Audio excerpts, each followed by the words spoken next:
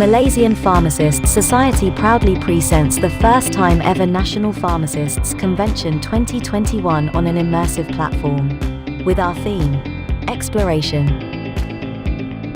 Inspiration, and Transformation of Pharmacy.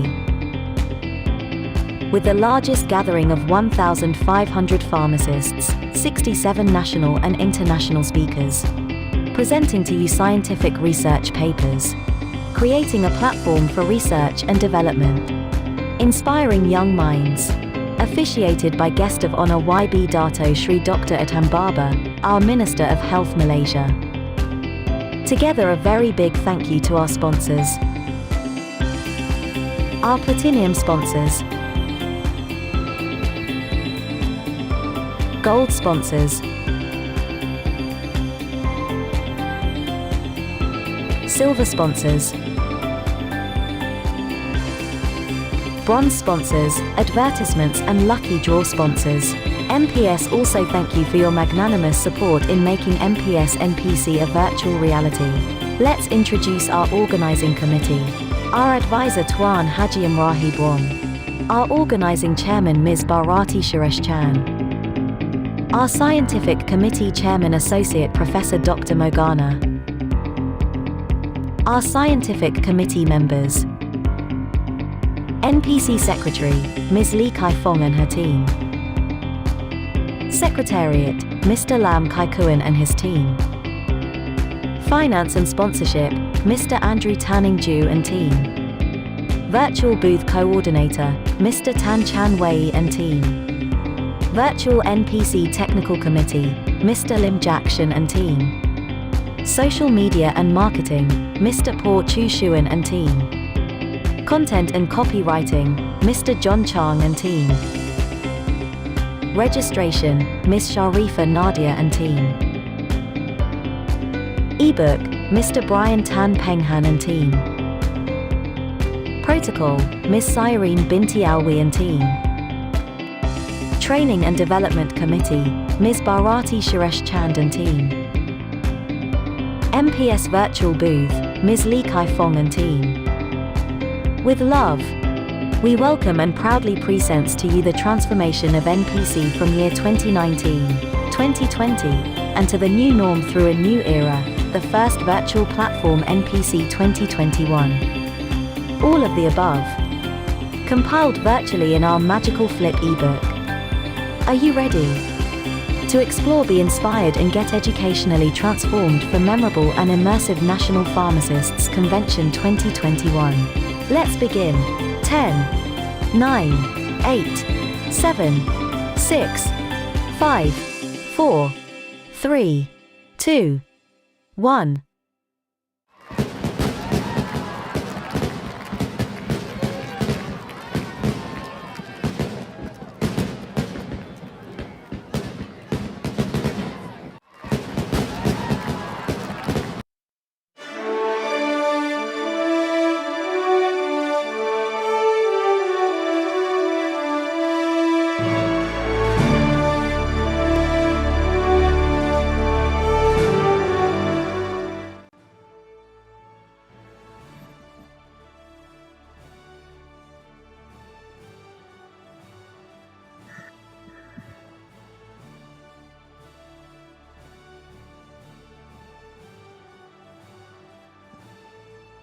Yeah, you're supposed to show me, right?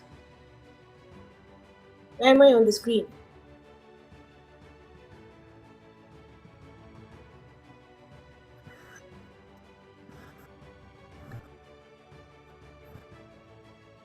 Good morning, ladies and gentlemen. Welcome to the fourth day of the National Pharmacists Convention 2021. We are excited that you are here with us on this Sunday morning. My name is Dr. Mogana, the Scientific Committee Chair, and also your MC for this session. And it is my great pleasure to welcome you here this morning. I hope you have enjoyed your breakfast. I would like to thank all of you for joining us today for the sixth scientific session of National Pharmacists Convention, with 8 talks lined up this morning. Our scientific team have lined up interesting and informative sessions in all sectors of pharmacy for all of you during this event aligned to our theme exploration, inspiration, and transformation of pharmacy. We truly hope you have been enjoying the scientific and the self development sessions and will continue to do so for today. Ladies and gentlemen, it gives me great pleasure to invite our session's chairperson for this morning.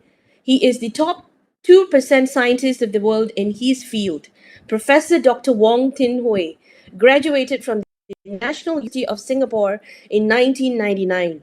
He is presently the lecturer and principal fellow at University Technology Mara. His research focus is nanomedicine design. He is the associate editor and member of several journals, namely Asian Journal of Pharmaceutical Sciences, Drug Development and Industrial Pharmacy, and Drug Design Development Therapy, visiting professor of UCSI University and National University of Singapore, Yangzhou University of China, and Nirma University of India. Ladies and gentlemen, let us put our hands together, virtually, of course, for Professor Dr. Wong Tin Hui. Platform is all yours, Prof. Wong. Thank you, Prof. Morgana, for the kind introductions. So this morning we have very interesting events varying from pharmacist role, COVID-19, traditional herbal medicines, and also manufacturing development. So our speaker of this morning is Miss Yip Suk Ying from Ode Pharmacy Sdn Bhd. She'll be sharing with us on pharmacists' extended roles in the management of non-communicable diseases. Now, Ms. Yip is one of the pioneers of the community pharmacist development in Malaysia. Upon returning from the UK in 1990, she started Pharmacy Ally Camp, the first pharmacist-owned pharmacy chain in Malaysia. Ms. Yip has been the active core member of the Malaysian Pharmacy Society since 2000. She has worked extensively with the Ministry of Health with respect to professional development of community pharmacists and actively involved in the educations of the young pharmacists. Ms. Yip, the stage is yours. Thank you, Prof. Wong. Yes, I'm. Let me share my screen. Just would like to know, would you be able to see my screen? Yes, can you see my screen? Not quite. Not yet. Maybe it takes a few seconds. Okay. Could you now see the? No. Can you see the screen even now? Okay.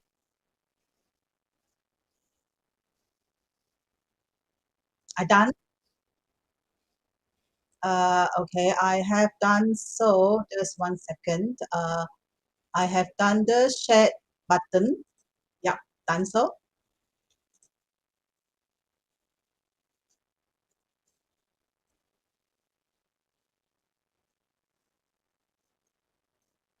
Yes.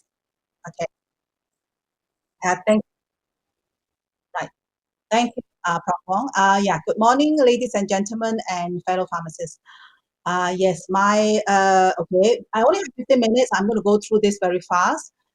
Because as we know, pharmacists has been given the task to look at non-communicable diseases, and if you look at patients of diabetes, yeah, and hypertension, they are all chronic diseases that need a lot of reminders in order to adhere to the treatment therapies.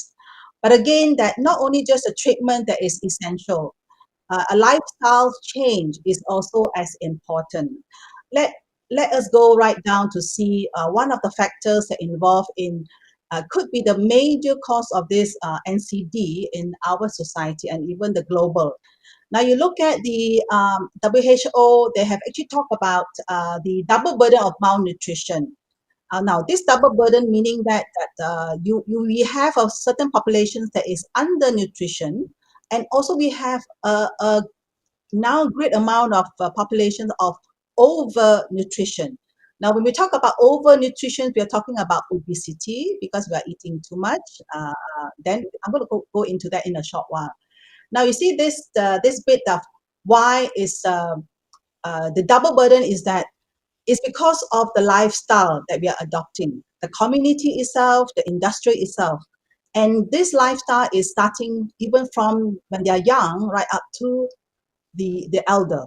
And we in the golden age. Now you see that if you look at the data later on, we found that this diabetes is actually getting younger now in the younger group. Yeah, they're getting younger, meaning that instead of we looking at 40, 50s, we're even looking in adolescents. Yeah.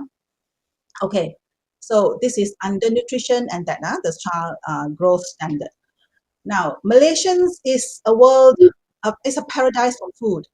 And if you look at this, we have we stand at the overweight about 50% of the the populations, and we have this 40% of cholesterol, high cholesterol, lipidemia, and also 30% is hypertension, and then 20. Now, with this figure, there is also similar percentage of the populations that are unknown to the disease. Of course, overweight is very easy to identify if you look at the BMI, yeah, and BMI, and also the circumference, the waist circumference. Now we look at the 2019, the National Health and Morbidity Study. 8.2% with 3 major risk factors. Okay, 3 major meaning that is diabetes, the 3 serangkai. I think in our KK we always look at 3 serangkai. And the 16% live with 2 major risk factors. And imagine 1 in 5 adults. Yeah, if you are the 1, 2, 3, 4, 5 out from your family, you are the one. Okay, if you have 10, there are 2 possibility that you're getting diabetes, and 3 in 10 of hypertension, and 4 in 10 in raised total cholesterol. Now, remember, there are always that the certain percentage of these populations that have never gone through gone to do the parameters check and all that regular, and they are unknown. They're carrying the disease with them. Yeah. So you see, and we also found that 95% of Malaysian adults are not eating the recommended daily amount of fruits and vegetables. If you look at My Plate, yeah, as advocated by the dietary group, we are talking about suku separuh. Suku meaning there is a suku protein, suku of the carbs, yeah, and then now separuh is actually you have 3 types of veggie, ranging from the stem right to the roots, and also 2 serving of fruits in a day. Now, in our practice of in our community, we see diabetes, hypertensive patients coming in. They don't eat this much. They don't, even though we have been advocating, but they are not cooking. We have to educate the chef, the family, the chef, whoever prepared the food, and then lead to the change of diets. Yeah. So look at this, the vegetables. Yeah, we are now not eating. We are eating more on non-vegetable food. Example, animal food, animal based. Yeah. Okay, and we also know that this is one of the leading death in Malaysia. Okay. Let's talk about COVID-19. Yeah, and we have statistic. I think is we are now known that near 90% death are those that with the comorbidities. Yeah, this is a known fact.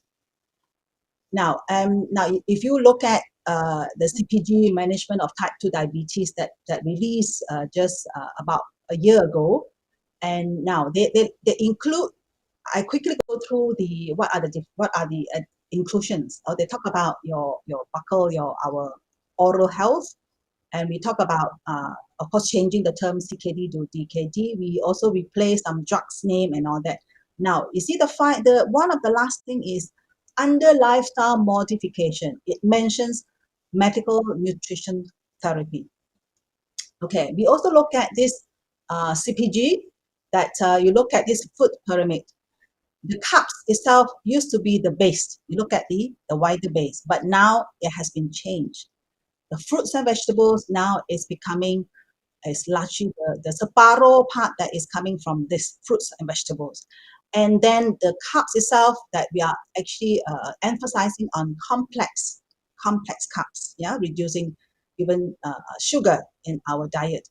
And then we look at, of course, the protein itself. What are we looking at? The protein, we're looking at maybe just some, the quarter part of it. Later on, we'll talk about something like the Mediterranean diet, where they emphasize a lot on just fish, yeah, the fish, and then only just, and of course carbs they have, but the emphasis on the fish itself, because they eat very little meat in the diet, yeah, because there is this study to talk about the different continents, where the diets that comes with the lifestyle and comes with the disease pattern, yeah.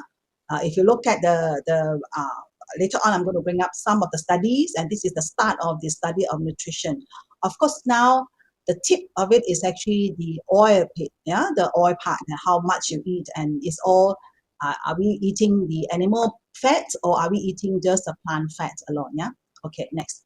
So now you see this is a very it kickstart the study on lifestyle, yeah, that is in I think it's about 1960s, yeah, and they follow through certain groups of populations in America, in Japan, in Italy, and also in the European continents, and follow up for about 50 years, yeah, looking at as an observation study.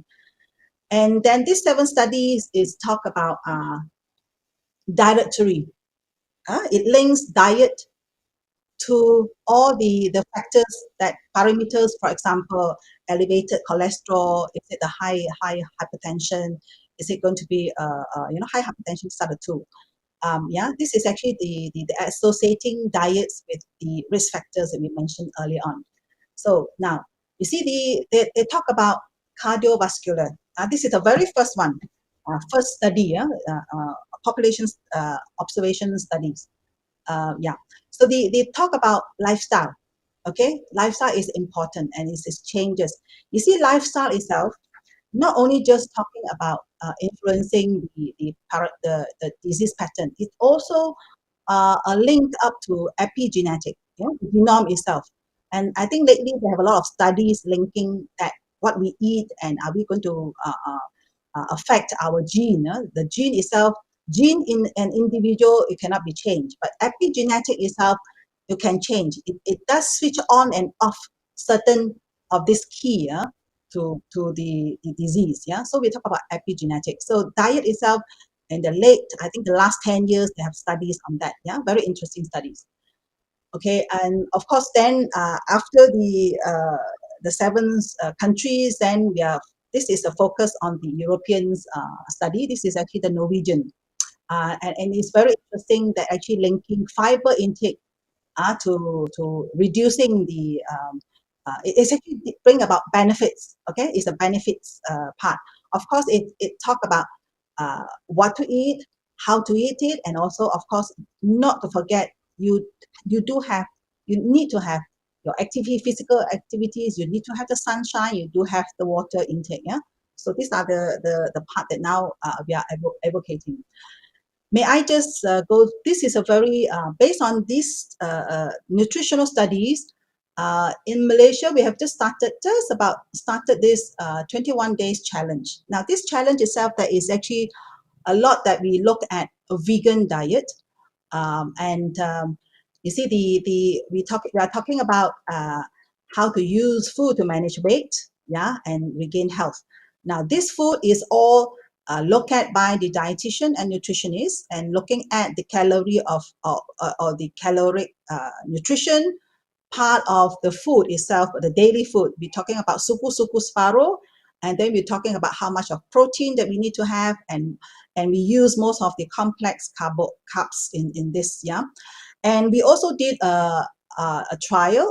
We did a blood test pre and post of this 21 days. Now, this 21 days is very restricted to a certain restaurant is going to use the menu and prepare food accordingly. And they are being delivered to the workplace or to home. And for 2 meals, there is a lunch and dinner. And of course, for breakfast, we have only certain, we're giving them the complex carbs to take. We are giving them what are the food that they can eat, what are things they should not avoid. Now, mostly they are mostly the non-preservative natural products, okay, come from all naturally.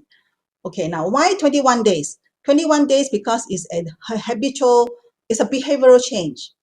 And this behavioral change needs the support. So we actually develop a support group for this group of participants, and we see through their actually adhere to the diet, and by the week 2, they are actually managed to change and accept certain behavioral change. So why 21 days? Yeah, this is why. So behavioral change, of course, there's a long one. Now you see, we are talking about whole food plant-based diet. Yeah, this is actually the Suku Sparrow, and I just mentioned earlier on.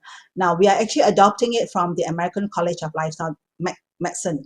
And if you look at go into their website, you can see they have done a lot of studies, a lot of the studies on diet and plus diseases and life and all, yeah, disease pattern.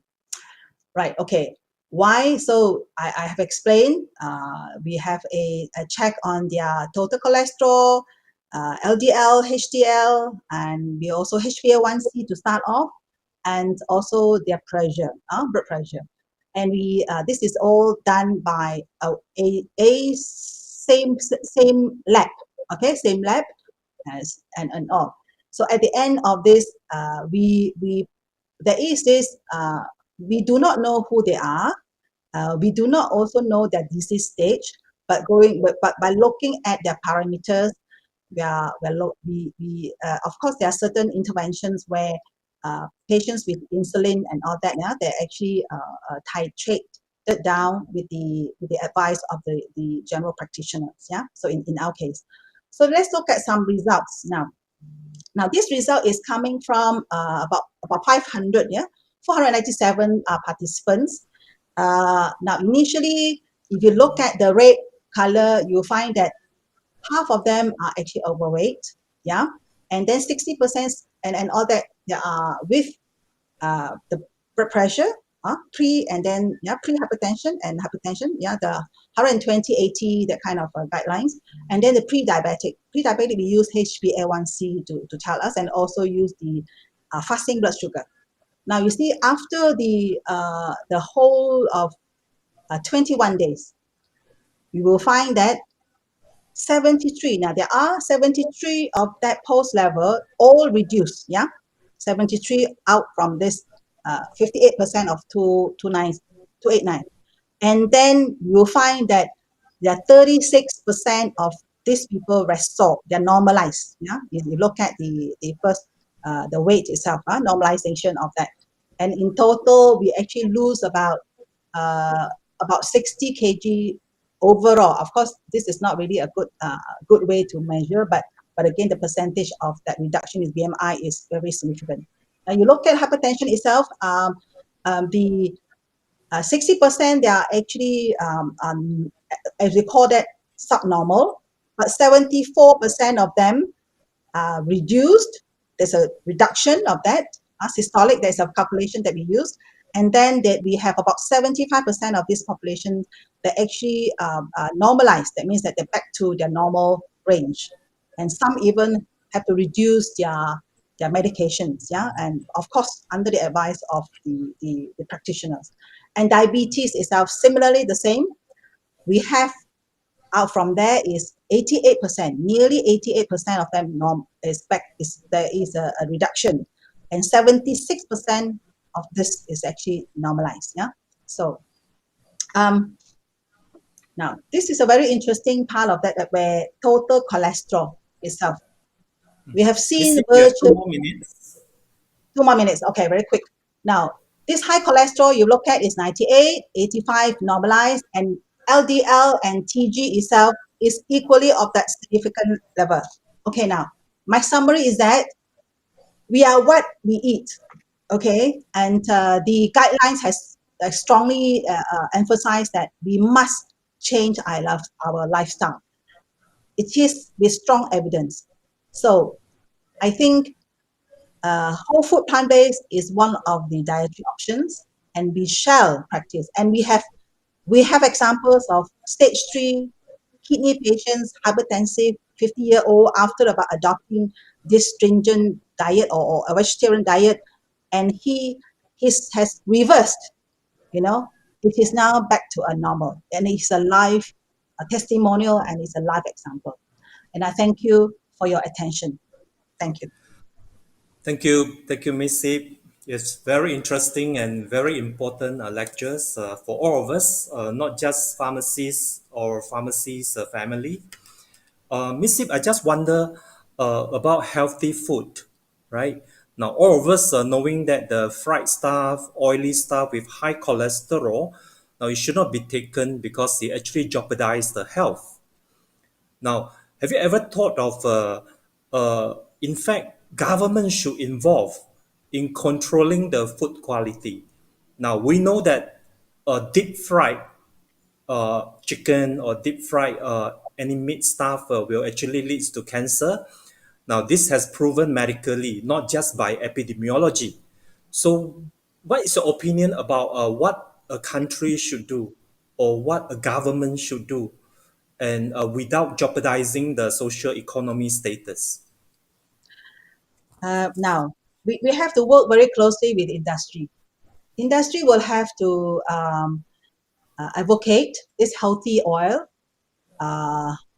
and then label the products accordingly. And I think a lot of countries, they have actually giving incentive to this industry. If you do produce certain this healthy kind of a recipe or even oil or food, there's certain amount of this incentive given to them. So I think that WHO is actually advocating that, and it's already in the recommendation. So it's actually our government, the dietary part of it, that the dietetic department would have to take a very active role in that. And I do know that our dietetic department has actually done so by even launching my plate among the more of the marginalized people, even at school, in school. But I think we have to educate the educators that to pick up this up and work closely with them, and to advocate this healthy living even from young. So I think we need to look at this. Yes, thank you. Do you think will be very inhumane? Assuming if I'm the government, do you think it's very inhumane for me to ban certain food or certain way of preparing the food? I Well, think we shall. yeah, well, not really looking into the culture of the individuals, but we really do it scientifically.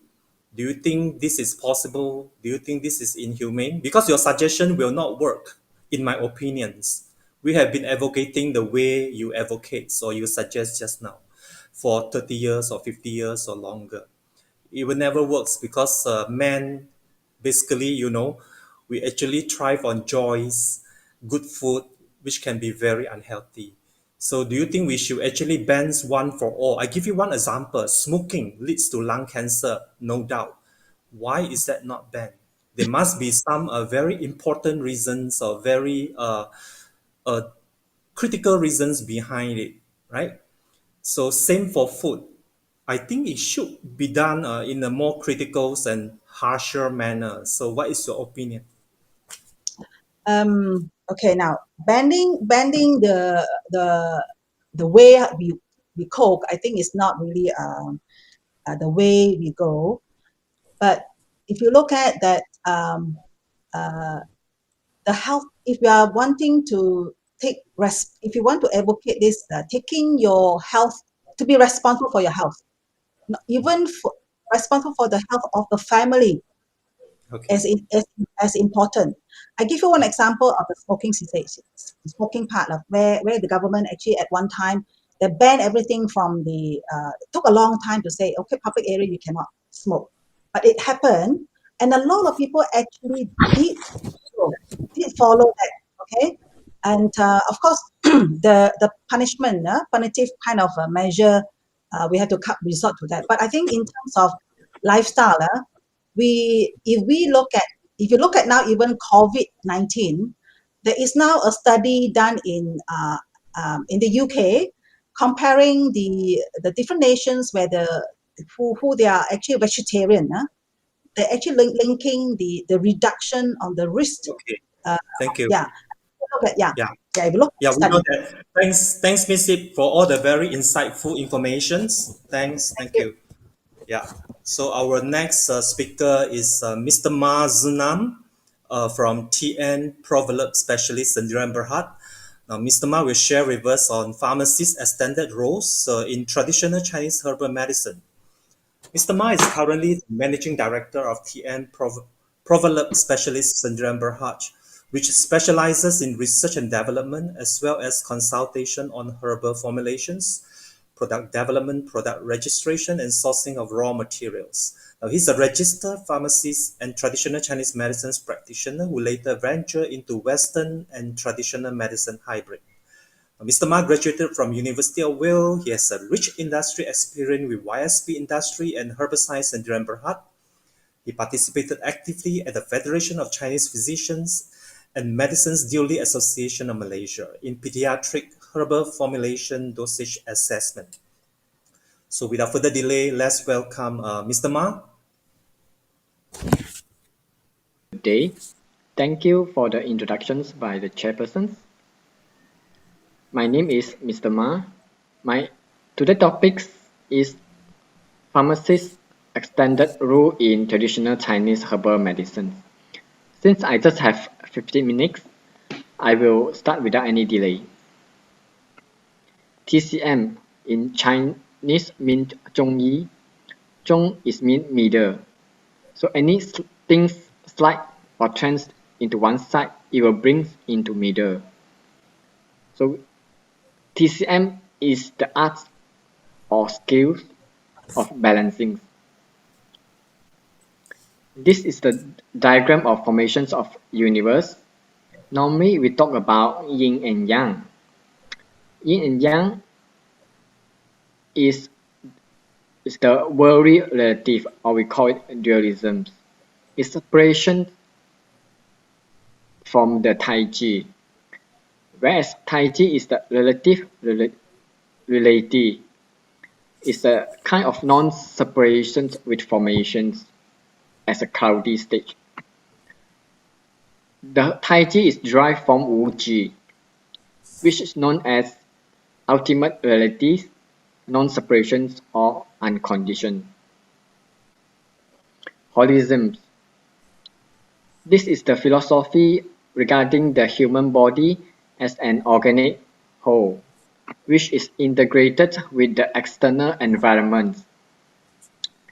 For instance, 天人合一 in Chinese, or we call it nature and human as a whole, is a non-separation stage which enables to have realizations on nature and human mind and body. So Sumans found that Earth frequency is about 7.3 Hz, whereas human normal life brain frequency beta wave is in between 14 to 30 Hz. During meditations or praying, spiritual awareness exhibit delta wave, which is in between 4 to 8 Hz. So during meditations, and when the frequency is above 7.8, there is a resonance of frequency. So this could be explained the non-separation holistic as the whole stage. So if we can reach in the stage of I and universe as a whole in a resonance, so then we may have a better understanding on the universe. Same as I have the frequency as you in non-separation stage, so I will be you. and I will know you. So this is the concept. Holistic approach. The theory of TCM is derived from realization upon mind, body, and nature after insight, observations, and understanding. TCM uses olfaction language and expressions such as wind, cold, dampness, fire, either wind penetrating the body or fire burning the heart. To have a better understanding, sometimes it's not that easy. To understand Chinese herbal medicine, we need to have a basic understanding of the concepts and philosophy of yin and yang, five elements, property and flavor, and so on. TCM diagnostic techniques determines the cause of ill health and patterns of disharmony in the body, and herbs are prescribed to restore harmony to the body, mind, and emotion. Yin and Yang are the two fundamental principles or forces in the universe. Everything in the natural world contains these two opposite components. Yin and Yang not only oppose but also contain each other. Without the other, neither can exist. This relationship of coexistence is known as interdependence. So this is the example of Yin and Yang. And in human body, sympathetic nervous system represents Yang, whereas parasympathetic nervous system represents Yin. And this is the applications. In short, Yin deficiency, we give Yin herbs. 5 elements. We group almost everything according to their characteristics into 5. So we group all forms of activities, materials, weather, colors, even organs into these 5, known as wood, fire, earth, matter, and water. So we have generative cycles, which may explain the positive feedback mechanism in our body, whereas subjugating or inhibiting, or we call it inhibiting cycle, may explain the negative feedback mechanism in our body. So these are the examples. It relates to the organs. Every herb has its own specific character. In TCM, the different characters of herbs are used to treat disease, rectify the hyperactivity or hypoactivity of yin and yang, and help the body restore its normal physiological functions and thus health. These and 5 flavors. They are cold, cool, hot, and warm. So these are the example, the importance of the properties in applications. So besides that, we have 5 flavors. They are sour, bitter, sweet, pungent, and salty. All of these flavors are actually refer to the different pharmacological actions. So for example, sour flavor has the effects of inducing astringency and arresting discharge, used for sweating, cough, diarrhea, and so on. Example, black plum, opium, majacani. So in modern medicines, drugs tend to have anti-muscarinic effects. I belong to this group. So bitter, example, gentians in modern medicine, antibiotics. So we have sweet flavor, tonic herbs. And then, okay, mainly is that belong to vitamins. And pungent flavor, example, ephedra. Salty. Okay, meridians entries is referred to the selective therapeutic effects, and in modern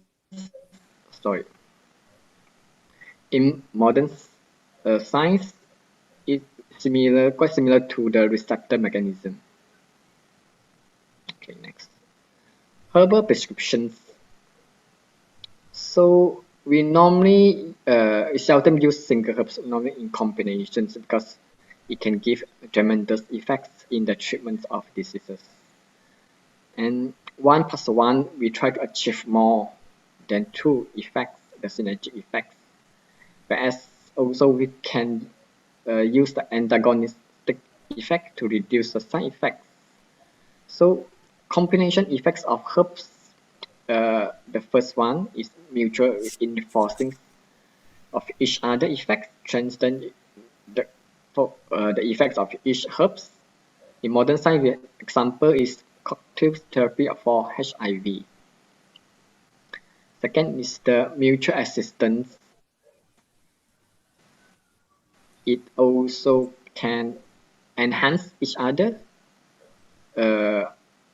And third one, mutual restraint or detoxification, which is used to reduce the side effects.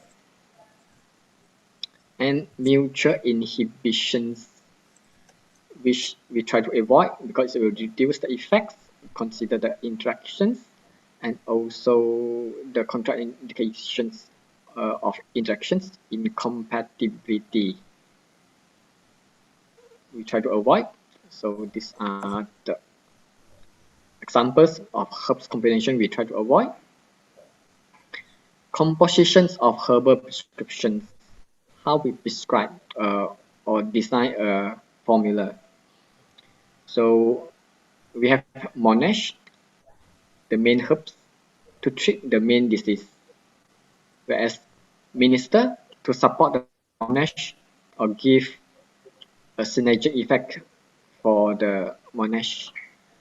And then the other second effect is to treat the secondary symptoms. Adjuvants to support Minister or also the Monash. And then to reduce the side effect of Monash and Minister, guide to direct or guide the herbs to the affected area, and to harmonize the effects of the above herbs. I will give this example to describe furthermore the compositions of a formula. So Qingfei Paidu Tang is a very common in China for the treatment of COVID.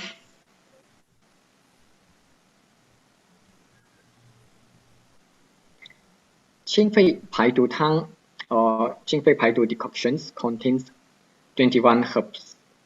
So you can see in red color is represent warm or hot herbs, whereas the one in blue colors represents cold or cool herbs. Those in dark color is in neutral properties. So we can see in majority they are in red color. That means this formula are warm in properties. So actually, Qingfei Paidu decoctions is derived from few classic TCM formula. This includes Ma Xing Shi Gan Tang. This I will describe further on this formula as an example. And then Se Gan Ma Huang, Xiao Cai Hu, Wu Ling San, and so on, with the modifications. Another common herbs, common products in China to treat COVID is Lianhua Qingwen. Contains 11 herbs. So you can see majority are in blue color, so they are cooler in properties. And the one underlined is the same herbs with the Qingfei Paidu decoctions. So I will mainly describe the 4 herbs later on. So that is the Ephedra, Ma Huang, Xing Ren, Gan Chao is a licorice, and Shi Gao. We call it Ma Xing Shi Gan Tang of the combination of these 4 herbs. Ma Huang is the Monash, the important herbs of the formula. It helps lung to dissipate cold and promote sweating. Diffuse the lung to relieve the painting. Whereas Shigao gypsum fibrosum is the minister, help lung to expel and clear the heat, punch fire. Synergic, the Ma Huang to expel the pathogens from the lung and restrict the warm properties of Monash. Juwen, 杏仁 Artemisia cement, to direct the qi downwards to suppress cough and relieve pain. Prevent the extra qi going downwards. Guide, 炙甘草 so common name is licorice, tonify the qi and harmonize the above herbs because you can see their combination of cold and hot properties herbs. Functions, releasing the inhibited lung energy. This means external pathogenic factors by using the pungent herbs in flavor, which is Ma Huang and Shigao, purging the lung heat and relieving pain and cough. So it's combination of these three herbs to suppress the cough. Indications for cough, dyspnea due to wind heat manifested by persistent feverish body with or without body sweat, thus thin white or thin yellow coating of the tongue, sibilance and rapid pulse. For the treatment of acute bronchitis, bronchial pneumonia, and asthma. In conclusions, we can use herbs in modern way, such as ephedrine, according to the pharmacological actions. However, TCM has specific skill on application of herbs according to its specific theory and understanding. If we want to learn TCM, we need to follow the perspective and views of TCM without much interference of current perception. Symptoms by itself is meaningless. A group of symptoms reveals the patterns of disease. This makes the diagnostic significant. TCM treats disease by syndrome differentiation. The system of looking at all symptoms syndromes in the context of the whole is why herbs are prescribed for the person, not the illness only. So-called holistic approach. Having a TCM department in Malaysia hospital is the new milestone in the healthcare system. Hopefully, more people can benefit from the combination. Ma Huang and few other TCM herbs such as Magnolia officinalis containing finished products are prohibited to be registered in Malaysia due to the restrictions of poison ads. Hope this can be reviewed in near future and let TCM practitioners to have more tools to use in their treatments. So I think that's all for my topic. Thank you. Okay, thank you. Thank you, Mr. Ma. Yeah, so there are some questions from the YouTube viewers. Now, one of them is asking, is the Lianhua Chengwen cap registered in Malaysia?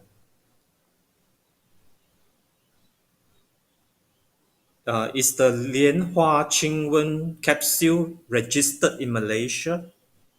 Can you hear me? I can hear you. Yeah, actually, Lianhua Qingwen, I heard that the company is trying to register it, but because of the restrictions of the poison ad, it contains the ephedra herbs, so Okay. it's still not able to be registered. Do you think this can be used by the COVID patients? From the China guideline, in the initial stage, from their guideline, they can be used for to relieve certain symptoms of the COVID. However, as I explained in the formula, it contains more of the cooling herbs. So for those with symptoms of fever or heatiness, then it's more suitable. If the patient is more weaker, then it may be need to more advice from the TCM practitioners. Okay, thank you, Mr. Ma. Mr. Ma, actually, there's a heavy flow of questions for you, but unfortunately, due to time constraint, the organizer will inform the participant to speak to you after the event or during Okay, the thank event you. at the lounge area. Thank you, Mr. Ma. Thank you for being with Okay, thank you. us. Yeah. Thank you. Our next speaker is Dr. Dennis Erb from University of Iowa Pharmaceuticals, United States. So Dr. Ebbs will be discussing with us and also showing us how to grow a contract development and manufacturing organization within a teaching university. Dr. Erb is the managing director of University of Iowa Pharmaceuticals, a contract development and manufacturing organization within the College of Pharmacy at the University of Iowa. He received his doctorate in pharmaceutics from the University of Iowa in 1984. In a 32 years career at Merck, he was the principal senior research pharmacist in formulating the finished dosage form for Mevacor, the first marketed statin to lower cholesterol. He was directly involved in the development and approval of 19 novel new drug applications for both drugs and vaccines. Further, he spent 4+ years in Japan, involving in processing of 7 new drugs approval, and the list goes on. So, without further ado, I wish to welcome Dr. Dennis Erb. Thank you. Thank you. Thank you. Can everybody hear me? Yes, we can hear you Okay. clearly. Okay. I appreciate the opportunity to speak to this group with regards to a very unique enterprise that we have at the University of Iowa, and that's the University of Iowa Pharmaceuticals. And as was mentioned in the introduction, it is a contract development and manufacturing organization that's within the College of Pharmacy at the University of Iowa, which is quite a unique enterprise to have on a college campus and a university.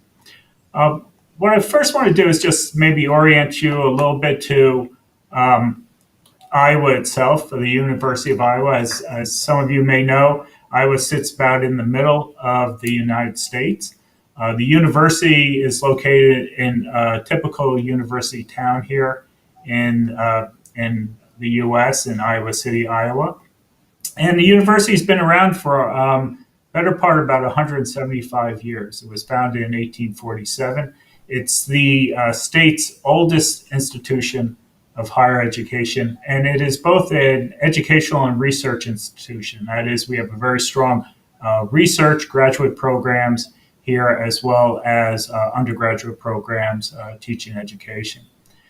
Currently, the student enrollment is about 31,000 students, and we're known mostly for our health center and our academic medical center here at the University of Iowa hospitals, as well as the Children's Hospital here at the university. And maybe not as well known is our Iowa's Writers Workshop, where many authors come to refine their craft. And a lot of well-known writers have come out of that workshop. The College of Pharmacy is also an educational and research institution. It was established about 8 years after the university was founded. We have approximately 110 PharmD professional students in each of our class. It's a 6-year program, 2 years of prerequisites, and then 4 years of professional. So there's about 400 or so PharmD students in our program at this point in time. We also have about 80 graduate students, as we are a research institution also, spread across many different disciplines, like clinical pharmaceutical sciences, health service research, medicinal and natural products chemistry, as well as pharmaceutics or pharmaceutical sciences, as some people know about it. But what really makes us unique is that we have this enterprise called the University of Iowa Pharmaceuticals, which is that contract development and manufacturing organization. You will not find an organization like this in many universities or colleges around the world. So it's quite unique to the University of Iowa, and in fact, it is the longest lasting enterprise of itself at a university. UI Pharmaceuticals is, as a contract development manufacturing organization, we are a self-sustaining enterprise. So the university is a publicly funded university. It's funded by taxes from the state. However, our enterprise has to earn its keep. We have to be profitable. We have to make a decent profit in order to continue to move forward and grow the organization. We are, though, affiliated with the university. So every employee that's at the UI Pharmaceuticals is also an employee of the university, and hence is an employee of the state of Iowa also. In some fashion, the organization has been in business for about 45 years, starting out very much as a technical service type organization, and we've grown and expanded over time. We are FDA registered, so FDA comes in periodically and does a GMP inspection to ensure that we are meeting the obligations. EMA has reached out and come in to look at our non-sterile facilities. And we've had audits from Brazil and Russia. So we have a global reach. Our clients are global, many of them out in Asia, Japan, China, Australia, South America. Clearly, the U.S. is probably the bulk of our clients at this point in time. And what we do is basically we will do formulation development, take compounds and develop them into tablets or capsules or injectables. We have a very large sterile processing unit here. But we also make clinical and commercial supplies, both in sterile and non-sterile products. And this is about the bulk of the work that we do. We have an analytical methods development group, which will develop stability indicating assays to test both drug substance as well as drug product, to help companies move their new products into clinical trials. And of course, then we do product release and stability testing too, so that these products can have an appropriate expiration or retest date on those.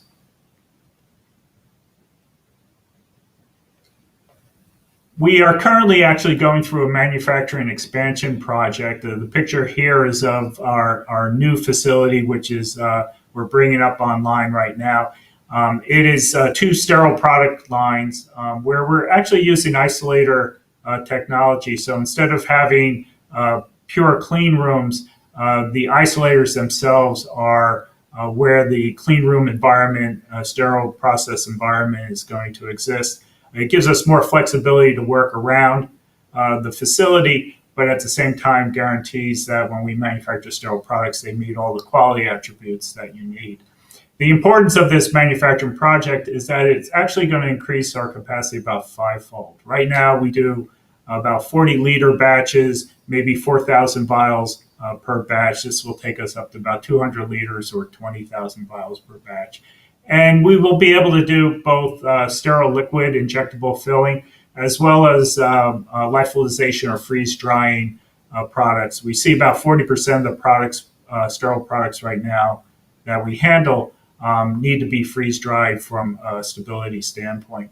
And as I mentioned, we are just starting to qualify that facility. We expect to have it ready for manufacture of clinical supplies and commercial supplies at the end of second quarter of 2022. Our clientele is interesting, and our niche is really on the innovative biopharmaceutical companies.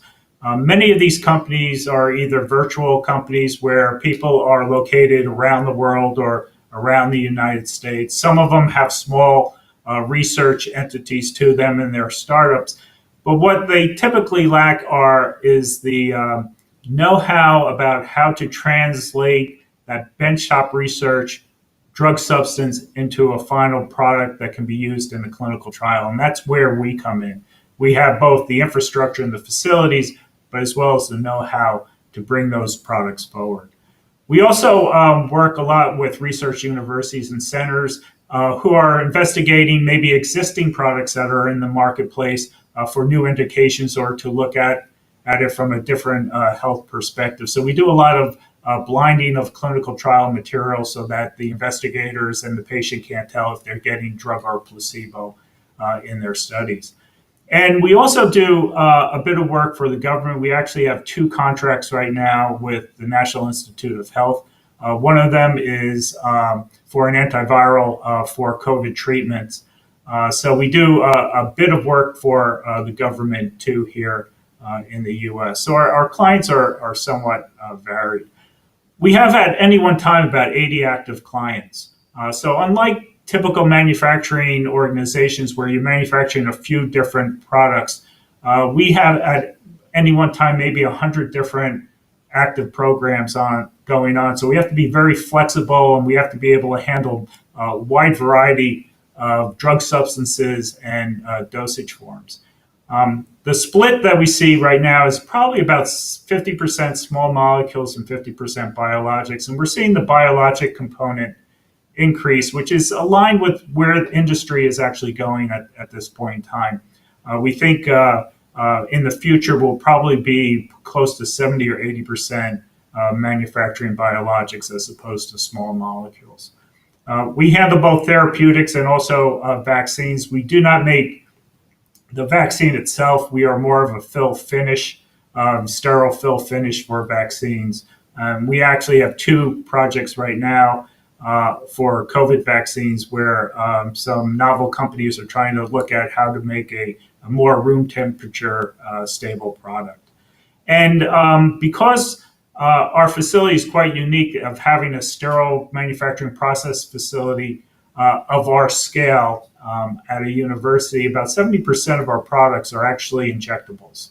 About the other 30% are non-sterile, which are capsules and tablets. We just started doing some patches recently. So it displays about 70-30 sterile to non-sterile products.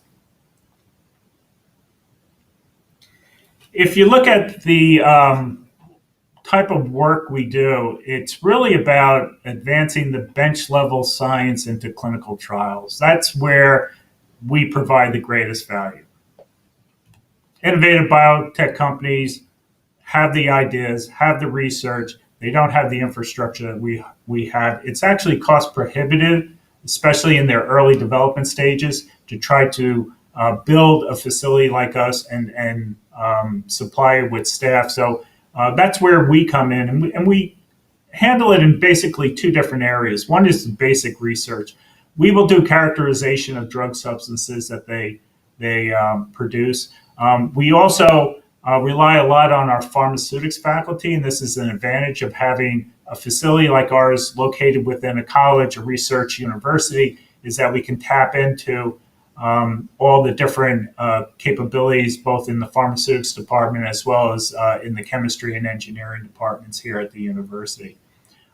We also do some basic research, which is developing analytical methods for quality control and assessing stability of drug substances, or developing pilot formulations to look at compatibility with different excipients so that we can then think about what type of dosage form would best suit the drug substance. But I would say the large part of what we do is really on the applied research, and that is developing clinic-ready formulations for manufacturing processes. Our goal is to help our partners get into the clinic as quickly as they can, meet the regulatory requirements that are necessary in order to show the quality of the product so that they can start testing out in human clinical trials. And we manufacture under GMP conditions, both clinical supplies, a lot of first-in-human supplies, phase 1 supplies through phase 2.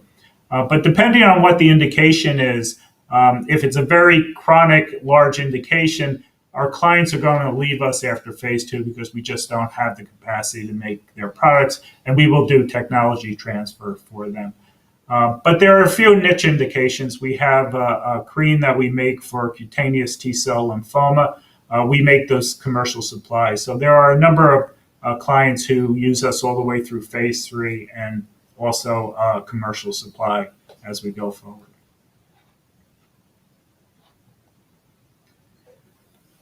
So it'd be easy to just run a CDMO as a stand-up organization business in the U.S.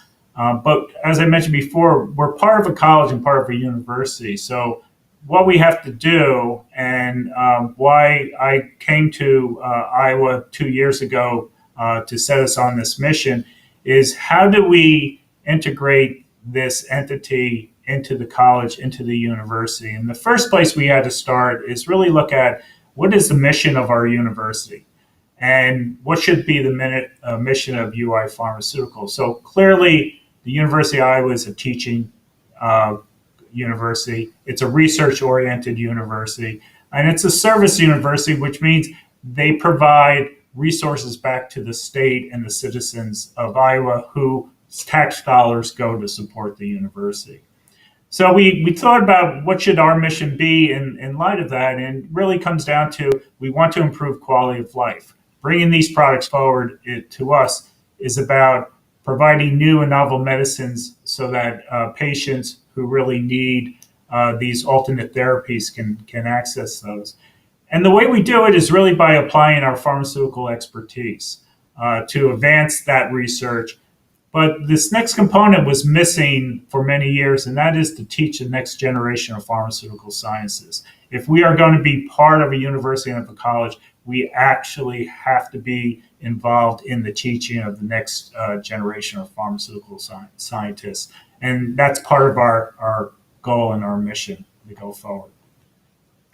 But when you do that, you have to then find what's the right balance of the business side, because we're self-sustaining, versus the education side. So we started out with, well, what do we want to do from an educational standpoint? We're enterprise, we're in a public institution of higher education. So we started asking our question, well, what can we offer in educational opportunities as we think about how do we grow the business?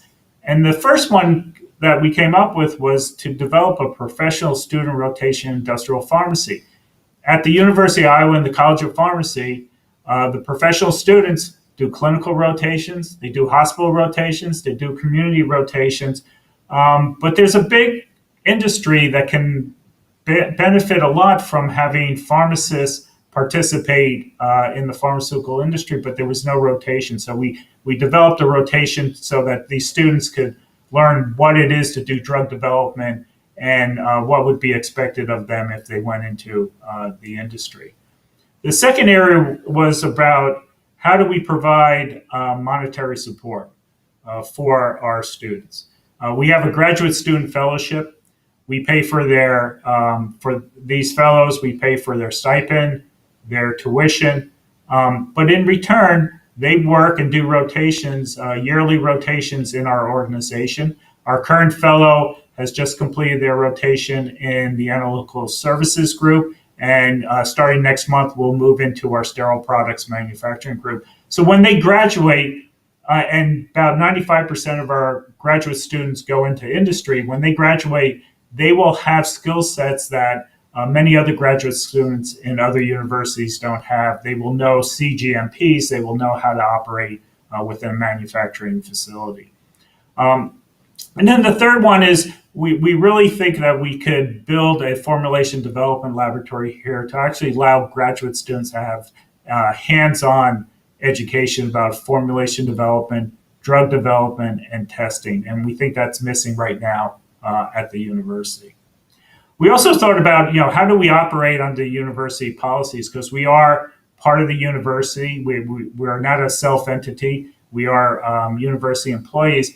And this is really important in what's called non-compete. Since we are a public university, we cannot interfere with other like businesses in Iowa. So that means that we have to be very selective on what clients we target and what's our business strategy. Because if a competing business could come to the university and say it's unfair advantage that you are competing against us because you're part of a university, and therefore you'll have to stop that practices. So we always have to think about how do we operate under university policies.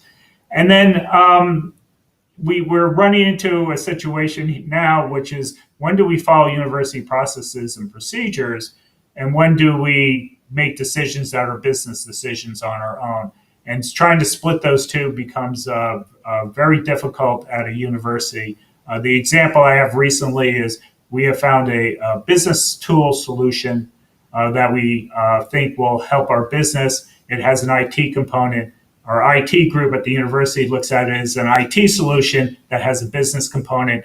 And we're trying to now decide who has the decision about which one do we choose.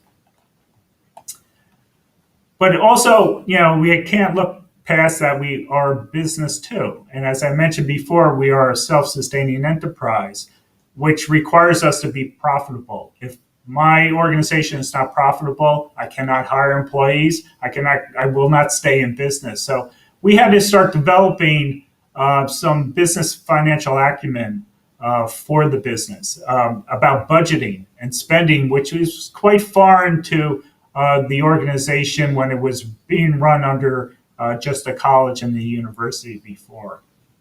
And we had to employ some business skills that are uncommon for a university, such as marketing and business development. We have to go out there and seek clients.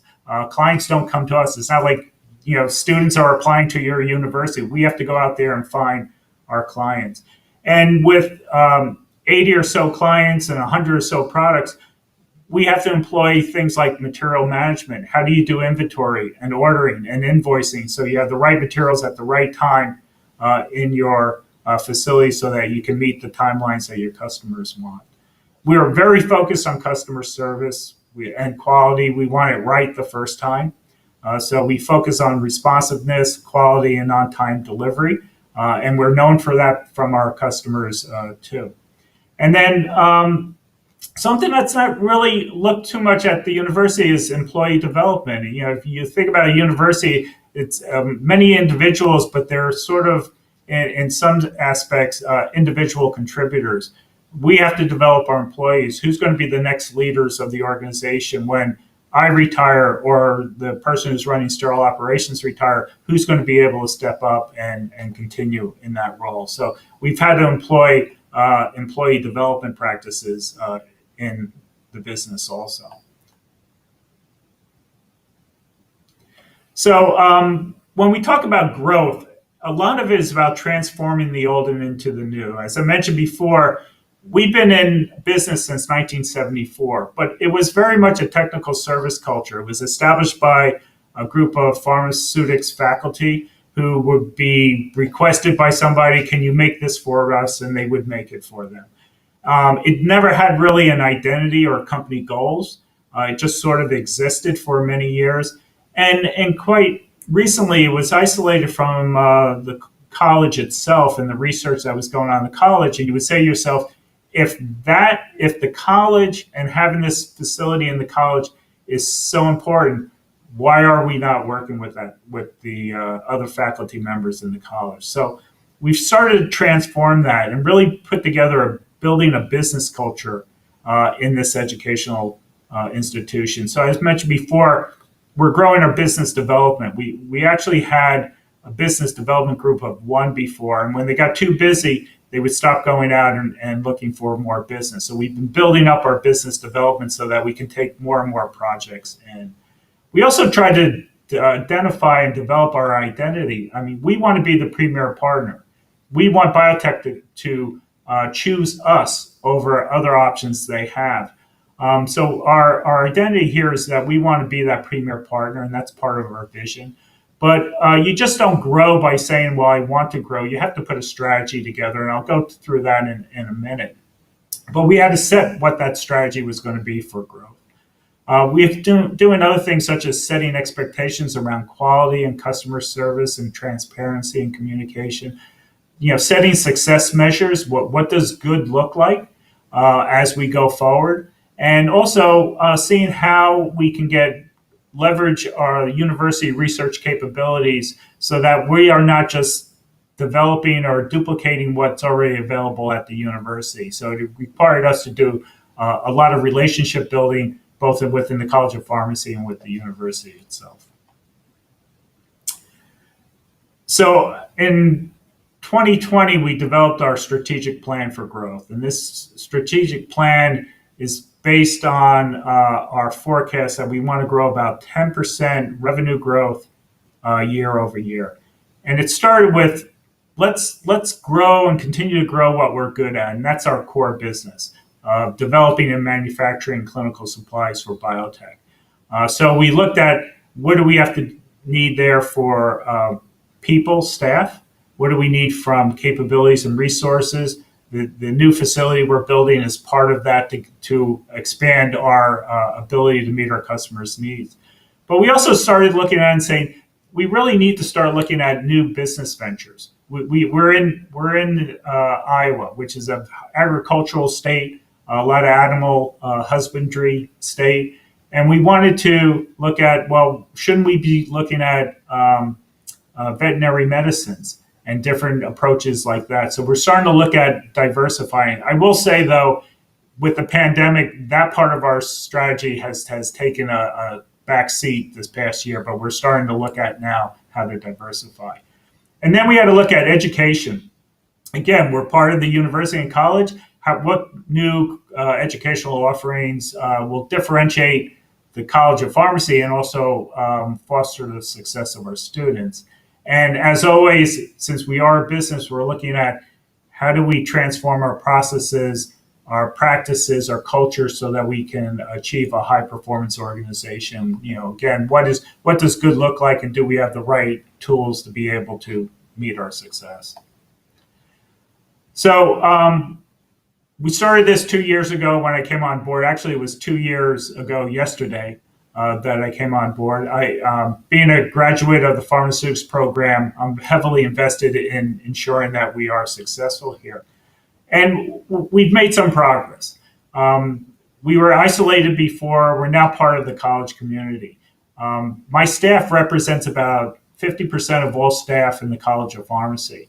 So we felt that it was important for us to get engaged and be on committees and participate in the committees overall with the college, and that has worked. I myself sit on the executive committee of the College of Pharmacy and help guide that group in their strategies and how best to utilize my enterprise to support the college. We also, as I mentioned before, we created a professional course in industrial pharmacy. We have our first student who signed up for that course this summer, and we're very excited to run that program. And hopefully, as years go on, we'll have more and more students get involved in that. Over the past 2 years, we've been very strong financially. We've had about 23% year over year growth rate for the past 2 years, which is quite amazing. A lot of that was due by setting expectations and putting the right processes in place. We've sustained our financial contribution to the college this year. We probably gave the college about $1.4 million worth of grant money to help them support their programs, which support the students in the College of Pharmacy.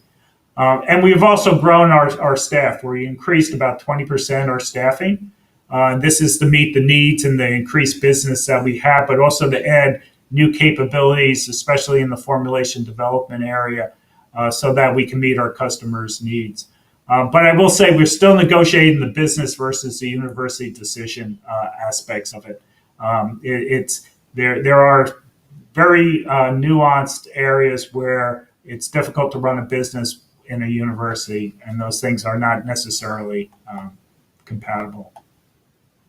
So what are we thinking about the future? We got to continue to grow. As I mentioned before, our diversified platforms was delayed a bit due to the pandemic. we're thinking about, should we get involved in personalized medicine? We have a very strong hospital, a very large hospital next door. Should we get involved in personalized medicine? Again, in Iowa, veterinary products, formulation delivery systems, should we start doing that? We've been looking at, should we become a compounding pharmacy resource, not just for ourselves and our business, but a center of excellence to teach others how to do compounding pharmacy. And then I'm always interested in, and this is one that I'm driving, is can we have solutions to drug product shortages here in the U.S., especially those older products that companies don't want to invest in anymore? Can we participate in some way to ensure that the pipeline of those products are there for patients to use? On the educational front, I think we're really looking at postgraduate education, not necessarily just for graduate students, but for those professionals who've already left the university, are in the working world, but they can pick up other skills. We're thinking about certification programs in GMP or regulatory inspections. And we're always thinking about how do we keep pace with the advancements in technology. Nanoparticles we're looking at. As I mentioned before, we just introduced for the first time patch technology. So we're constantly looking at what type of advancements. Maybe 3D printing is going to be the next area that we get involved in. When we look at this, I can paint a very glowing and rosy picture of our growth, but there are threats to that growth. One is that we are a public supported university, and there's public supported university policies really around that we can't directly compete with similar businesses in the state, may require us to change direction or inhibit us from diversifying, especially if we went into compounding pharmacy, because there are other compounding pharmacies here in the state. The second is really around state support of the College of Pharmacy. In the US, there's a trend right now for decreasing support of state institutions, public institutions. And what that may mean is that capital and money that I have that I want to put to my growth initiatives may have to get funneled to the general support of the pharmacy education, because we always want to make sure that we have the best and most robust pharmacy education for our pharmacy professionals. And then the last one, you would think it would be easy in a university setting to attract and retain highly skilled workers, but most of those that we seek, we're competing with very large pharmaceutical companies who pay a lot more than we do and have much better benefits than we do. So our concern is when we start building greater and greater capabilities, are we going to have a gap in the talent and skill sets that could actually stall our innovation? So we're always constantly thinking about how do we recruit those highly skilled workers. And I'll sort of end with this. I don't think you can give a presentation this year and not talk about COVID-19. We're very proud of our ability to join the fight against COVID-19. As I mentioned before, our niche is really in accelerating novel therapeutics and vaccines in the clinical trials. We are partnering right now with 4 biotech companies, 2 on the vaccine side, 2 on therapeutics that are looking at acute respiratory distress syndrome, which is the leading cause of death. And when we got that first call in March of 2020, I met with my team and we decided to prioritize these projects. So typically it would take 16 weeks from when we receive a drug substance to manufacture it, test it, release it, and get it to our customers. We prioritize these efforts, and we're able to do it in less than 4 weeks so that they can get in the clinic and test these products. We also, very early on in the pandemic, I'm not sure how it was in Malaysia, but in the US, there was a shortage of hand sanitizers. So we went into the business in a very short term to make hand sanitizer for our local hospitals so that they wouldn't stock out until other companies came online that had much bigger capability. We could make a batch size about 90 liters of hand sanitizer. Our hospital uses 30,000 liters of hand sanitizer a year. So we couldn't support them fully, but we were able to help them so they wouldn't short out on hand sanitizer. So I'll stop there. This is a picture of our entranceway of our new facility in the sterile manufacturing organization at the university. It's in a new facility that we have here on campus of the University of Iowa, and I'd be happy to answer any questions. Okay, thank you, Dr. Earps. A very impressive overall presentation about Iowa Pharmaceuticals. Now, there are a number of inquiry about is that easier to set up the university's manufacturing plants compared to the commercial manufacturing plants? No, it's actually very difficult. One of the issues we have, even with the new facility that we're making, is the groups at the university that help with construction are very good at building classrooms and building laboratories. They do not understand pharmaceutical processing and do not understand pharmaceutical processing equipment. So when I joined 2 years ago, one of my first hires was a process engineer who understood sterile product manufacturing. And it has paid dividends. And even on my facilities management group that's responsible for building that building project, rely on him heavily because he has that expertise that was just missing. So it is not an easy thing to do. All right. Yeah. And you know that in Malaysia, most of the university, they are trying to set up the manufacturing facility under the School of Pharmacy. And the main challenge is business contract. Now, it will not be easy to obtain business contract. As such, we wish to learn from you the way to move forward to get the business coming into the university manufacturing plant. Yeah. Is there any approaches that you can advise us? Well, you have to first start it out that it is truly a contract business. We also had to talk with the university because the university has a certain amount of overhead that they apply. If we applied it to our business, it would be too expensive for people to use. So we worked out an agreement with the university to reduce that amount. But I have a very good legal support who's been supporting our organization for some time. And Ian Arp is my legal counsel for it.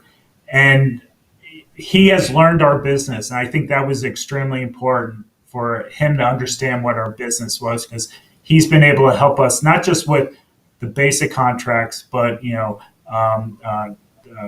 disclosure agreements, supply agreements. And you really have to approach it from a business perspective, and you have to educate people at the university who are not used to how to work in a business type of environment. And it goes both ways. They educate us about certain things that we can't do because we are a state university, and we educate them about certain things that we need to do in order to move our product forward. And I think we've developed a very good relationship on that. All right.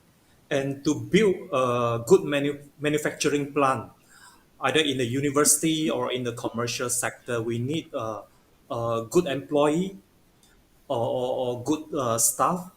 And to do so, we need to have a relevant and excellent education program. Now, in Malaysia, a lot of pharmacy programs is tuned towards the clinical pharmacy or life science or biological sciences. And pharmaceutics and pharmaceutical technologies has been sort of minimized. Now, this influence will affect the quality of the graduates who may have an interest for manufacturing. So do you face such challenge in Iowa University? I do note that the USA pharmacy program is heavily tuned towards the clinical pharmacy rather than pharmacy. It is, and that's why we took the approach to put a rotation in on industrial pharmacy for the professionals. Because I spend, as you saw in my bio, 32 years in the industry, working for Merck. And I saw the advantages of someone with a pharmacy background in industry because they can talk on many different levels. Business people can talk business, finance people can talk finance. You get a pharmacist on a project team and they understand toxicology and they understand pharmacology and they understand drug development, they understand the patient, and they understand all those pieces together. And I think it's a disservice when we focus too heavily on the clinical aspects of it, because I do think there are some very, very strong careers pharmacists can have in the pharmaceutical industry. And I think many pharmacists who have entered the pharmaceutical industry have done extremely well. Okay, thank you. There's a long list of inquiry by the graduate students who wish to seek opportunities to pursue their PhD. So, however, I think due to time constraint, we shall stop here, and we will actually later furnish your contact to the interested party, if you don't mind. That's fine. We thank you. Thanks, Dr. Erb, for a very informative presentation, and we hope Malaysia will see you soon in USA. Yes, All right. I hope so you. too. Thank you. Thank you for the opportunity. Thank you.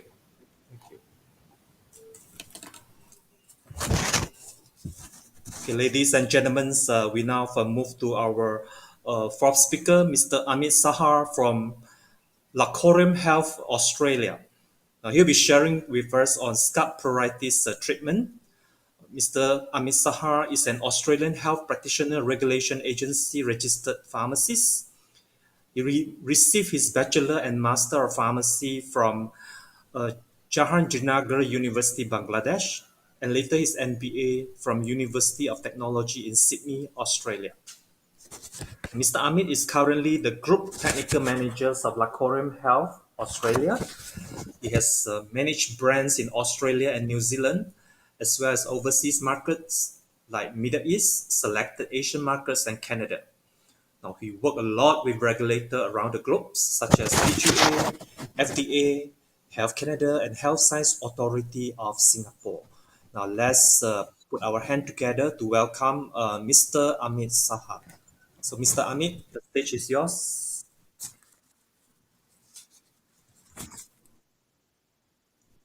Yes, we can hear you clearly.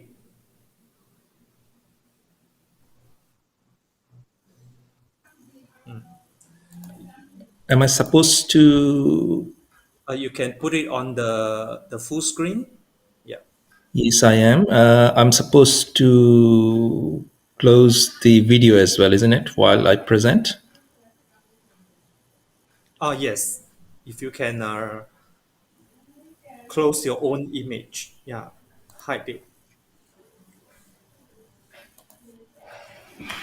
Good morning, everyone. How are we? Yes. Today we'll be presenting dry, irritated, itchy scalp, a solution that we actually invented.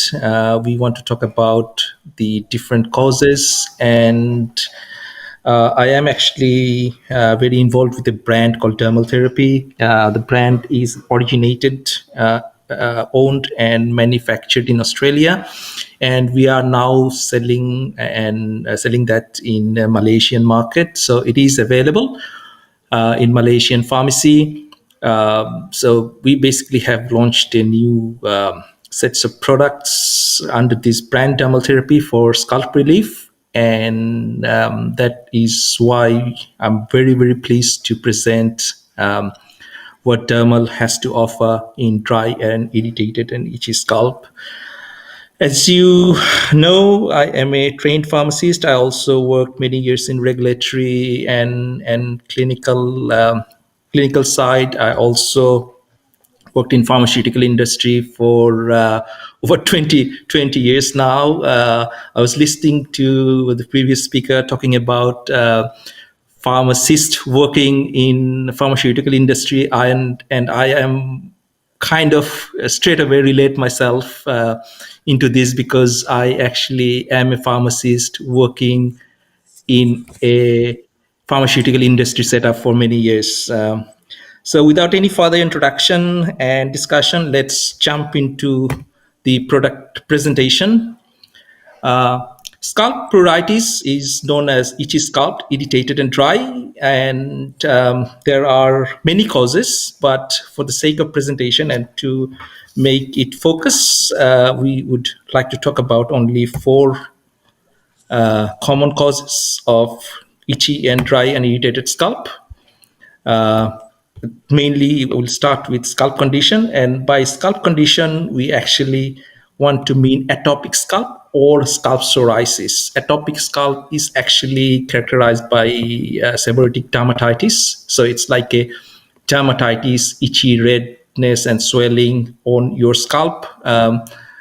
It's kind of a eczema, but not in your normal skin, body skin, in your scalp skin, which is called seborrheic dermatitis. Also psoriasis as well, very, very common in scalp, which is a autoimmune disease. You can't control it. You just have to manage psoriasis at its best. It's also inflammatory disorder. So those are the 2 conditions that is covered by scalp condition. We do have dandruff as well, that can cause itchiness. Dandruff is a fungal infection and very, very common. There are several degrees. Some are very mild dandruff, and there are some very serious dandruff needs dermatologist treatment. And you can have reaction to scalp care product as well, or hair care product. Suppose you using a dye and you are not really familiar with all the ingredients you are allergic to, and you can use the ingredient that you are allergic, and you can have a reaction, and a reaction will obviously primarily caused severe scalp itch. And the last thing is hairstyle, lifestyle.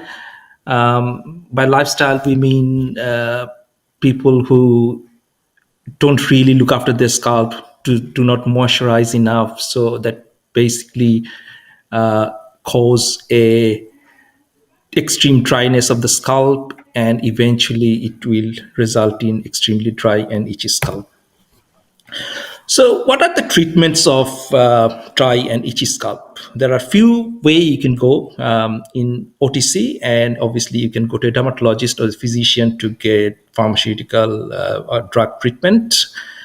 Many OTC options you can get over the counter in the pharmacy, which actually contain tar-based ingredient. So tar is actually anti-inflammatory, but and it works wonders on the scalp, but it do have some effect as well, which you don't need, such as carcinogenic. For a long-term use, it can be classified as carcinogen.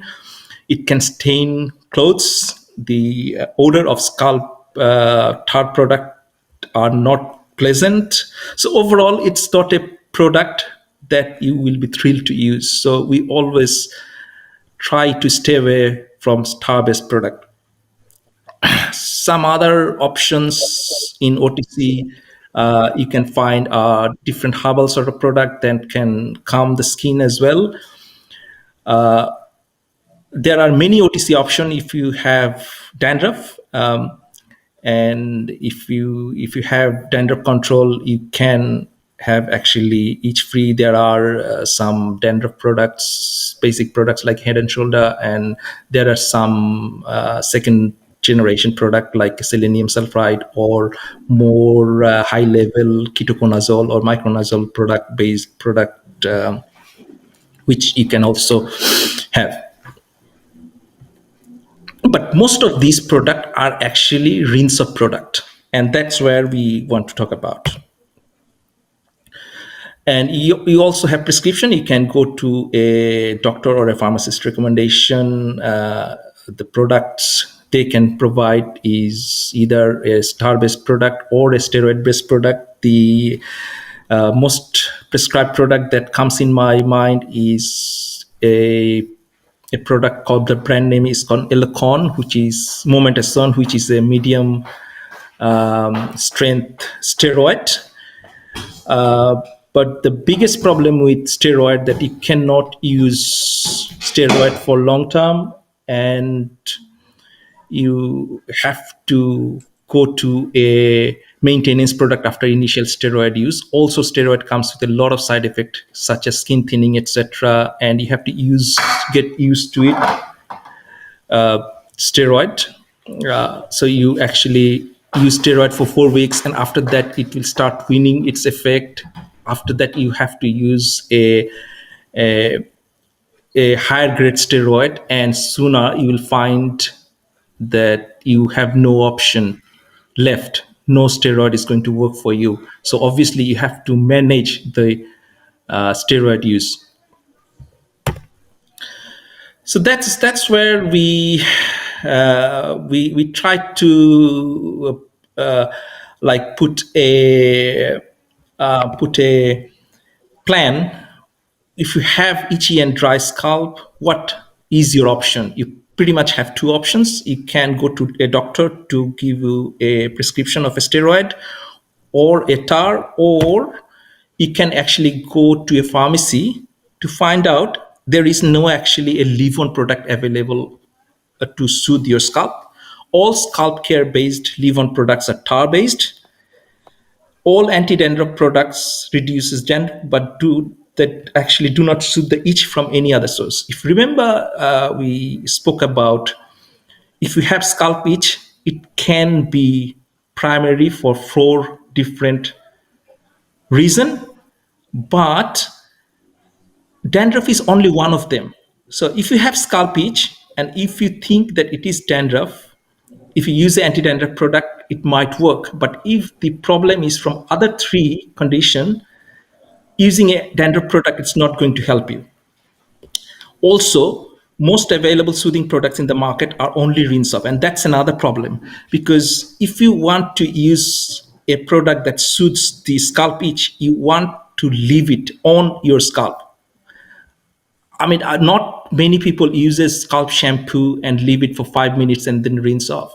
They normally leave it for 1 or 2 minutes, and that actually is not long enough for the product to work on your scalp. That's why I'm not a big fan of rinse-off product. Rinse-off product is very, very good for support stuff, but as a primary product that suits your itch, it is much better off to use a leave-on product. And you wouldn't find many leave-on product in the market which is available without a prescription. And that's where we see dermal therapies offer is very, very unique in the market. And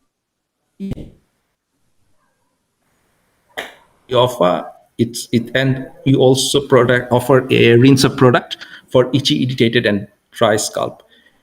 It addresses all 4 causes of dry, itchy scalp. It doesn't have any tar inside, and it doesn't have any steroid. It is available as an OTC product from the market, and it actually a very, very good scalp care for itchiness and dryness. So now I want to present a video. I'm not sure how you're going to watch it. I'll try anyway. Let me know if you can't. Are you suffering from itchy, dry, and irritated scalp? Dermal Therapy's new scalp care range relieves scalp itch and irritation in minutes. Dermal Therapy's Scalp Relief Serum is the only leave-in serum available at your pharmacy without a prescription. Dermal Therapy's Scalp Relief Shampoo and Conditioner is a multifunctional tar-free shampoo and conditioner in one for itchy, dry, and flaky scalp conditions. Dermal Therapy's scalp care range is suitable for daily and long-term use.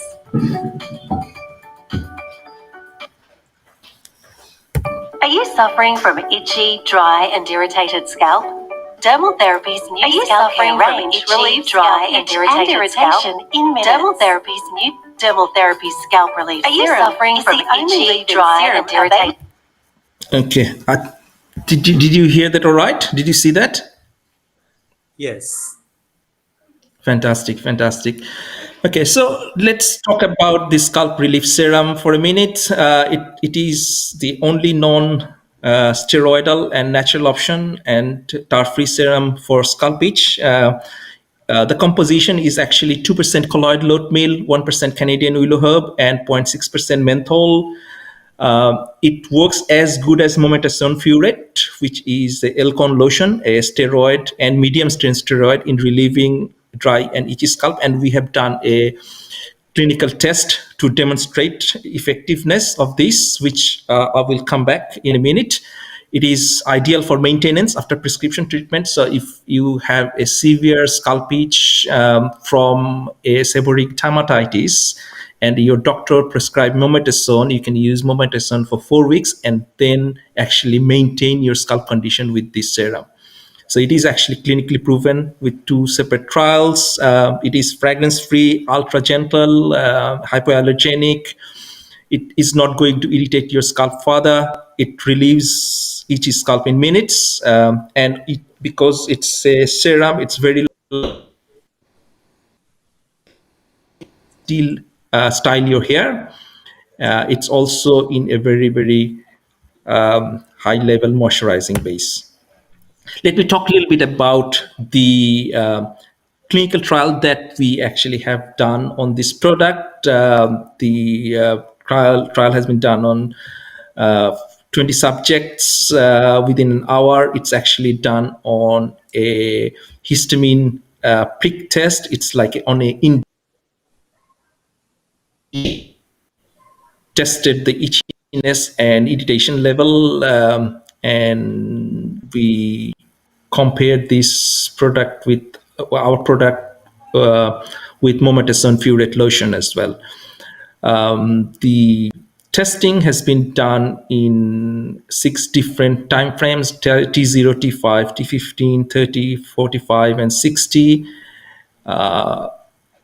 The red actually represent mometasone lotion, and the blue actually represent the dermal therapy scalp relief lotion. And as you can see on itchy, it actually outperforms, not really statistically significant, but it actually works as good as mometasone lotion in relieving itchiness. And you can see that within 15 minutes the itch actually almost gone, and it's completely gone in 45 minutes. And even on the irritation side, it's as good as mometasone in relieving irritation for first 60 minutes. So that gives us a great confidence being a OTC product if it shows effectiveness comparable to a pharmaceutical and the gold standard of scalp itch. That is clearly there is a there is a position for this product in the overall scalp itch treatment. So 3 active ingredients in the product. The first being menthol. Obviously, menthol has intense cooling effect and anti-itch action.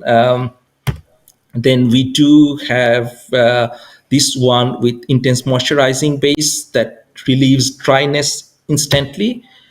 And we do have 2 other soothing ingredients: colloidal oatmeal. Colloidal oatmeal have eventhamides in it, which is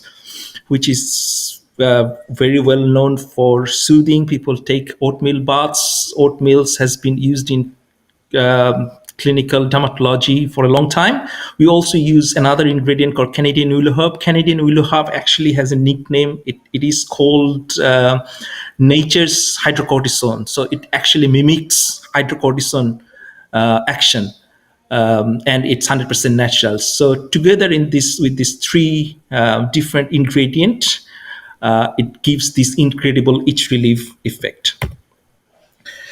So that's the serum part.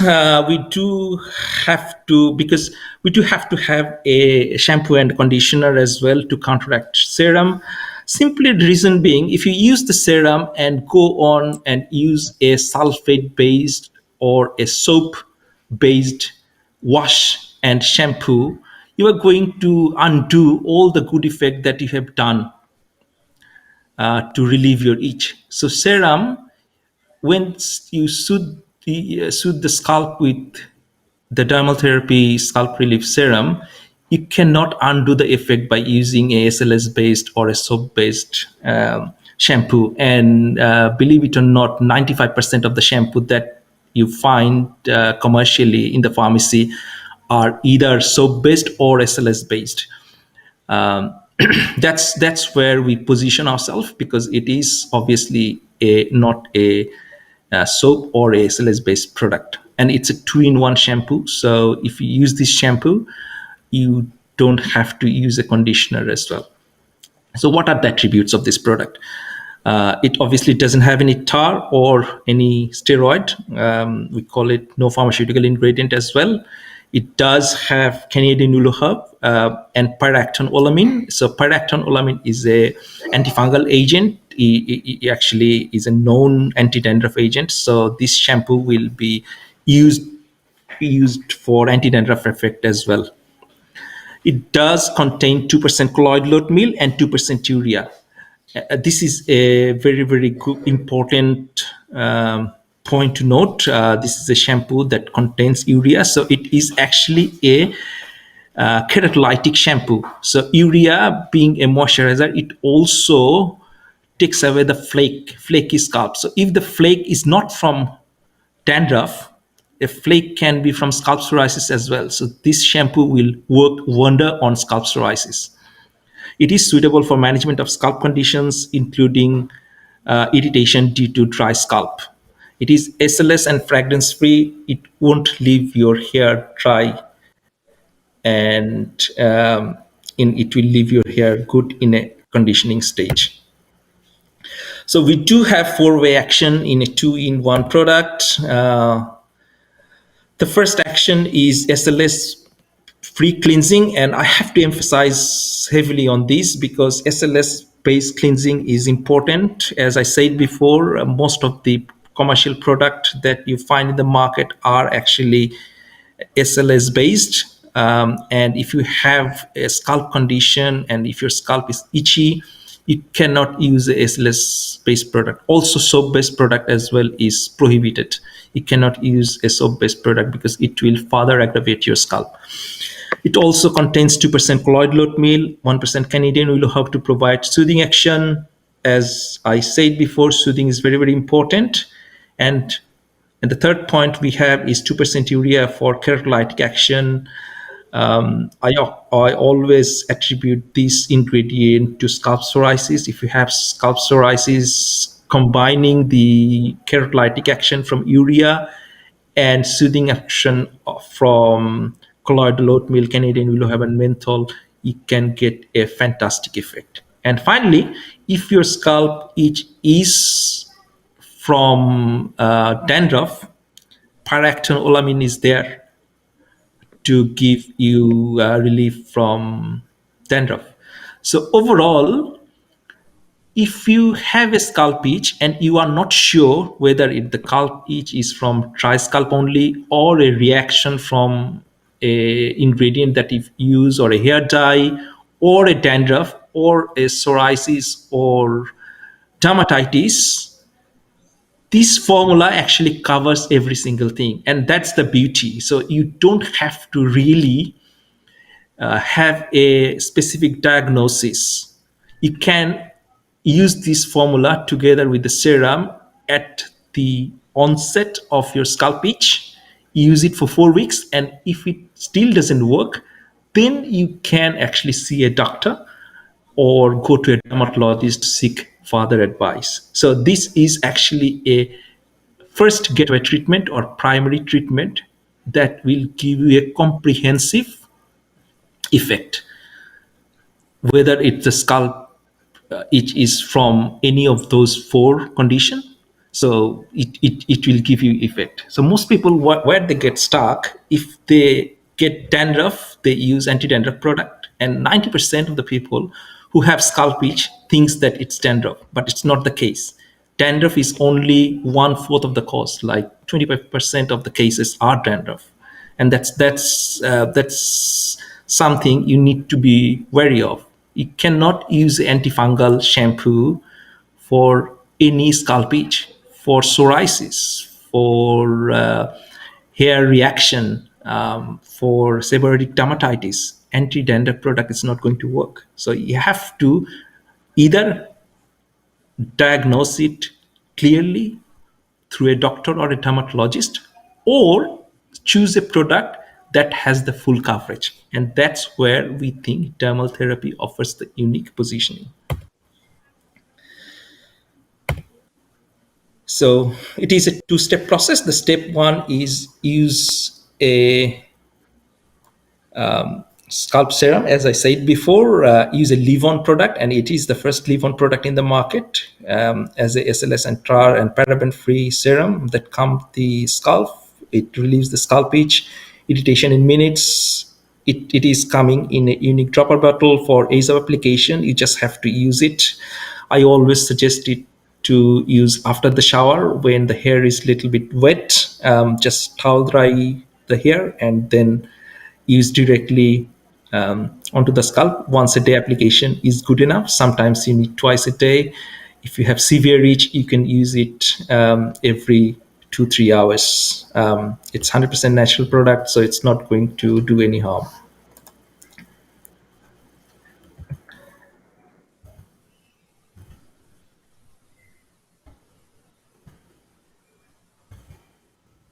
We have 3 more minutes to the Q&A session.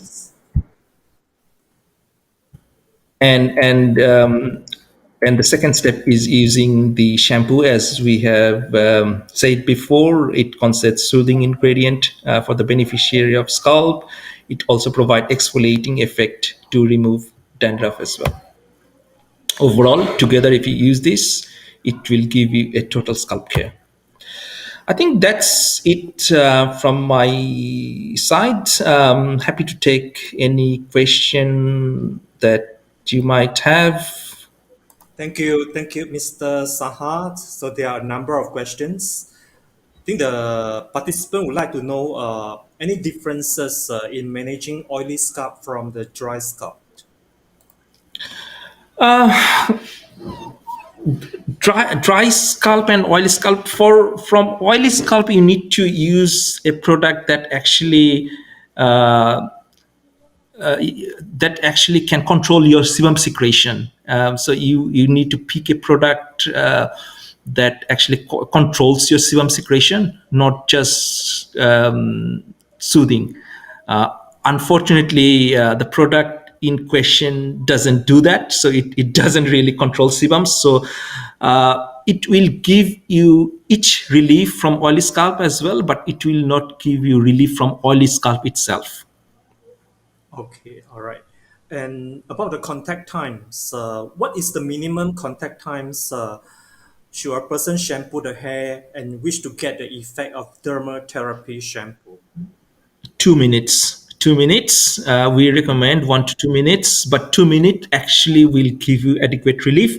But if you use the scalp serum, obviously you leave it on, so the contact time is unlimited. So unless you use it off until the next shower, it actually stays on your scalp. That's why we recommend to use serum and the shampoo together, not just the 2-minute effect that you get from a shampoo.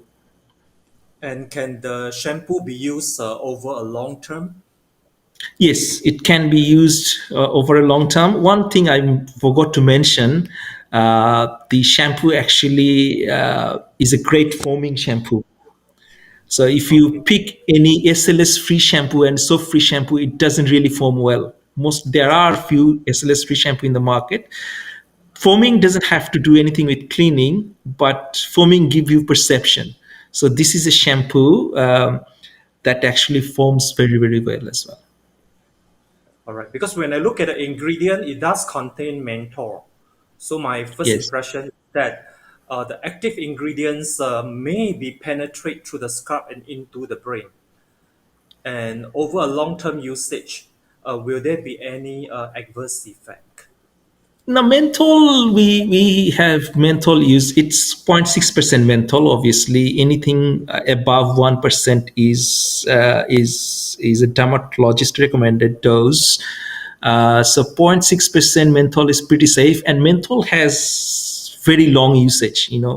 I haven't come across any side effect from menthol use as such, because it actually gives you topical cooling effect, more or less. So I wouldn't assume any harsh side effect from menthol at all.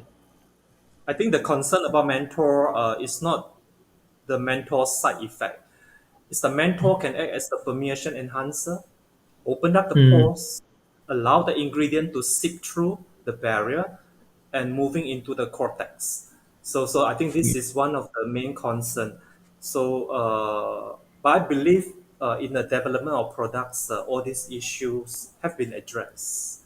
Yeah, I'm sure I'm sure that's the case, and it's in the market in Australia for 4 years now, 3 4 years now. It's doing very well. We haven't received any negative effect at all. I can't recall even receiving a customer complaint regarding this. So, and we also have done toxicological analysis, and we actually have passed safety assessment from baby zero on Oh, this that's good. product. Yeah, yeah, Yeah, yeah. that leads So to the next. uh, That don't leads to the don't next question. be don't be worried at all. Yeah, All right. The next sorry. question is: will your product be suitable for children? Yes, yes. Uh, Uh, what about it what about on the broken skin or the wound? Will it be okay? If it's open wound, we Yeah. don't recommend using this product because it can cause stinging. Also, urea can cause stinging as well. So it depends on the degree of broken skin. If we don't actually recommend if it's too broken, it's not recommended. So that's a call. If you have broken skin, that's a call your GP has to make. Basically, it's beyond us on a OTC level. So you can use with a supervision from your doctor, basically, or a dermatologist. All right. But And generally speaking, open wound and broken skin, you shouldn't be using this because it can sting and it can provide you a side effect. okay, one of the participants wish to confirm: uh, is that right to apply the scalp relief serum first, followed by the shampoo? Is this Correct. sequence correct? All right. Correct. Yes. Step one is the serum, and step two is the shampoo.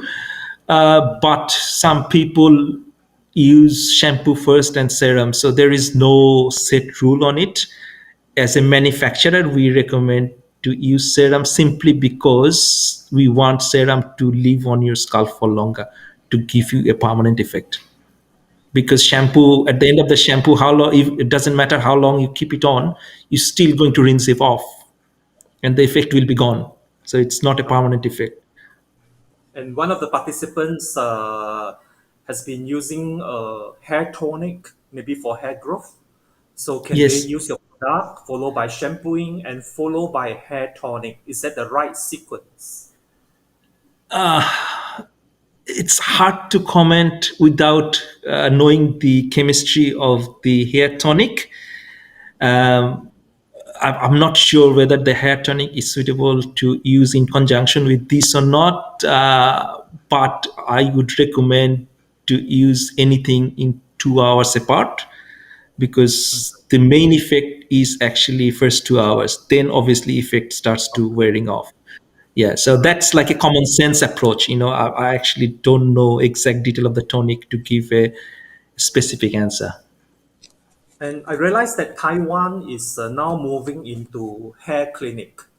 So hair moisturization is one of the, not hair, the scalp moisturization. Scalp moisturization.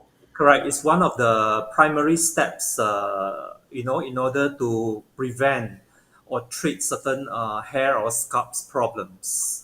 So, Mm. and we are just curious that, the face mask has a lot of moisturizer. And many brands in the markets selling the facial moisturizer. Now, if I do not use your products, now can I replace with my face mask? Sorry, Professor. I think you break up, so I didn't hear the question. Can you All repeat the right. question? So in the market, we also have face moisturizer. Can I use the face mask instead of your products? No, face mask and scalp relief serum is totally two different thing. Face masks are basically clay based that actually draws out the impurity. It's not it is moisturizing, but it's not soothing. So our product actually is combination of moisturizing and soothing. Also, face masks is applicable for area where there is not many hair. Okay. There are specific hair masks available as well for moisturizing scalp, but face mask is not going to work on scalp at all. that's Because that's what I think. when I look at the formulations, there are a lot of soothing formula in the face mask, Okay. and not just one herbal, but usually contain 5 to 10 herbal ingredients with Wow. yeah, serve Menthol as as the well, yeah. enhancer. Yeah. So just Yeah. wonder. So with that, we thanks Mr. Amit. Thank you for the Thank you very very much, Professor. lectures. See you again. Yeah. Our next speaker, Pleasure. And Dr. Yeah. Our next speaker is Dr. Shamhanin from Hospital Sungai Buloh, Malaysia. Now she'll be sharing with us on pharmacists on the front lines in the battle against the COVID-19. Now, Dr. Anand obtained her PhD in 2014 from the University of Queensland, Australia, in the area of PKPD of antimicrobials in critically ill patients. She is the chief pharmacist at Hospital Sungai Buloh with rich experience in ICU services in conjunction with infectious disease and antimicrobial therapy. Now, Dr. Anand is the editorial board member for the Ministry of Health National Antibiotic Guidelines. She was appointed as the chairperson for National Antibiotic Committee under the Pharmacy Division, Ministry of Health, and actively involved in the National Antimicrobial Resistance Committee. Dr. Sham, the stage is yours.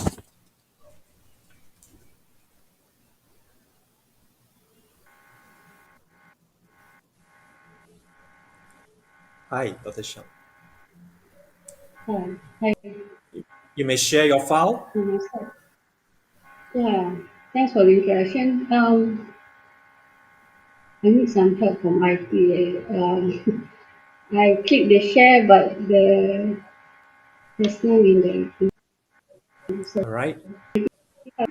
I think it's okay, Mr. Sham. I think your lecture is a lot of advices and also a elaborative message to the future pharmacists. If the PowerPoint fails to Um, deliver, you can actually deliver verbally. It's all right. um, well, it doesn't appear. I have shared the slide with IT. Perhaps you can share for me. Alright, so where is it? Hmm.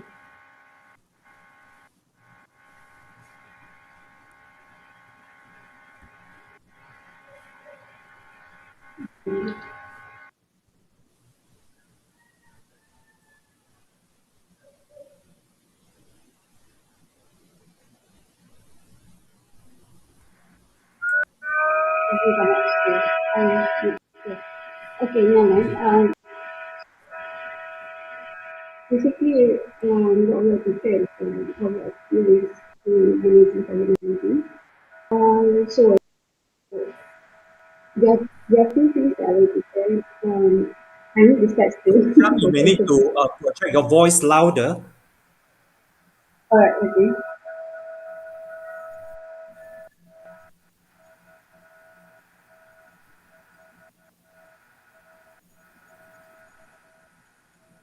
All right. Without PowerPoint projection is all right. You can actually verbally convey the message. We are eager to hear from you. So, what do you think? I on that. I have sent the slide to email anyway. So, can you hear me? Is it better? Dr. Sham, I can hear you. You may present now without the slide. It's all right. Don't worry. We just want to hear your comment and advices at these critical periods of COVID. Alright, okay. So, what I'm going to discuss is how we research our team, how we have make changes with our SOP and our contribution of the COVID-19 formulary, and also some achievement that we have obtained from this pandemic actually. So in January 2020, we have our first case admitted to ward policy, and in February, all medical ward in level 4 converted into COVID-19 ward, and it's in the middle March 2020 when we announced as full COVID hospital, where the whole hospital converted into COVID hospital, and also we have our ILK MLK is actually our nursing college converted into quarantine center just beside the hospital. It does owned just near below, it's owned by our college. That also converted quarantine center, and also our hospital, our leprosy is all under Sinabula.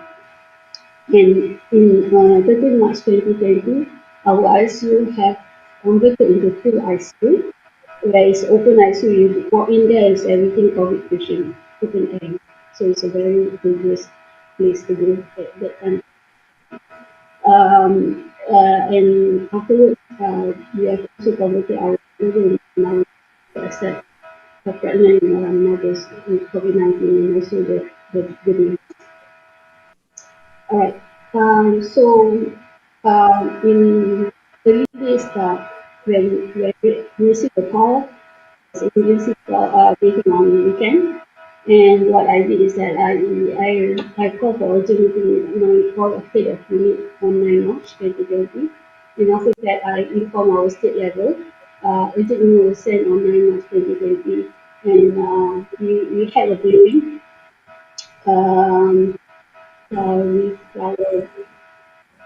with our state level. I'll give all other hospital because we have to transfer all our patients to their hospital. So we want to make sure the contribution of drugs is continuing. It's not, there's no interruption of supply. And I also coordinate with our state level to deliver the map outside because we send to Siaran, we send to Chalai, we send all over the places to the patient. And as our role as pharmacists, we have to make sure the supplies continue even though the patient is transferred out. And we have coordinated with the other hospital. We have created a Google form where we put on all the details and we make sure the drug supply to the ward is full supply, so by the time patient goes out, we can bring the medicine together. All right, and our most main issues is two things, medicine supply and also PPE at that time. Currently, it's the other way around. The third wave is very challenging, where we have to monitor the drugs, where the drugs very typically not easy to access. I can say this. We have struggling now. Currently, we are in crisis to get the meds. But during the second wave, it's always on the PPE. Okay, so these two challenges that of course the COVID meds are all of label use. Okay, so we need to organize ourselves during this trying times. So during second wave, what is more important is our PPE. Because when we have two personnel to manage our PPE, and it's very insufficient, and we have increased search of euros, we've taken out space, from cannot cope with demand. And then that time, what we did is that we identify where areas that we can reorganize ourselves. Clinical pharmacy unit is one of those services that we have started during the COVID, because we don't want to get put ourselves in risk of infection. So at that time, I did not allow my pharmacist to go to the ward. And at that time, most patients are Cat 1 and 2. Only a small percentage of patients is on Cat 3 and 4 and 5. So because of quantitative care is less, because Cat 1 and 2 are young patients, they don't have any medical illness, they don't have any comorbid, and they go up to most of them will survive. It's not like current situation right now that we're seeing. So in terms of demand for clinical counseling, So research is less at that time. So these clinical pharmacies were the two other units that need help at that time. So we put clinical pharmacies and our PPE is our staff, and we at that time also our outpatient handling too many parcels. They didn't do the right comparison because of the lockdown. They cannot get meds and respond for their meds. So we have to post all the meds to them, which increase our load at the outpatient as well. So clinical pharmacies were the evidence will put there. And we don't have enough male worker because of this um, stuff that we need to do. So we try for help.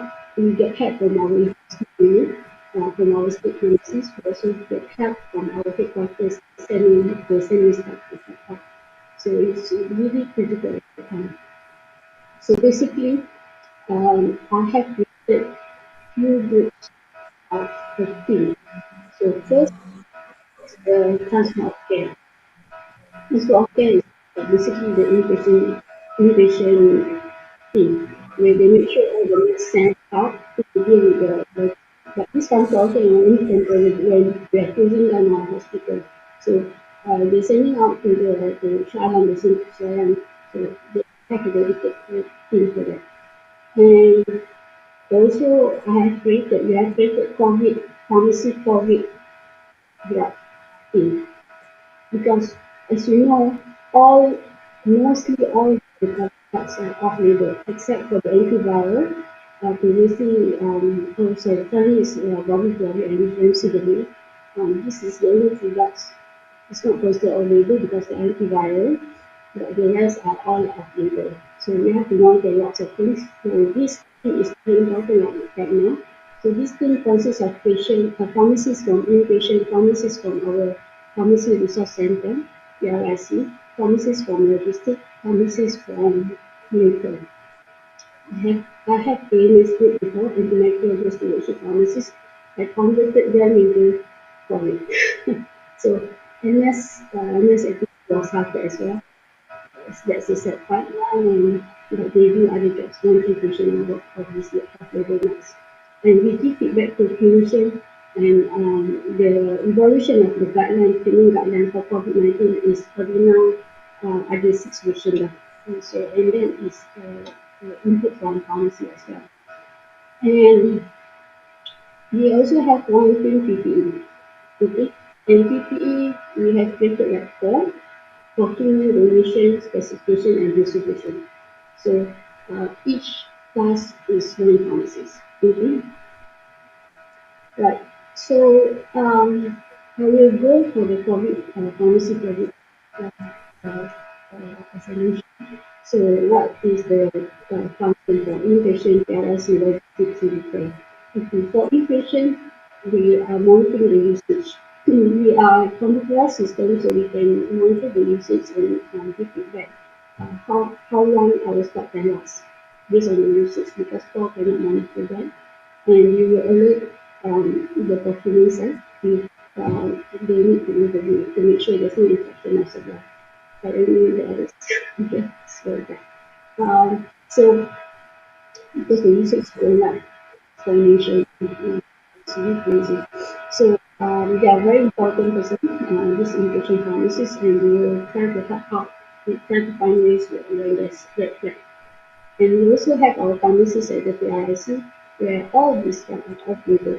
Okay, we have to get the approval from DG to get the meds, and they also have to monitor the side effects. For example, hydroxychloroquine was used during the first guideline was out, that is during the second. And we know now it's no longer being used. And that is one of the reasons it is being copied from removed from the guidelines, the feedback from us. We monitor the patient and we increase the immune infection and remove the hydroxychloroquine and hospital prolongation. And just after one thing, we notice those patients that we put on hydroxychloroquine, certain patients develop hypertension. But you have to do fetal correction can only be detected if you do the test. If you don't do, you will only see that. So eventually they pick it up. So that's one of the pharmacies. So give it the monitor. And there's Okay, only Dr. changes Sham, in it. Dr. Sham, Sorry. the event organizer is helping you to share the slide. Perhaps you can guide them on which number of slides that you are now. Then you can Okay. continue from there.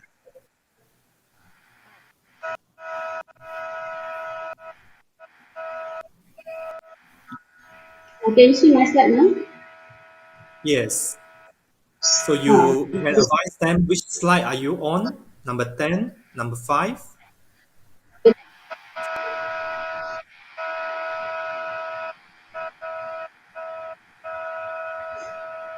Dr. Sham, can you hear me? can I continue? Slide Yes, number sure. 10. Slide Right. number 10. Huh? So please go to slide number 10 and Dr. Sham will continue from there. Is this the right slide, Dr. Sham? Okay. Thanks. Yeah. All right. Oh, So please feel free to continue. You know, we are never that perfectly ready during COVID. Don't worry. I think you know it very well as a pharmacist in hospital. So let's move on, Dr. Sham. right. Thanks. So, yeah, I feel more comfortable talking with the slide on. Right. So, there's a group that we have created for pharmacy COVID-19. There's a title there, the ambulatory should not be there. There's a mistake there, Yep. this last minute. So it's alright. So we have only inpatient should always be included that we have to be still COVID drugs. The next, please. Is it I have to move this slide or the organizer? Next. No, they will do for you. Next. Yeah. So this is our PPE team, where we have not special, each class run by one pharmacist. So, so donation at that time is very important, but it's no longer at this point.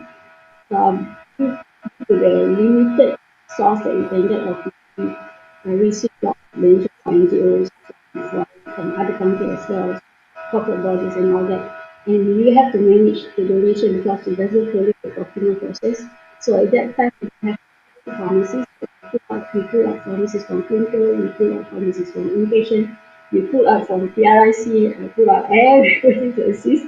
And we also get help from our state pharmacies. And currently in 2021, the donation has gone down a bit.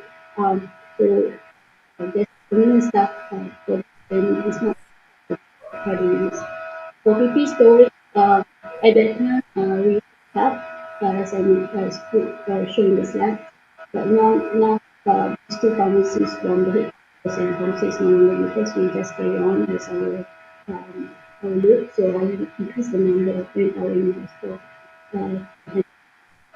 And people call it a very, very important unit that we have created, we have learned from. You never know about these things. Zero knowledge. You don't know anything about identify, you don't know anything about whatever they call it. So when we have to lots of donation, we have to make sure that it's safe. N95 especially. If you get the wrong N95, there's a folder display, you put the frontliners, you are risking them. Because we have outbreaks, we have lots of outbreaks. And it's very sad to see even our own consultant, ICU consultant, our ID consultant gets infected with COVID-19. Very very sad when I hear that. And also you have to make sure the N95 is following the specs. And we have a strict control on that. We learn through the journey, and I'm happy that one of my pharmacists specialized in this area. He even goes further. He even goes, her name is Arthur, daughter and son of Miss very really appreciate him. Now he became the expert of N95 in the country. And everybody will refer him for N95 specification. He works with 3M, he works with the for the fitness everything. But he doesn't do the job only. He's now is with clinical unit. So we have to develop this quality control. So everything have to go this PC. Otherwise we won't let them in our school. And PP distribution, we revamp the whole process because our top, whenever we supply to our end user before COVID, is always multi-million. Just imagine your fee increase so much and you don't even have enough stock to supply the entire month. But they cannot come to store every week to get the supply. We found that our store will not able to cope. So what we did, one of the ideas that I have at that time, convert our satellite pharmacy that went to supply drugs to the ward into PPE store. And we supply PPE weekly. And it's near to the ward and then also on call because we supply a little amount, so you have to be daily on call. Because always we expect shortage because of that. And because of this, one of the inpatient pharmacy, initially he is the satellite pharmacy. He's still a satellite by five supply PPE. So that's the innovation that we do. Right, next please. Alright, so I move on for e-service. I will go for individual service first. After that, I will work and clinical, and I try to finish it in the time given to me. So individual services is our outpatient services to the outpatient clinic, our specialty clinic. So one of the major challenges at that time, everybody calling us to get the meds when they cannot come. Because of lockdown, they're afraid to come. Some can come because actually lockdown is not an excuse. You can give them letters for them to get through the roadblock, but they refuse to come because of fear. And especially those comorbid or IDP so IDP patient, the immunocompromised patient. So we have huge demand for parcel, and at that time our post-vital I think there's lots of backlog and we cannot deliver the next income and cause anxiety to the patient because there are only enough minutes. So because Dr. of Sham, this, we need you to raise the volume because the participants could not hear. okay, sorry. Is that okay? Can you raise your voice? Raise the volume of your voice. Don't go anymore. Okay. All right. Sorry. So, The background noise is too high. Yeah? okay. So, yeah. Okay. I have to talk louder. So yeah. Right. So, can you hear me? Is that Yes. better? Please continue. Thank you. All right. So we have received lots of demand for parcel at that time. Next slide, please. So this is our challenges in our operation. We receive lots of demand for parcel, and patient can come, and then but some drugs cannot you cannot send to parcel. So like psychotropic drugs, all the syrup, all the insulins. Yeah. So we have to think of innovative way how to deliver the next location. Also, we have to be congestion in our counter as well. I will make it fast. Next, please. So this is our express counter and our outside of our operation, where the one in the picture scene is our clinical pharmacist. We pull our clinical pharmacist to help our operation. We have made a registration counter to convert all patients into VAS. Because VAS we have to register them and we cannot be at the counter long. We need this counter temporarily only. Afterwards, we have enroll everybody to post, then discounted money there. We also have created some QR code, and currently the pharmacy division has come up with apps for this night. Next. Okay. The critical things is also how patient keep calling us to get the tracking number. So we put this tracking number out, upload in our website so they can see at the website. But they don't see the parcel, nothing much we can do. They just have to wait and call postvital status of their parcel. Okay, so currently, as I mentioned, our pharmacy division have came up with mobile apps, so they can use the apps to monitor all this. Next, please. For roadblock, we have came up with template letters to give to the patient. Next. And yeah, we also have came up with these two innovation. One is we dispense our meds at UITM, Sungai Buloh. UITM is nearby to Sungai Buloh Hospital, and we have make it as pre-order. Patient have to make appointment with us. We queue them, we slot them, and we bring only the meds that we need to dispense at that time. It's not like we open another pharmacy counter there.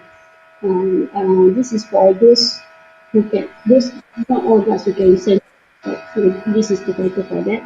And sorry, that's not yet.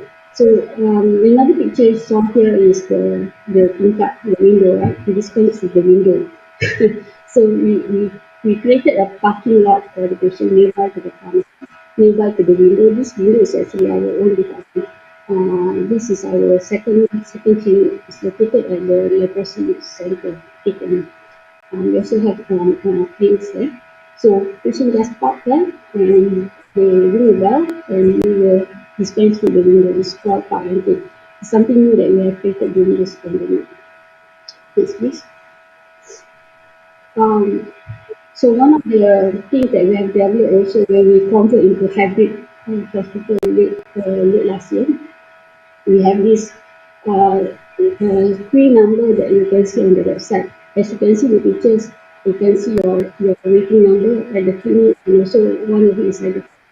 So patient don't have to wait in our waiting area. They come and register, they get the number, they monitor the number in the website, they only come when the number is due. So they don't have to wait for the waiting area for 30 minutes, 1 hour. So they don't have to congest our space. And they can be anywhere in the hospital. This is innovation done by our IT department, headed and another from hospital. And we have managed to reduce our congestion, you can see, but this because we send the notes to the parcel. A tremendous drop at the rate line in 2020. I'm not speaking up again. Right, never mind, because we closed our team at that time as well. Next, please. Social distancing, we have work from home, we have group A and B. I won't talk about this much. Currently, it's not in place. We need everyone to come to it right now because the work has been in this thing. Okay, move on. Next slide, please. Move on to our most important services, our work pharmacy service. This is the major challenge and the most now the load is in our work pharmacy services. Next, please. So the most important question is that we know that all these while cases will come to our department to pick the medicine and get the medicine from us. So they are in their scrub, they need to don and doff the people if they come to pharmacy. So a bit scared to imagine that when we know that we are coming into COVID hospital. So we have to think how to minimize the risk infection, but at the same time we can deliver our service to the ward and also how to manage the COVID ward. What does the one and when this patient is counseling and research, how we need to counsel this COVID-19. Oh, myself very, very scared. I remember the fear of their face and the anxiety when we brief everybody that wanted to come to us. As a leader, you have to stay calm and you have to think of something because I cannot ask anyone how to do things. Now everybody asks for me. During that time, I just have to Alhamdulillah, luckily I'm the IV team. I always learn a lot about infection control when I attend meeting, seminar and all that. So I use my knowledge and my experiences and stuff like this. So we also have not problems, so challenge to monitor all this off-label meds as well. So next. So what we, next slide please. So what we have agreed at that time, we send the meds to the ward. Next slide, please. Okay. So you see in the picture, we send the drugs to the ward. This is our practice to all COVID ward. And finally, when the whole hospital is converted to COVID ward, so we send out the meds 3 times a day. So this is the load in the inpatient, but it reduces the reception. I don't see people with scarves with their PPE, the OT attire coming to our department. I don't want that. Okay, so I told myself, you have 2 options. Either you're allowing them to come and risk ourselves for infection, or you just have to come out. Like they will be and a bit resistant at time, and then when you understand the risk of the safety, that activities we will have to. So we will have to. You have to get this whatever you need, and let me know what you need. So So we have this now we try our best to deliver all the meds, even the discharge, whatever sent over. But of course, English is always, but we don't see these nurses coming to our department. But of course, they are allowed to come when necessary, when there's agency, they can do it for us or after office hours. And medication code is not kept. Is if you remember we have the medication code, we don't allow it to come up from the test data. Okay, next. Next, please. Yeah. Okay. Floor stop. We have came up with this floor stop standard, and even now today is Sunday. We have also have this floor stop because like today our IPTM just opened a few blocks. IPTM is our council, dah buka balik. So we have already started this floor stop. This based on the standard list we come up with our ID and our nurses, and whenever any ward open, we always have this floor stop standard at all times. Yes, you can get the response from that. Counseling. So this is the most challenging. I remember when I see the first the request for us to go out and counsel patient. Discharge patient, they are off that they are clear from infection. So actually you don't have to wear your full PPE. But when I told them you have to go out, because the patient on insulin, they were very scared. And I remember the poor where I forced him to go upstairs and clear everything. And then I feel very bad. And at that time, I already only knew that they have smartphone. So I get the smartphone, get as soon as we can get the smartphone and contact the smartphone, the holder in the ward and do telecounseling on the spot. At You that have time, three it's more just minutes. 3 more minutes, Satashwan. us. Okay, okay. I speak on this. Hospital is calling me. Can I pick up the phone? Oh, never mind. I pick it up. I pick up the agent. So currently we have also discharge counter where patient before they go out from the ward, they can go to this counter and we ring a bell with them and counsel them. We skip that and maybe the people that I skip. I will focus on the pharmacy services. Next, please. Next slide, please. Alright. Skip. Next. We have created a group to monitor our stock. And we have a project meeting to make sure all is on the optimal level. This task force we probably cover or created before long before COVID. We just continue during the COVID era. Next, please. So when we have issues of native right, we have to share our stock. So we came up with guideline. We also came up with this guideline to disseminate information. Next, please. Alright, clinical pharmacy, we do remotely. We don't go to the ward.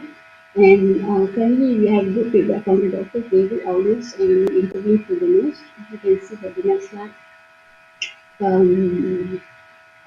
So only for this picture, okay, this is our hero. She's the only one who volunteered to go to the ward. She's Tan Singing or also pharmacist. She's the only one who in the ward currently for the clinical team. Of course, she putting herself at risk, but she volunteers, so there's no issue. We understand why she need to be in the ward. This is important to be there, so it's okay. So the rest of the pharmacists just do remotely to phone and through the patient. We are IT hospital, so it's no problem. Next, please. Yeah, so this is the most important thing that first, to follow our information of Next, please. And for the off-tech ward, we go to the ward. The off-tech, they are clear from COVID, so it's not a problem. This is as usual. This is as usual. Nothing. Next. Right. So just pictures before 30 seconds to go. Yeah, I think I can. Pergi terus, pergi lagi sikit. Next slide. Sikit. Nak tunjuk yang gambar guideline. Okay, sorry about the time. Lagi? Okay, sorry. Pergi balik boleh tak? Sampai yang garis panjang yang lebih management.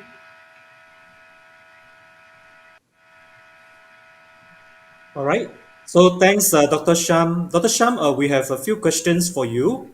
Now, first of Okay. all, how do you tackle the staff shortage during this COVID periods? Okay, for staff shortage, well, like I mentioned before, we pool our resources where some services are not that critical, and also to say sometimes in unit that always sacrifice is always critical, but it doesn't mean clinical is not important. But we just have to prioritize our core business, that is our supplying of needs. But of course, I have to discuss with them, so we keep the clinical services to the minimum, and to where it's important, the other we roll up. And we also get help from our state pharmacists at the state pharmacy at the time of the quarter. They send help, they send manpower to us. And that time is easy because only one hospital for COVID hospital, so it's not a problem. But currently it's difficult. Can you just make use of what you have now? Okay. And there will be drug shortage also in the country. So how do you or Hospital Sungai Buloh handle about drug shortage challenges? Okay, I wish to show the slide that you have the guideline. We can share the slide later with the participants. So we work closely with ID, and our guideline become the national guideline as well. So whenever that drug shortage, we always came up with alternative. For example, the whole country are not of course using it. Okay, so the alternative for that is tablet paracetamol. All are available. They are meant for RA patients. So this is our work with ID. We came up with a suggestion to get the alternative product. And one of the ways that I understand now that India have given them so-called they are allowed to do generics. There are generics available in India for buying for OC. I just knew that. So that's one of the alternatives you can go.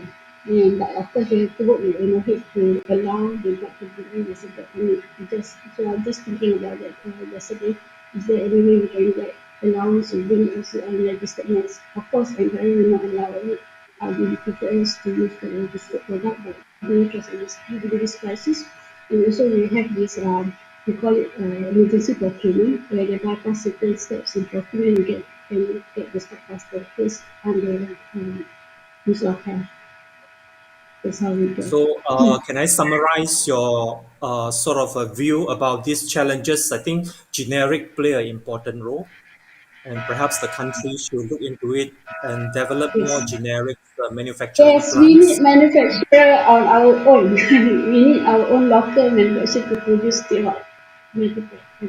All right. We cannot. Okay. Thanks for the advice. Maybe Dr. Dennis Erb in futures we can have him as a consultant of the country. And Yeah. there's another question for you is that can you elaborate on telemedicine's practice at Hospital Sungai Buloh? Okay. I go very fast just now. What happened is that we have came up with videos and we have uploaded the videos in our Singapore website. And what we did, we send the videos. We send the videos to the patient, they go to the video, and after they have gone to the video, we taught them. But currently, the most challenging is they don't understand you, they're elderly, they're comorbid, they have this post-COVID syndrome, they can't even focus to what you explain to them.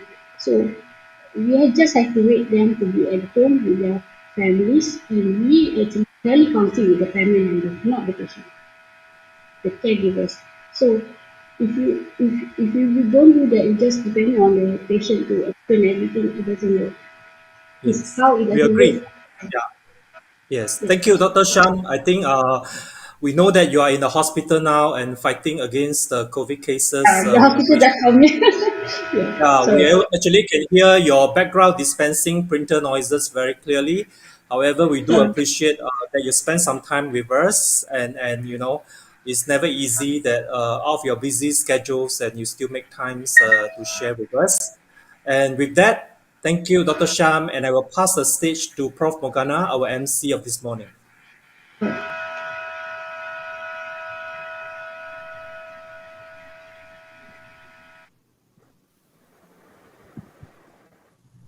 Right. Thank you, Professor Dr. Wong. It's an awesome session.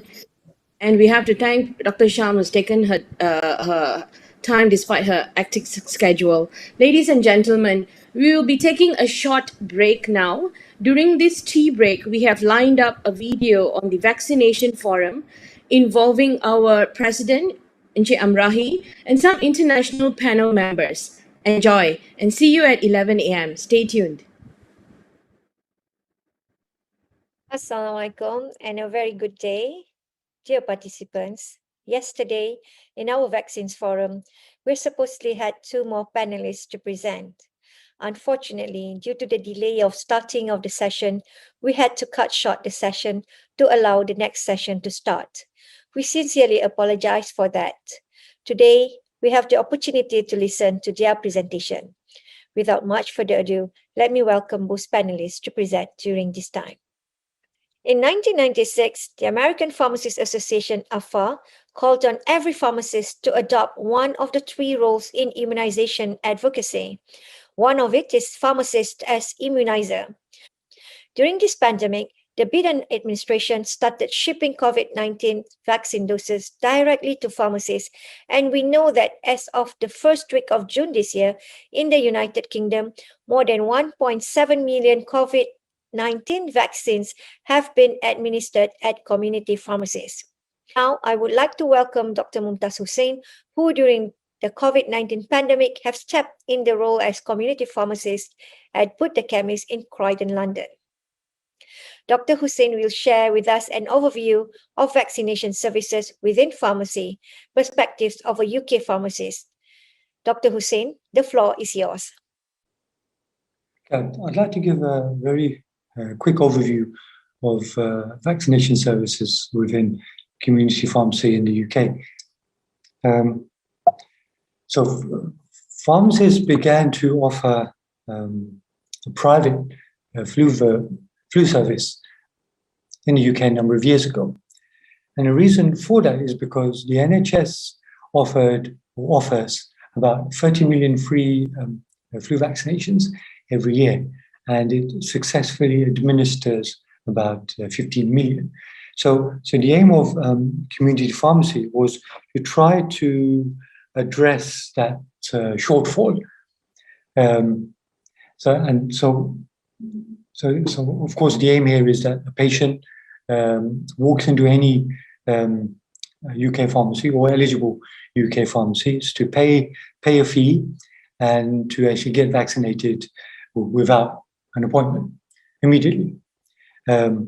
After a number of years, in general, community pharmacy proved to the National Health Service and to the government overall that they were successfully able to implement such a service. And so then the private flu service then moved to under the National Health Service, in which pharmacists were paid, were reimbursed for every single vaccination that they administered.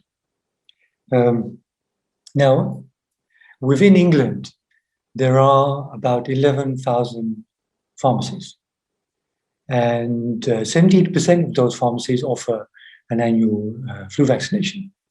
And in 2019, 2020, pharmacists were able to administer about 1,700,000 flu vaccinations. So what that means is that a large majority of pharmacies in England have the pharmacists with the appropriate training. They have the infrastructure in place to be able to offer a vaccination service.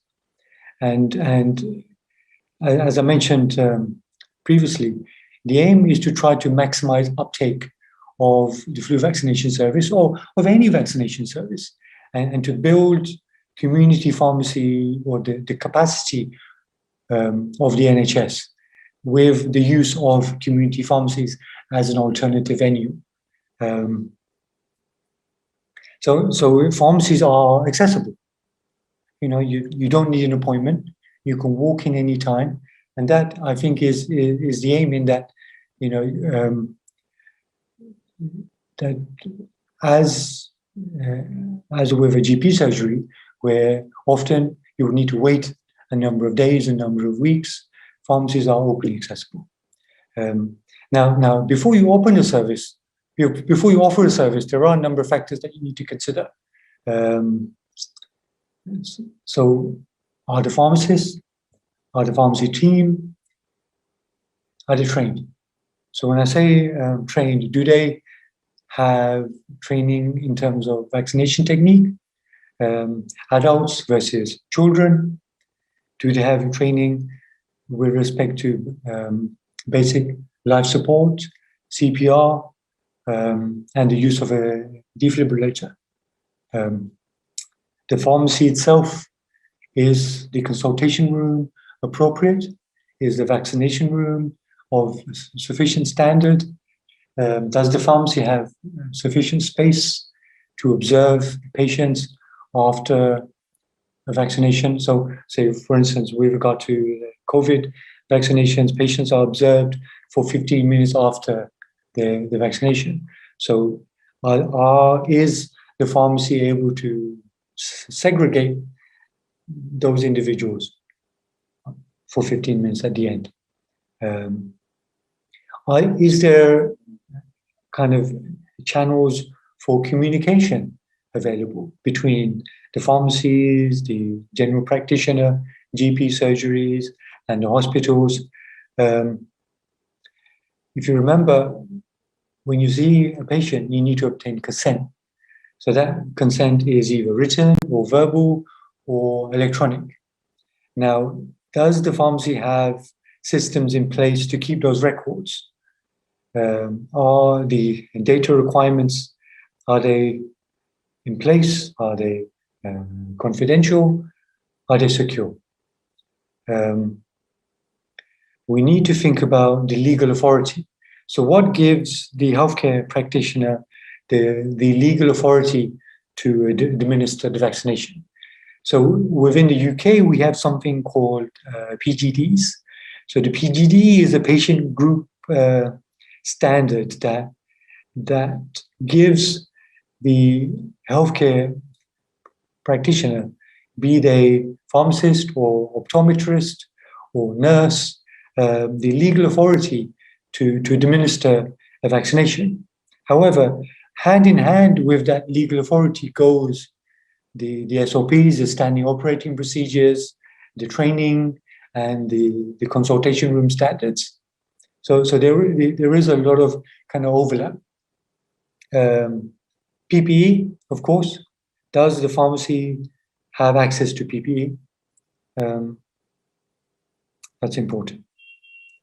Now, I just want to move on very quickly to the crisis in the UK. So, unfortunately, 152,000 people have died in the UK.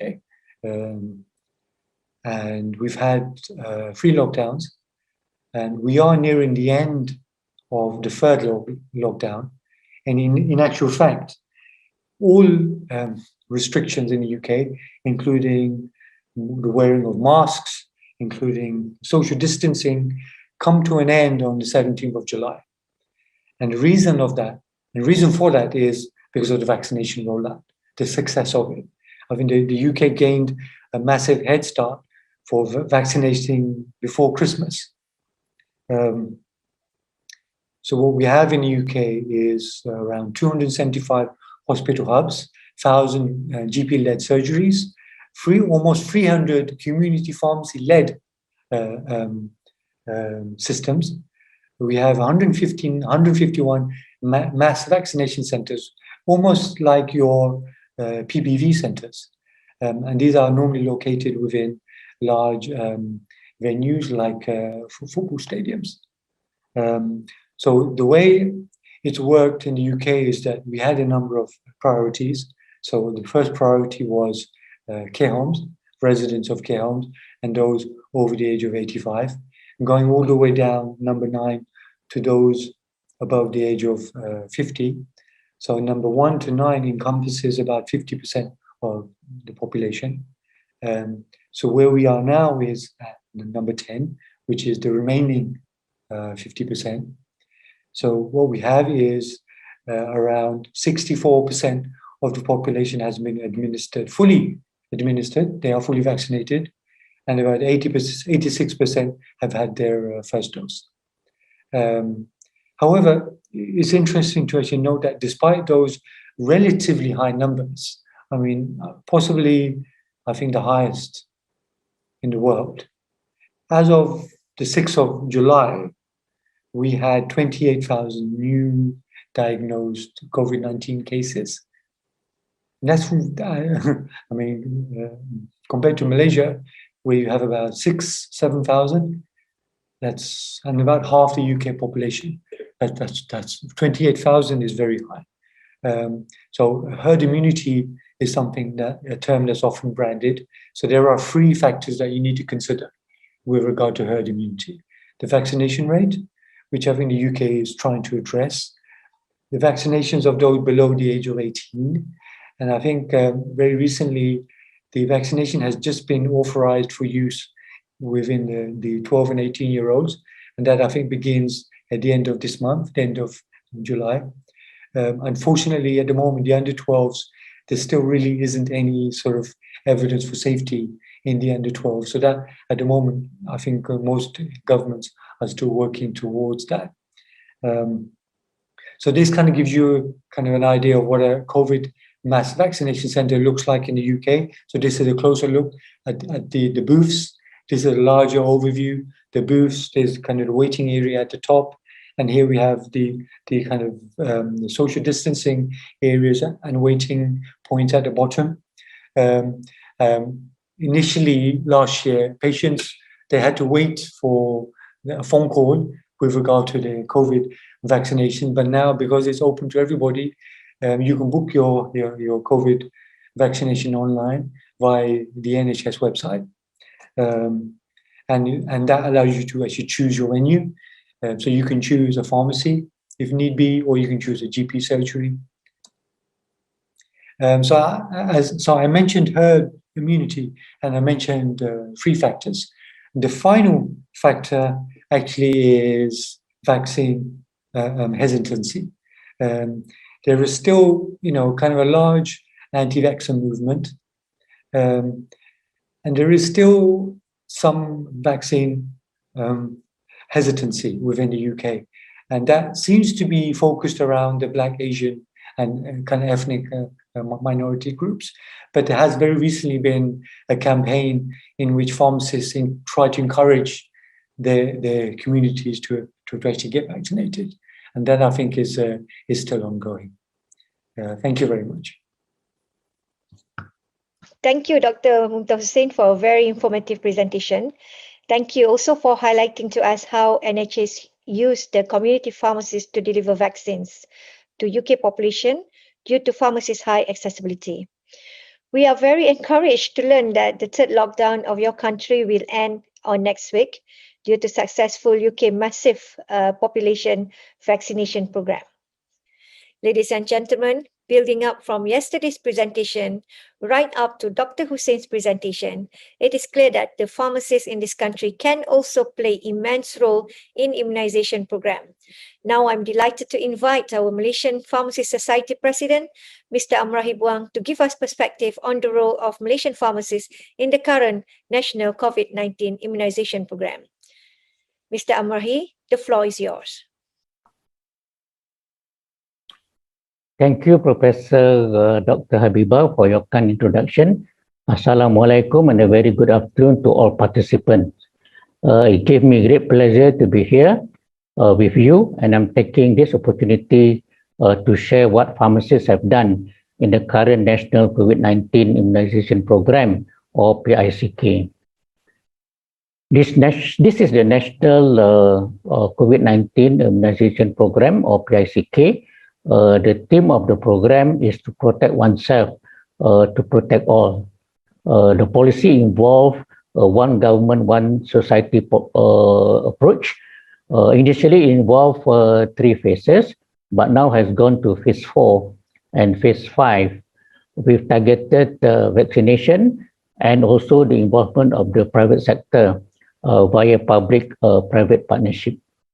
The main target of the program is to achieve herd immunity in Malaysia involving 80% of the adult population. So what are the role of pharmacists in PICK vaccination? As we know, MPRA is a world-class regulatory body that determines the registration of pharmaceutical product, including vaccine, in Malaysia.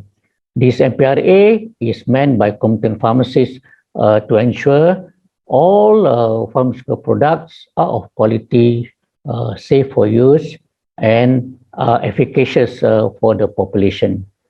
And for vaccine, these pharmacists check every individual lot that comes into the country.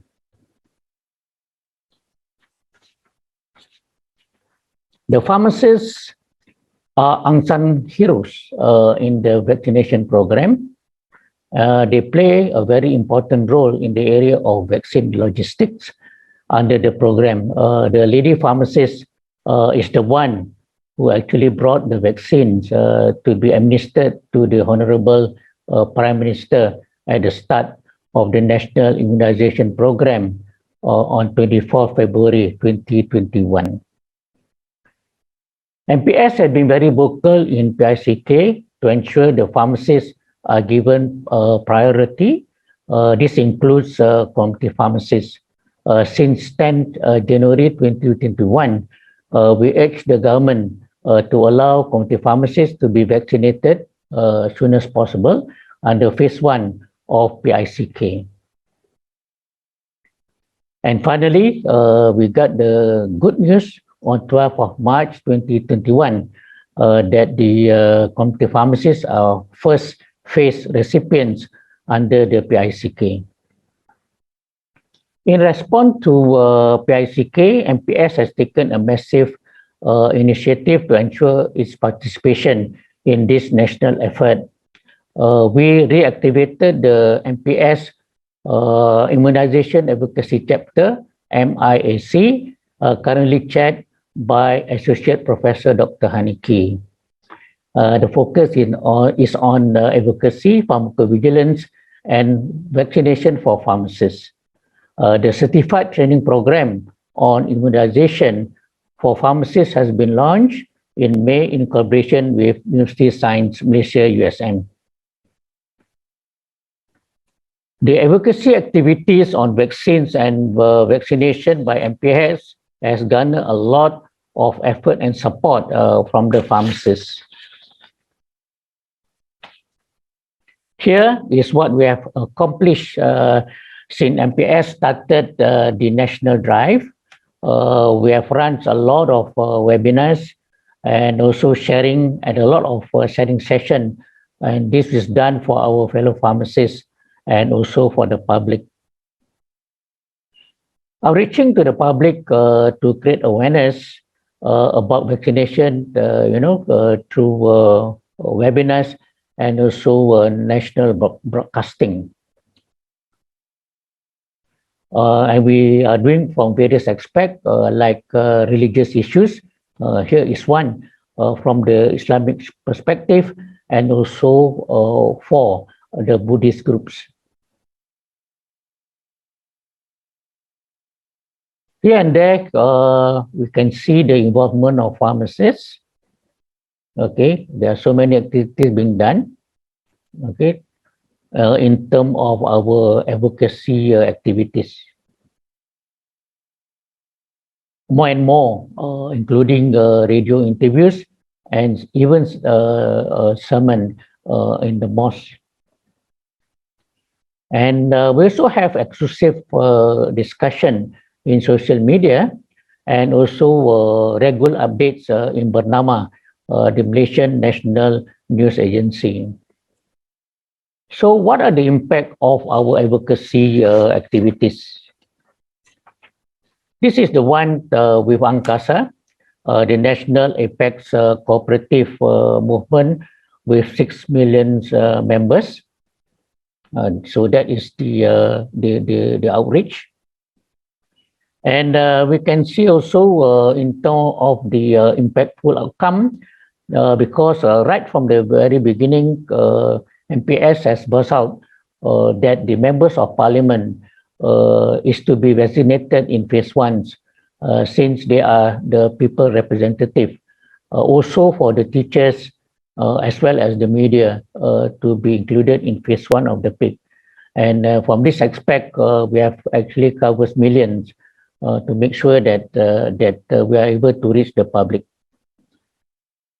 As a part of MIAC, our MPS-YPC has been given the task to produce infographic for education purposes, both for the public as well as for the pharmacists.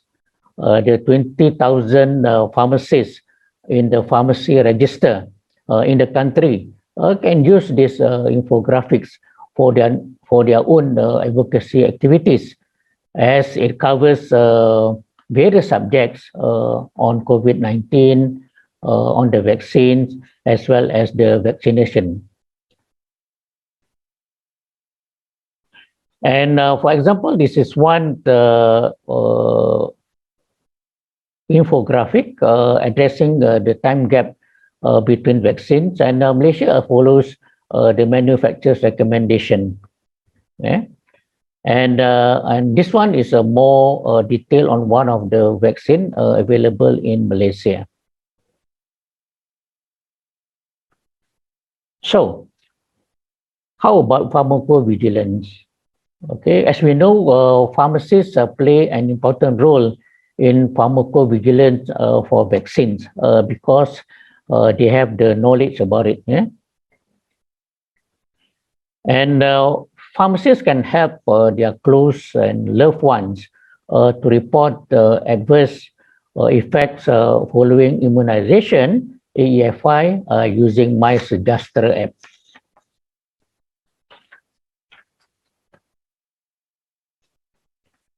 And this is a pictographic showing how a pharmacist, especially the community pharmacist, can report AEFI to the authorities and get their CPD points. How about the pharmacist's role in vaccination? Actually, this is what the pharmacists want in Malaysia, so that we can play a more significant role in vaccination for now and also for the future. As mentioned earlier, this is the certified program for pharmacists that has been launched and will be implemented soon, earliest this month. As more and more vaccination centers are open nationwide, there are numerous opportunities for pharmacists to be involved and get paid for their services. These pharmacists are doing their part in vaccination centers. The government also has agreed to allow trained pharmacists to vaccinate in the phase 3 of the PICK. Hopefully, it will materialize soon. If this happens, this will open the doors for the pharmacists to be involved in adult vaccination for various vaccines in the future. So, thank you very much for listening. And now I'll pass over back to Professor Dr. Habibah. Over to you, Prof.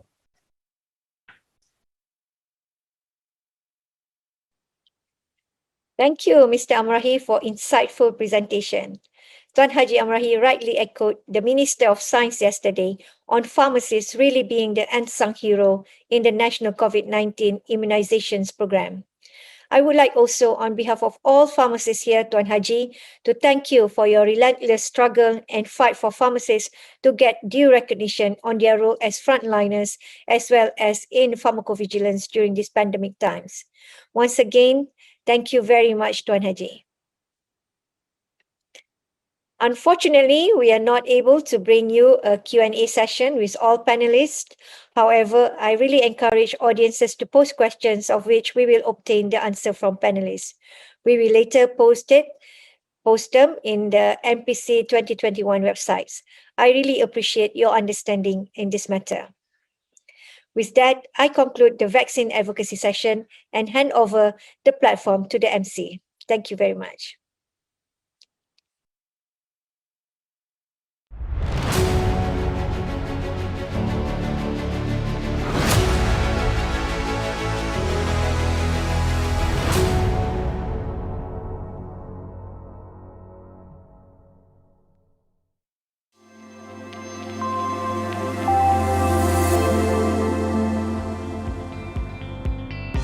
Malaysian Pharmacists Society proudly presents the first time ever National Pharmacists Convention 2021 on an immersive platform.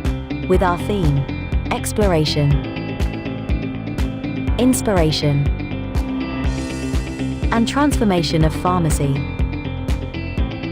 With the largest gathering of 1,500 pharmacists, 67 national and international speakers, presenting to you scientific research papers, creating a platform for research and development, inspiring young minds, officiated by guest of honor YB Dato Sri Dr. Adham Baba, our Minister of Health Malaysia.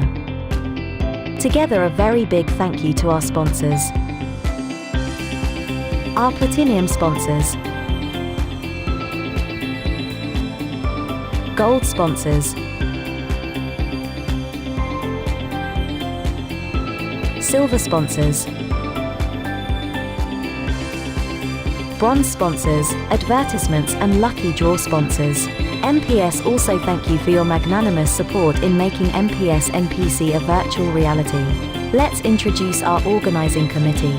Our advisor Tuan Haji Imrahi Buong. Our organizing chairman Ms. Bharati Suresh Chan. Our scientific committee chairman Associate Professor Dr. Mogana. Our scientific committee members. NPC Secretary, Ms. Lee Kai Fong and her team. Secretariat, Mr. Lam Kai Kuan and his team. Finance and Sponsorship, Mr. Andrew Tanning Ju and team. Virtual Booth Coordinator, Mr. Tan Chan Wei and team. Virtual NPC Technical Committee, Mr. Lim Jackson and team. Social Media and Marketing, Mr. Paul Chu Shuan and team. Content and Copywriting, Mr. John Chang and team. Registration, Ms. Sharifa Nadia and team. Ebook, Mr. Brian Tan Penghan and team. Protocol, Ms. Cyrene Binti Alwi and team. Training and Development Committee, Ms. Bharati Suresh Chand and team. MPS Virtual Booth, Ms. Lee Kai Fong and team. With love, we welcome and proudly present to you the transformation of NPC from year 2019, 2020, and to the new norm through a new era, the first virtual platform NPC 2021. All of the above, compiled virtually in our magical flip ebook. Are you ready to explore, be inspired and get educationally transformed for memorable and immersive National Pharmacists Convention 2021? Let's begin. 10, 9, 8, 7, 6, 5, 4, 3, 2, 1.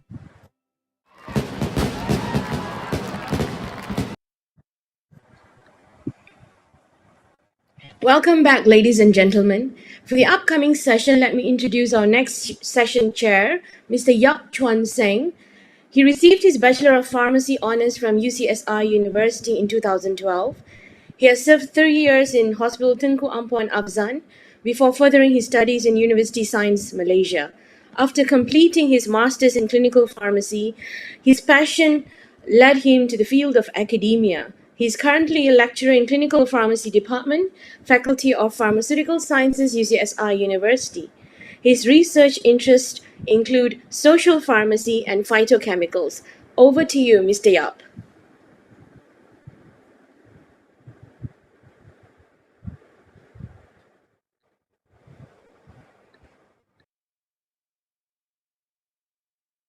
back to our session. As you know, we are on the last day of this convention, but we still have many interesting lectures coming up, and I hope that you are as excited as I am. Our sixth lecture of the day is Mr. Yap, understanding please refresh. We can't hear you. Sorry? Kindly please press the F5 button.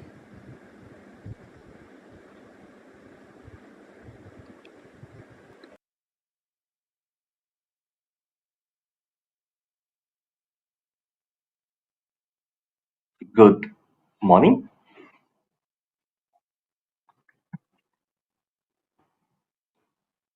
Sorry for technical errors. Just a moment. We can hear you now. Please proceed, Mr. Yap. Okay, sorry about that. Okay, I was just trying to welcome everyone back and inform that we have many interesting lectures coming up soon. So I hope that you are still as excited as I am. Now, our sixth lecture of the day is Understanding Topical Antimicrobial Preparations. Our speaker today is Dr. Jasli, who is currently the head of wound care unit at Hospital Shah Alam. He has vast working experience, including in emergency medicines, urology, burns, and general surgery.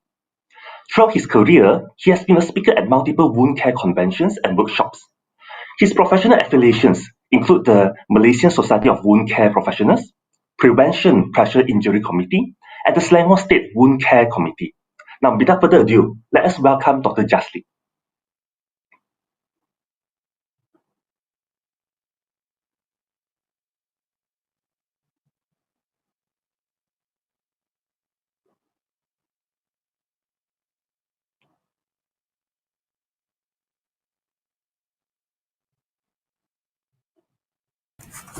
Hello, hi, good morning, everyone.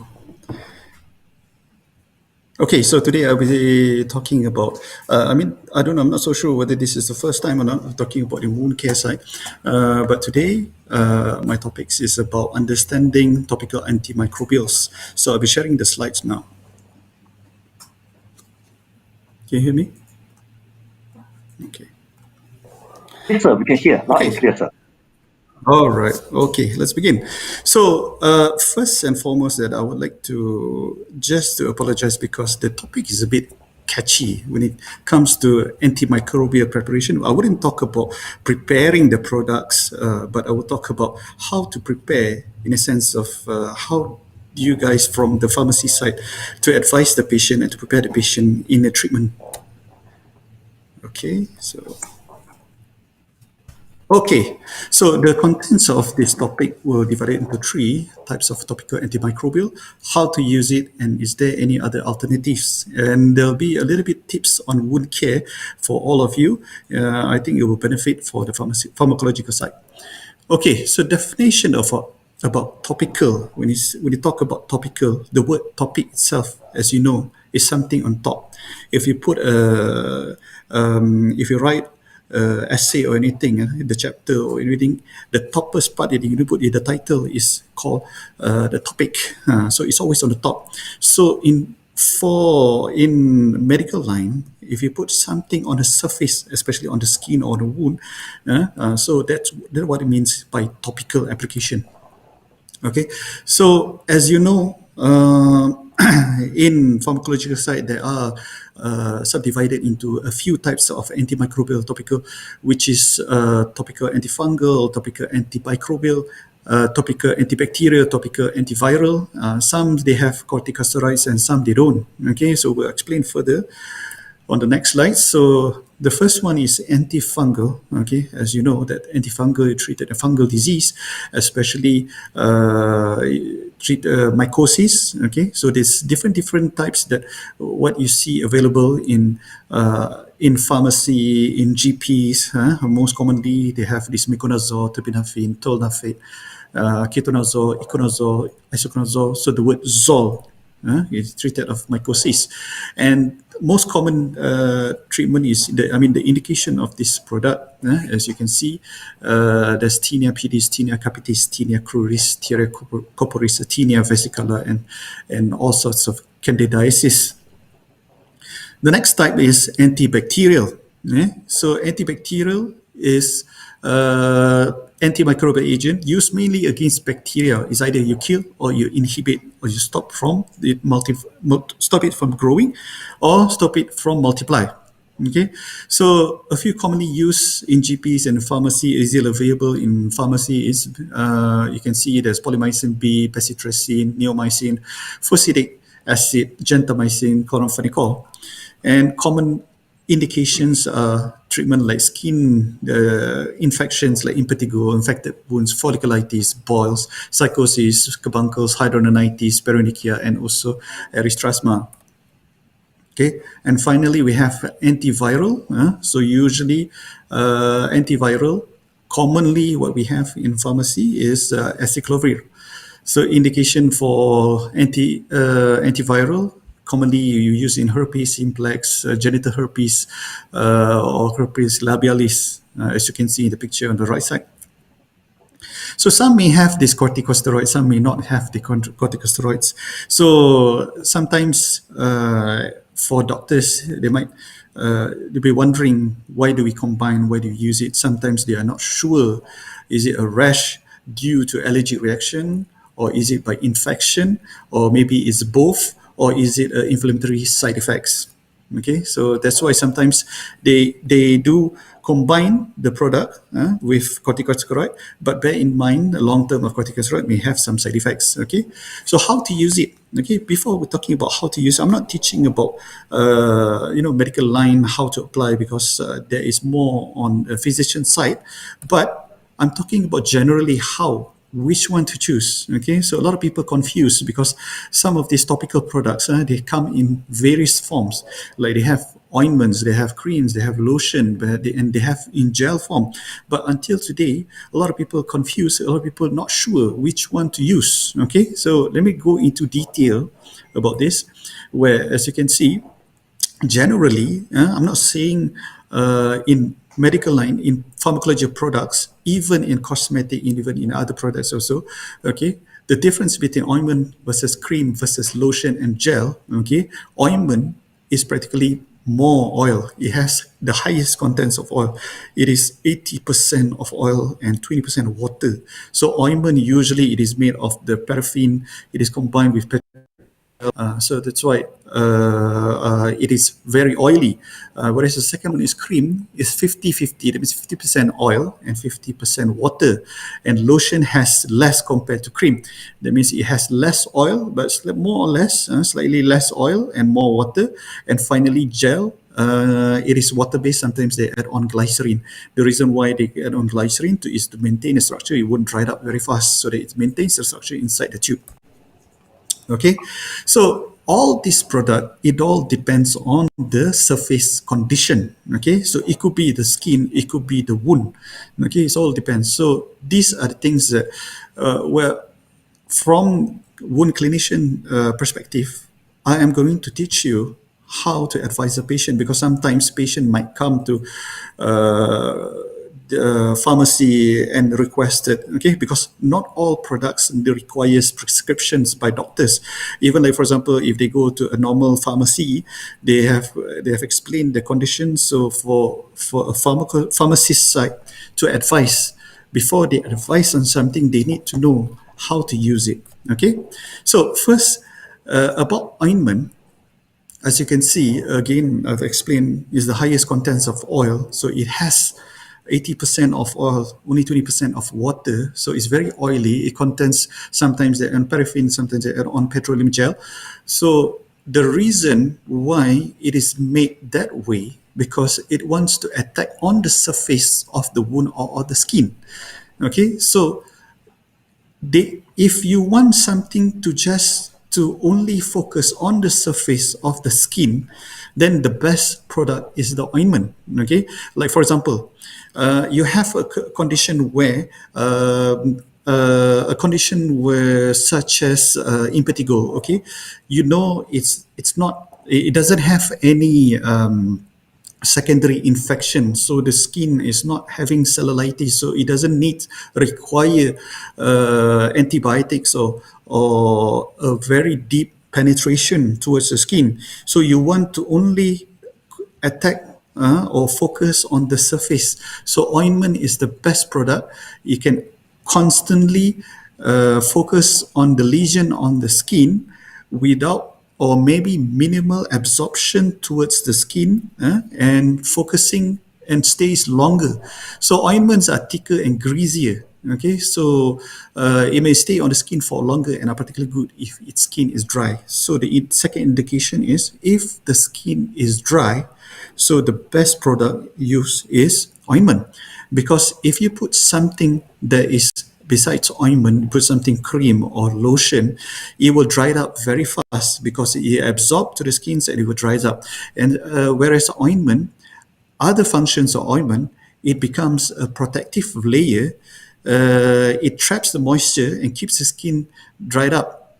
Okay, so because of the petroleum layer on the surface of the skin or on the wound, so whatever water that is lost from the skin will trap underneath, so it maintains the moisture, so it prevents dryness. Okay, so the indication for ointment is for extremely dry skin, or if, for example, that you know that the areas will require a lot of washing, like for example your hands or your foot or your face. So the best options is ointment. But of course, it depends on the surface also. If it's a larger surface, then try to avoid it. But it's smaller surface, then it's good. Okay, so the second type of topical, which is cream or lotion.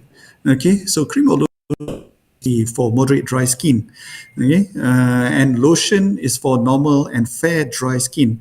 A higher water content makes it easier to apply, especially on bigger surface. That's why you can see lotion, they usually sell in the big tubs, in the big bottles, because they know that these are meant for a larger surface. Okay, so if, for example, you have the whole body having dryness and anything, so they provide lotion or cream because it's easy to apply. Because if it's ointment, it's very thick, so it's very difficult to laterally apply. But cream and lotion is because it's light, the viscosity, the consistency is very light, so it's easier to apply the whole surface, a bigger, larger surface. Okay, so for example, if, for example, acne problem, choose lotion with non-comedogenic. The product won't clog the pores. So there are different types of cream and or lotion. Okay, and finally we have gel. Okay, so gel is usually choose for oily or burns, and also because of the consistency is water, so it absorbs faster. So usually in burn wounds, you can see that we usually prepare gel, because one thing about gel, it has an immediate effect. Like for example, commonly used even up to today, we have this aloe vera gel.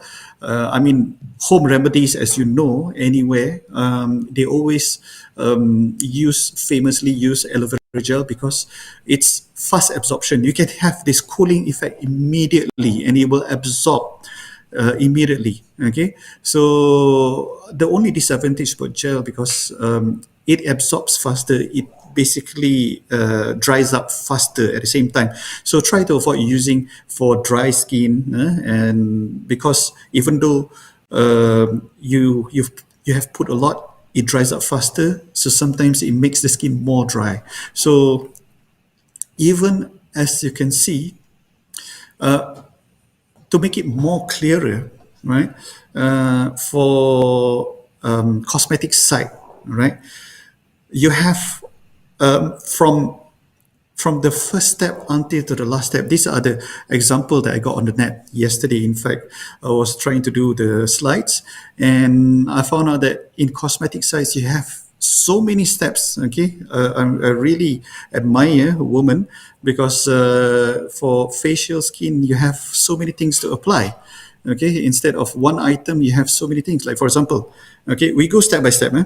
First one, obviously, you can see that you apply toner, okay, and there's never been a time that toner is in ointment form or in cream form.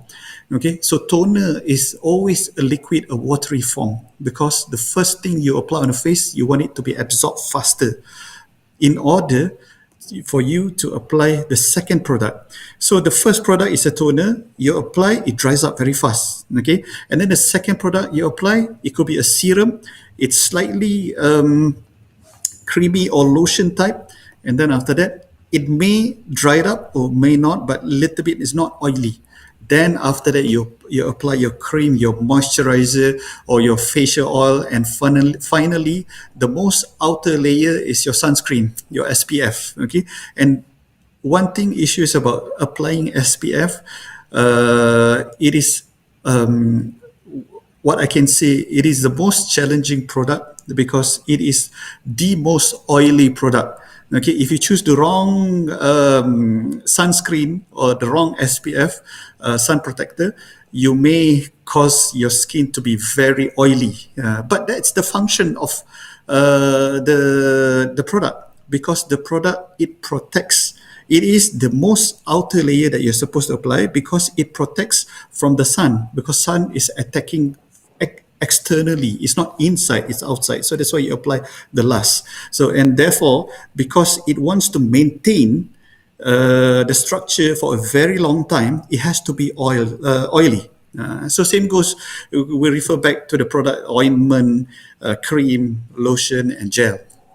Okay, so the conclusion for that part is ointment for extremely dry skin, cream for moderate dry skin, lotion for normal or fairly dry skin, and so on. Okay, so is there any other alternatives that you can think of? Because previously we talked about antibacterial, antifungal, antiviral cream, and commonly that is used in GPs, in pharmacy, for doctors, for dermatologists, and so on. But from today, I would like to introduce a new product that is what we as a wound clinician, we usually use. Okay, so because there is other alternative out there that maybe some of you didn't know, but in wound care, it seems like we are still evolving, we are still new, trying to give a new paradigm to everybody so that you are aware of. Okay, so in wound care, we have other new things that maybe some of you know, some of you didn't know. For treatment of skin or wound, we have products that is honey-based, chitosan-based. We have product that has super oxidized solution base. We have PMHB base. We have povidone iodine base. We have vanillin base, we have silver base, and so on. There's so many things out there, but commonly, as you can see, the most common thing nowadays that, and I also prefer and I also like to use, is silver base. Okay, so these are the other charts that you can see, the comparative of all the products, antiseptic solutions, which are used for wound and also used for skin. Okay, so the things that is commonly nowadays that you can see, in fact, it has been there for a very long time. You can even body soaps right now, you can have a couple of brands like Antabac and so on. They have already have silver inside. Even Nivea deodorants, they have silver. So many products out there, they have silver. Commercial products out there are using silver because they know the benefits of silver. Okay, so I just want to put a little bit of talk about silver. Okay, silver has different types. Okay, they have from low range, from ionic silver, up to the highest range of nano silver. As technology evolves, people are making better quality of silver and safer.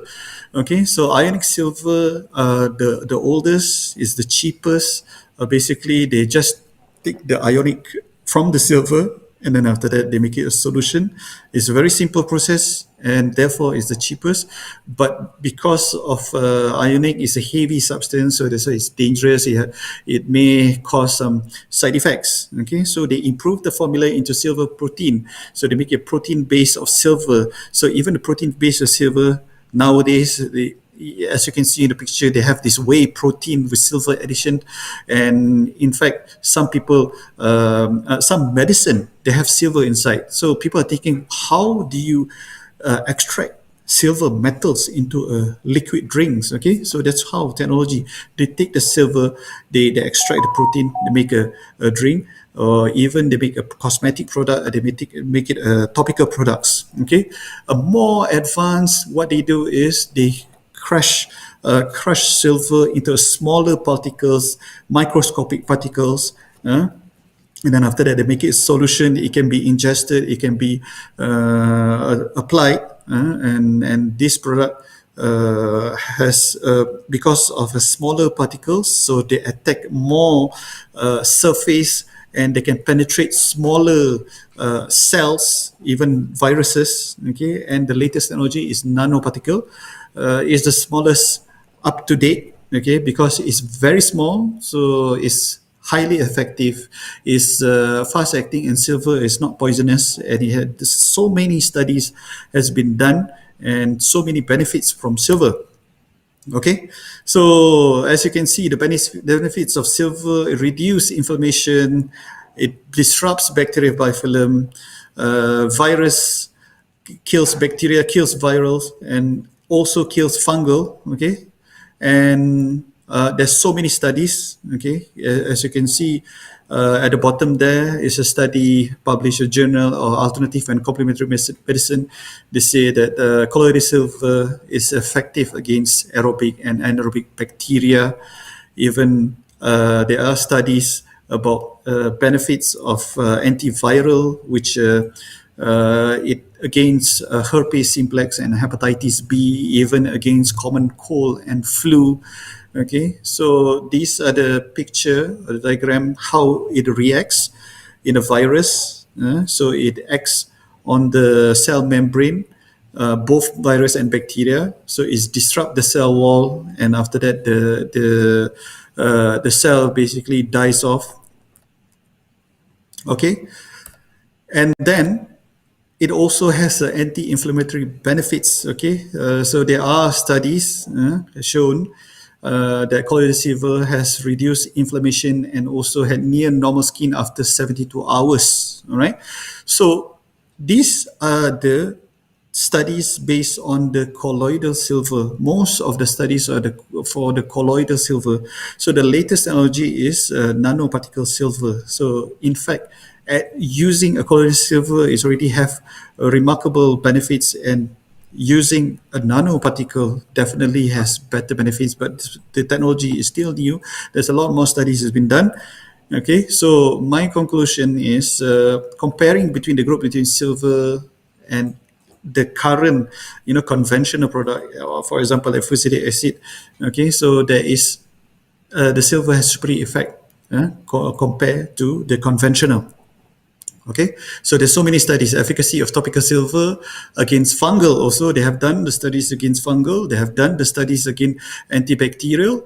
And the next question is, people might ask, is silver safe for wound dressing? Okay, so people sometimes, some people that is already aware about silver dressing, they'll be asking, what about silver toxicity? Yes, of course. A lot of people, a lot of products out there, they have side effects, allergic reaction effects. So as long the products that you use within a normal range, okay, like for example, the therapeutic range is more than 30 ppm. So the safest range is less than 60. The range between 30 to 60 is safe. So if your product is within the range, that means it is safe. And somehow Malaysia, we have very strict rules in providing products that has silver base. So they always check on this dosage levels of silver ppm. Okay, so another question is, would it be okay to use normal saline with silver? Yeah, so there are some studies that say that if you put too much salts, okay, it will attract the bacteria, especially the Staphylococcus aureus. Okay, so there are some studies, but minimal studies. Minimal studies have shown that if you combine saline solution, that means anything concentrated salts with silver, it might attracts bacteria, especially MRSA, especially Staphylococcus, but there is only minimal studies on that and only minimal evidence. So it's low evidence on that. There's one evidence to say that this patient has lung empyema, so they irrigate the lung with a hypotonic solution. But hypotonic solution is 3%. Sodium chloride, whereas normal saline is 0.9%. And other studies, they say if you soak too long, the concentration will affect the growth of the bacteria.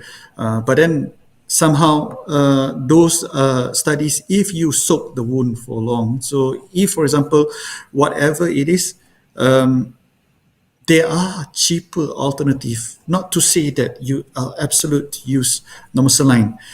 You can use normal saline, but only it doesn't really have the obvious effects.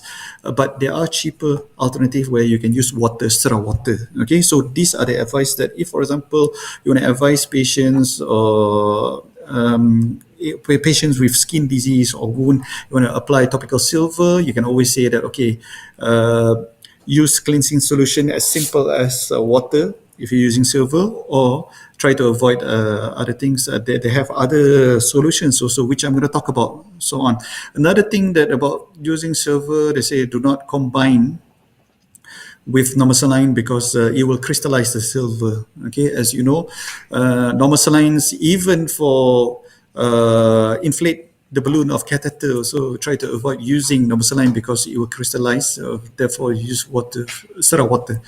Okay, so is it okay? Is it enough for a bit for everything? But I think I just want to add a little bit tips on wound care. Okay, I'm just going to give a scenario. If, for example, a patient with wound or skin disease, okay, that comes to the pharmacy and advice, seek for treatment for advice. Okay, so as a pharmacist, what are the things that you can advise? I know some of the products, some of the treatment, it requires medical prescription, but most of the products in the pharmacy on the counter, they don't require doctor prescription, so it's on your hands to decide what are the things. Okay, so it's not only if, for example, the patient comes to the skin lesion, skin disease or wound, so it's not rely on the topical ointment, but it's how you think as a whole to treat the patient.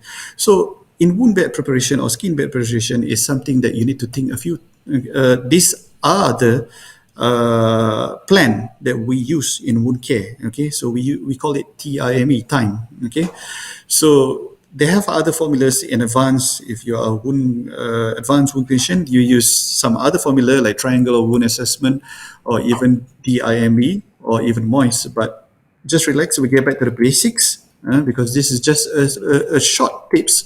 Okay, so the T number one is tissue viability.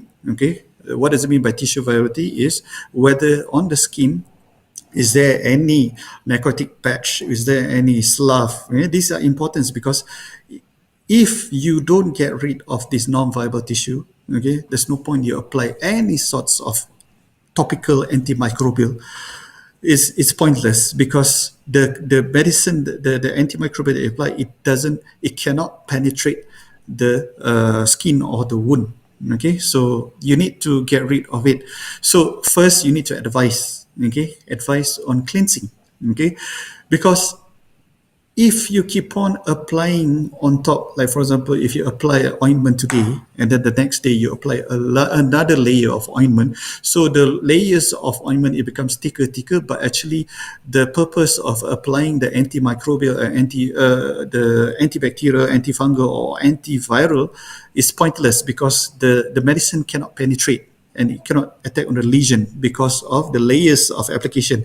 So you need to clean the wound. So you can advise all sorts of solution out there. Okay, they have the conventional solutions like normal saline, sterile water. Even right now in the pharmacy, in wound care world, you can see there's new non-cytotoxic product like superoxidized solution, dermacine, hydrocin, or PHMB like Prontosan and octinidine. the old army, the antiseptic skin solution, skin cleanser before in widely used in hospital. Also, we have this povidone iodine, acetic acid, hydrogen peroxide. But bear in mind, you need to know how to use. There's always an indication and how to use the product. Each and every product is listed here. And after that, then you think about the dressing material after the application. Okay, so the dressing material after the application, you can have the conventional ones like gauze, Gamgee, Melaleuin, Primapol. In fact, the modern dressing, you have this alginates, hydrofiber, foam, and also hydrocolloids. Okay, so there's so many out there that you guys need to know. Okay, and then other than that, you can also apply other product, like for example with silver contents, which it has so many functions. Rather than getting one item, you can have rather than getting so many items, okay, you can get like only one item that contains contents of everything. It contains as a disinfectant and as a moisture balance and also as a protective barrier over the wound or over the skin. Okay, so after you already got the cream, the topical, you already do the cleansing, then you're thinking about whether the slough or the necrotic patch it need debridement. So sometimes debridement not necessarily it needs a hospital, you need to go to clinic, it needs to do a sharp debridement or surgical debridement, you go to see a surgeon, you need to see a doctor. Sometimes there are other things out there that is easily available in pharmacy where you can use only topical, like for example enzymatic debridement or autolytic debridement. Okay, enzymatic debridement, you can have honey dressings, and also autolytic debridement, you can have hydrogel can be applied. Okay, so that don't require prescriptions and it doesn't need surgery. And for infection part, okay, yes. Sorry, sir. We might need to wrap up soon, sir. Sorry. Okay, so thank you. Just a few more slides. Okay, so finally into infection. Okay, so there are other things easily available for topical. We have silver, we have charcoal, and also we have honey dressings, and finally moisture management, which I already shown you the slides before. We have alginates, foams, and super absorbent. Okay, and other things besides all that, you can also advise patients regarding the surrounding the wound edge. If it's wet, we call it maceration, or if it's dry, with dehydration, you can all sorts of product you can advise, like this is all what we call is barrier cream, which protects the wound edge. Okay, and finally surrounding skin, you don't know whether is it dirty or not, because some patients they come with infected wound, and then when they do dressing they only focus on the wound but they don't focus the skin, the whole foot. So there's so many antiseptic cleanser, okay, skin cleanser, skin scrub out there that you can advise. So from one time the patient comes to the pharmacy, there's not only the topical products you can advise, there's so many other things that you can treat the patient as a whole. So in fact, during the dressing, during the bathing also, you can advise a simple plastic cover they can buy. Okay, so other than that, we have this adjunct therapy, we have collagen, we have microcurrent therapy, topical oxygen therapy, and so on. So with that, I think I've concluded my presentation. If there's any question you may ask, I hope this presentation benefit to all. Thank you so much. Okay. Yes. Yes. Thank you, Dr. Justy, for sharing your knowledge. We learned a lot from your slides. Due to the interest of time, I might not be able to proceed with the Q&A sections, but we will forward the questions to you, sir, and then we go next. Okay. Okay. Thank you. Thank you, sir. Thanks. Okay. All right. Next, ladies and gentlemen, allow me to introduce the seventh speaker for today. Okay, so the seventh speaker is Dr. Eng Chee Yen, who graduated from University of Aberdeen in year 2000. He completed head and neck interface fellowship in the UK, working closely with maxillofacial surgeon, plastic surgeon, neurosurgeon, and coloplastic surgeon in head and neck surgical oncology. Dr. Eng was appointed as a consultant ENT surgeon in Singapore and then the UK.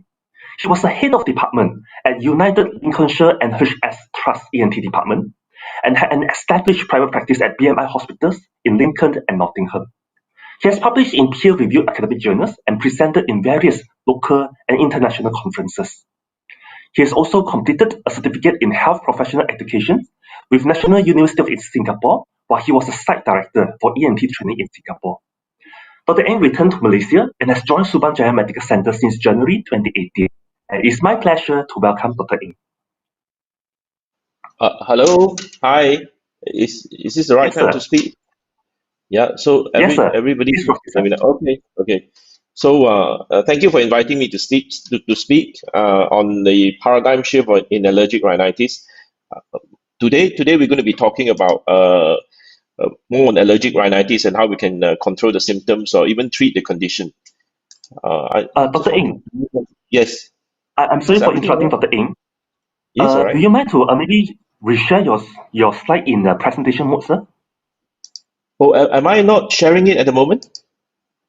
You are sharing the slide, but not in presentation mode, sir. It's not full screen yet, sir.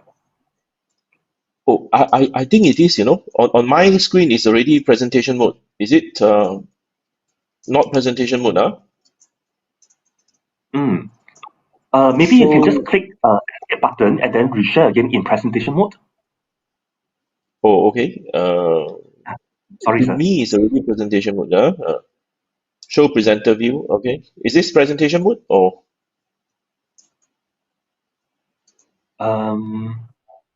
Still not, sir.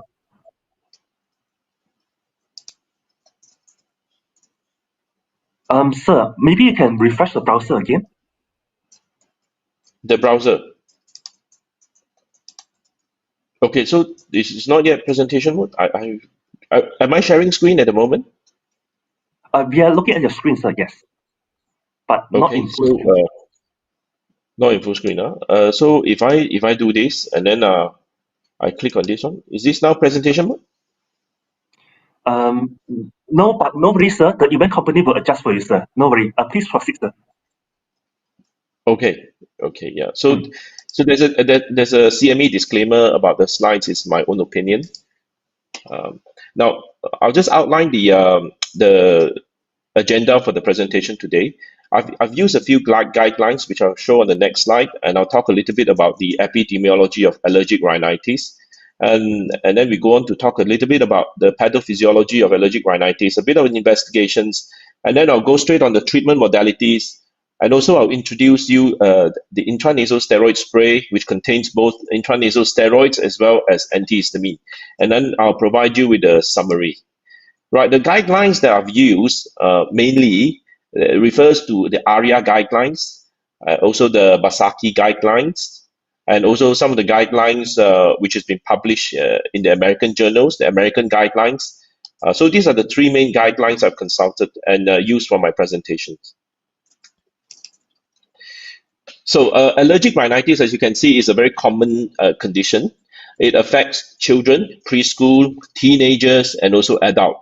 And the incidences and the prevalence is about the same in most countries. And you can see that in Asia, Malaysia, and Singapore, and also in the UK, it's not too much difference. They're about the same. And it's worth mentioning that 30% of pregnant women will have rhinitis symptoms. Now, when they present with rhinitis symptoms, they are not always allergic rhinitis. Next slide. Now, I want to point out that patients with suffering from rhinitic symptoms, which I'll come to later, they can have asthma as well. And their first port of call may not always be the specialist. And I'm a specialist. I see a small group of these patients, but a lot of these patients will end up caring for themselves. They will see a pharmacist, or they may go to a general practitioner. right? And then these patients may then get referred to the specialist. So it's very important that perhaps this is quite relevant to your practice as pharmacists, because most of these patients, they will try to get over-the-counter treatment.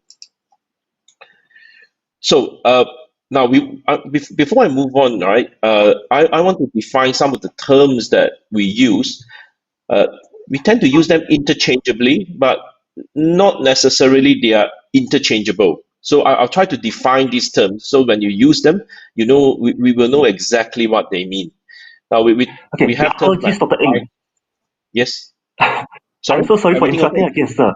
All right. Yes, Currently, the yes. slide is not moving. Do you mind to press F5 to refresh the browser, sir? Sure. Okay. The slides are not moving. Going to I've pressed F5 already. Yeah. Is there anything happening? Not yet, sir. Not yet. Okay, I'll press F5 again. Or I press the refresh button. Yes, please.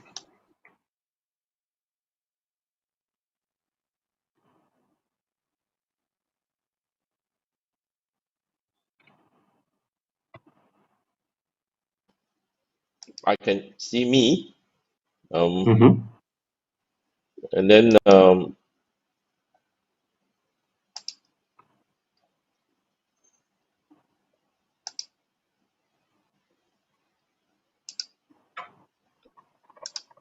right. We are for our Is this helping? participants. Yes. Okay, it's done. Thank you. Yeah, it's done? Yes, everything is nice, sir. Thank you, sir. Oh, thank you. Yeah, sorry about that. So I don't think you've missed very much, because initially they were just introduction. Now we come to the defining the terms of the terms that we use commonly for describing rhinitis, rhinosinusitis, rhinoconjunctivitis, allergic rhinitis, non-allergic rhinitis, infective rhinitis, seasonal allergic rhinitis. Now, forgive me, during my presentation, I forgot to put in the allergic in this presentation. So I mean seasonal allergic rhinitis, as in SAR, perennial allergic rhinitis, occupational rhinitis, intermittent allergic rhinitis, persistent allergic rhinitis. And you know, these terms you've heard being thrown around, but they have definitions, and I'll come to them. And then in terms of severity, right, thank goodness that there are only two severities levels. One is mild and the other one is moderate to severe. And they are measured on the visual analog scores. And the easy bit to remember is that it is mild if it does not affect your quality of life. So if you could still go to work, go to school, carry on with what you're doing, you're able to sleep, you're able to do sports, exercise. So your quality of life is not affected, then it's mild. If at any stage the symptoms of allergic rhinitis affects your quality of life, then it becomes moderate to severe. So it's as easy as that, really.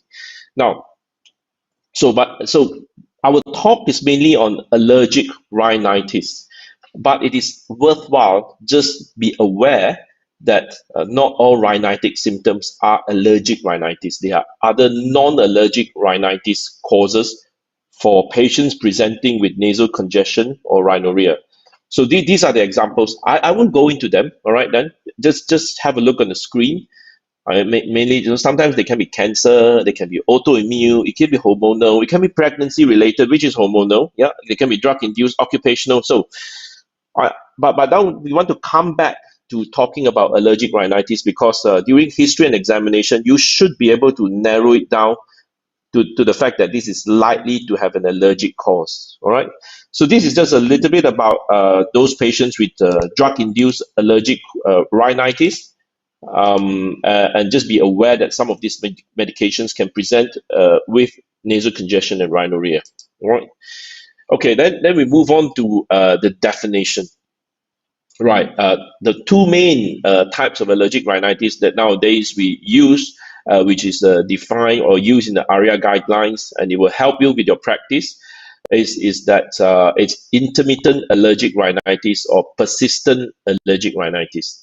And those patients with less than 4 days per week of symptoms or less than 4 weeks of symptoms in a year could be classed under IAR, which is intermittent allergic rhinitis. And those with more than 4 days per week of more than 4 weeks a year. They are called persistent allergic rhinitis, and they are PAR. Yeah.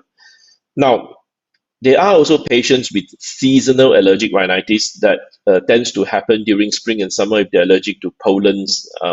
Those who are allergic to perhaps molds tends to be worse during autumn.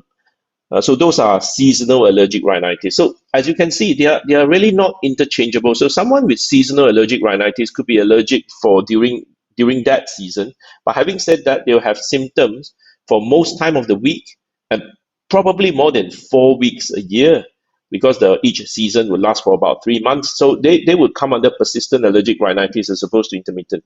So it would be wrong to assume that all patients with seasonal allergic rhinitis automatically are intermittent allergic rhinitis. Now you need to make that differentiation, all right? And then we talk about mild and moderate to severe, as you can see. Right. Now, it's worthwhile knowing that there are associated conditions. If better control can lead to better control of symptoms of allergic rhinitis, such as patients with asthma. It's probably worthwhile mentioning that because better control of asthma will lead to better control of symptoms of allergic rhinitis and vice versa. Other conditions that can be related to allergic rhinitis, especially in children, including atopic dermatitis, sleep disordered breathing because of blocked nose, sometimes there are big adenoids and tonsils, and also middle ear infection. Now, nasal polyposis is rare in children. It's probably that you note that, huh? Okay, so what are the signs and symptoms of rhinitis when they walk into your shop, when you see them? It's probably worthwhile asking them some relevant questions, such as any blocked nose. If they do, remember to ask which side. They tend to say both sides or either alternating sides. Runny nose, if they do have runny nose, what color is the discharge from the nose? Or perhaps if they have postnasal drip, what is the phlegm that they cough up or bring up? So green would you would suggest that maybe they have an acute bacterial infection. If it is clear, sticky, it's probably more towards allergic rhinitis. And then they tend to tell you about nasal itchiness, frequent sneezing. Some of them even have eye symptoms, and they may cough, they may wheeze, and these are the patients that you may suspect may have asthma.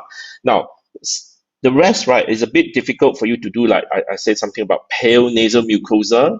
Now, inferior turbinates hypertrophy, these are tissues within the nose that can swell up. Clear sticky mucus within the nasal cavities. Now, these are the things that we can detect if we do a nasal endoscopy in clinic. Then you talk about the allergic salute. You can see the picture on the top right hand corner, where these patients tend to rub their face with their hands or palm, and then it can create a crease along the dorsum of the nasal, along the nasal dorsum. So that is called an allergic salute. It's like putting the hands up, it's like a salute.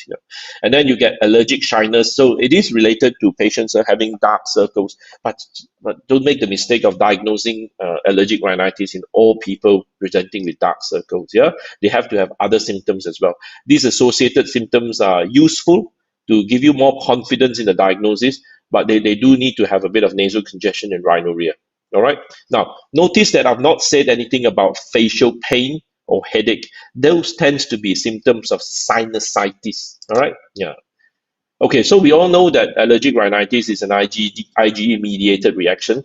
I won't bore you with this slide. Basically, it's due to degranulation of mast cells leading to production of histamine. We're all familiar with these slides, but there is a better one which I'll show you later. Yeah, there's not much investigations you need to do because the investigation tends to cost more than the treatment itself. So most of the patients, if you're fairly confident with your diagnosis from the history and examination, you try them on treatment first.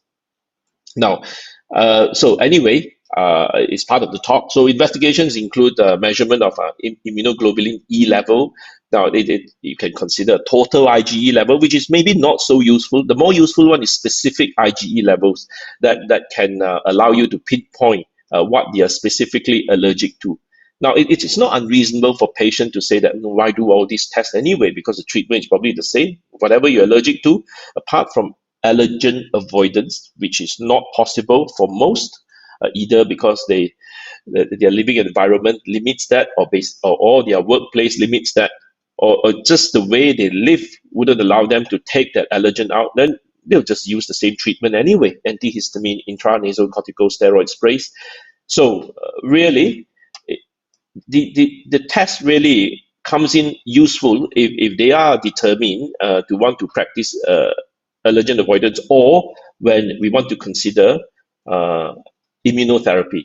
Now that would be very useful. Skin prick test, you need a specialist skin nurse to do it.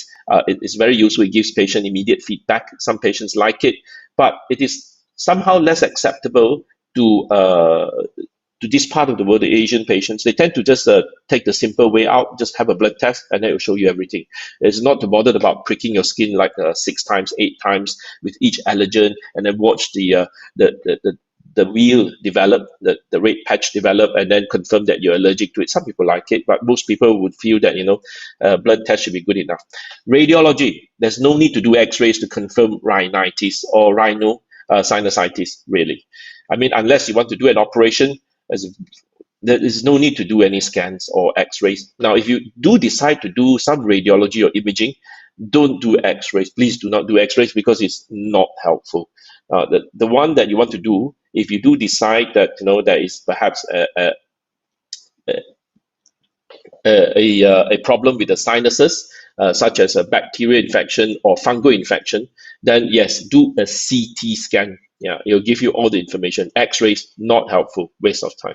Now, then you might consider a peak flow to check if they are also asthmatic. Now this is where it's very important. Now, when they are standing in front of your shop, in front of you, you might want to ask yourself, when is it not appropriate for me just to send them off with a bottle of nasal steroid spray or some antihistamine, right? So these are the symptoms. You can either refer them to a GP or an ENT specialist.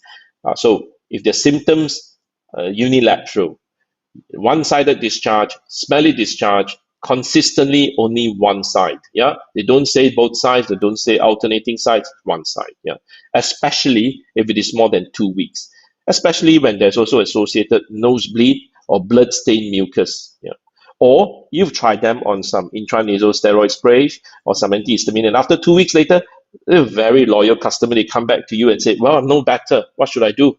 Don't send them away with another 2 more weeks of steroid spray or antihistamine. Perhaps it's time that they see someone, so that they can get their nose looked at. So structural abnormalities such as septal deviation, which is the partition of the nose being bent, and the swelling of the nose, the turbinates enlarge. Now, a bent septum cannot be cured by nasal steroid spray or antihistamine. So these need surgical correction. Now, if they tell you that they can smell like a rotten fish or rotten meat, this is called cacosmia or altered sense of smell. Now, this may suggest fungal infection, bacterial infection, or worse could even be cancer. So these are patients that worth visiting a specialist for endoscopy assessment. If someone's face is swelling up and the eyes are popping out, well, this is obvious, isn't it? You wouldn't be sending them off with some antihistamine and nasal steroid spray, yeah? Okay, so they do need to see someone. So we talk about allergen avoidance, part of the management, saline irrigation. We heard some good speakers talking about it, and oral antihistamines. Now, it is something very acceptable to most patients because a lot of people have steroid phobia. Yeah. However, you must reassure them that for intranasal steroid sprays, if used in the right way, actually carries very little side effects, and the systemic absorption is actually negligible or very minimal. And for children, it's very safe. It doesn't cause problems with the growth plate. They'll achieve their full maximum height. Very few side effects, and it's very safe if used intranasally in the right way. Anti-leukotrienes, I'll come to that because lately the ARIA guidelines would recommend that you could use this to treat allergic rhinitis, especially when they have asthma. Now, you can use anticholinergics, which is also helpful, but anticholinergics tends to be more helpful with reducing nasal discharge than congestion, which I'll have a table to show you as well. And then you have sodium chromoglycates, and then these are drops that people use for more often for eyes to help with red eyes symptoms like patients with hay fever, right? Then finally, allergen immunotherapy, ALT. There are 2 ways to administer this, and the safer way would be the sublingual immunotherapy, the SLIT. And it is very useful for, this ALT is particularly useful for patients who have specific allergy. So if you do perhaps a specific IgE test, you will notice that they are only allergic to house dust mite. Now, for this group of patients where they have very limited allergy to a very specific thing, then ALT is something worth considering. If they're allergic to like 10 different things, yeah, really, ALT is probably not suitable. Huh? So we might as well treat the common pathway with intranasal steroid sprays and antihistamine, as opposed to try to desensitize them to 10 allergens. You know? So this is not practical. So if there's one specific one, very useful, right? Then surgery. Surgery cannot cure allergy, but people argue that surgery cannot cure, but surgery can help relieve symptoms of allergy, right? So imagine that you have very large turbinates, the septum is very bad, patients got very blocked nose. Now surgery can straighten the partition of the nose, create more space within the nasal cavity. So even when the turbinate swells up, right, you still have enough space to breathe comfortably, and so it creates more buffer when the allergic symptoms are worse. So they are not so bad. Surgery is best for helping nasal congestion, right? Sinus surgery is again not is only indicated if the patient also has sinusitis, not just allergic rhinitis. Okay, this table is quite interesting. Take a minute. It's worth taking that minute because it summarizes what is useful for what symptom. And you can see that oral antihistamines, intranasal antihistamines, if the antihistamines is in the eye drops now, what are they good for? Are they good for sneezing, runny nose, blocked nose, itchiness, runny eyes, and then corticosteroids, chromoglycates, decongestants, yeah, and oral antileukotrienes. Right. Then if you're okay, I'm just going to pause a second because it's worthwhile you just have a look at these slides. Yeah. Okay. Yeah. Then go straight to the last line, and it's obvious that if you have an effective spray that contains steroids and antihistamine, actually it helps control all the symptoms that can be present in patients with allergic rhinitis, including eye symptoms, although the sprays are applied into the nose. Yeah. Okay. Going to move on. Okay. Again, this is just a reiteration of the visual analog scales and about how you assess patient and how bad they are. It basically is summing up of the fact that how when is a patient with allergic rhinitis is mild or moderate to severe. Now, because of in the interest of time, right, I'm going to move on very quickly to this slide, which is one of the most useful slides. Yeah, for patients with seasonal allergic rhinitis, intermittent allergic rhinitis. Yeah, sometimes you can also call that. Yeah.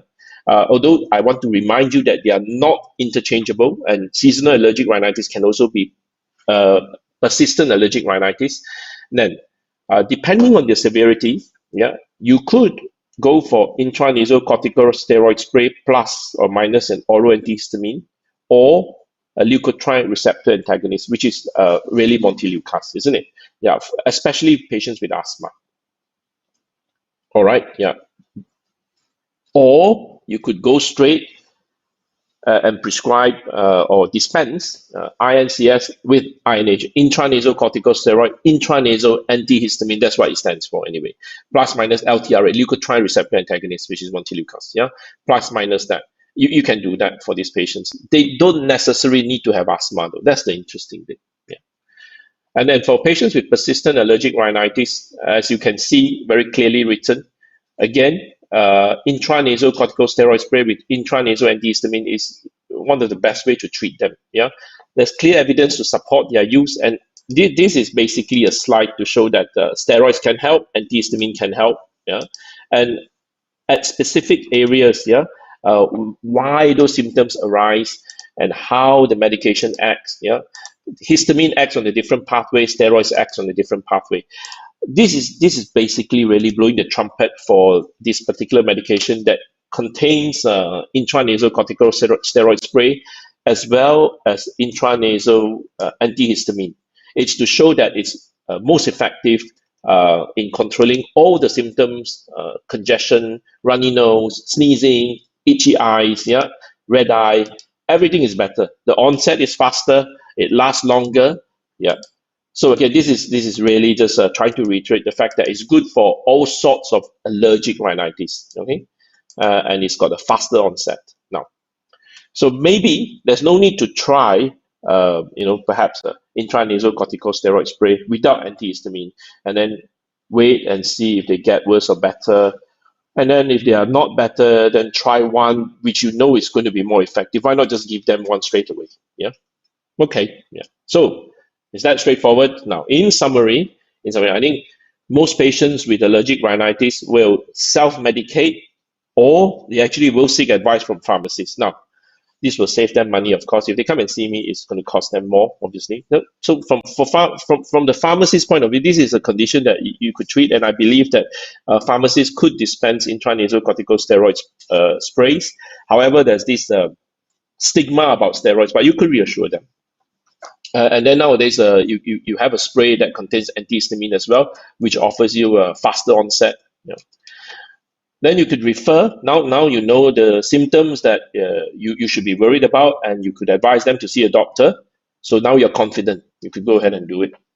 You can make a diagnosis, a reasonable diagnosis. You could try them on the treatment for 2 weeks. It's hardly ever going to cause any harm if you're just trying them on the symptoms for 2 weeks, if you don't see any obvious eye swelling or face swelling, and if they don't have unilateral symptoms or they don't have nosebleed. Yeah. So you're aware of the differential diagnosis and the red flag symptoms. And then you would assess them again.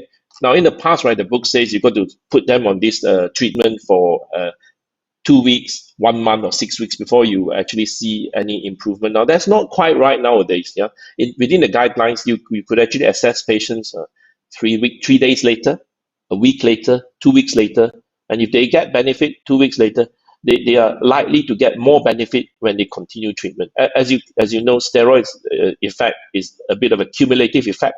The benefit will improve as they continue to use it. And so compliance is very important now. You have to emphasize that again and again. So steroid sprays is not something that you use for 3 days, stop 2 days, use a week, stop another week. Use when you feel blocked tonight and then you expect it to work when you go to bed. It won't, right? I mean, these are the sprays that you have to ask them to use it day in, day out, every day, and put it by the bedside twice a day, morning and night. And whether good days or bad days, if they use it, and if they finish the bottle, they could stop the bottle after and observe their symptoms, and they are likely to have many months of benefits to come. And as I said, allergy is something that you can't cure unless you do ALT, which is allergen immunotherapy. They are likely to need the medication again, but they don't have to continue on it months or years. They could take perhaps 1 month every 3 months, and then 2 months later, if their symptoms get back for whatever reason, they can restart on another bottle. They finish the bottle, and then they can stop for a while and observe their own symptoms. Now, this is a better way than take for 2 days or spray once and then stop and then do it again next week, and they say this never worked. Now, that's the wrong way to use it. Anyway, that's the end of my presentation. Thank you very much for everybody's attention. I hope I've stuck to time. Thank you. Hi. Thank you very much, sir. Thank you for sharing this interesting topic. Doctor, we received a few questions from our participants. Allow me to just read out for you, sir. Yeah, I hope they're not too difficult, though. For this product, Dymista, is it recommended for pediatric patients also? Yeah. Pediatric can use it. I've checked it with the what do you call the product manager the other day. From our point of view, pediatric within Malaysia they can use it. But let me just remind myself, because for me, I suppose as doctors, right, we can prescribe as long as we feel that we can justify. So I don't pay too much attention on the exact cutoff age, but from my point of view, right, I do use it for pediatric patients. Anybody 6 and above, right, I use them. And I just 6 years and above, I use them. And in Malaysia, right, it can be used for patients 12 years and above. So that is approved. But for me, right, I use it for all patients 6 years and above. Because 6 years and above is approved in all other Southeast Asia countries. I suppose this would include Singapore. But in Malaysia, currently, it's only approved for 12 years and above. But I use it anyway, and I justify it. Okay, noted, sir. Now, sir, before I ask the next questions, can you kindly unshare your screen? Unshare my screen. Yes, yes, so that we can see Oh, your okay. camera, sir. Oh, so sorry. Yeah. Let me end the presentation. Yes. Yeah. Let me unshare my screen. Yeah. Okay. How do I look? Okay. Yeah. Great, sir. Okay. Now, next question, sir. If let's say we have an asthmatic patient already on some long-term steroid inhaler, do you think is that if there's any concerns or contraindications for intranasal steroid spray also for No, AR? no. If they're no. If they are only taking inhaler which contains steroid, for example, I think budesonide inhaler. Oh, I can think of Symbicort inhaler. I don't think the total steroid load of a patient will be exceeded if they are only using an additional intranasal steroid spray such as Dymista. That would be very safe. Yeah. Yeah, because it's all topical. All right. Yes. Yes. Very minimal systemic absorption or negligible systemic absorption. It's okay. It's very safe.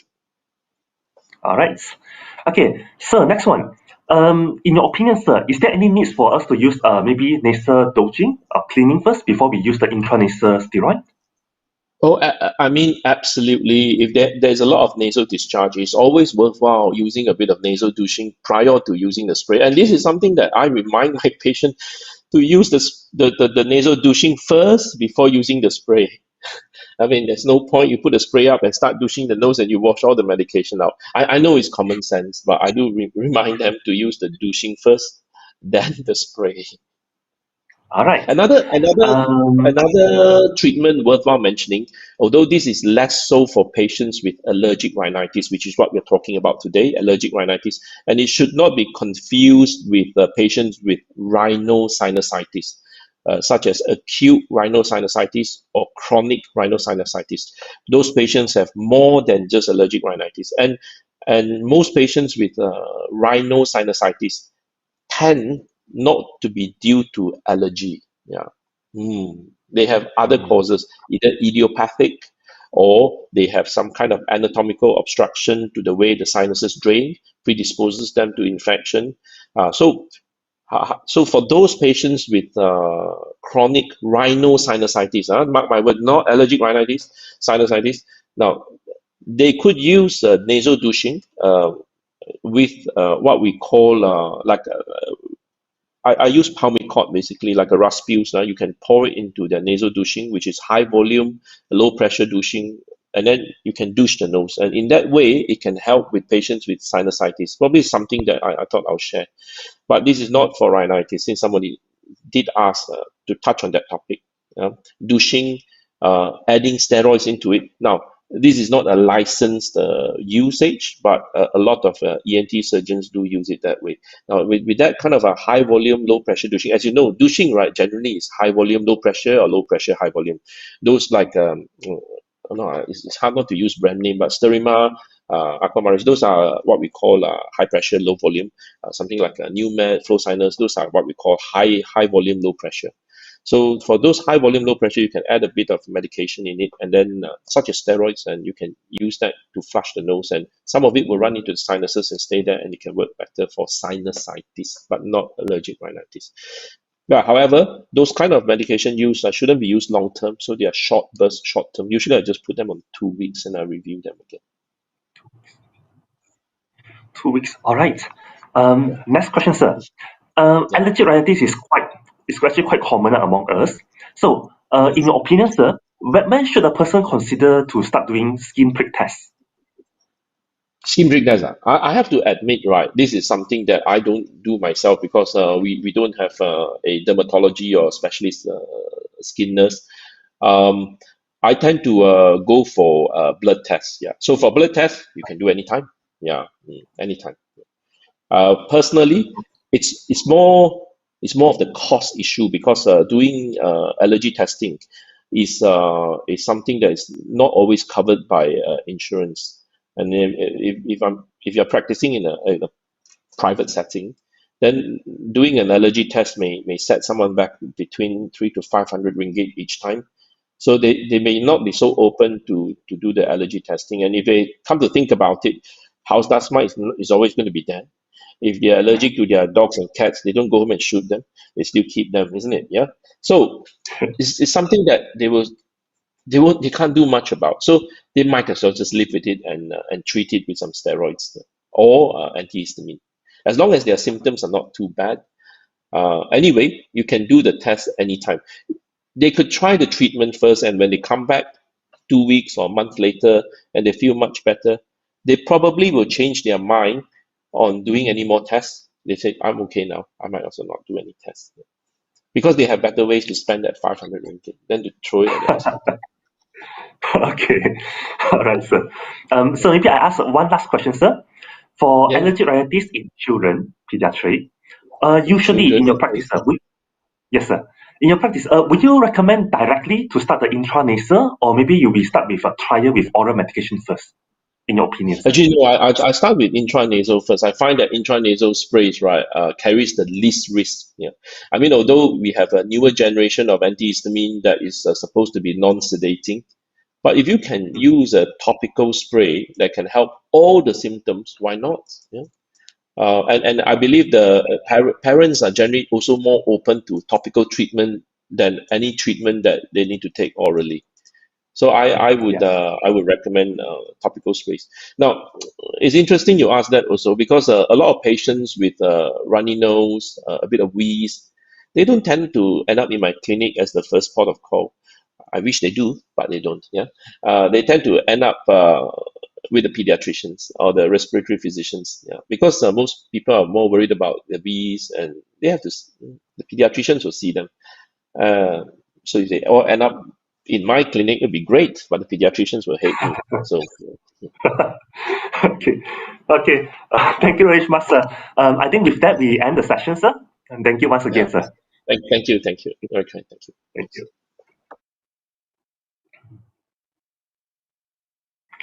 All right. So coming up next, we are delighted to have Dr. Law Hui Wen to talk on the management of vaginal yeast infections in the community. Now, allow me to give a bit of introduction first. Dr. Law specializes in obstetrics and gynecology. She obtained her MBBS from University of Newcastle upon time, and MRCOG from the Royal College of Obstetricians and Gynecologists in the United Kingdom. Now, throughout her career, Dr. Law has worked in various hospitals in the UK and in Malaysia. She is currently a consultant at the Sunway Specialist Centre Damansara, and she's also the honorary secretary of the Obstetrical and Gynecology Society of Malaysia. Her clinical focus includes antenatal care, benign and pre-malignant gynecology conditions, pelvic organ prolapse, and sexual health. Dr. Law is a big proponent of women's health and has a special interest in fertility. Now, let us warmly welcome Dr. Law to the stage. Hi there, I'm Dr. Loh, one of the consultant obstetricians and gynecologists at Sunway Specialist Centre, Damansara. Today, I've been asked to give a talk about management of vaginal yeast infections. So I hope that you will find today's talk enlightening. Okay, I'm going to share the screen now.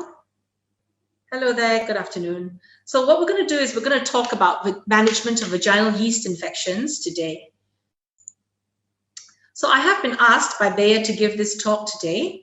So that is my only declaration of interest. So we'll start off the talk just talking about vaginal discharge. So vaginal discharge can be actually very normal in patients. It can, a lot of women can have different changes in their vaginal discharge throughout the month. And this can be what we call physiological. So it might be due to hormonal changes that they have. Sometimes it can also be due to infections as well. But what is important to know is that our vagina, within our vagina, lives a group of bacteria. Lactobacilli, anaerobes, staphylococci, streptococci, candida, staph aureus, and staph strep agalactate, basically group B strep, okay? So basically we've got a whole bunch of bacteria that actually live in harmony within the vagina. And sometimes when there's actually a disruption in this, you can actually get an infection. So why do we have altered vaginal discharge? It can be sexually transmitted, which is every woman's worst nightmare. It could also be non-sexually transmitted as well. So, which is something that we'll be talking about a bit later on. Okay. It could be due to a foreign body. So sometimes if women are complaining of vaginal discharge that might be a bit smelly, or which is a bit weird and out of the ordinary, it might be important to actually take history to find out if there's a possibility of a foreign body. If that is the case, they might need to see a gynecologist. So foreign bodies may constitute things such as condoms, tampons, vaginal cups. So things like that sometimes can actually be left within the vagina and forgotten about, which can sometimes result in infection. So what I'm going to talk about today is mainly about non-sexually transmitted vaginal discharge, because it's very difficult to tell the different types of vaginal discharge apart. What is important is that you must understand that we have got the most common non-sexually transmitted cause of altered vaginal discharge, and that cause is due to bacterial vaginosis. The second most common type is actually non-sexually transmitted altered vaginal discharge is actually Candida albicans. So these two are probably the most common kinds of vaginal discharge that we find that are not sexually transmitted. Vaginal discharge can be so difficult to tell apart, but these are actually the more common ones that patients might present with. So bacterial vaginosis, the typical patient will come in telling you that they've got some smelly vaginal discharge, quite fishy normally. The discharge is normally homogeneous, which means it's thin and watery, and there's normally no symptoms associated with it. When we do a speculum examination, we might find thin off-white discharge with a fishy odor. Sometimes there's no odor whatsoever. And you can do something called the amine test, where you can actually mix it with KOH, and you will actually get a fishy odor with that, but we don't tend to do that nowadays, okay? And generally, there's no associated inflammation. Now, bacterial vaginosis tends to love it when the pH has gone up, okay? So when the pH has gone higher than 4.5, that's when bacterial vaginosis actually flourishes. So sometimes the cause of bacterial vaginosis might be because there is actually a decrease in the number of normal lactobacilli, which maintain the normal acidity within the vagina. The other cause that we can have here is vulvovaginal candidiasis, and this is going to be one of the main foci of my talk. This discharge can be thick, it can be lumpy, it can be white. Sometimes it changes to yellowish, sometimes greenish, okay? Generally, there's no smell associated with it, but it's normally associated with itching and soreness, okay? The soreness might be because the candidiasis has actually affected the labia, but also it might be because of all the itching and washing that the patient inevitably does. So you can get also dysuria sometimes, so difficulty passing urine and pain. And that also could be because the candidiasis has actually caused swelling over the urethral meatus. And also sometimes it can have pain during intercourse as well. Now, when you do an examination, you will find that this is cottage cheese-like discharge, okay? And there's normally inflammation of the vagina, inflammation of the vulva as well. And normally the pH or the acidity within it is actually normal, which is less than 4.5. The other thing that you might want to know about is trichomoniasis, okay? The discharge can be frothy, it can be variable, okay? It can have a smell as well. There can be itching, there can be soreness. Again, the symptoms all sound very much alike, isn't it? Difficulty passing urine, some lower abdominal pain. But when you look at the discharge on speculum, this will normally be a thin yellow-green, smelly kind of discharge. It might be frothy as well, and there's normally some inflammation as well. So it can mimic your candidiasis, but the main difference is the color and the consistency of the discharge, okay? So the pH as well will normally be more than 4.5. So very much like your bacterial vaginosis. Now, although this is important to know the difference in the type of discharge the woman has presented with, most of the time we will take a vaginal swab and we will actually send it for culture. And that is probably one of the most accurate ways to determine what is causing this discharge. So I'm going to focus the rest of my talk on vulvovaginal candidiasis, okay, or VVC, all right? So vulvovaginal candidiasis is normally caused by Candida albicans, and about 90% is due to this. What's important is that 75% of women will have had at least one episode of VVC. So it affects most women out there, at least once in their lifetime. And 40 to 45% may have recurrent episodes, and this might be due to poor treatment or incomplete treatment sometimes, or sometimes it might be because maybe their sexual partner is also a vector, so they're passing it back and forth to each other. And 20% will actually have complicated VVC as well. So this is something that we will try and avoid with adequate treatment. So what causes vaginal candidiasis? So it can be persistence of Candida. So like I said, if you have not treated it properly the first time, the Candida might still be there, but in lower numbers, and this might actually flourish and cause another vulvovaginal candidiasis as well. It could be due to immunosuppression. So patients who are immunosuppressed, like patients who have maybe on chemotherapy, patients who've got renal failure, patients who've had organ transplants recently, these are all patients who are immunosuppressed from the medications. So these patients are actually at risk of candidiasis as well. And generally, these patients may not only have vaginal candidiasis, they may also have oral candidiasis as well. Diabetes is one of the main causes. We're all Asian, so therefore in Asia, we're already at risk of very high risk of diabetes. And if it's poorly controlled, then you're at an increased risk of getting Candida, particularly vaginal candidiasis. And recent antibiotic use. So what happens is sometimes when you take recent antibiotics, within the last few weeks, you can actually kill off the normal bacteria that's supposed to live there, your lactobacilli, which is supposed to maintain the acidity. And sometimes this can actually result in your candidiasis as well.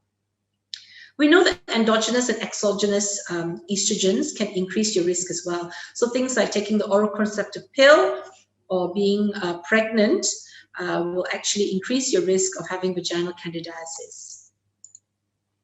So what are the symptoms of vaginal candidiasis? So when you have Candida, normally the one symptom that everyone tells you is itching. It is an itch it can be inside, it can be outside, but it's normally quite difficult for the patient to control these symptoms. There might be a burning as well, because what happens is there's inflammation. The labia also gets swollen as well from the inflammation. They will tell you that there's some white discharge, and in some cases there might be an unpleasant smell as well. Again, like I said, sometimes patients get pain when they pass urine and pain when they have intercourse as well. So before we talk about treatments, we want to talk about general advice for vulvovaginal candidiasis. Now, generally, we would tell patients to avoid irritants such as soaps, anything that is excessively cleaning that area and stripping off the vagina from their normal oils that are there. So we actually advise patients not to put any potions or lotions over that area. We should advise patients to wear loose, breathable underwear. Okay, underwear which is preferably made from breathable materials such as cotton, because actually we know that synthetic materials or not changing the underwear often enough can actually result in this problem as well. There's evidence that shows that frequent use of panty liners, probably because of the moisture and because of the heat caused by the panty liners, can result in recurrent vulvovaginal candidiasis as well. And emollients can be used, but you have to be careful with creams that you apply down below without having to cause an irritation of the vaginal mucosa as well. Douching, which means that you actually clean the inside of your vagina with some chemicals. If you excessively douche, what happens is you actually strip the area from the normal bacteria. You change the acidity inside, and this also can result in an increase in your vulvovaginal candidiasis. Now, sex can be associated with vaginal candidiasis, and this might be due to colonization of Candida, both in the partner sometimes. So sometimes what happens is that you treat the female, but there might be sort of the colonization on the male partner.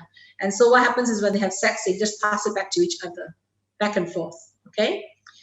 If you they plan to have sex, if patients who have candidiasis plan to have sex, it is actually advisable to use a gentle water-based lubricant. This might help with the symptoms, but generally, because it can be quite uncomfortable and quite painful, we actually generally ask patients to avoid sexual intercourse until your symptoms have improved. So these are things that have always been spoken about, but actually there's no real evidence to support this. Probiotics, there's actually not very strong evidence to support the use of probiotics in these patients to prevent vulvovaginal candidiasis. The evidence results has been variable and it's been inconsistent as well. So we're not sure whether it's just general health that's been improved with probiotics, or whether that's actually helped with the vaginal discharge. Tea tree oil or essential oils, can cause hypersensitivity, so it's not actually recommended as treatment for vaginal candidiasis as well. There's underwear out there with antimicrobial properties, so there's no evidence to show that this works as well. Traditionally, people used to say that if you've got vaginal candidiasis, that you should soak a tampon in yogurt and honey and actually put it inside the vagina. Unfortunately, this may improve symptoms, but it's not been shown to actually cure or treat vaginal candidiasis as well. A change in the diet theoretically should make a difference. So because they say that if you change your diet, perhaps acidity within there will be maintained, but there's no evidence again to support this. Oral garlic, although traditionally some people have said that it might help with this, it actually just results in heartburn, it might result in nausea sometimes, and also in body odor as well. So these are things that we don't actually, we wouldn't actually recommend routinely for patients who are suffering from vulvovaginal candidiasis. So we're going to talk about treatment options, and my treatment options actually come from the British Association for Sexual Health and HIV. Okay, so acute VVC is actually recommended to be treated by fluconazole capsules, 150 milligrams as a single dose, or clotrimazole pessaries, which is 500 milligrams as a single dose intravaginally. If it's very severe, we actually recommend that you repeat the fluconazole on day 1 and day 4, or you can use clotrimazole, 500 milligrams pessaries intravaginally on day 1 and day 4. Okay, so if it's very severe, you could repeat it on day 1 and day 4, but if not, the normal patients that will come in with some vaginal discharge and itching, normally you would just prescribe either fluconazole 150 milligrams or clotrimazole 500 milligrams as a single dose. So what's interesting is that clotrimazole actually reduces the clinical symptoms of pruritus, burning sensations, and because it's not oral, you don't get any of the stomach upset or vomiting that might be associated with it as well. Okay, clotrimazole also works locally on the vaginal mucosa, so it actually decreases the symptoms in about 90% of these patients after 2 re-examinations. And there's actually evidence that says that 500 milligrams of clotrimazole, vaginal tablet, actually results in 62 to 90% high rate. 62 to 90% cure rates after 1 day clotrimazole. And if you actually combine it with the cream, it's actually, the cure rates are actually thought to be about 73 to 95%. So I think that this is quite effective and something that you can consider for your patients. So recurrent VVC, what actually constitutes as recurrent VVC? So recurrent VVC actually means that you've actually had at least 4 episodes of vulvovaginal candidiasis in the last 12 months, of which 2 episodes are confirmed either by culture or by microscopy. Okay, this again, like I said, can be due to poor or partial treatment, or it could be complete treatment with episodes in between. The treatment may actually be longer, and actually it's recommended to do a maintenance treatment for 6 months. We will actually either induce with fluconazole, 150 milligrams orally, every 72 hours for 3 doses. And then of which you will actually maintain it for 6 months, either with fluconazole 150 milligrams orally once a week for 6 months, or you can use the clotrimazole pessaries, 500 milligrams intravaginally once a week. And that's continued for 6 months as well. Other things that you can consider is topical imidazole trip therapy, which is 7 to 14 days, and then intravaginal clotrimazole once a week as well for 6 months. So this is actually treatment that we recommend for 6 months so that you can actually completely treat your vulvovaginal candidiasis. What is important is number one, you must get the diagnosis correct. So if you have the diagnosis correct, then only does the patient warrant this kind of treatment. All right. But what is important is that maintenance cure rates with clotrimazole is about 69.7% at 6 months, using 500 milligrams of clotrimazole, vaginal tablet, once a month for 6 months. Okay. So it's been shown to be very effective. What about pregnancy? So like we said earlier, as if you're pregnant, you're already at risk of having vulvovaginal candidiasis because of all the estrogen. What is interesting is that there was this article in the New England Journal of Medicine looking at the use of oral fluconazole during pregnancy and the risk of birth defects. And what was interesting was that exposure to any fluconazole in a cumulative dose of 150, 300, or 350 to 6,000 milligrams in the first trimester was not associated with a significantly increased risk of birth defects overall. But these patients are at a 3 times higher risk of having tetralogy of Fallot. And this increased risk was found in all analyses as well. So I think that this is quite a significant risk on the babies to give oral fluconazole. So, which is why oral fluconazole is actually not recommended in pregnancy. So if you look at the cure rates for clotrimazole, it's actually been shown to be very effective with 78% cure rate at 1 week if you're using 100 milligrams of clotrimazole vaginal tablets once a day for 6 days. Okay. What's important, obviously, is the FDA category. Clotrimazole topical, because this is topical and because this is only the effect is actually local on the vagina, the FDA pregnancy category is category B. All the others out there are actually category C or category D. So that's not actually recommended in pregnant women. So if a pregnant woman comes in with acute symptoms of vulvovaginal candidiasis, you have got limited options. But the first line would normally be clotrimazole pessaries, 500 milligrams vaginally at night for up to 7 nights. Why is it that they're giving it for so long? Is because in pregnant women, you're already at risk. Okay, you're at an increased risk of having VVC already. So which is why they actually prolong the treatment and recommend it for 7 days. Again, this is if either that or you can use the 10% vaginal cream, 5 grams, for up to 7 consecutive nights as well. So we normally ask women to put all this treatment at night because it's actually been shown to be a bit less invasive for the patient, and sometimes it's easier as well. You know that they don't get the sort of messiness that you get. So patients are advised to actually put these pessaries at night or the vaginal creams at night, so it's not so messy throughout the day. If they've got recurrent VVC, so again, the diagnosis needs to be correct. You need to have at least 4 episodes in the last 12 months, of which 2 episodes are confirmed by either culture or by microscopy. Then they actually recommend that you do induction with topical imidazole therapy for 10 to 14 days. And then clotrimazole pessaries, again, 500 milligrams intravaginally weekly. So as we can see previously, clotrimazole is actually shown to be relatively safe in pregnancy. So I think I'm going to come to the end of my talk. The audience to take home is that vaginal discharge is not all the same. It's important to actually find out what kind of vaginal discharge there is. Vaginal discharge can be smelly, it can be painful, it can be asymptomatic. So all this can actually mean different things as well. So vaginal discharge, again, can be physiological. So like I said, with hormones, hormones changing the way we actually, so basically every month the hormones can actually affect our vaginal discharge as well.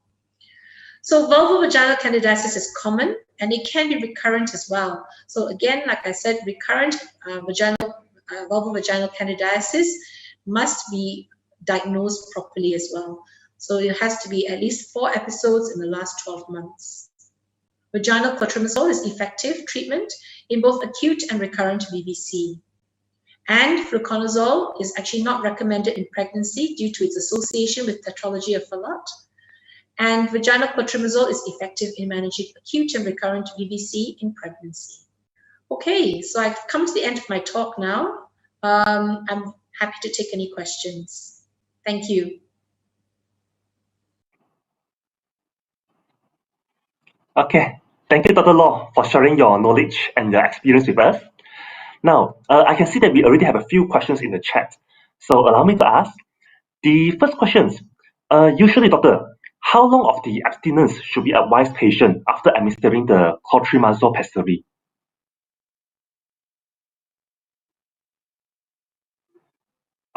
Sorry, doctor, I think you are still muted. I'm so sorry. Hi, can you hear me now?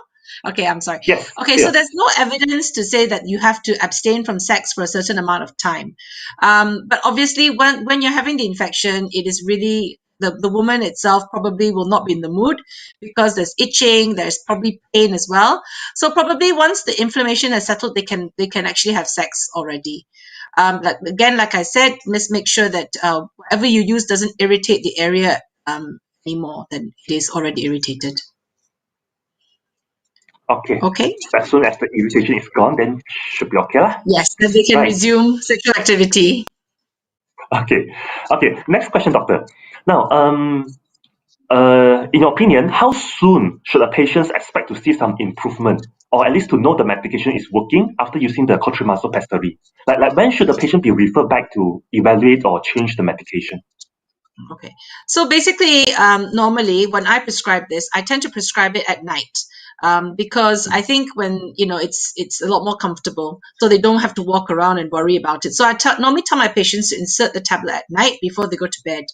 Normally, this sort of will absorb most of the vaginal discharge that's there anyway. So they may not see any difference for the first for 12 to 24 hours. Normally, after 24 hours, the tablet will actually dissolve. And it will actually come out as well. So the discharge will suddenly sort of increase. Normally, the symptoms should improve after that. So the thing is, it depends on what symptoms there are. If it's just a vaginal discharge, once you put the tablet in, the vaginal discharge itself will reduce. But if it's the itching on the outside, normally I find that you combine it with something like a Candicort cream. That means it's like so clotrimazole plus a little bit of steroid that actually reduces the inflammation and the itching outside. Okay. All right. Next one. Now, sometimes some patients they always return with a recurrent vaginal candidiasis. So besides the pharmacotherapy, like the induction and maintenance that doctor mentioned just now, what would be your general advice for the maintenance of vaginal hygiene? Okay, so basically what I would tell, I actually do not encourage them to douche. I don't encourage them to use anything to wash inside. I personally feel that the vagina is self-cleaning. Bacteria and everything maintains acidity within. And sometimes I think when you over-clean, I think that's actually one of the problems in Asia. In Asia, I think women don't have a problem with poor hygiene. A lot of the time it's overzealous cleaning. So they clean every time they go to the toilet. And because of that, they actually strip away the normal oils and they actually change the acidity because of that. So the first thing I tell my patients is stop using anything to clean inside. Okay? Just use water to clean on the outside. Don't use soap because that also is an irritant in itself as well. And then obviously, I would tell them to wear underwear, which is like I said, underwear which is breathable. So preferably something which is with not synthetic materials. And that's mainly it actually. Don't need to apply anything on top. Sometimes you can ask them to apply Candicort or cream on the outside, or that sometimes relieves the symptoms. I also encourage them that if there's a lot of discharge to actually keep changing their underwear rather than wearing panty liners, because I think panty liners sometimes or even pads, sometimes that can actually worsen the symptoms. Okay. Thank you for the information. On a similar things, we have some participants asking also, what is your comment on the use of a supplement, like for example, vitamin C, to reduce the incidence of acute or severe VVC? There's actually no evidence behind vitamin C that, for the treatment of that. I think vitamin C is good for just general health, but I don't think that will prevent or make it better. Yeah. Okay. Now, finally, I think this should be the last one. Some participants are also still asking, because we have so many different products in the market, pessaries. Like we have cotrimazole, we also have, I think, 100 mg, 200 mg, 500 mg, and so on. They're just trying to ask, can you just further elaborate in your practice or in your personal opinion, when should we use which one? Okay. So personally, as a female, I also feel that if you're going to administer treatment, I believe if you give them a one dose, they're more likely to be compliant. Okay. So you're less likely to have incompletely treated vulvovaginal candidiasis if you give them a one-off dose. So I tend to give them a 500 milligram stat dose. Vaginal pessary, or if they find that they don't want that, I will give them fluconazole. Okay, so that would be the oral preparation. Okay, the oral preparation is only one dose anyway, so you just give one dose for that. But I feel that it depends. So if the patient is the kind that if they're quite committed to taking vaginal preparations regularly, okay, yes, you can give them the 100 milligram preparations over a period of time. But actually, I tend to use the stat dose because I think that compliance is much better. Okay. Now, another question. This is regarding oral antifungal agents. Our participants asked, there's a recommended maintenance dose of oral itraconazole, about 50 to 100 mg daily for 6 months. Now, what's the comment on this intensive regime? Generally, when we see patients who come in, we don't tend to see such severe vulvovaginal candidiasis. I mean, it's very common. Candidiasis is one of the most common things that you will see in any gynae clinic. So actually, normally one stat dose of the fluconazole is probably enough to actually treat the infection. I'm not really sure. I've never really given long dose, doses of antifungals to my patients. And I think unless they're immunocompromised, I don't really see the need. I think it's best to just give one stat dose of fluconazole and then see what happens and see whether the symptoms improve. And even if they do not improve as well, I think it's quite crucial for them to advise them to see a gynecologist, because sometimes, like I said, the discharges, the different vaginal discharges that I've mentioned previously, all slightly the same. So what happens is sometimes we think it's just vaginal candidiasis. We whack them with cotrimazole, or we give them fluconazole, and then the discharge comes back. So is this recurrence, or is this something else that we haven't treated? So normally I would actually do a vaginal swab. If let's say after one treatment it hasn't worked, I would recommend that they have a vaginal swab just to make sure that you're treating the correct organism. Okay. Now, to elaborate on that one, vaginal swab. Currently, doctor, what is your opinion on the antibiogram of Malaysia? Like, what's the prevalence of the resistance to the current common pessaries out there? I haven't got any data on that, to be absolutely honest. But normally, the pessaries out there, cotrimazole is very, very effective. And actually, majority of my patients actually have their symptoms resolved after one treatment dose of either fluconazole or cotrimazole. But then the thing is, although there is a possibility of recurrent vulvovaginal candidiasis, I've also seen some patients where it sounds like candidiasis. You treat them with the canister, or you treat them with the pessary, and then what happens is they come back with some more discharge. So when you take a swab, you will be surprised you've actually grown something else. So, like I said, the discharges can be very similar. Although what I presented earlier, they were the classical presentations of the vaginal discharge, that's not always how they present. So sometimes, when you take a swab, you'll be surprised that actually you grew something else. That's why it hasn't worked. Okay. I think that's almost all, Doctor. We do have some other questions regarding certain products, but I think that is more relevant for our next speakers. I think with that, I thanks Dr. Law for sharing your experience and all this knowledge with us.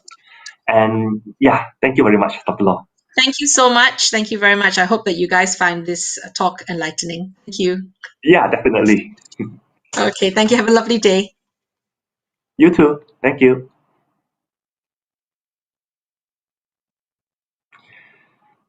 Okay.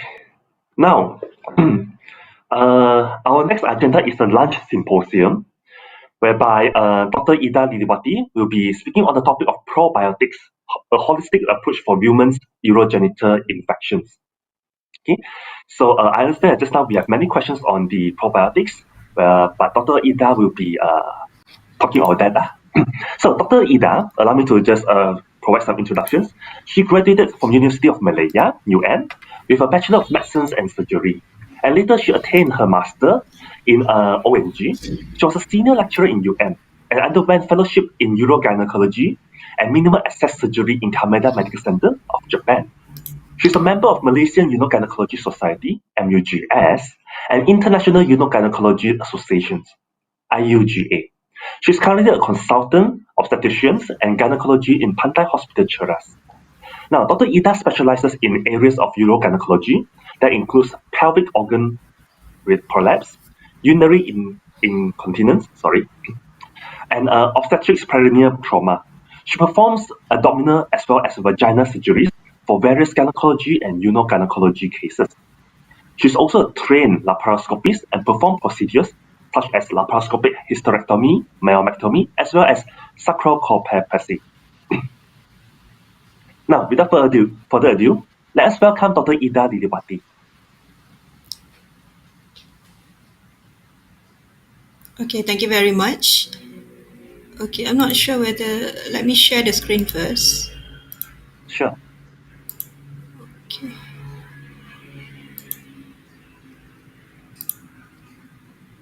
Okay, we can see it well, sir. Doctor. Okay, can you hear me? Yes, clear. Okay, all right.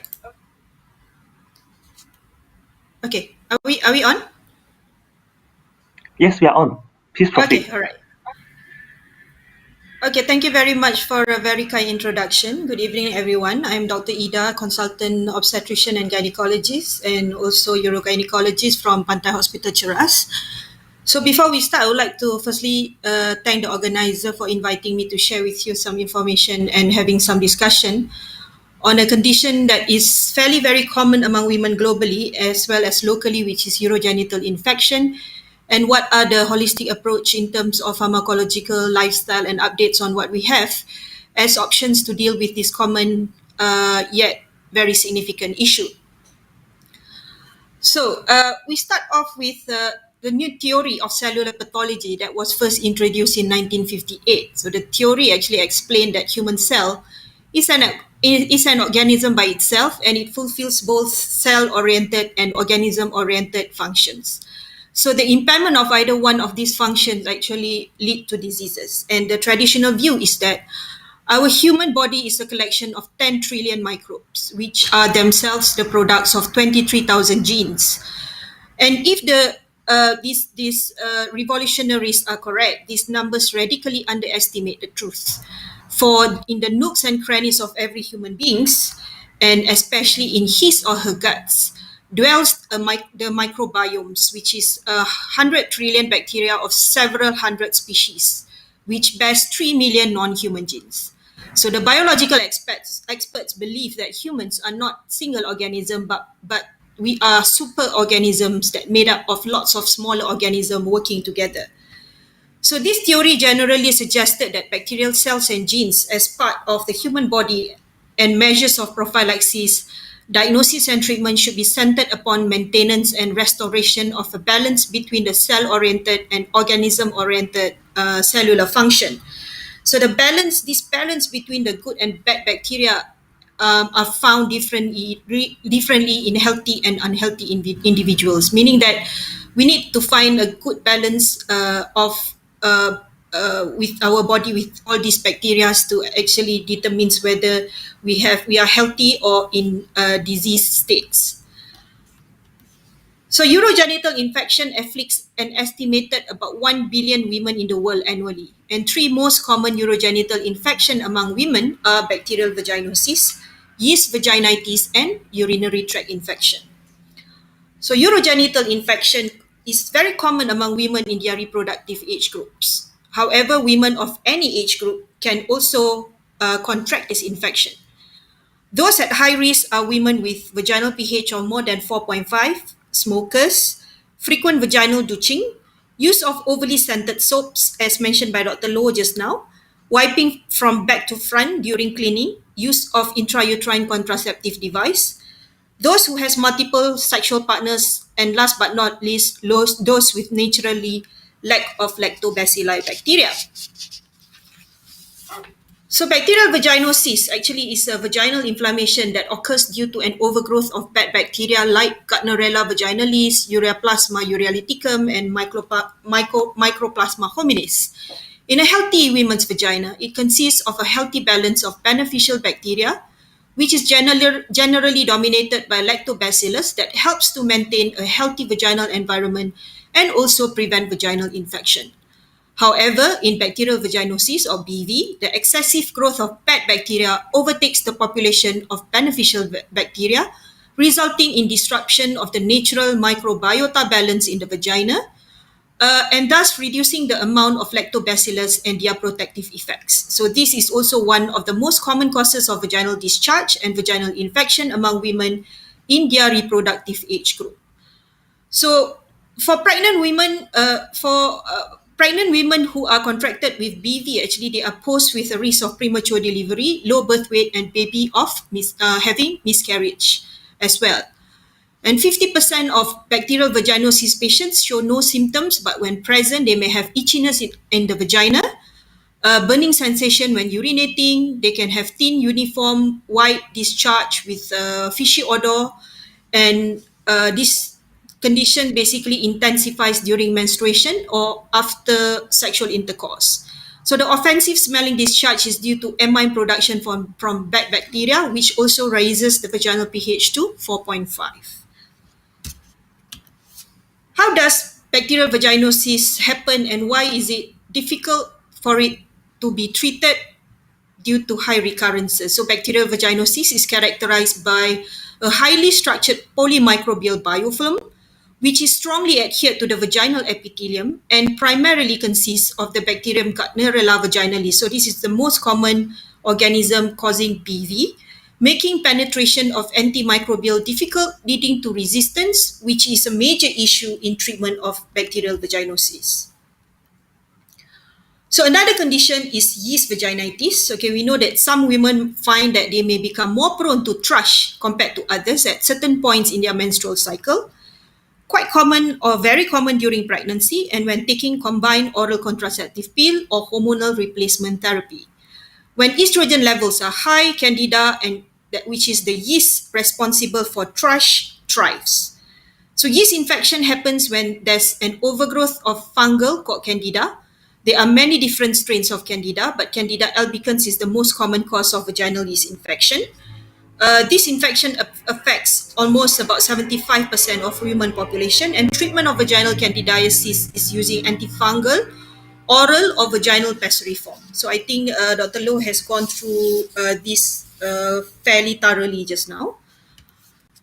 Okay, and another common infection in urogenital tract would be urinary tract infection. Because being women is not easy due to their unique anatomy, they are fated to get pregnant, to give birth, to experience menopause, and also prone to get certain urogenital issue such as UTI. So according to experts, 25 to 35% of women will suffer urinary tract infection within their lifetime, especially during reproductive age group.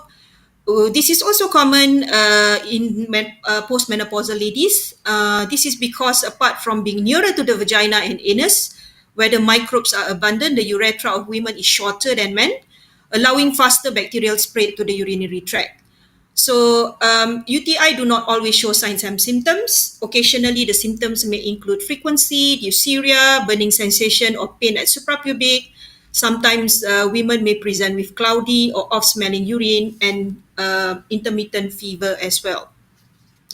For note, the Guideline of Management of Urinary Tract Infection released by European Association of Urology in 2014 has listed prophylaxis with probiotic as one of the non-antimicrobial option for recurrent urinary tract infection. So, what is probiotics? So, probiotics are generally used to treat gastrointestinal related diseases such as diarrhea, inflammatory bowel disease, and constipation by enhancing immunity. Other than that, probiotic has also been discovered to improve oral health and vaginal health. But how does it do so? So we will look into this. So basically, probiotics in our body, the most common would be the lactobacillus. So this is through the clinical tested strains, lactobacillus, two most common lactobacillus in the urogenital tract, the lactobacillus rhamnosus or GR1, and lactobacillus reuteri RC14 that helps to restore microflora balance in the body. So these are the first clinically proven strains of women of lactobacillus in the women urogenital health. Lactobacillus rhamnosus GR1 and lactobacillus reuteri RC14 have been clinically tested with their benefits in maintaining the balance ratio of good bacteria in the body. So they help to maintain a healthy environment that's optimal for good bacterial growth, specifically GR1 in distal urethra and RC14 in the vagina, where it is most commonly found naturally. So this would be more significant in usage as antibiotic resistance has become a rising concern and recurrence rate of infection is very high, especially in bacterial vaginosis. So first we look at what evidence we have on the usage of these two probiotics in our practice for treatment of urogenital infection. So one study looking at clinical efficacies of GR1 and RC14 has shown that both types of lactobacillus actually helps to reduce infection of the urogenital tract, particularly BV. So Reed et al. In 2001 in this study evaluated healthy women in developing BV with probiotic supplement. So they are looking at the effect of probiotic as a part of treatment for bacterial vaginosis. Okay, so the RCT was looking at the effect of GR1 and RC14 for treatment of BV in 64 healthy premenopausal women aged 19 to 46 years old in two groups with study period of 2 months. So the women were assessed using the Nugent criteria, which is a universal scoring for diagnosis of BV. So what does the study shows? The study result shows that no women in the probiotic group developed BV, as compared to 40% in placebo group after 2 months. And another sub-analysis also shown that more women develop a healthy microbiota with lactobacilli in probiotic group after the study period of 60 days. So the study period of about 2 months, yeah. So another study by Anukam in 2006 actually evaluated the effectiveness of combination treatment of antibiotic with metronidazole or Flagyl and probiotic GR1 and RC40 for BV. So the RCT involves 125 premenopausal women aged between 18 to 44 years with BV in two groups in the span of 1 month or 30 days, assessed by Nugent scoring as well. And the probiotic group in this study received 2 billion colony-forming unit of these probiotics twice daily for 30 days. So the result of the study showed that probiotic group indicated higher cure rate of 88% compared to placebo group. And to strengthen the facts, we look at another study by Raphael in 2009 looking at the effectiveness of lactobacillus in treatment of bacterial vaginosis. So 64 Brazilian women diagnosed with BV were randomly assigned to receive a single dose of tinidazole, 2 grams, supplemented with either 2 placebo capsules or 2 capsules containing GR1 and RC14 every morning for the following 4 weeks. And at the end of the treatment at day 28, the probiotic group had a significantly higher cure rate of BV at 87% than the placebo group of 50%, And in addition, according to the Nugent score, more women were assessed with normal vaginal microbiota in the probiotic group, with 75% versus 34% in the placebo group. So this study shows that probiotic lactobacilli can provide benefits to women being treated with antibiotics for an infectious conditions. So there are many other studies done to look at effectiveness of treatment of vaginal infection with lactobacillus, particularly GR1 and RC14, in treatment for BV and other vaginal infections such as vaginal candidiasis. But one very good study here, which is a double-blind RCT in 2009, has shown the positive role of GR1 and RC14 to reduce vaginal discharge and presence of candida. And this study generally evaluated 55 women in two groups who were diagnosed with vulvovaginal candidiasis. And the study proves that group given and treated with fluconazole 150 milligram and with combination of GR1 and RC14 experienced 90% vaginal discharge and candida reduction after 28 days of supplement. So how about usage of lactobacilli in treatment or therapy for urinary tract infection? So as mentioned earlier, the urinary and vaginal microbiomes contain similar types of bacteria, and in healthy individuals, lactobacilli dominate in both regions. The probiotic strains GR1 and RC14 have been reported to also support a healthy urinary microbiome in those who experience recurrent urinary tract infection. So in treatment of UTI, few studies has also been looked upon, and one of those is a study done in 2012 looking at role of GR1 and RC14 for this purpose. In postmenopausal women with recurrent urinary tract infection, GR1 and RC14 do not meet the non-inferiority criteria in the prevention of UTI when compared with trimethoprim sulfamethoxazole or Bactrim. And unlike Bactrim, lactobacilli has the benefit of not increasing the antibiotic resistance. So how does this lactobacillus works as a part of therapy for urogenital infections? So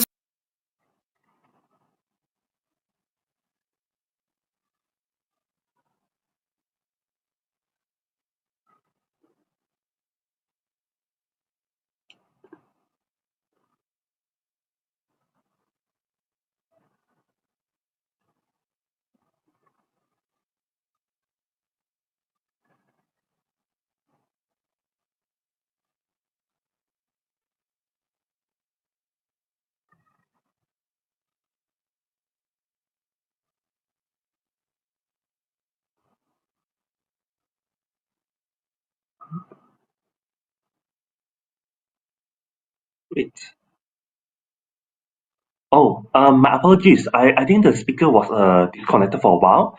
Please bear with us while we're waiting for the speaker to come back again.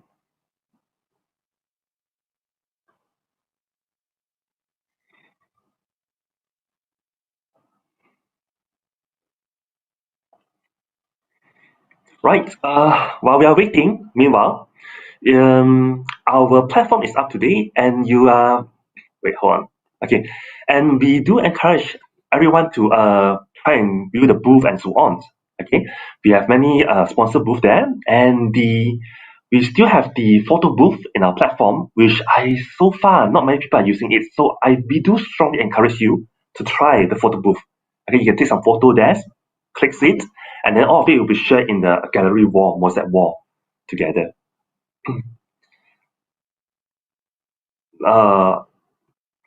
Hold on.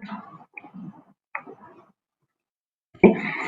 So furthermore, we do have the networking launch, whereby if you have any questions that you might want to connect with our previous speakers and so on, you can actually ask in the networking launch.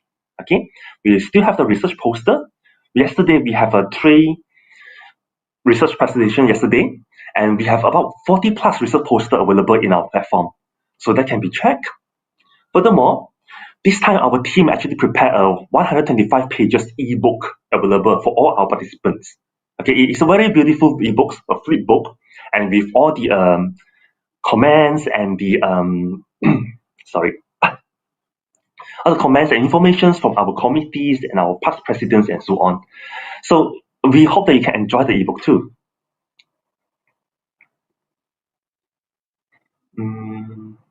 Now, let me just double check when is the speaker coming back.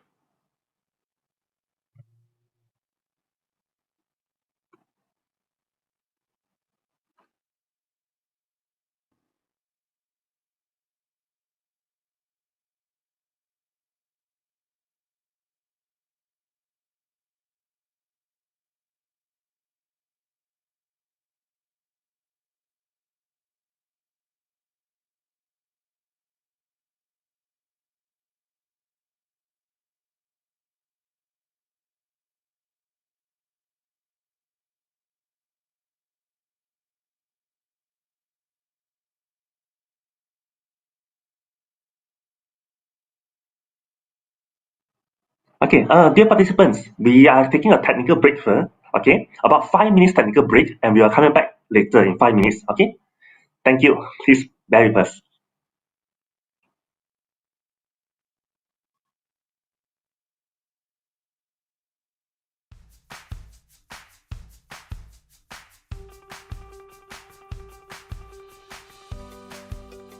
Many people spend years of their lives and plenty of money on degrees and accredited courses that often don't give them the right skills for a specific role. Micro-credentials offer learners a shorter, sharper way to upskill. They're usually digital, short, low-cost courses focused on demonstrating a particular skill in a specific industry. On successful completion of the course, learners receive a digital badge that can be shared on social media, email signatures, and displayed on resumes. Digital badges are available through online digital badge wallets like Acclaim. With micro-credentials, you can master industry-specific skills, receive formal recognition, and apply the skill immediately in your role. Be Certified gives pharmacists, pharmacy assistants, product advisors, and retail assistants the knowledge and confidence to answer customer questions about complementary medicines and recommend suitable solutions. Throughout the program, master skills in multiple categories, including immune health, nutritional oils, and heart health, to elevate your professional reputation and expertise. Successfully complete all micro courses in a category to become an expert advisor in that category and receive a digital badge to download and share. Complete all the required health categories by the end of the year to become a Blackmores Certified Advisor for the following year. With new micro courses and health categories offered each year, continue to upskill with Blackmores and remain a recognised certified advisor for complementary medicine.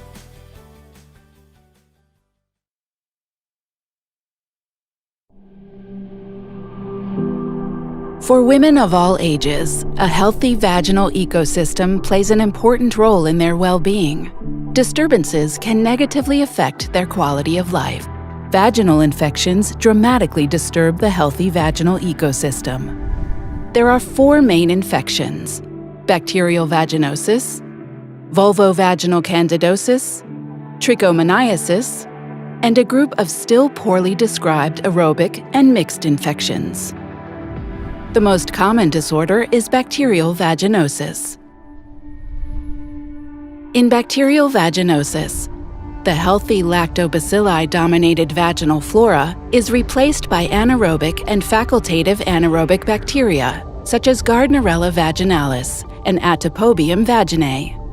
Typical symptoms include homogeneous grayish-white discharge, as well as an unpleasant fishy odor. During clinical diagnostics, the pH may be elevated above 4.5, and a typical microscopic finding is the so-called Klussel phenomenon. No redness or other signs of inflammation are observed. The bacterial vaginosis is often associated with negative pregnancy outcomes, like miscarriage, as well as a possible increase in the risk of acquisition of sexually transmitted infections. Treating a vaginal infection usually starts with antimicrobial therapy. There are various antimicrobial treatment options. The use of a broad-spectrum anti-infective like dequalinium chloride seems to be one of the best options because many vaginal infections involve various pathogens. Fluomycin vaginal tablets contain 10 milligrams dequalinium chloride.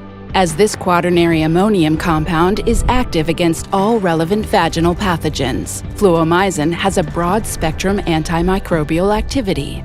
The primary mode of action of fluomycin is the absorption on the cell membrane, and thus disturbance of the cell permeability, leading to the destruction of the pathogen. The secondary mode of action is the denaturation of proteins and precipitation of nucleic acids, which leads to the deactivation of the pathogen's enzymes. Deprived of these vital functions, the pathogen cannot survive.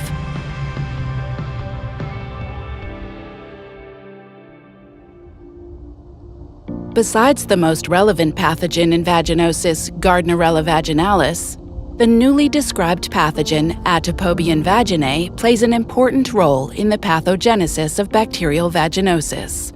It is considered to be responsible for bacterial vaginosis-related complications during pregnancy and disease recurrence.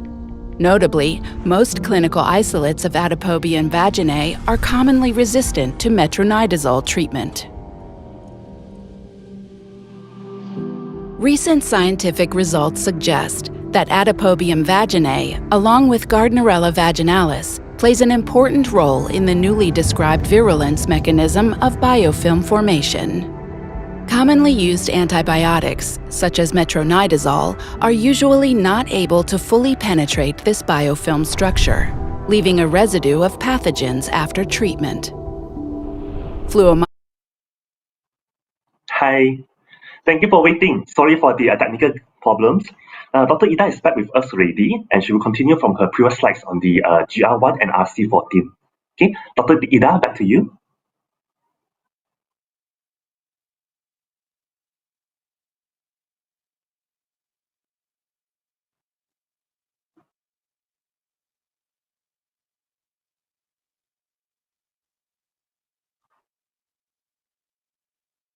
Infection. First, generally, it helps in maintaining vaginal pH by fermenting glucose to lactic acid, which maintain and restore the vaginal pH around 4.5, which inhibits proliferation of the pathogen. It also competitively inhibits the pathogen and yeast for attachment sites and nutrients. It modulates cytokines to decrease inflammation, and also it actually promotes hydrogen peroxide production, which has antiseptic property and lower the pH. It also promotes bacteriocin production, which acts as antimicrobial substance that inhibits the growth of pathogens and kill the pathogens. And it also improves biosurfactant production to break down pathogen biofilms, as mentioned earlier, and mucus barrier to prevent pathogens and yeast from attaching to the wall lining.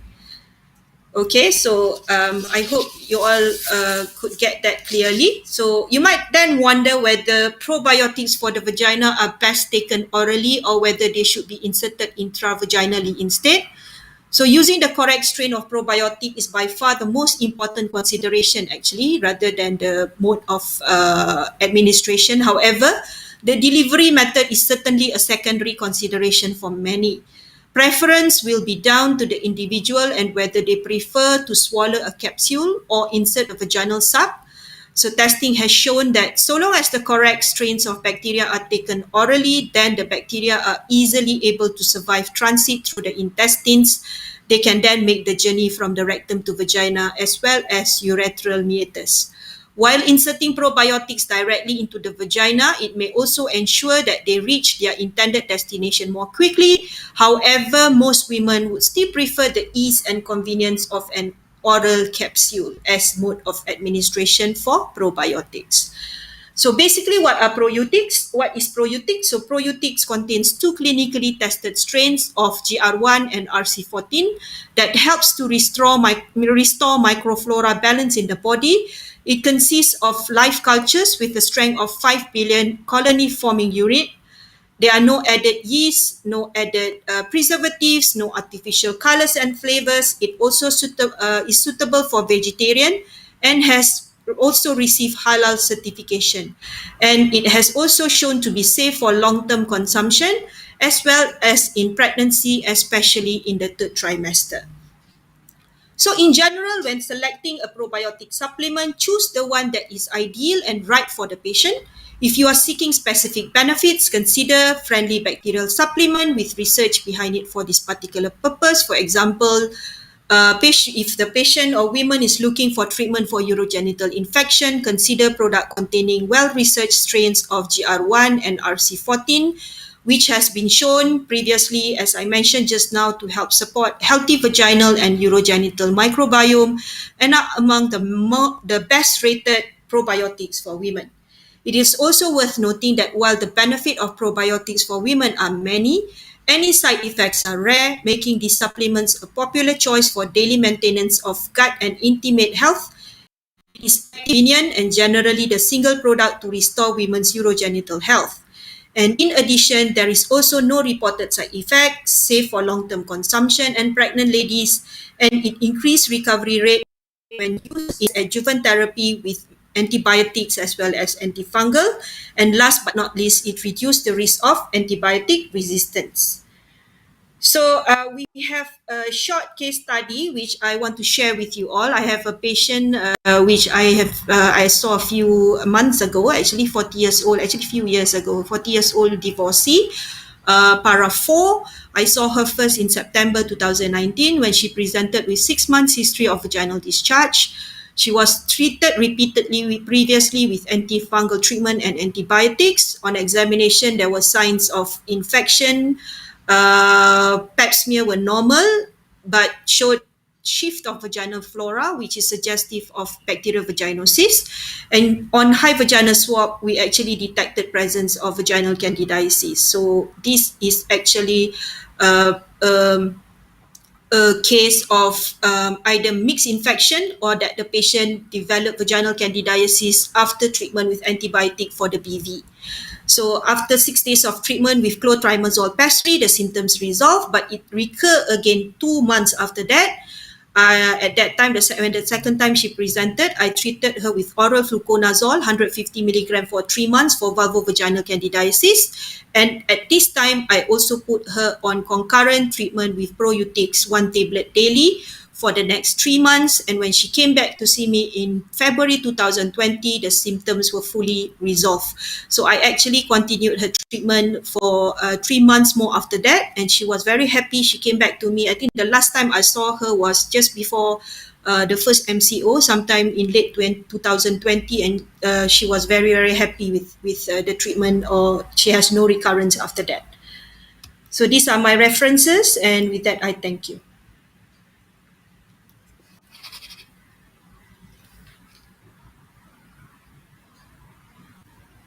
Okay. Thank you, Dr. Ida, for the insightful talk. Thank you. We will now proceed to the Q&A session. Okay. Dr. Ida, before I proceed, can you please unshare your screen first? Yeah, unshare already. Yes. And Unshare, please. Okay.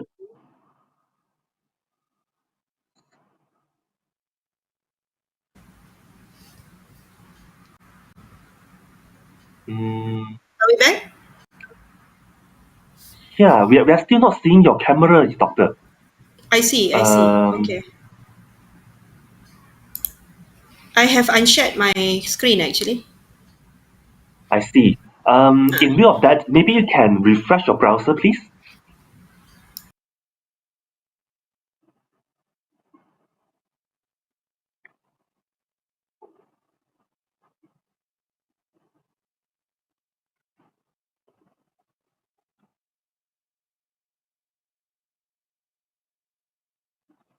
Dr. Ida?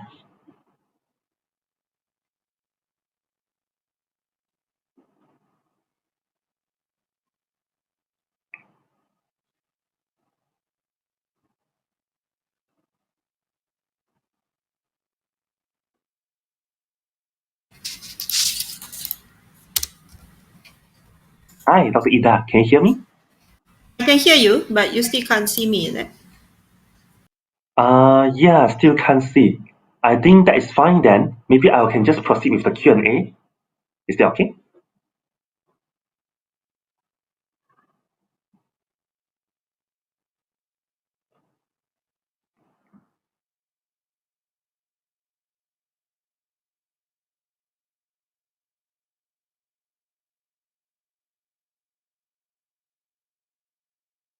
Sorry, our technical team was trying to maybe recommend doctor to try and refresh your. Okay, we Actually, can I see you now. refreshed my Thank you. button. I refreshed my button many We can times. see you already. Thank Somehow, you. yeah. Okay, It happens. it's All okay. right. Okay, so I then proceed to the Q&A then. The first questions. Now, as doctor mentioned just now, the correct strain of the probiotic is very, very important. So they are just trying to ask, aside from GR1 and RC14 probiotic strain, is there any other probiotic strain that maybe can help with the urogenital infection? I think generally when it comes to, of course, any other lactobacilli strain would be useful, but these are the two most common studied ones that we have in the market so far. If you generally when the patient comes, if the patient is already on some probiotic treatment, some other probiotic treatment, right, and it works for the patient, I don't usually change it to GR1 or RC14. So basically, any probiotics would be good, but the specific one, the most common would be GR1 and RC14. Okay, because this is the one with the more clinical evidence, I guess, right? Yeah. Yes. All right. Now, doctor, the next question, please. In your opinion, should healthy women take probiotic to prevent urogenital diseases, or maybe just a general taking care of the vaginal hygiene is sufficient? Okay, when you want to consider giving treatment or supplement or probiotic to patients, right, at the same time, we have to think about the cost effect of the treatment as well. So basically, I don't advise any women to just take probiotics as prevention.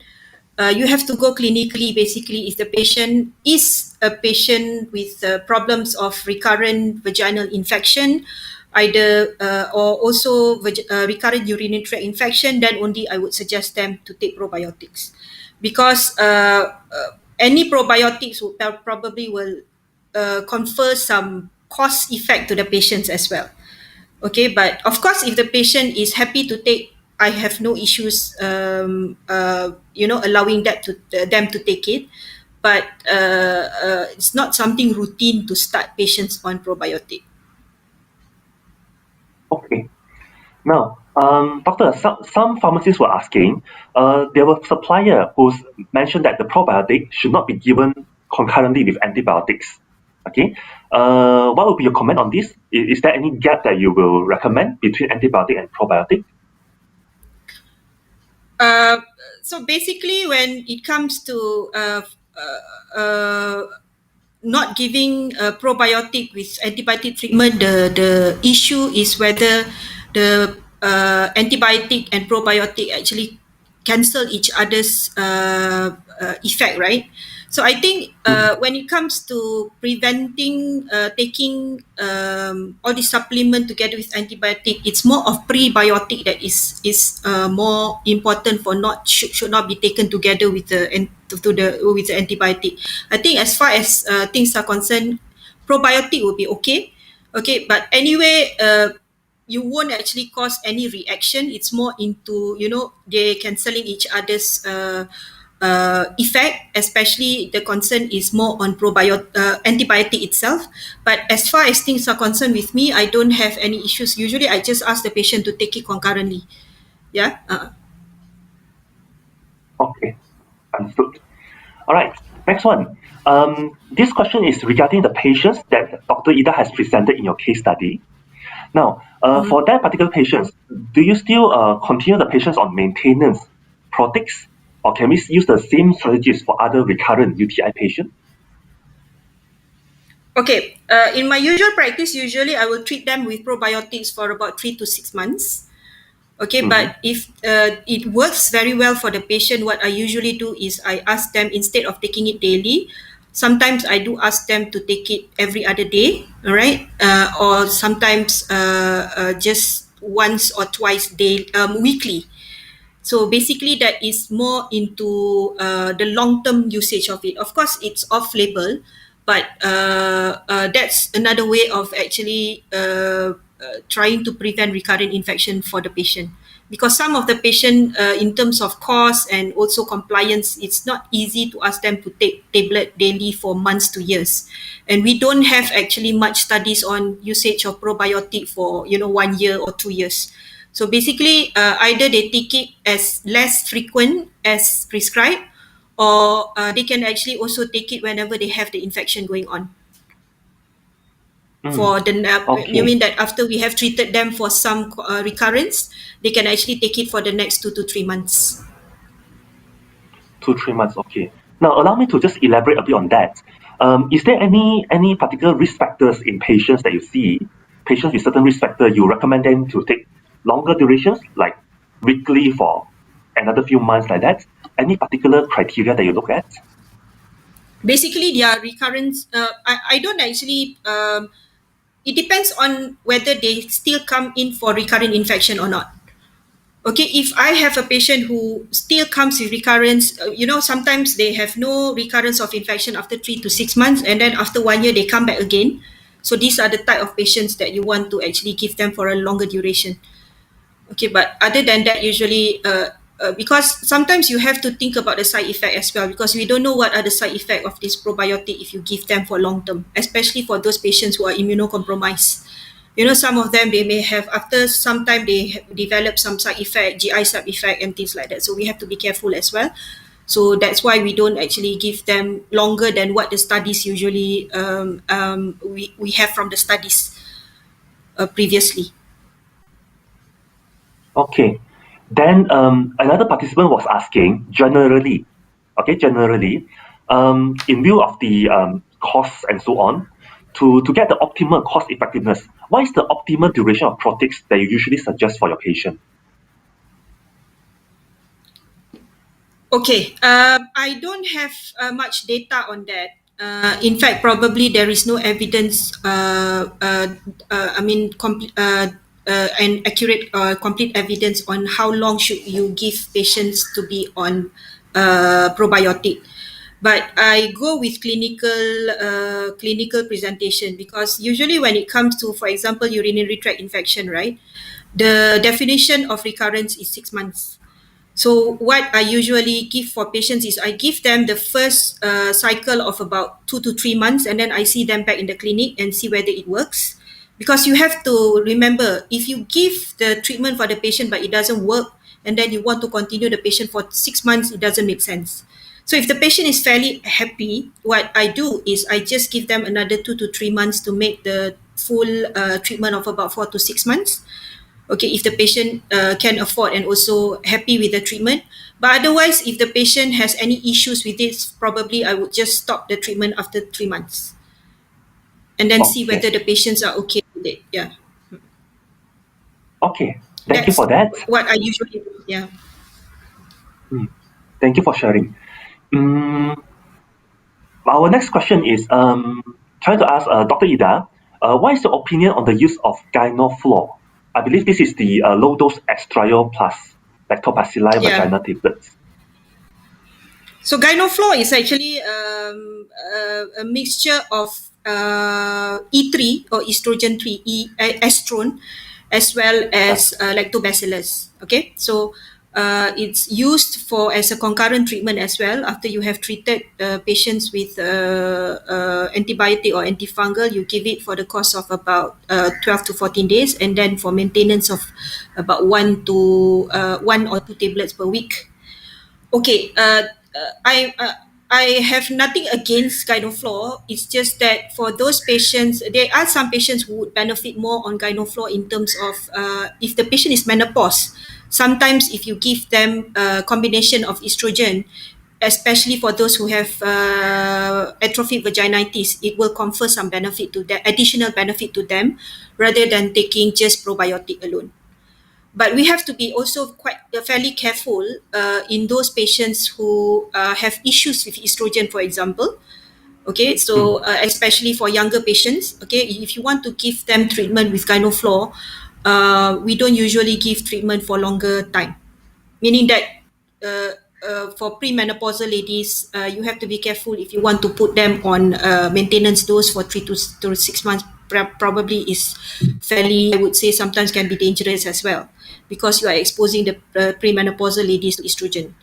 But as compared to if you just give probiotic alone. But in terms of patients who are post-menopausal, my opinion is that the estrogen in Gynoflor would confer extra benefit to these patients in terms of improving their atrophic vaginalitis as well, because that would actually reduce symptoms for the women in addition to in addition to the probiotic itself.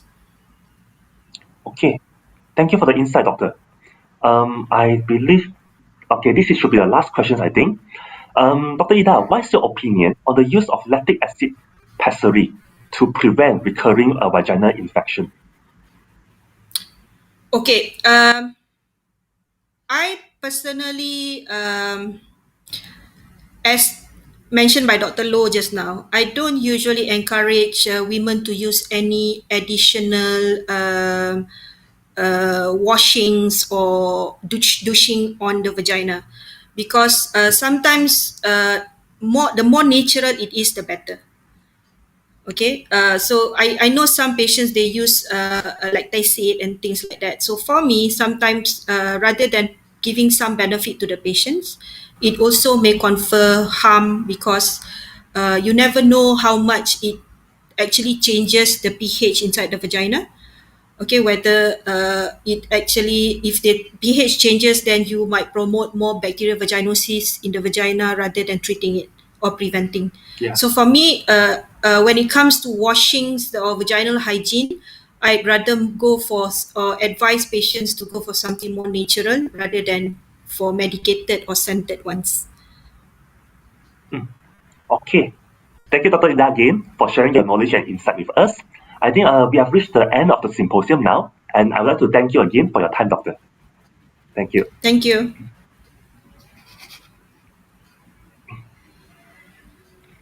Okay, once again, thank you to all the speakers in the session. I've learned a lot from the talks, and I'm sure it's the same for our dear participants also. So next, I'd like to hand over the platform to our MC, Dr. Morgana.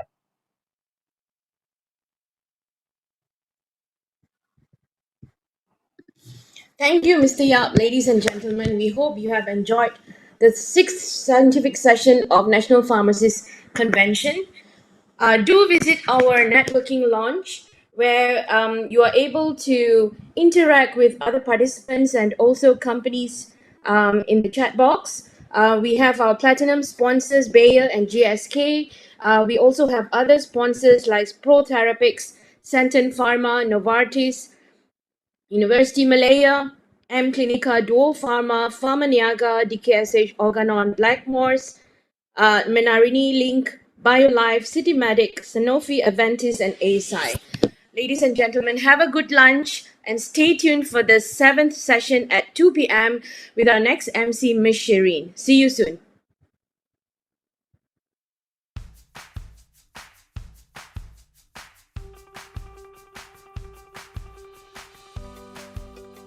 Many people spend years of their lives and plenty of money on degrees and accredited courses that often don't give them the right skills for a specific role.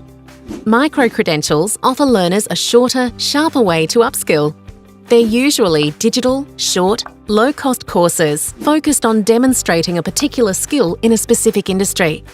On successful completion of the course, learners receive a digital badge that can be shared on social media, email signatures, and displayed on resumes. Digital badges are available through online digital badge wallets like Acclaim. With micro-credentials, you can master industry-specific skills, receive formal recognition, and apply the skill immediately in your role. Be Certified gives pharmacists, pharmacy assistants, product advisors, and retail assistants the knowledge and confidence to answer customer questions about complementary medicines and recommend suitable solutions. Throughout the program, master skills in multiple categories, including immune health, nutritional oils, and heart health, to elevate your professional reputation and expertise. Successfully complete all micro courses in a category to become an expert advisor in that category and receive a digital badge to download and share. Complete all the required health categories by the end of the year to become a Blackmores Certified Advisor for the following year. With new micro courses and health categories offered each year, continue to upskill with Blackmores and remain a recognised Certified Advisor for complementary medicine.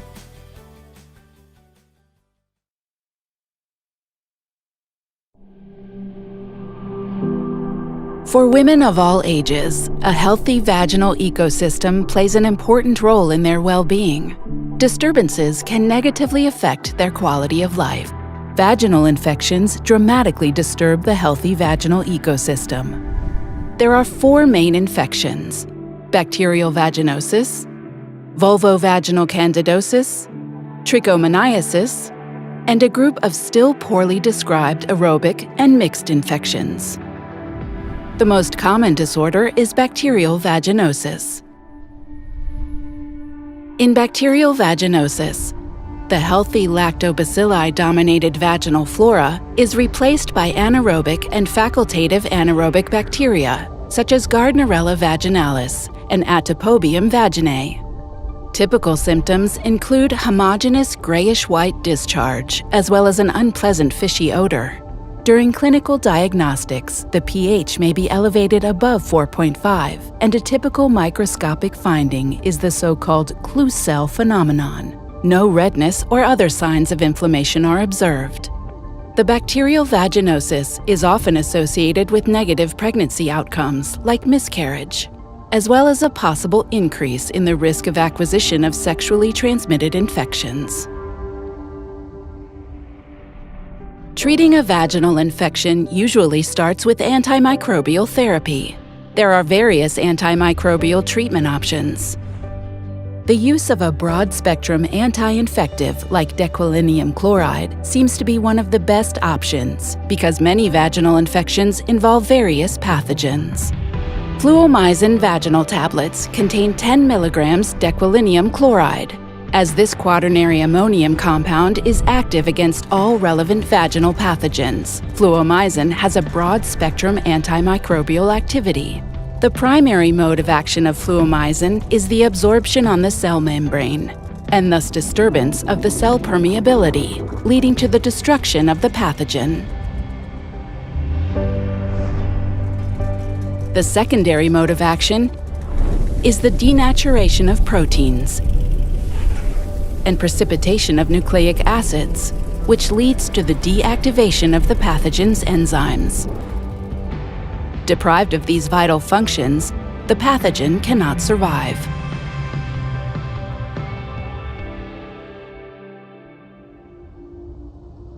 Besides the most relevant pathogen in vaginosis, Gardnerella vaginalis, the newly described pathogen Atopobium vaginae plays an important role in the pathogenesis of bacterial vaginosis. It is considered to be responsible for bacterial vaginosis-related complications during pregnancy and disease recurrence. Notably, most clinical isolates of Atopobium vaginae are commonly resistant to metronidazole treatment.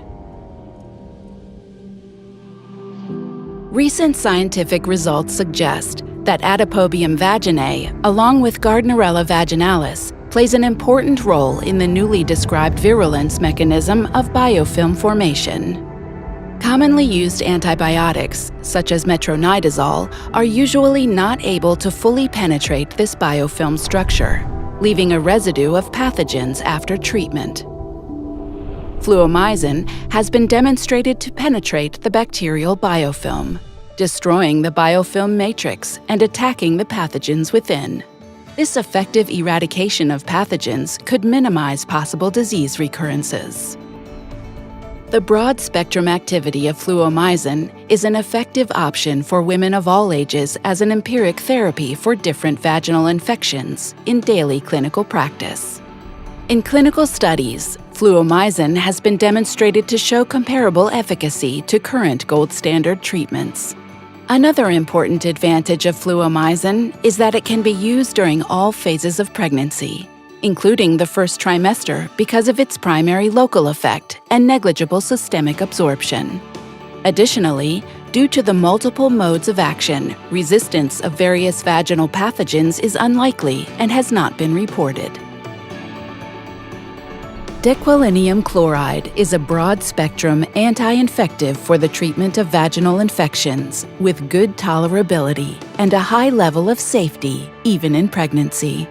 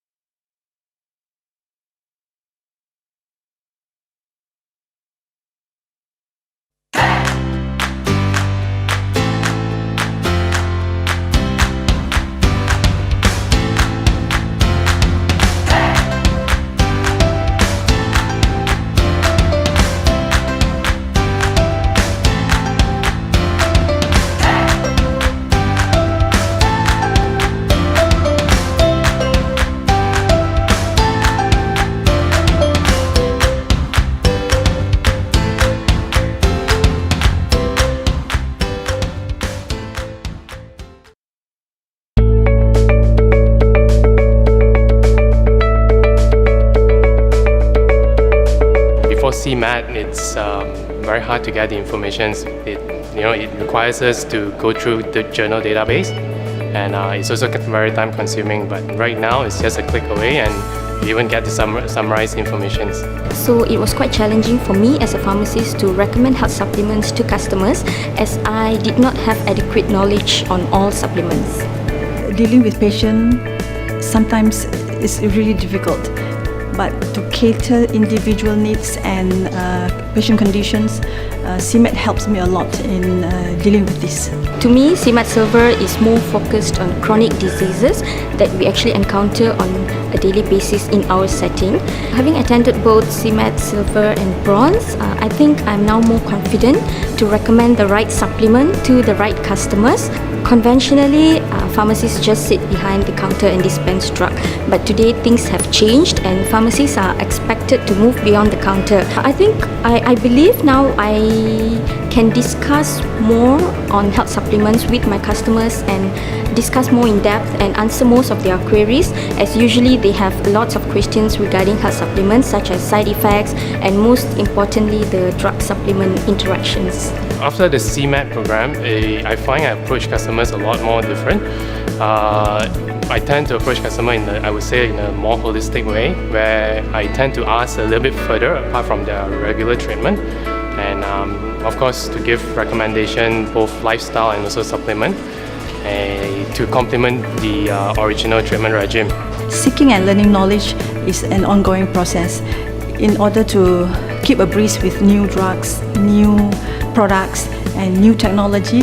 As a pharmacist, learning never ends. We have to always update ourselves with the latest health trends and issues pertaining to drugs and also health supplements. I think health supplements should not be taken lightly, as today most people are on health supplement, they take it as a prevention. So knowing what to recommend to the right customer is very important.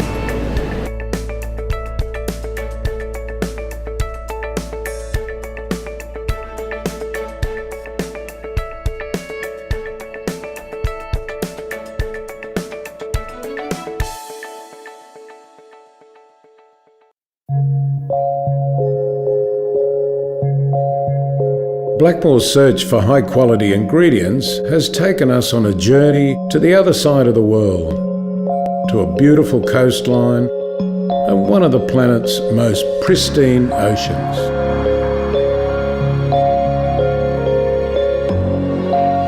Blackmores is a company that goes to great lengths to source high-quality and natural ingredients, and here, off the coast of Peru, is our primary source of wild anchovies for our fish oil omega-3 products. We choose anchovies because they're a small fish, they're low in the food chain, so they typically have less issues with contaminants like mercury that larger fish may have. The anchovies thrive on algae, making them a rich source of omega-3s which support eye, brain health and healthy hearts. Our partners share our passion for responsible sourcing, and guided by the worldwide Fund for Nature, we are working together towards achieving sustainability. My people have been fishing these waters for over 5,000 years. We consider ourselves the custodian of these seas, and we have the responsibility to look after it. We work with the government. Besides the government rules, we have our own rules too. When it comes to fish, freshness matters. So we extract the oil within 24 hours of the boat's docking to protect the potency and quality of the precious omega fats. Finding the right ingredients is just the start of Blackmores' promise to give our customers premium fish oil omega-3 supplements. Our formulations are based on a growing body of scientific evidence and meet our strict ingredient policy. So we only use high-quality fish oil in each capsule. We put every batch through an extensive program of laboratory testing for contaminants, including mercury, plasticizers, dioxins, and pesticides. Our commitment to quality doesn't stop at manufacturing. With our ongoing stability testing program, you can be confident that our fish oil products contain the level of omega-3s written on the label right through the entire shelf life. Blackmores fish oil capsules come through our production facility at Warriewood on Sydney's northern beaches for further quality assessment and bottling. Our fish oil capsules pass 30 tests and checks before they reach the shelf.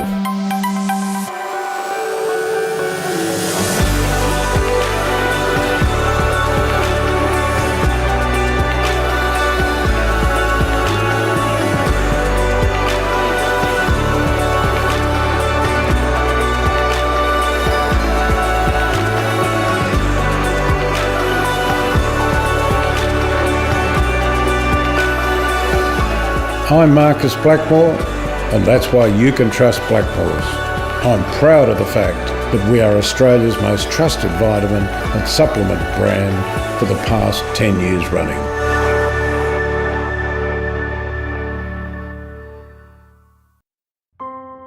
Saya melihat ibu mengalami kesukaran bergerak kerana tulangnya semakin lemah. Jika ibu menjaga kesihatan tulangnya di awal usia, mungkin ini boleh dielakkan.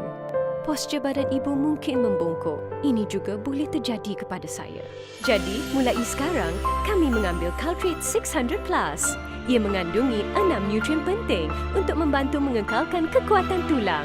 Caltrate untuk tulang yang kuat. Here's another question for the pain experts. Is it true that if I have a pre-existing condition, taking paracetamol could cause more harm than good? The fact is, a study in Australia showed that when used as directed, paracetamol is suitable for over 98% of the adult population. Paracetamol is a preferred choice to treat fever and pain in the elderly and those with pre-existing health conditions such as diabetes, high blood pressure, and cardiovascular disease. The American Heart Association recommends paracetamol as a first-line treatment for relieving pain in these patients. Let me explain why. Paracetamol works differently to other pain relievers like NSAIDs.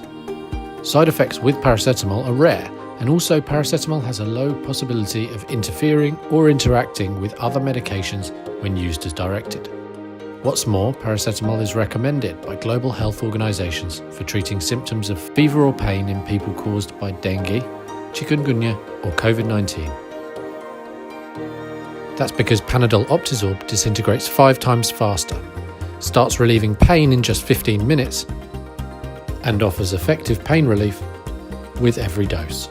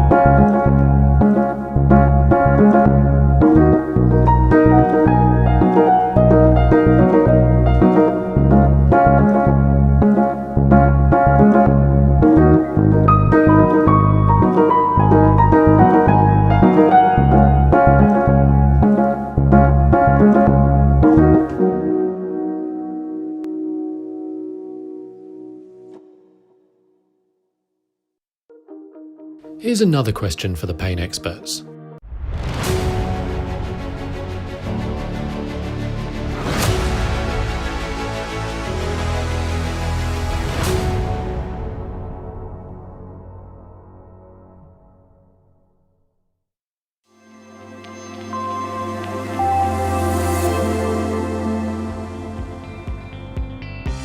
Malaysian Pharmacists Society proudly presents the first time ever National Pharmacists Convention 2021 on an immersive platform. With our theme, Exploration, Inspiration, and Transformation of Pharmacy. With the largest gathering of 1,500 pharmacists, 67 national and international speakers, presenting to you scientific research papers, creating a platform for research and development, inspiring young minds. Officiated by Guest of Honour YB Dato Sri Dr. Adham Baba, our Minister of Health Malaysia. Together a very big thank you to our sponsors. Our Platinum sponsors. Gold sponsors. Silver sponsors. Bronze sponsors, advertisements and lucky draw sponsors. MPS also thank you for your magnanimous support in making MPS NPC a virtual reality. Let's introduce our organising committee. Our advisor Tuan Haji Imrahi Buang. Our organising chairman Ms. Bharati Suresh Chan. Our scientific committee chairman Associate Professor Dr. Mogana. Our scientific committee members. NPC Secretary, Ms. Lee Kai Fong and her team. Secretariat, Mr. Lam Kai Kuan and his team. Finance and Sponsorship, Mr. Andrew Tanning Ju and team. Virtual Booth Coordinator, Mr. Tan Chan Wei and team. Virtual NPC Technical Committee, Mr. Lim Jackson and team.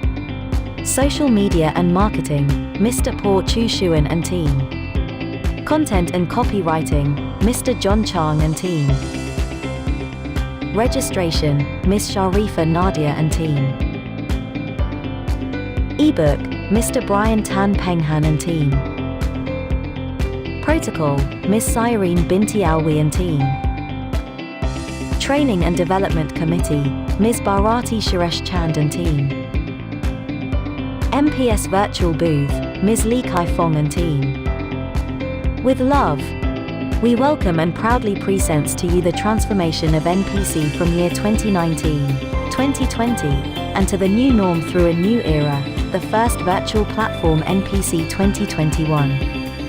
All of the above, compiled virtually in our magical flip ebook. Are you ready to explore, be inspired and get educationally transformed for memorable and immersive National Pharmacists Convention 2021? Let's begin. 10, 9, 8, 7, 6, 5, 4, 3, 2, 1. Welcome back, ladies and gentlemen, to the next session. I hope you already had a very good lunch just now, and able to listen to the next 5 interesting talks lined up for you. So, without further ado, let me call upon the next chairperson, which is Dr. Chan Sok Yi. Dr. Chan Sok Yi is an associate professor from the School of Pharmaceutical Sciences, USM.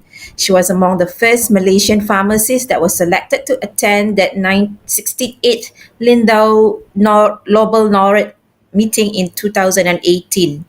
She is now with the Malaysian Pharmacy Society as the Editor-in-Chief for Malaysian Journal of Pharmacy, EXCO member of Young Scientists Network, Academy Science Malaysia, as well as a selected member of Global Young Academy at the international platform.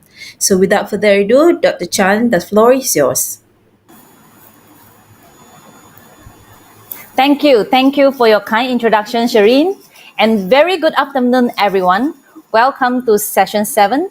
We have a few more interesting topics to share. So first on our list is the distinguished speaker, Dr. Peter Ng Eng Pin, who is also a consultant of urology surgeon at Sime Darby Medical Center. He is also a consultant at Puchong Medical Specialist Clinic. Dr. Peter's subspecialty area is in prostate disease, male sexual health.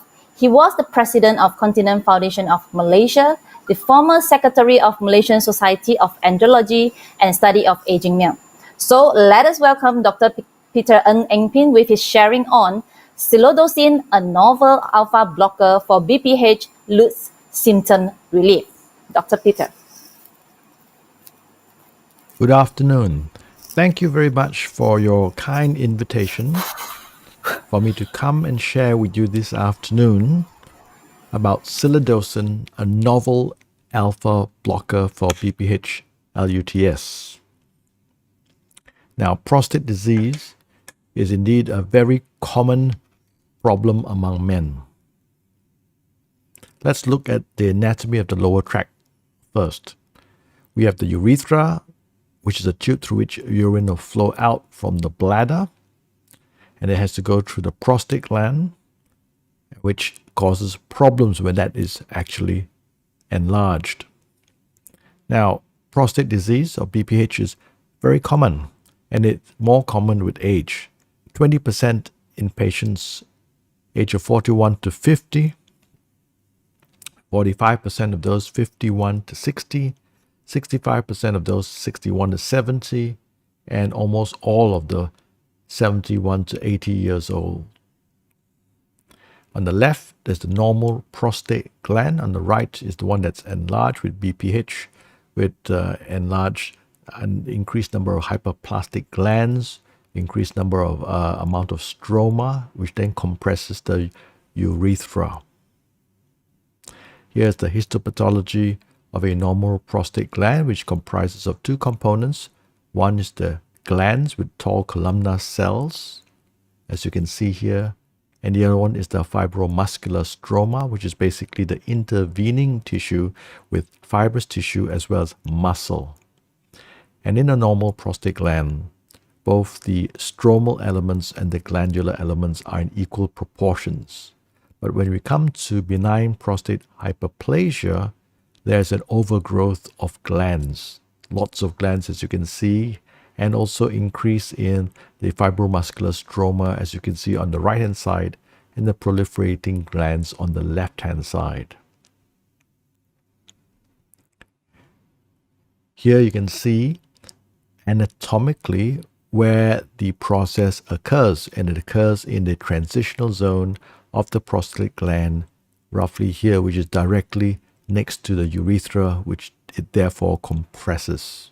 Only about 25% of patients with histological benign prostate hyperplasia cause symptoms of BPH with obstruction and enlargement. The symptoms are lower urinary tract symptoms. Now, not all patients with lower urinary tract symptoms have BPH. The lower urinary tract symptoms can be caused by a urethral stricture, enlargement or obstruction by the prostate gland due to BPH, or cancer or prostatitis, or bladder problems, overactive bladder, bladder cancer, cystitis, stones, neurological disease. Ureteric stones can cause similar symptoms, as can constipation, and even causes outside the lower tract, like excessive urine output due to osmotic diuresis from diabetes, diuretics, cardiac failure, or nocturnal polyuria. Now, medications can also cause lower tract symptoms, the most common of which are antihistamines and decongestants. The lower tract symptoms are classified in three categories. One, storage symptoms, which are the most prominent. Urgency, which is a compelling desire to pass water, which is difficult to postpone. Then it's frequency, passing water less than 2 hours, going more than 7 times a day. Nocturia, passing water at night, which is going to disrupt the sleep. Urgency, which is basically the urgency which is so great that you can't get to the toilet on time, and therefore you wet your pants. Voiding symptoms are simply a poor stream, straining to pass water, the water stopping halfway and starting again. Hesitancy, waiting for it to start. post-micturition dribble, which is the dribbling of a tap, for example, post-void dribbling. After you pee, some more urine keeps coming out, or the feeling of incomplete emptying of your bladder. So there are three categories of lower urinary tract symptoms: storage, voiding, and post-micturition. The prevalence of lower tract symptoms in Asians is also is common and increasing with age, as you can see in this Japanese study. There was a study of Subang men above the age of 50, and you can find most of them in this particular study had lower tract symptoms, with only 15% who were actually normal. So it's something that pharmacists and doctors must be aware. It's very, very common or prevalent in society. We need to look for it. And how do we look for it? We ask them to fill up the International Prostate Symptom Score, which is a series of 7 questions which will help diagnose and assess the severity of their symptoms. Digital rectal examination by a doctor is extremely important, because if you don't put your finger inside it, you're going to miss cancers. 18% of cancers are detectable by digital rectal alone. Carcinomas are detectable when it's 0.2 mils in size or above. And even if you've got positive digital rectal examination in the absence of a raised PSA level, which is a marker for cancer, you still have a risk for cancer at about 5 to 30%. A positive DRE correlates with a high Gleason score, which means positive DRE, when you put your finger and feel a lump and you feel a cancer there, it's going to be a high risk aggressive cancer. So digital rectal examination is very important. You need to put it in and feel the size, whether it's enlarged, whether it's asymmetric, because if it's asymmetric, it's probably a cancer on one side, whether it's nodules, whether it's tender, if it's due to infection, or the anal tone is reduced in neurological conditions. Well, urinalysis is very important, because here we are able to look for microscopic traces of blood. And this can indicate any urinary tract disease like cancers or stones or infection. Pus or micropyuria will tell us if there's an infection. Glucosuria will tell us about diabetes, and protein presence may indicate either tumor or glomerular kidney disease. Now, the most important test for benign prostate hyperplasia is the flow meter. Get the gentleman to have a full bladder, stand in front of our computer and have a pee, and it will measure the speed of the urine coming out and also the shape of the curve. Here is a flat curve, someone who's got obstruction. You can see it's not a normal distribution curve. In addition to this, it is useful to do an ultrasound, because you will find the enlargement of prostate gland with protrusion into the bladder called the intravesical protrusion, which indicates obstruction. The blood test, prostate-specific antigen, is very important. This is because it will help diagnose prostate cancer as well as assess its size and possibility of progression. Very important. They must do a PSA level. Now, let's look at the pharmacological management of BPH. How do we manage this with medications? Well, we targeted 2 areas of pathology: 5-alpha reductase inhibitors to stop the growth and shrink those glands, and the other one is to relax the smooth muscles in the fibromuscular stroma, and we use alpha blockers for that. Here's a cell, the prostate cell.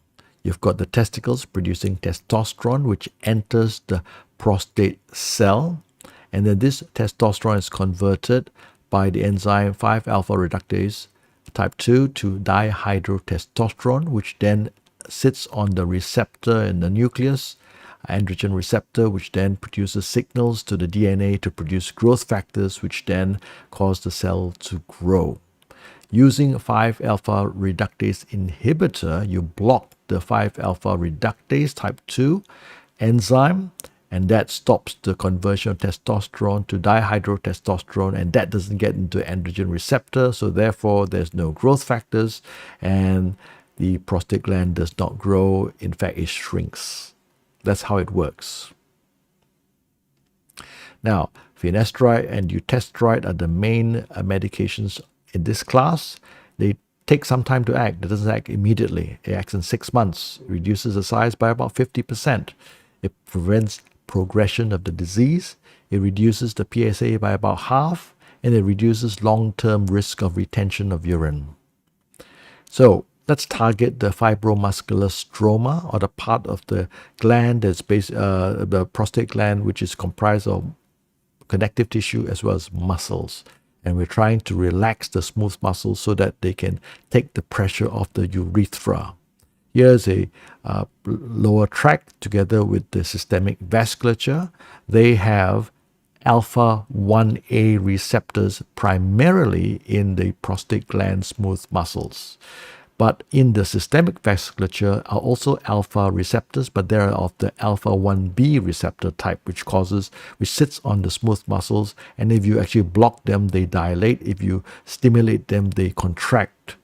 And then you've got the alpha 1D receptor in the bladder. Now, the whole idea is to give them alpha blockers. If they're non-selective alpha blockers, you will block all the receptors, whether it's A, B, or D. Now, if you block the alpha receptors, alpha 1A receptors in the prostate, and these are selective, non-selective alpha blockers called doxazosin, alfuzosin, and taurosin, they will reduce obstruction and lower tract symptoms, which is what you want.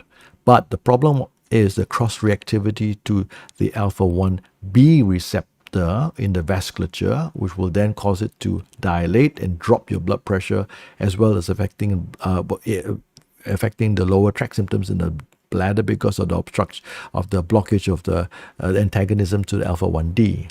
So hypotension is going to be a problem if you're using non-selective alpha blockers because of the overflow of obstruction of antagonism to the alpha 1B receptor. So therefore, we should look at the selective alpha blocker, which basically blocks alpha 1A alone. And so that will give you a relief of your lower tract symptoms. And we got drugs that does do this, tamsulosin and silodosin, and very little effect on the 1B receptor. So therefore, there's very little smooth muscle dilatation in the systemic vasculature, so you don't get as much hypotension. The common adverse effects of alpha blockers are orthostatic hypotension. That's the one we're most worried about. Dizziness, headache, pounding heartbeat, weakness, and abnormal ejaculation. The strategy for managing prostate disease, BPH, is alpha blockers for smaller glands and alpha blockers and 5-alpha reductase inhibitors, a combination for larger glands. Silodosin is a unique novel drug that meets all the uroselective criteria for an optimal alpha blockade. Its product name is Urif. It's a film-coated tablet, and we use 4 milligrams of silodosin twice a day after breakfast and the evening meal, or 8 milligrams at night, and they come in boxes of 30. The terminal half-life is 12 hours. It's readily absorbed from the gut, and the absolute bioavailability amounts to approximately 32%. Food actually blunts the maximum concentration and delays time to maximum concentration by about 1 hour without affecting the area under the curve. This feature has been exploited by recommending the administration of silodosin with food to avoid plasma concentration peaks that could potentially be associated with adverse effects.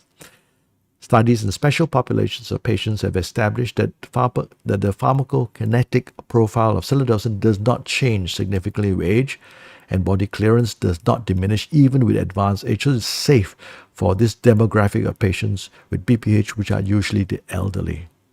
Dosage adjustments is not an issue for patients with mild renal or hepatic dysfunction. You can give it, however, it is not recommended for patients with severe renal or liver dysfunction. The elderly often have reduced physiological function, so if hepatic or renal function is reduced in the elderly, should be treated very carefully by monitoring them, their condition, and perhaps start them with a lower dose. Silodosin can be prescribed together with other drugs that are commonly used with patients for symptomatic BPH, for example, 5-phosphodiesterase type 5 inhibitors, Viagra, Cialis, and antihypertensive drugs, provided the patients are monitored for adverse events. Cytochrome P3A4 inhibitors can inhibit the metabolism of psilocybin, thus leading to high levels of the drug in the plasma, which could lead to adverse events. The use of psilocybin is not recommended in patients who are on treatment with strong inhibitors of cytochrome P3A4, such as ketoconazole and anti-HIV protease compounds, because of its metabolism involved this pathway.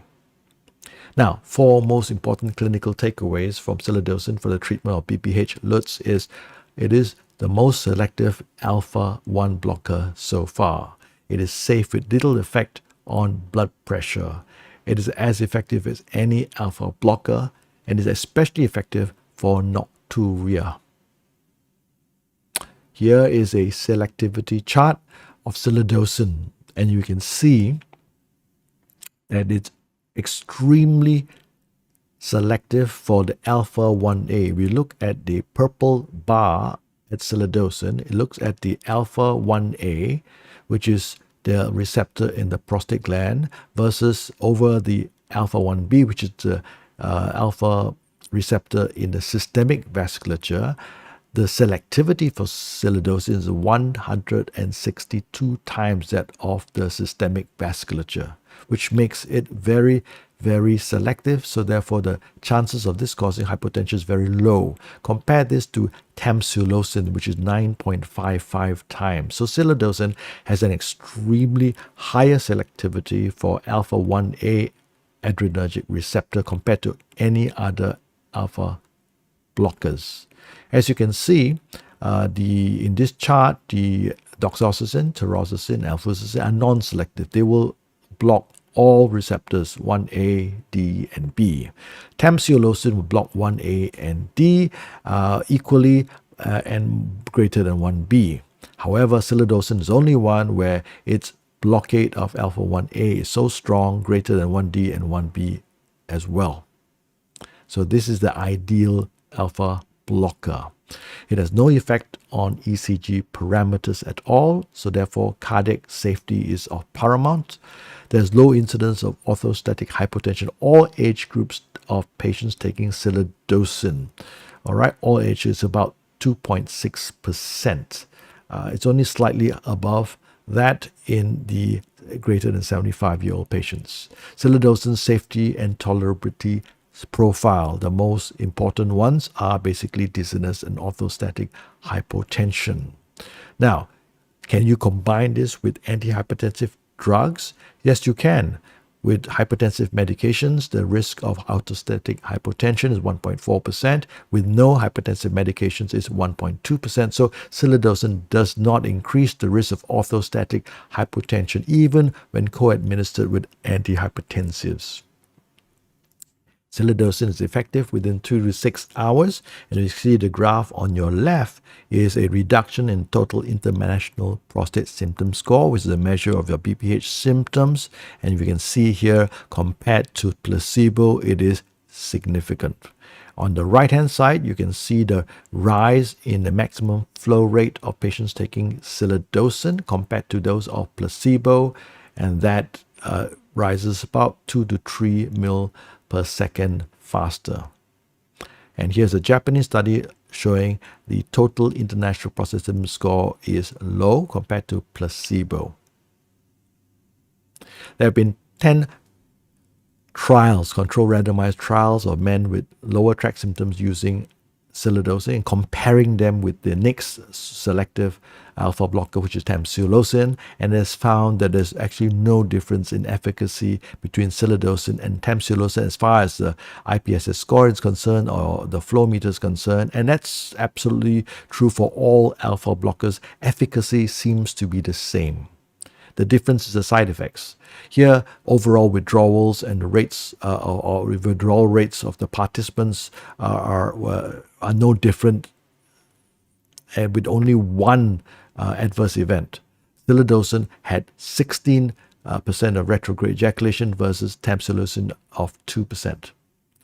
Now, nocturia is a very important symptom in a prostate awareness campaign in 1998. Hospital KL, looking at 2,086 volunteers. Nocturia was found in 56% of these volunteers who were screened. It seems to be the most important symptom in any patients with lower tract symptoms.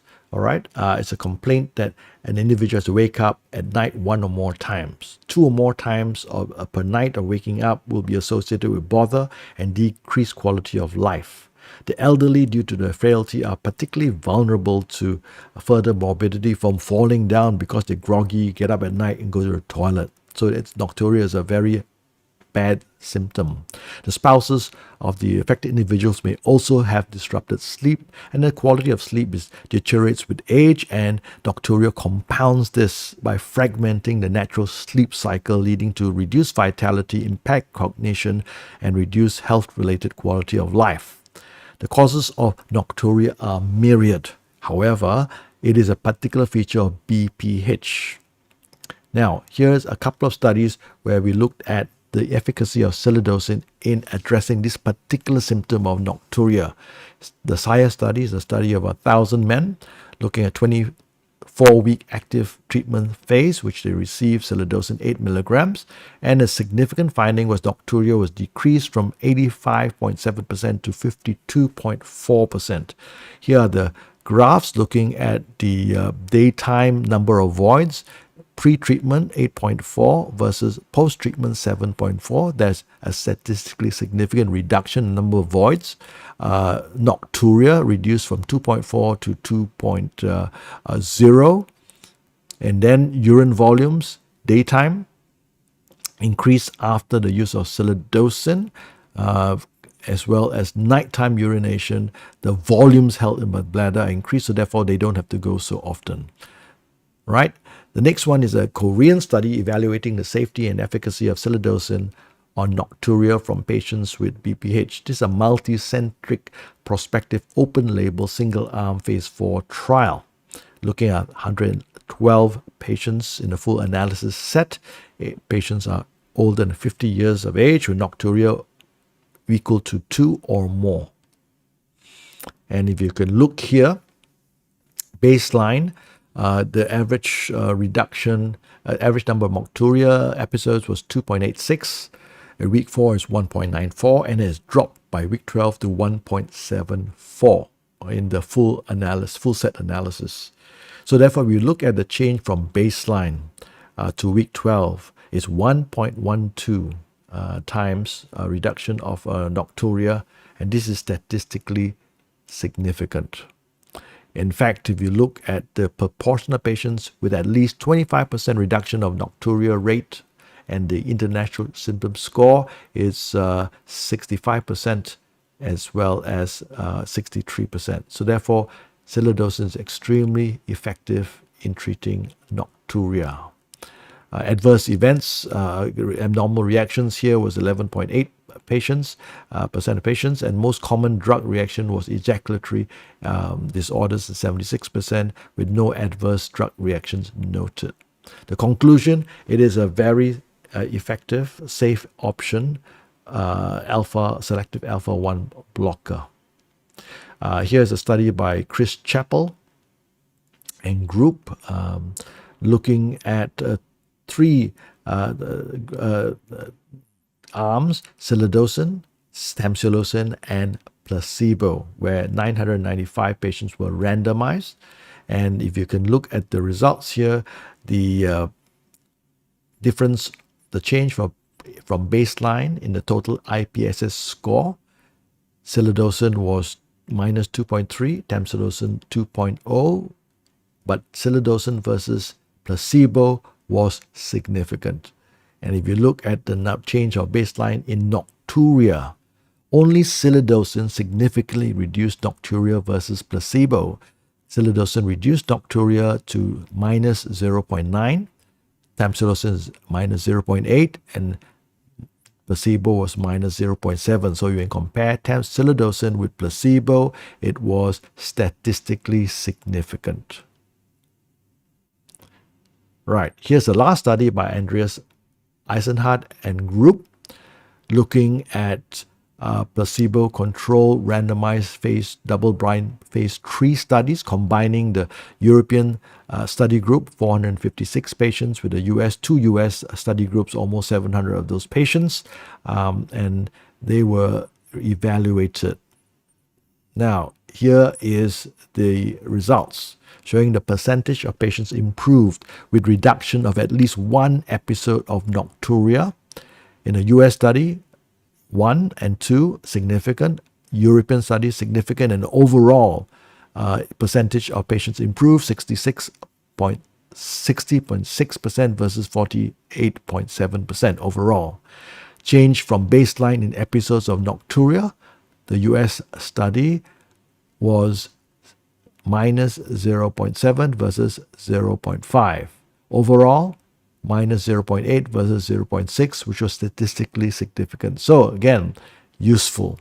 The percentage of patients with one or less nocturia at the end of the study, of this large combined study, showed that for silodosin, the number of patients less than 2, which means one or less nocturia at night, was 29.3%, and for placebo it was 0, that was 19%.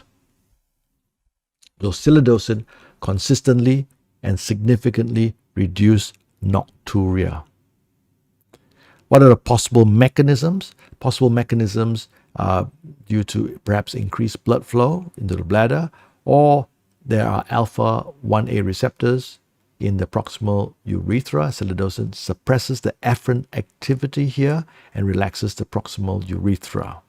Lastly, an understanding on retrograde ejaculation. A lot of patients, the significant percentage of patients will complain of retrograde ejaculation, which is actually orgasm with reduced or no semen.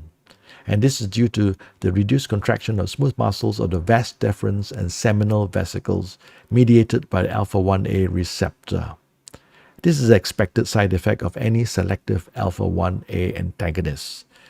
It is not really true retrograde ejaculation, but reduced seminal expulsion, and not serious simply because many of these patients are elderly and they are not wanting to impregnate their wives who are equally elderly as well. And this is also reversible on discontinuation. It seems as if the ones who have retrograde ejaculation seem to have better results in terms of the change from their International Prostate Symptom Score. Here's a chart showing the patients at 1, 4, 8, and 12 weeks. And you can see on placebo versus those with no retrograde ejaculation versus those with retrograde ejaculation. And the results are best in patients with retrograde ejaculation. It would seem those who've got retrograde ejaculation as a side effect from silodosin seem to have the best results of alleviating the symptoms of BPH, which is a lower tract symptoms. So, silodosin is already recommended in the European Association of Urology guidelines as a first line for small prostates and also for combinations. So I hope we will have plenty of time to discuss questions about alpha blockade with silodosin in BPH. Thank you very much for your very kind attention and your invitation.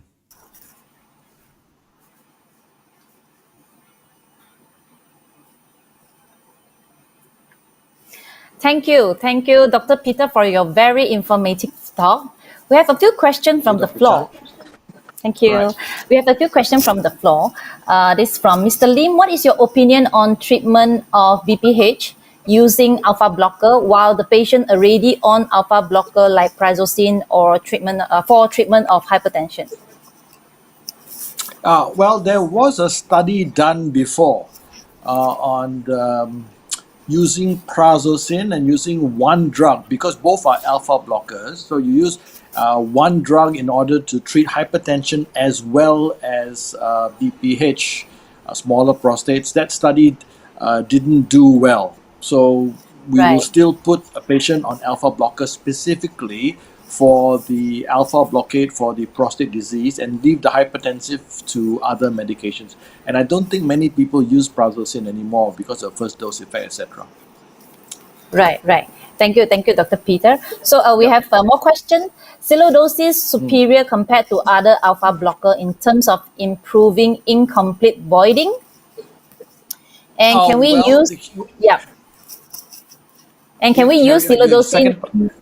Yeah, can we use silodosin in a patient with chronic kidney disease? Oh, well, there's no contraindication to using silodosin for chronic kidney disease. In terms of the symptoms, very specific incomplete emptying of the bladder, there are many facets and causes for that. You could have a bit of detrusor failure, severe blockage, etc. Now, as far as I think the question is addressed to the efficacy, how effective is silodosin when you compare to other alpha blockers? And if you look at all the randomized control studies comparing it to tamsulosin, you will find, although it's very, very selective, efficacy remains the same. So, and this was done by a study many years ago by Kane, and almost 20, 30 years ago. So all alpha blockers, the efficacy is the same. All right, so which are all the symptoms, right? The only difference is because of its selectivity, your side effects in terms of the effect on the systemic vasculature is much less. So you're not going to get very much hypotension. Right. And the next question, how does silodosin compare with the combination of tamsulosin with dutasteride? When you would use silodosin compared to the combination? Okay, so there is a COMBAT study that showed that if you actually have large prostate glands, and the reason and how you know large prostate glands is when you do a PSA. If your PSA is above 1.5 or 1.4, which is 1.5 and above, then you should put on a 5-alpha reductase inhibitor as well as a alpha blocker, and it doesn't matter which alpha blocker it is, and it really also does which 5-alpha reductase inhibitor it is. It will, over the long run, significantly reduce the risk of retention of urine. That's what our aim is. However, let's say, for example, you've got someone who can't afford combination therapy. Now, you can't afford combination therapy, you drop the alpha blocker after 6 months and you continue lifelong on a 5-alpha reductase inhibitor, whichever one you want. There's only a slight reduction in effectiveness, that's all. So for cost-saving exercises.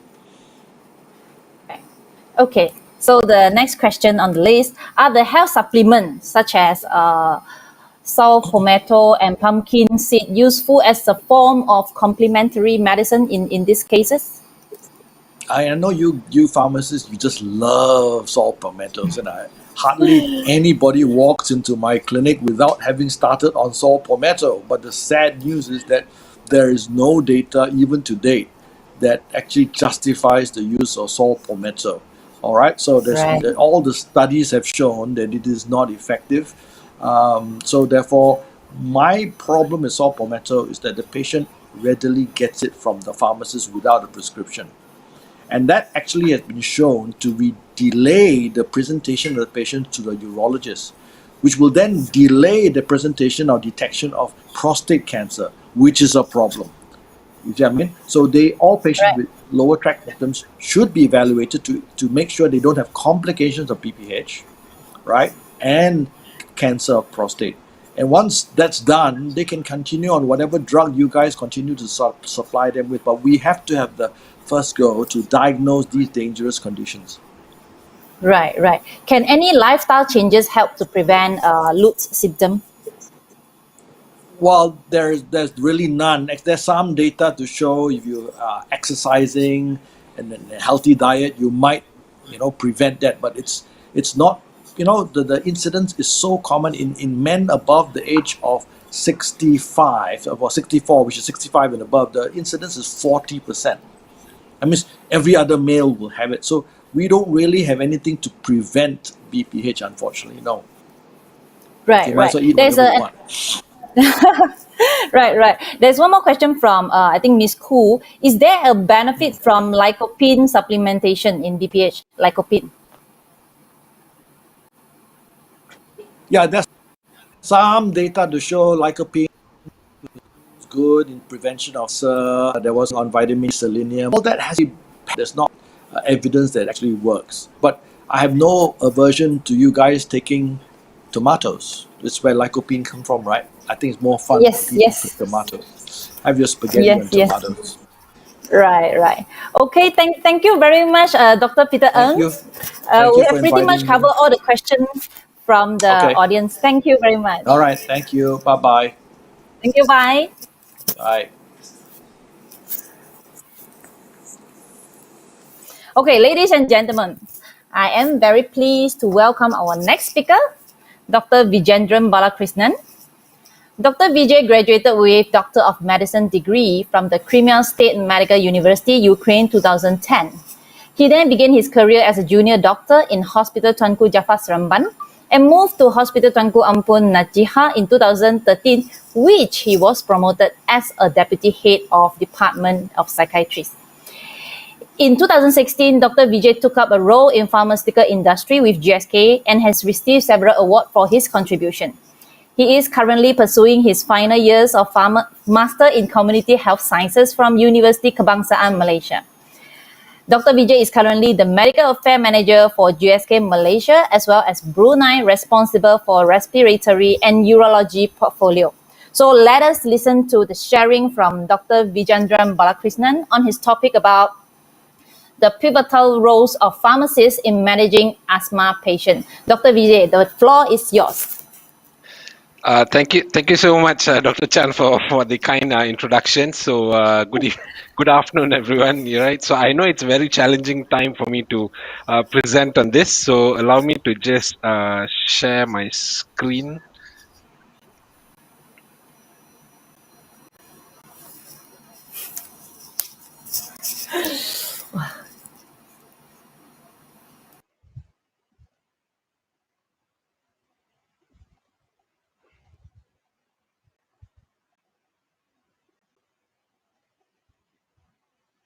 Dr. Chan, I'm sorry, I'm unable to share my screen from my end. I'm seeing some problems over here. Right. Okay, I try to ask the technical to sort it out for you.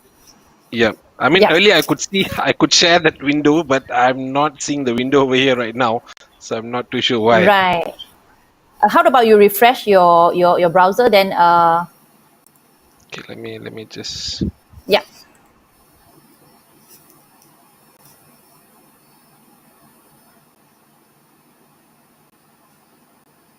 Yeah, we can see it clear. See my screen? Yeah, we can see, but you can try to move the slide. Okay, so if I'm moving my slides, are you able to see? Now I haven't seen any moving. Okay, right. So I'm basically moving my slides. Just hang on for a bit. So sorry for the inconvenience. All right. Okay, right. All right. Yeah. Okay, So, Dr. Vijay. Yep, Dr. Vijay, I we are have it from trying my to. side. Okay, Dr. Chan? No problem. Right, you have it from your side, do you? Yep. So currently I'm able to do so. So are you able to Yeah, see my I screen asked. changing? Okay. Yeah. Okay. Let me ask my Okay, great. technical to unshare So their this, screen first. yeah, sure. So Yes, sorry everyone yes. for the technical inconvenience, right? So first of all, I would like to thank the It's okay. organizers, right? So for this opportunity, and also thank you for the fellow attendants for actually your presence here today. So the topic that I'll be sharing is what was shared by Dr. Chan also. Okay, it really will be focusing on the importance of pharmacies in this ever challenging scenario in dealing with asthma patients. Hence why allow me to provide some justice in this topic entitled "The Pivotal Role of Pharmacists in Managing Asthma Patients." Okay, so first of all, it's very important to actually go back to a basics of what asthma really is. Yeah, so asthma used to be termed as a disease of bronchoconstrictions over the past years, right? In the older years on that. So over the years, with the increasing evidence on the pathophysiologic mechanism of asthma itself, so we now know that asthma is basically a chronic inflammatory disorder of the airways, right? So this is basically characterized by the widespread but variable airway obstruction, which is most often in not, it is reversible, right? So it can either be by treatment or it can be by spontaneously. So the symptoms associated with this are normally, as what you already know, is basically going to be your wheezing, your chest tightness, shortness of breath, or in clinical terms we may say dyspnea, right? So, and of course the most important is the chest tightness part. So the inflammation in asthma basically contributes to its other pathophysiologic mechanisms, which are commonly seen, which is basically your bronchial hyperresponsiveness, bronchoconstriction, and also airway edema. And as you can see in this figure here, so this photo basically translates into the narrowing of the airway lumen. It then increases the mucus production and also the airway and lung inflammation, which ultimately would be the final outcome of it. So when you're looking to immunopathological part of it, right, the immunohistological part of it, so the feature of asthma, it includes inflammatory cell infiltration. So ideally, or most importantly, will be the neutrophils that we normally see. Especially it happens in your sudden onset asthma exacerbations, occupational asthma, and also patients who actually do smoke. So besides that, of course, we would see your other mediators, inflammatory mediators, such as your eosinophils, your lymphocytes, mast cells, and so on, right? So when you're talking about this, atopy basically is the strongest identifiable predisposing factor that we realize which is contributing to the development of asthma. So it really involves the genetic predisposition of developing the immunoglobulin E mediated response to the most common aeroallergens that we normally know, which could be because of dust, viruses, bacteria, pollutants, and so on.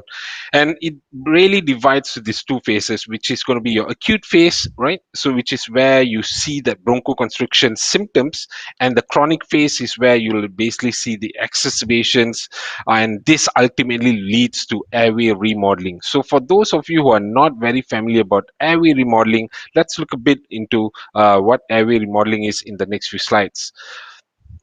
So when you're talking about asthma, so I see it as asthma like an iceberg. So a patient with asthma can be presumed to be just like an iceberg, like what you're seeing over the screen here. So what we normally treat from a clinical perspective is obviously the symptoms and also the exacerbation which happens, and as what you're seeing over the screen here, which is at the tip of the iceberg, right? But however, most of us actually, or some of us may, what we normally usually fail in anticipating and treating is what lies beneath or below the iceberg, as what you're seeing over here, which is the airway inflammation, the bronchial hyperreactivity, and also the airway remodeling, as what I've been mentioning in the past slide. So patient actually may be asymptomatic due to the perception, yeah. So but however, in most of the cases, the inflammatory process, it remains to be there, and it plays a very key factor towards the airway remodeling. Yeah, so it's important to not just address what lies above the iceberg, which is your symptoms and exacerbations, but truly to look into what drives the components of asthma, which is basically the inflammation. So it's recognized as the main driver of asthma. So this lies beneath the iceberg, and this component will eventually, if it's treated right, it will be the key to a successful asthma management, for that matter. Yeah. So again, as what I've promised earlier, let's look into what airway remodeling is all about. So I think most of you may know about this. So airway remodeling, basically, it's an ongoing structural changes which is caused by asthma, which ultimately leads or eventually leads to the thickening of your airway walls and the narrowing of the airway. Yeah. So it should not be taken lightly because it can cause irreversible structural changes to the airway, and also ultimately may progress to the loss of your lung function. And it's also important to recognize that this is the consequence of a poor asthma management, and believe it or not, it also happens to your mild asthma patients. So in this particular study that you're looking at right now, which is published by Cheta et al., yeah, so it basically looked into the differences in the subepithelial layer thickness around all the severity of asthma. So that means it involved your mild, moderate, severe asthma as well, and this was reflective of what happens in the airway remodeling. So what is shown here is that even patients with the mild asthma, yeah, so in most of the times when you're saying about mild asthma, most of them may not even have those symptoms. It may come on and off, but most of the time they do not have the symptoms. So even this category group of people, so they had some degree of increase in the subepithelial layer of thickness actually. So this is basically an interesting finding, yeah, because as we all may know that mild asthma patients may not portray symptoms most of the time, but it is important to remember that despite no symptoms, the airway inflammation progressively increases over a period of time. Yeah, and with that, this should be taken into consideration when we are treating our asthma patients. So with this evidence, basically, it really comes to show that starting a regular inhaled corticosteroid as early as possible to prevent the further progression or delay of the airway remodeling is of a paramount importance. Yeah, and I believe that pharmacists in where you are and whatever you're practicing right now, you play a major role in educating patients towards this approach. So Gina, as you may know, or your global initiative for asthma, yeah, so over the recent years, they have actually re-strategized their approach towards asthma, and they have basically narrowed it down to two long-term goals of asthma treatment. First of all is achieving that asthma control. This is by ensuring the control of asthmatic symptoms and having a normal daily activities. And the second goal is basically to minimize or reduce the exacerbations, any airway limitations, side effect of medications, and so on. Yeah, so it's also important to get a better understanding of patients' specific goals of asthma. So what do they really want from their end of it? So it's not just looking to what we want from a healthcare professional's perspective. And when it comes to the assessment of asthma control, it is vital to have an optimal asthma management among our patients. So symptom control, as what we have looked into and also recognized by Gina, is basically should be assessed by looking into these few following components. Yeah. So first of all will be the frequency of your daytime and also your nighttime symptoms.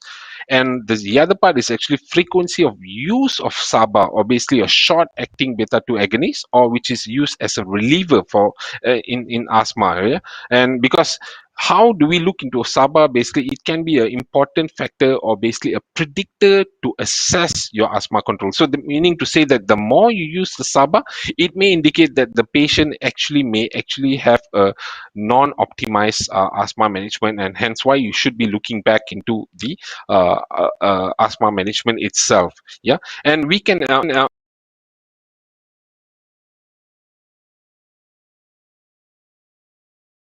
categorize these patients based on their symptoms, so we can be well controlled, which is if there's no symptoms, and then if there's partial symptoms, or there may be one or two, so we call it as partially controlled, or if there may be 3 or 4 involvement of these components, then we may say that it is uncontrolled asthma. So because we need to understand that poor symptom control is burdensome, yeah, and this would be a risk of future exacerbations. So hence why we're having this discussion today.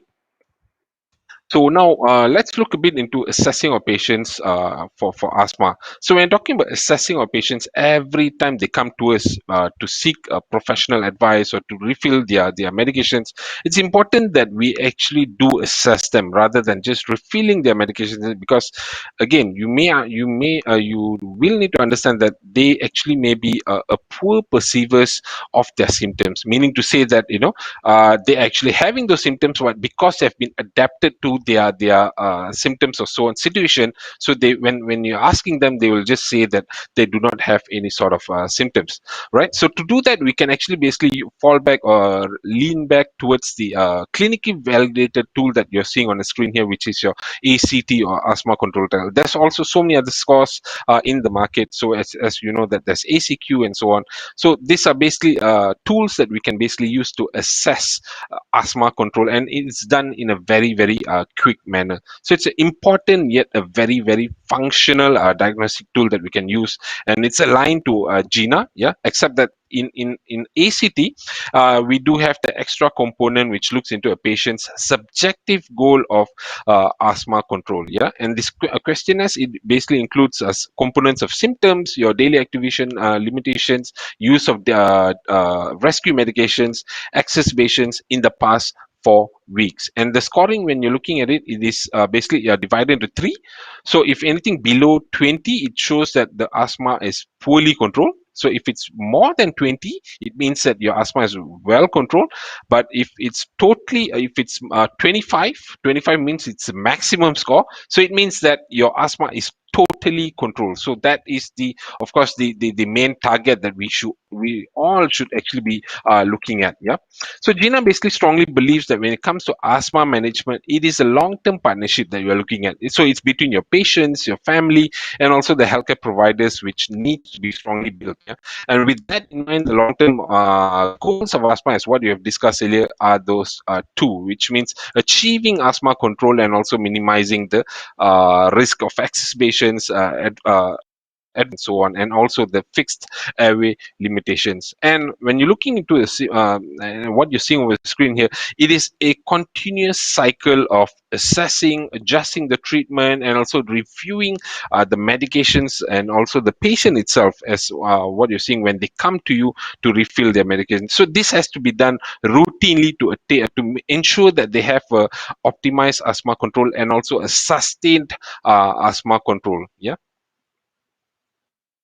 So why are community pharmacies or pharmacists in general, yeah, are able to help the patients improve their asthma? So knowledge, access, and also communication. So these are the 3 main pillars, yeah, in acknowledging why pharmacies actually remains to be crucial in helping asthmatic patients achieve and also optimizing their asthma management. So why we say so is because it relies on your professional training that you've done, to train, to also advocate asthma control among patients, also the soft skills that you have in terms of interaction with patients, the opening hours convenience that you also do have, and also the no hassle in terms of tedious registrations which are done in a hospital setting, and so on. So these are among the key advantages that can be used to actually, basically, it may look petty, but these are the huge differences coming from a patient's perspective, yeah, in terms of having that asthma control.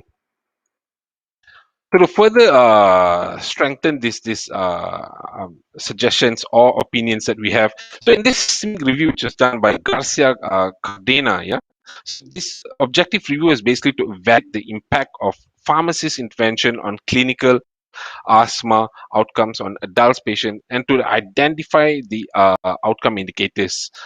So 9 out of 10 studies assessing asthma control basically revealed a positive impact after the provision of pharmacist intervention. So this basically includes significant improvement in the ACQ and also the ACT scores which were done. Yeah, so pharmacists did really contribute a significant reduction in percentage of severe patients and also the asthma severity scores in 3 out of 4 studies assessing these outcomes. So this includes the peak expiratory flow and also a forced expiratory volume, which was done in the lung function test. So regardless of study design which were included in the systemic review, what was known is that pharmacists were found to have that positive impact on different measures of asthma symptoms. Yeah, so 7 out of 8 studies did report improvement of their general symptoms, their nighttime symptoms after that pharmacist intervention compared to pre-intervention. Yeah, so in this 6 months, a randomized control trial, as what you're seeing over the screen here, was done basically in asthma management, looking into patients with usual care, and also a group of patients who had that pharmacist intervention for the 6 months period. So adult asthma in the intervention group received basically a protocol-based intervention addressing their individual needs and also related to asthma control, of course, then the inhaler techniques and also medication adherence, which remains to be one of the biggest challenges, and I'm sure that you also would resonate to that. Yeah, so patients in the control group, on the other hand, they received basically a normal usual care.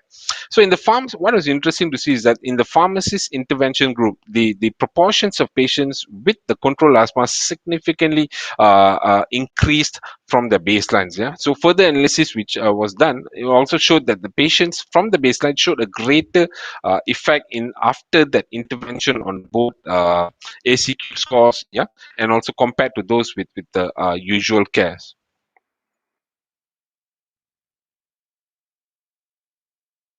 So not only that, in this study here, as what you're seeing, which was done by Pett, Pett et al. So it showed that with pharmacist intervention, it led to a significant reduction in asthma-related hospitalizations and also the visits to a A&E department in whether it's a private or a government hospital, which is due to asthma-related exacerbations. So the numbers were statistically significant compared to the occurrence of pre-pharmacist intervention, so before the intervention of a pharmacist. And this really comes to show that, with a pharmacist intervention, it really can lead to a significant improvement in your asthma control, especially for those with the poorly controlled asthma, as we know that there's a lot of them out there actually yet to be diagnosed for this.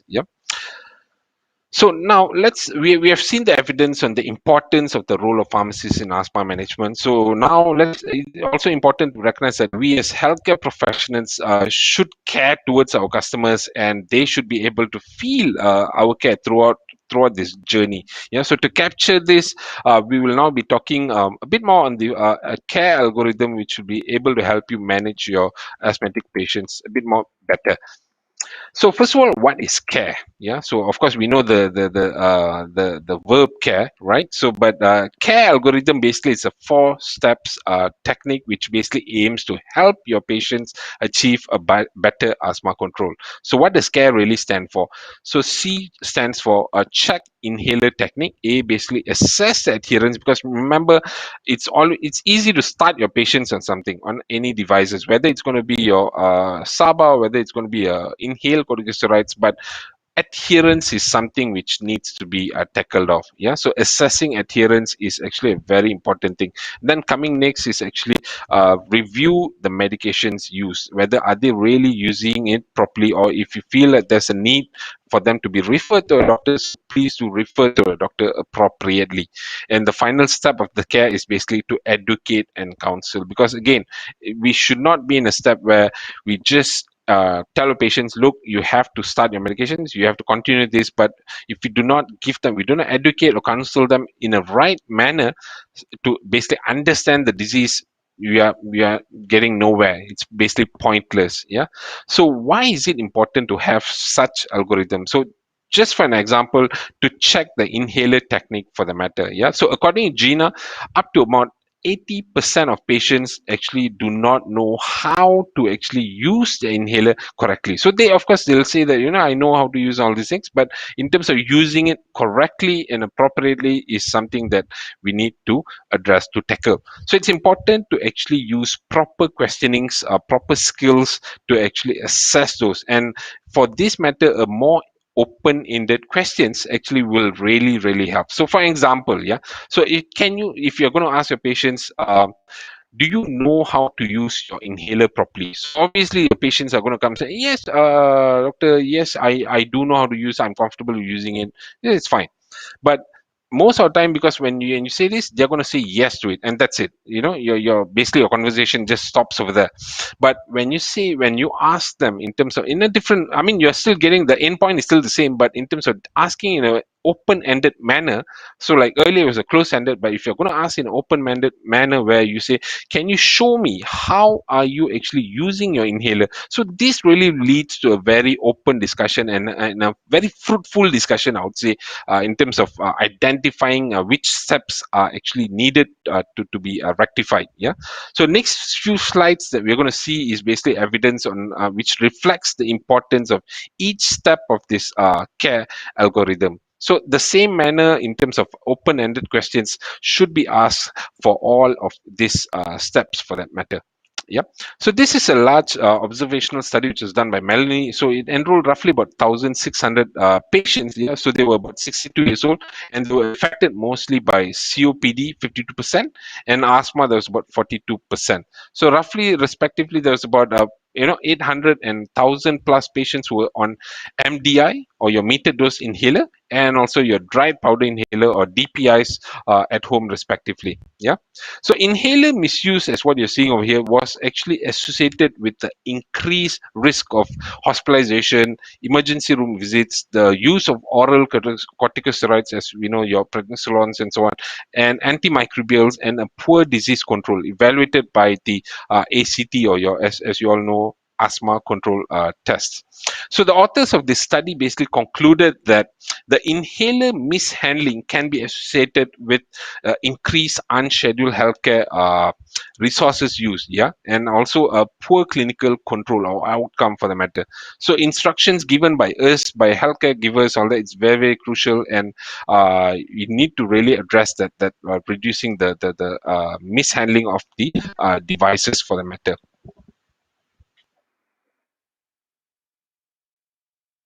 So here you're looking into a study which was done by Newman. Yeah, so basically it showed the main factors contributing to the handling errors, whether it's an MDI or also it's a DPI or your dry powder inhaler. So when you're looking into the MDI, so of course there's various factors involved. So for the MDI perspective, coordination of actuation, also the inhalation, remains to be the main factors in terms of inhaler technique error, followed by inadequate use and also rapid inhalation. In terms, again, it comes back to a technique of using. So for a DPI perspective, dry powder inhaler perspective, yeah, so what was seen was that holding the device incorrectly was the most common thing which was seen, followed by not exhaling, yeah, fully after the inhaling part, and also inadequate use, and there was actually no breath hold after that. So this were actually among the few factors which were seen. So for MDIs, it's very crucial to remember this: inhale slowly, yeah, and deeply at activation, and then hold the breath for about 10 seconds. So that's roughly for your MDIs. And when it comes to a DPI, you need to inhale rapidly and deeply on activation. That means on the time that it's initiated. Hold the breath for about 10 seconds and then remove the device before you actually exhale. So this is roughly the general guidance when you're talking about MDIs and also DPIs. So here you're looking at a study which was done by Chu et al. Yeah, so it looked into patients' belief and also the behaviors related to treatment adherence in patients with asthma requiring maintenance treatment in Asia. So this is basically in the Asian population. Yeah, so the study included 6 Asian countries, and Malaysia was actually part of those study sites as well. Excuse me. So patients were actually on maintenance treatment with the inhaler for at least a year, and they completed a 12-item questionnaire for this particular study. So this questionnaire is basically related to health benefits and behaviors, and also the 8-item Moresky medication scale. So this was basically to look into the adherence part of it, and also they looked into quality of life by assessing the AQLQ, or asthma quality of life questionnaire. So adherence was basically significantly associated with patients' understanding of a disease. Yeah, because if they do not understand the disease, they are less likely they are going to be adherent to their medications. Yeah, and also the inhaler technique, and with the patient's acceptance of the inhalers medications which is given. So that means patient preferences were also one of the most important criteria, and on top of that would be, of course, the concerns on safety, convenience, and ultimately it's a cost as well. And patients were unsure of the effectiveness of the inhaler medication. So they felt that taking medications more than once a day was inconvenient, and or skipping inhalers use was commonly seen. Basically, just again coming back to the cost factor, because they would like to reduce the cost. So this is among the few factors which were seen. Yeah. So to this particular point. So this is a study on what you're looking at, a study which is done by Saini. Yeah, so the ideal profile of a reviewer, of a reliever, preventer, and also symptom controller medications. What you can see here is basically it increased from 7.7, yeah, all the way up to 28.8% after the pharmacist intervention. Yeah, so this is very important to emphasize on the use of a controller therapy, which basically we are talking about controller therapy. We know that it's ICS, or your inhaled corticosteroids containing therapy, and basically it targets the inflammatory component of asthma, as what we have discussed at the beginning of the slides earlier. And the use of a long-term high-dose SABA, or a short-acting beta-2 agonist, actually may increase mortality actually, yeah, so if given without the inhaled corticosteroids. So it's not because of this directly, it's because of the SABA, but it's because of the disease itself. So we'll be talking a bit on this in the next few slides as well. And at the pharmacy, this is where you actually can intervene, yeah, and you can also see that most of the patients may not be receiving the ICS and they, as a controller therapy, because and they'll be relying more on the reliever component of it. So education, counseling, I don't need to say this, it's of a paramount importance. Yeah. So it's important to understand what are the potentials, symptoms of asthma and the triggers as well. Yeah. So when you're talking about this, so the triggers definitely would be your pollen, your animal danders, your dust mites, especially if you're talking from a Malaysian perspective, will be a Blumia tropicalis. Yeah.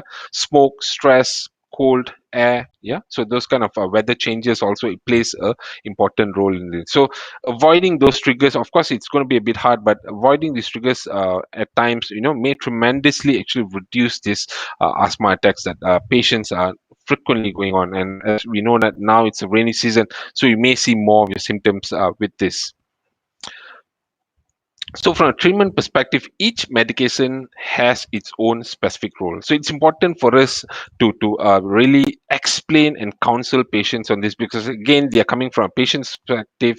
We may assume that they know the differences between a reliever and also a controller, but again, it falls back on our responsibility to really educate this. Yeah, distinguishing the role of a controller and reliever therapy is very, very important. So again, when you're talking about controller, it will be an ICS or your inhaled corticosteroids are containing therapy. Yeah? So it's basically the cornerstone of treating or targeting the inflammation component of your asthma. Also with the other compounds such as LABA, long-acting beta-2 agonist, which really gives you that bronchodilatory effect. And ultimately, to achieve a well-controlled asthma, this is a treatment approach that we should be advocating to our patients. So, I mean, they should be an ICS containing therapy, and of course there's a use of a reliever, but it's only to be taken as needed for breakthrough symptoms. So a good asthma management, what does it look like is basically it should. So when you're talking about good asthma management, you definitely need to integrate this written asthma action plan. Yeah, so it should be individualized and it should be personalized to each and every of your patients according to their needs, because again, everyone has different needs according to your job, lifestyle, and so on.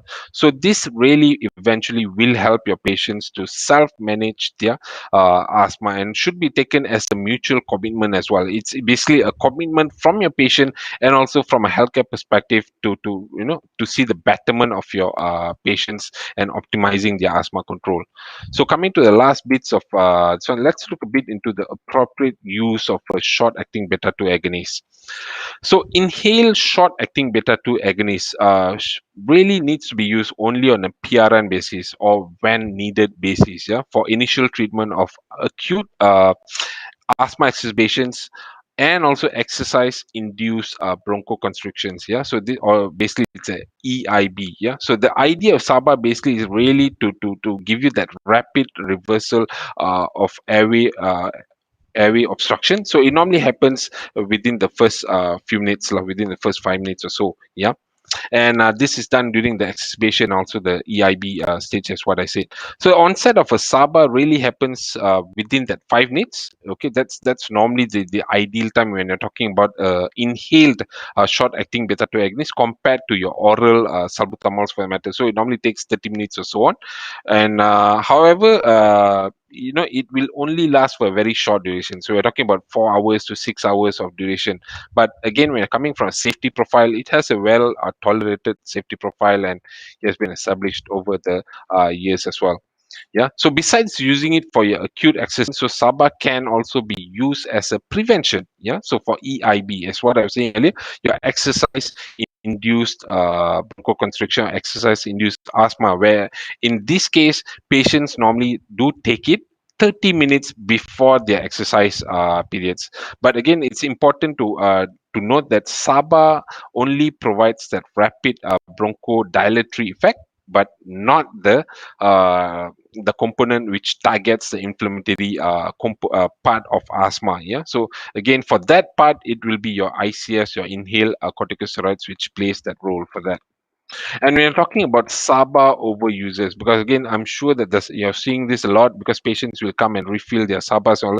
Yes, they may refill, but the thing is that we need to reassess them, because again, we should ask them the question: are they really well controlled on their asthma perspective? Yeah, because when it comes to issues pertaining to SABA overuse, SABA is not to be blamed as the main contributor of this issue. Yeah, so overusers of SABA can be really defined as using a SABA more than twice per week lah. Yeah, so that's basically the general definition of it. When it comes back, it really always falls back to the component of poor understanding of asthma disease, and also treatment among the patients. Mostly it's the patients, but of course sometimes it may also come from a gap in the healthcare setting, but mostly it comes from the patient's perspective also. It also related to the over perceivers of their symptoms. So that means, what it means by over perceivers, so even sometimes, if let's say it could be because of other issues like GERD or so on, gastroesophageal reflux disease or hyperventilation and so on,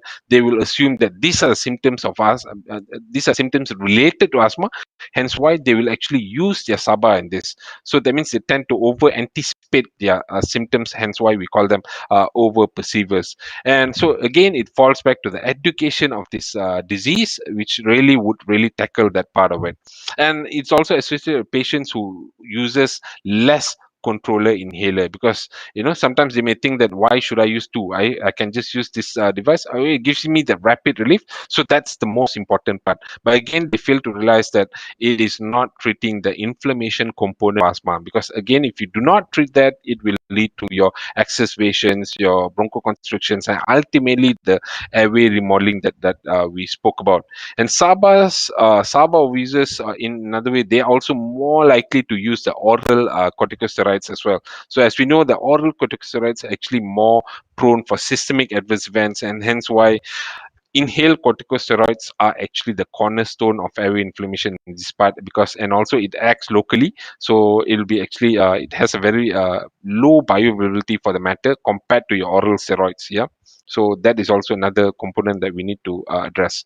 So from a perspective of a SABA, yeah, so in terms of safety they are well tolerated. So but among the common adverse events which are seen when you're giving a short acting beta 2 agonist, just like how you see in like Ventolin and so on, patients may experience those common symptoms such as your tremors, tachycardia, and also headache. So these are tolerable symptoms, but of course we need to communicate this to our patients. Yeah, so to summarize my presentation today, so pharmacies actually really plays a very, very important role to improve the asthma control and also reducing the asthma severity. Yeah, so an intervention by pharmacists really will improve the inhaler techniques, your treatment adherence, and of course, most importantly, is the asthma awareness and knowledge among the patients. And it's important to treat what lies beneath the iceberg.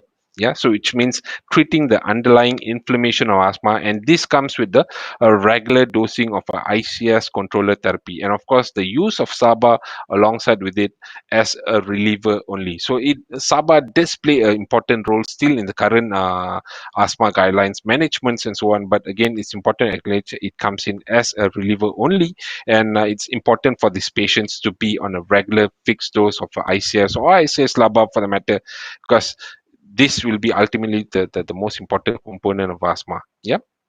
So with that, I thank you for your time. Thank you for your kind attention, and I'll be happy to address any questions there is. So thank you.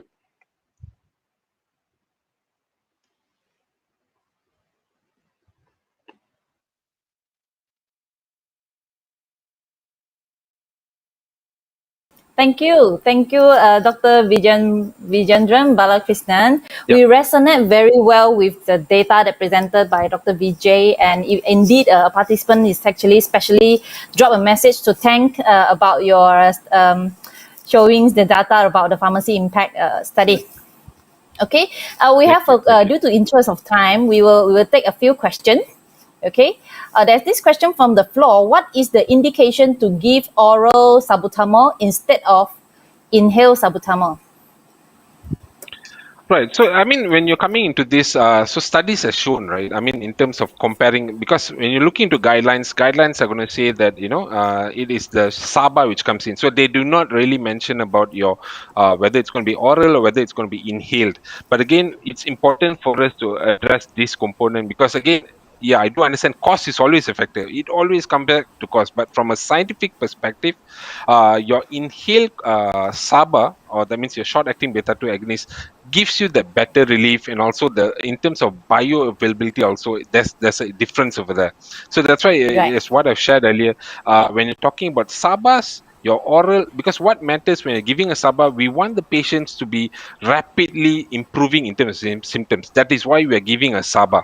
So a SABA really acts within 5 minutes. A good SABA, just like how from a GSK perspective we have Ventolin, and all of you all know about it. It acts within the 5 minutes, and it reaches the peak action within 10 minutes. Whereas if you're talking about an oral salbutamol for the matter, it kicks in only after 30 minutes or so. And of course, because of its bioavailability and all that, so you may see more tendencies of tremors, your headaches and so on. Those kind of adverse events are a bit more common with the oral salbutamol for the matter. Yep. Yeah, Dr. Vijay, could you please stop sharing your screen so that the audience can look at your handsome face? Right. Yes. Thank you. We see you. Right. Okay. Another question from the audience is inhaled corticosteroid in combination with leukotriene inhibitor recommended? Yeah. I mean, so if you look into the studies, also it has been recommended because, if you look into LTRAs and so on, we would see that it's more common among the PEDS category, which are given over there. But it's important to also understand the role of LTRAs. So because a lot of them, I mean, I'm seeing that as a trend as well. I've been a clinician as well, and we do see, a trend of giving LTRAs, just Montelukast, sort of differentiating ourselves from other, physicians or so on. So really it boils down into coming back, understanding the role of LTRA. So LTRA is, it's part of GINA, it's part of all the clear guidelines, but also it's important to understand when can you use it.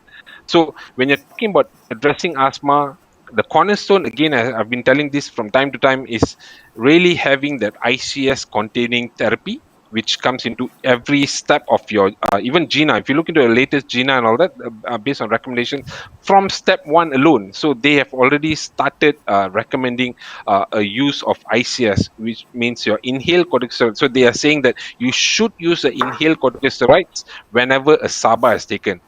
So the role of LTRA is still there, but it's not, state in the very main part. It does say that if you are unable to this, you can add in a LTRA as a adjunct therapy on top of it. So those are the things that we need to look at. But again, targeting inflammation is the main cornerstone of asthma management. Yep. Right. Thank you, Dr. Vijendran Balakrishnan, for sharing your insight about pharmacy intervention, ensuring and motivating the role of pharmacy in asthma control. Once again, we thank you very much. Thank you, Dr. Chan. Have a good day, everyone. Thank you. Bye-bye. Yeah, thank you. Bye. Okay, ladies and gentlemen, let's move on to our next speaker. The increase of prevalence of overweight and obesity has actually accompanied the rise in type 2 diabetes. In this regard, the self-care is essential for effective diabetes control and management, which will be further shared by our next distinguished speaker, Dr. Tan Ming Yong, in her title of Unlocking the Potential of Self-Monitoring Diabetes Care. Dr. Tan is a registered nurse and credentialed diabetes educator. She is currently a diabetes nurse specialist and senior lecturer at International Medical University and Oriental Malacca Strait Medical Center. Dr. Tan earned her doctorate in nursing from the University of Adelaide.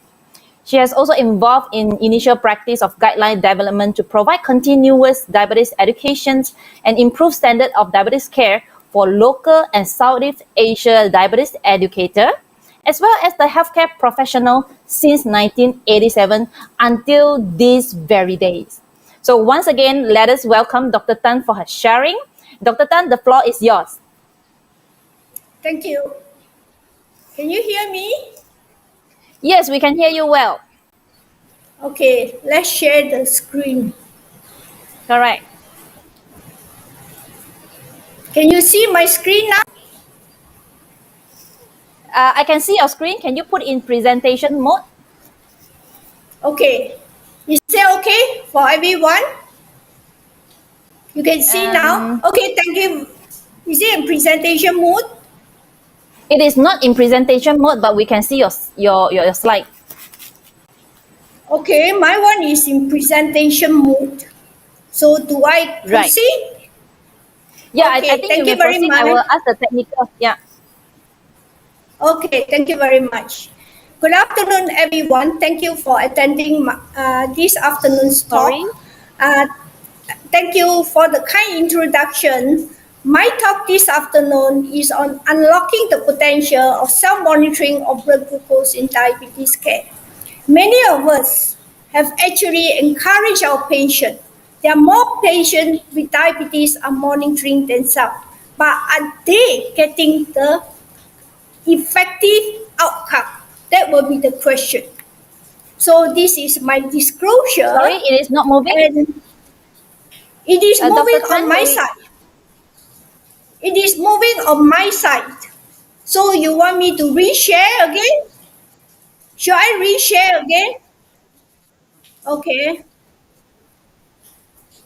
Yeah, I'll stop sharing. And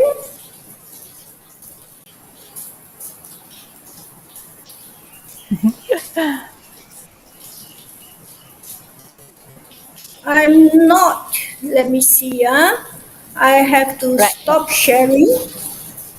Yeah. Okay, I share again. Yeah.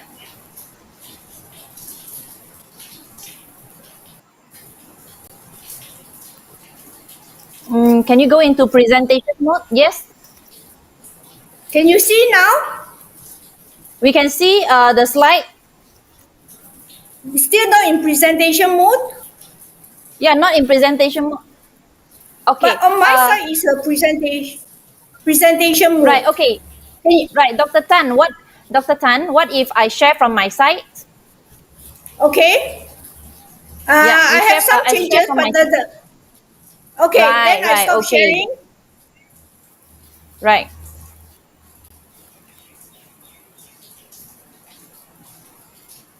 Yep. Okay. Can everybody see my slide now? Wait, just 1 minute. Something is blocking something. Something is blocking on my slide there.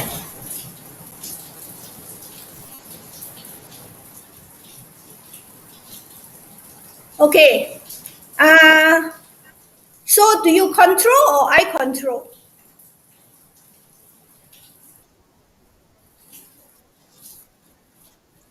I can control? Okay. How about technical? Do we control or Dr. Tan will control it?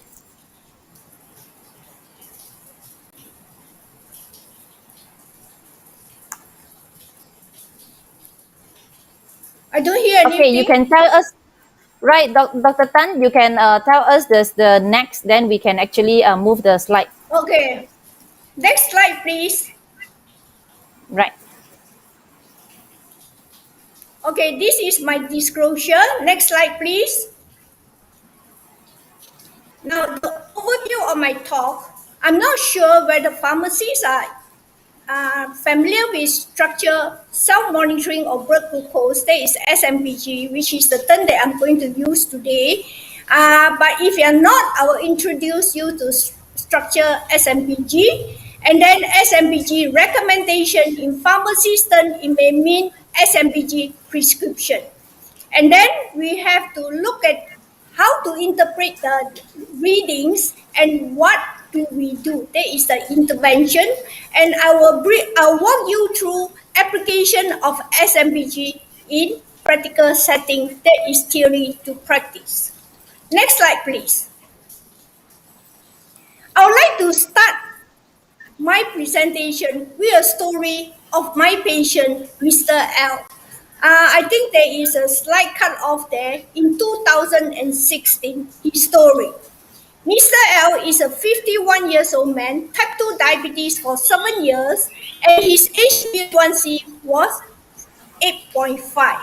He was already on maximum dose of metformin, 1 gram BD, glycoside, 160 mg BD, and yet his HbA1c was 8.5. His doctor told him if he does not improve his blood glucose control, he will need to commence insulin, and the doctor referred him to me. And you can see how sad Mr. L was. He said, I'm monitoring my blood sugar. My fasting blood sugar were all good that time. Next slide, please. Now, for Mr. L, we discussed, so I suggested to him, perhaps, should we do a different way of monitoring? So I suggested that he should do a before food and after food for the 3 main meals. That means for breakfast, for lunch, and for dinner. And after food minus before food, the difference should be less than 3.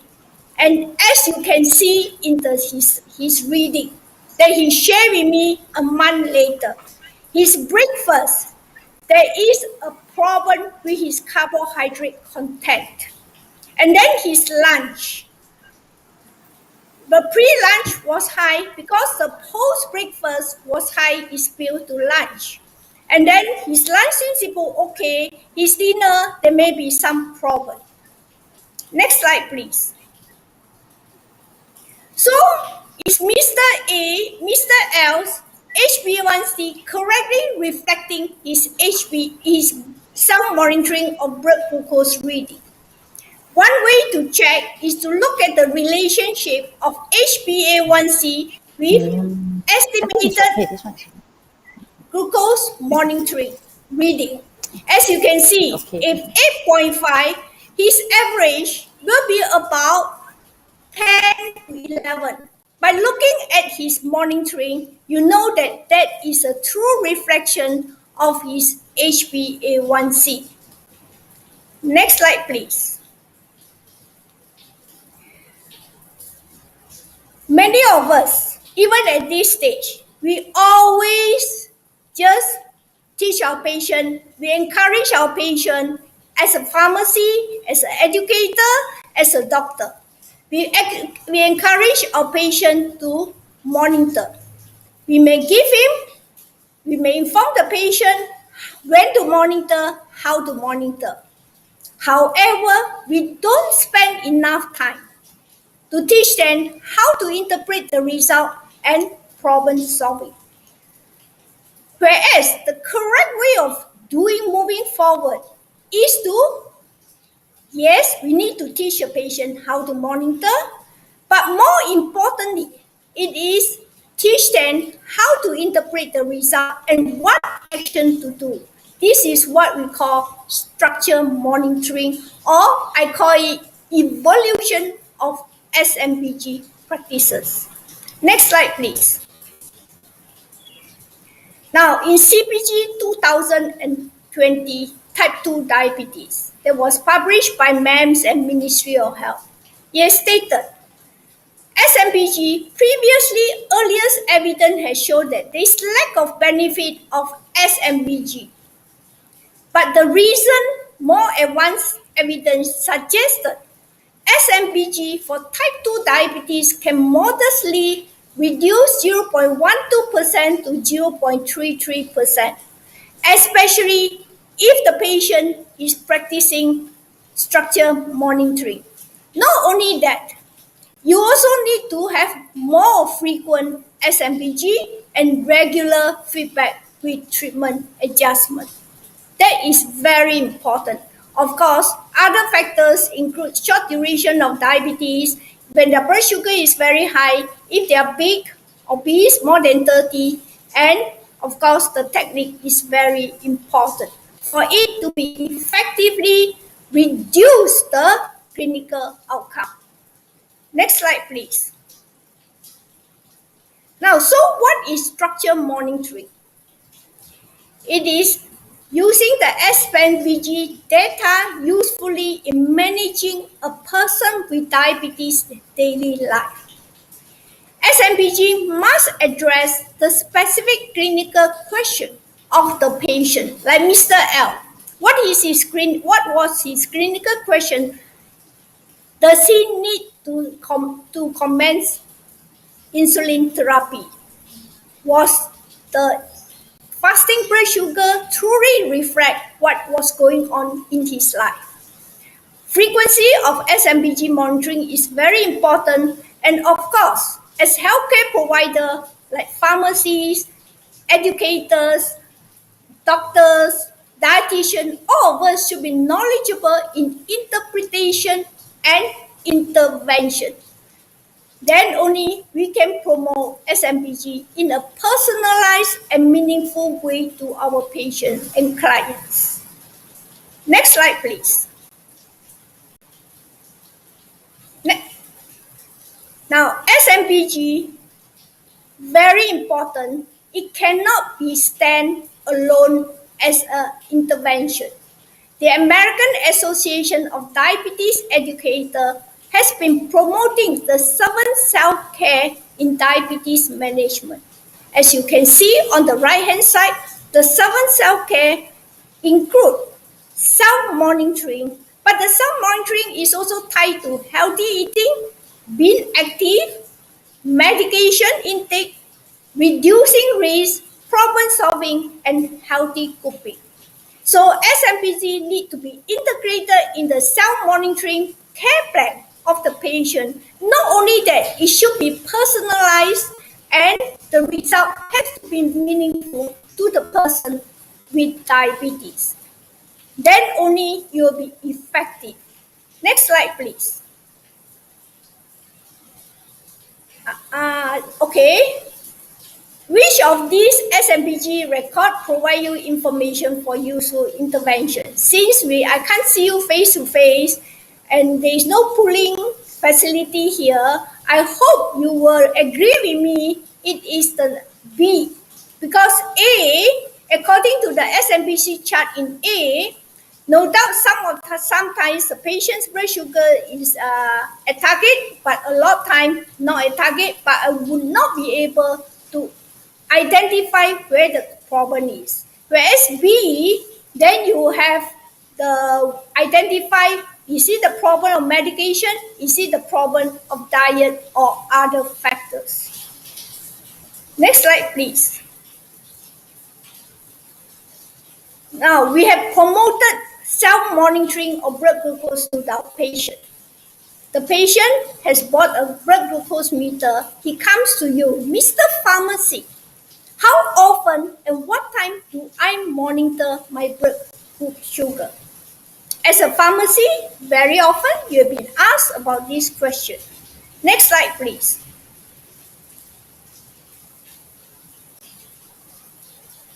Next slide, please.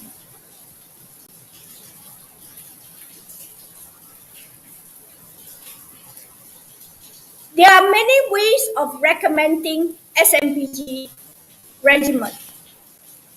You can either use the types of diabetes and drug therapy as shown in the clinical practice guideline type 2 diabetes in 2020. Sorry, there is a typo error there, where you say that if you are on diet control, then you should monitor fasting and all the post-meal. That means post-breakfast, post-lunch, post-dinner. And if you're on oral glucose drug, it is the same. Why?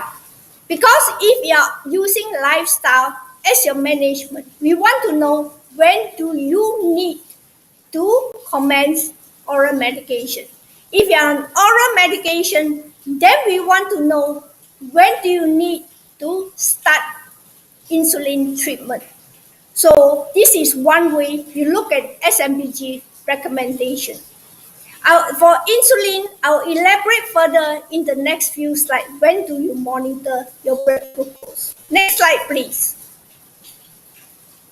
Now, for basal insulin, very often we monitor at the fasting level. This will help us to adjust the medication for patients who are literate and has sufficient numeracy. We can guide them on titration of insulin of their own dosage. Next slide, please. For those with pre-mixed insulin, there is a slight difference whether the pre-mix is a human insulin or is it an analog insulin. For human insulin, it is recommended by the Practical Guide to Insulin Therapy. We do it all at fasting, pre-lunch, pre-dinner, and pre-bed. Whereas for the analog insulin, twice a day, we'll do it at immediately after pre-breakfast and post-breakfast and pre-dinner and post-dinner and so on if it is TDS. Why is there a difference?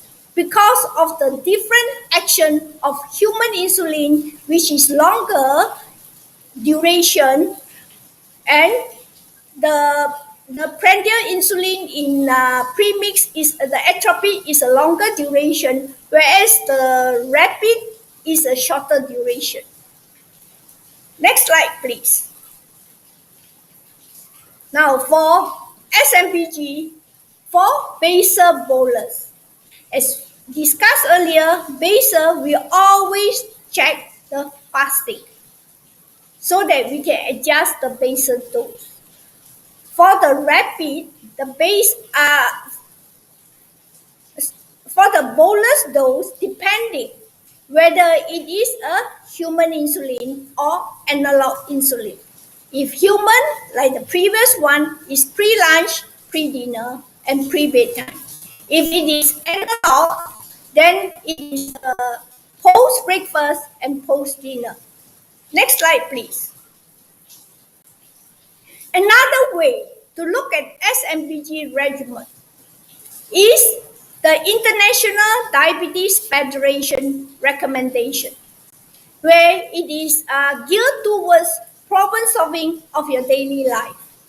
They have been grouped the high intensity SMPG regimen, that is you monitor 14 to 21 times a week, where you can either, if you look at number one, you can either monitor 7 points a day for 3 consecutive days. That is a very good regime if your patient agree to prick themselves, because it will tell you the effect of their diet, their activity, and medication. Otherwise, number 2 is also good, where you look at the pre-breakfast, post-breakfast, post-lunch, pre-dinner, and post-dinner. Or if the patient only want to prick themselves twice a day. Before breakfast, after breakfast, before lunch, after lunch, before dinner, after dinner. Every day they only have to take 1 meal and monitor.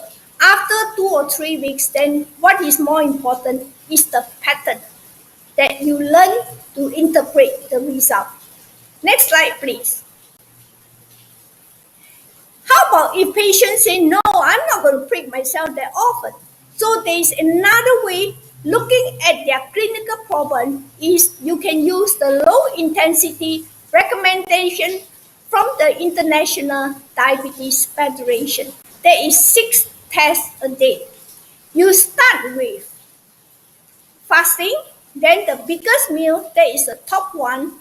And then after that, you can do just 3 meals a week, breakfast, lunch, and dinner. Then you can do another one, which is before bed and fasting the next day. Those are very useful regimen to identify patients' problem. Next slide, please. Now, to address why is it we are so fussy about post-meal, because this paper that is by Sean et al. They analyzed the Asian Pacific. The slide before, please. They analyzed the problem of addressing the burden of type 2 diabetes and cardiovascular disease through the management of postprandial hyperglycemia in Asian Pacific region. And it involved Thailand, 6 countries in this region, including Malaysia, where IJM has submitted their data. The mechanism of postprandial hyperglycemia is a contributor for cardiovascular risk, as you can see on the left-hand side. So how do we manage it? How do we solve the problem? That was suggested in the paper. Blood glucose testing should follow the largest, most significant meal of the day, or should involve paired meal testing. That is testing before and after meal using a different meal, or for testing on the different days of the week. Next slide, please. This is what it meant. Now I showed you the 3 possible SMPG recommendation regimen to you all.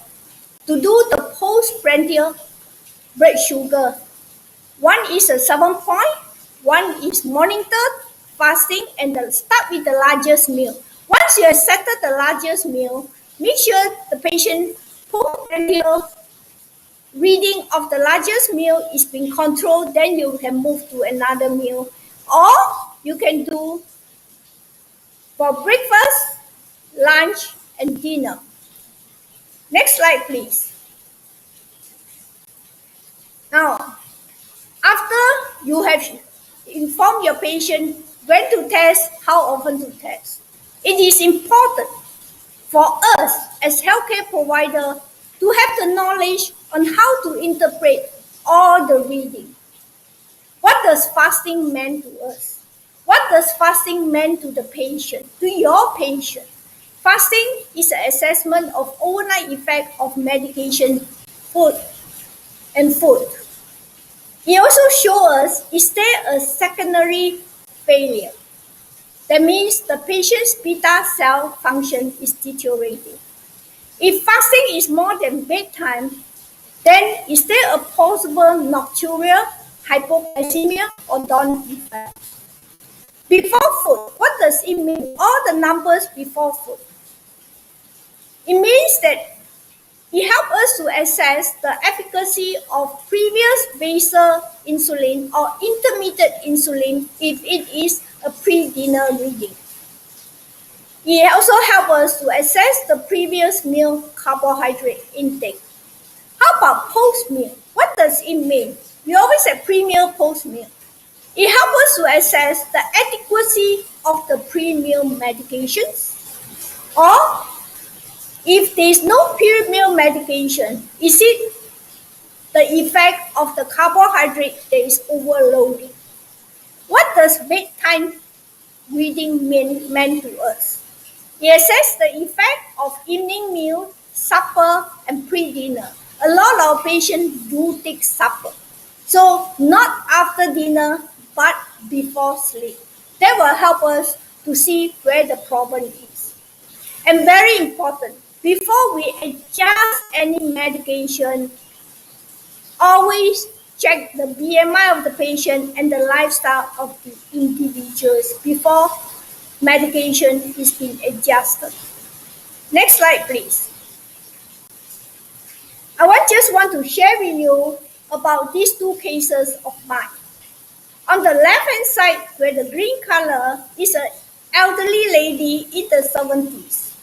As you can see, she is on metformin 1 gram BD, glipizide, 10 mg OM, and linagliptin 5 mg. And the BMI is not high, she is only 23. She is almost within the ideal BMI. You can look at her post-dinner. She doesn't take supper, this lady. It's all within target for her age of 70 plus. But her pre-weight is all higher than her target of 7, the top reading. She was advised to start insulin initially. She rejected it. She was not happy. Then we say, why don't you monitor yourself? And by monitoring, we show her she is experiencing second, her residue in beta cell function is deteriorating. It's not her fault at all. Whereas on the right hand side, if you have the maroon color table, this is another patient of mine in the 50s, where he's an Indian gentleman. He's already on metformin 1 gram BD, mixed at 30-30. His BMI is 30. As you can see from the breakfast, his breakfast reading range from 5.5 to 10.3. Very obvious there's a dietary problem. And his pre-dinner is all out of range. They are all double digits. So we need to assess what is going on before pre-dinner. He's already on mixed up. What was his lunch like? What was his afternoon tea like? He's an estate worker, so afternoon tea, he has 5 goreng pisang. He has kueh, he has a lot of other food. And you look at his dinner. Obviously, there is problem with his meal. So for this patient, instead of increasing the medication, it is more important to refer him to the dietitian for diet counseling. Next slide, please.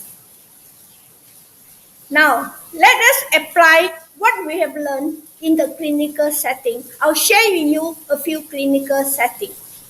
Next slide, please. The first case scenario, pharmacy. I have followed all your advice on healthy lifestyle. The patient may ask you, how do I tell you all these changes are working? These are the 3 recommendations that will be helping your patient to find out whether everything that they have done has produced result. The 7-point test, because it will reflect their medication intake, their diet intake, their physical activity intake, or otherwise. The second choice is before bed and followed by fasting. It must follow by fasting, and there should not be Monday before bed, Wednesday or Thursday fasting. Then you don't see the relationship. And see, is there any drop? It should drop if the medication is working on fasting, or the 3 pre-meal and post-meal regimen. Next slide, please. Another clinical setting, very often the patient asks you, do I need a snack before exercise? Well, that depends on the intensity, the duration, the types of diabetes, and of course the BMI. If your client's patient is not taking insulin or is on oral glucose lowering medication that does not cause hypoglycemia like DPP-4, SGLT2, metformin, then snack may not be required. If they are already big, you give them snack, you ask them to eat snack, they will be bigger. If they are on insulin or oral glucose lowering medication that may cause hypoglycemia, then you can suggest to them monitor before their exercise, during their exercise, and post-exercise. If the blood glucose reading are all in range, and their exercise, especially for the elderly type 2, they are not high intensity, just walking 30 minutes a day. It's not a very long duration like the type 1 who go for marathon running. Then we may not need to recommend a snack for them. That will help to control their body size, which is important in diabetes control. Next slide, please. Your patient, very often, we have been asked, I do not want to start medicine or insulin injection. Once I start, you'll be lifelong. So very effective way of checking is the 7 points if they agree to monitor, or before bed and followed by fasting the next day, like the earlier case that I've shown you, my elderly lady whose fasting has shown that she is actually in secondary failure. So for those with oral glucose monitoring, those with just doing a lifestyle or diet control, very often, like in my practice, I do meet them, I do want to start medicine. So I always say, why don't we try? I don't force you. It is your body telling you your fasting is already, or your prandial is already higher than the target value. Next slide, please. The patient may ask you, why is my fasting blood glucose higher than my bedtime blood glucose? There are many reasons for it. As you can see, in this is one of my patients. She's on metformin, 1 gram BD, triglyceride MR, 120 mg, OF, and BMI, well, she's overweight. As you can see, pre-dinner, well, there was one higher than normal. That might be because have taken some food that causes a high sugar, but all the fasting are higher. So to solve the problem, we have to assess the time and carbohydrate quantity of the dinner and supper. Assess, is there any food or drink at night, supper? Very often, they take Milo drink, they have some biscuit. As you can see here, my doctor has actually asked the patient to monitor the 3 a.m. because she is on sulfonylurea glycoside. So there's still a possibility of Somogyi effect. If those who are on insulin, very important, once a while they need to check the 3 a.m. If it is induced hypoglycemia, then we need to adjust the medication. Check early morning for Down phenomenon effect. If it is 3 a.m. is not a problem, then it might be Down phenomenon effect. Next slide, please. HbA1c 9, very often your patients say, I have no money, especially during COVID pandemic. I can only afford 1 bottle of test strip a month. Is there a problem? No. It's still possible. These are the 3 regimens that is suggested. Check before bed, followed by fasting, or start with fasting, the biggest meal, or do the pair testing. Next slide, please. Next slide, please. Now, to answer the question of less monitoring but still can produce clinical outcome. This is a paper that was published by Polowski et al. In 2011.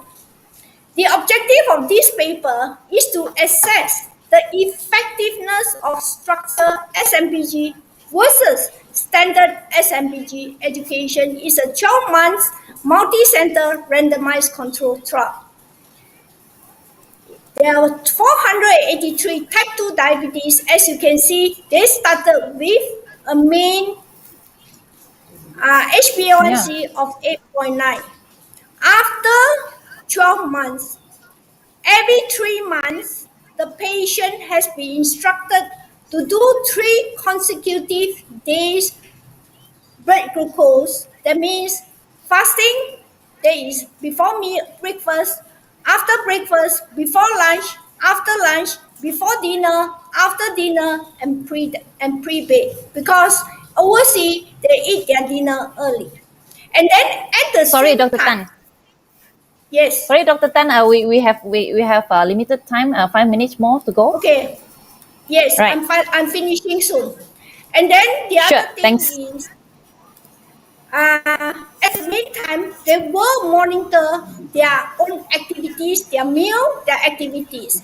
And after 12 months, there is a significant reduction of HbA1c minus 0.3%, which is significant. So structure SMPG, in fact, does improve glycemic control. Next slide, please. Patient may ask you, can I eat my favorite restaurant food? Of course. The meal testing is a very effective way. Next slide, please. Guideline, how do you do mealtime monitoring? Monitor just right before starting the meal. Monitor 1 to 2 hours after finishing the meal. Then record the result and the food intake of your meal. If it is more than 3 different, identify the reason and determine the action plan, which is, if it is on the other corner, I have shown you the 3 different sizes of rice. If currently you are taking a big rice, change to medium size. Medium size, if currently you are taking, change to smaller size. So smaller portion of carbohydrate portion. More non-carbohydrate choices like suku, sparrow. It should be more vegetable. Choose a lower glycemic index food or add in a post-meal activity. Or check medication adherence. Is the patient taking the medication or do we need to adjust medication? Next slide, please. Now, my boss has given me a big project. The stress increased my blood glucose. Yes, easy. Compare the blood glucose reading during weekday and weekend. If it is higher during weekday, yes, it's caused by stress possible. You have to discuss with your patient on stress management. Next slide, please. Now, patient may come to you. How long do I have to monitor my blood glucose? Initially, yes, you have to monitor more often. But once the condition is stable, you can decrease the frequency, but maintain low intensity 6 times a week. However, you need to inform your patient. You need to increase SMPG frequency if the glycemia is out of control. If there is a change of medication, change of lifestyle, when they are not well, COVID-19 infection, newly diagnosed and onset of complication.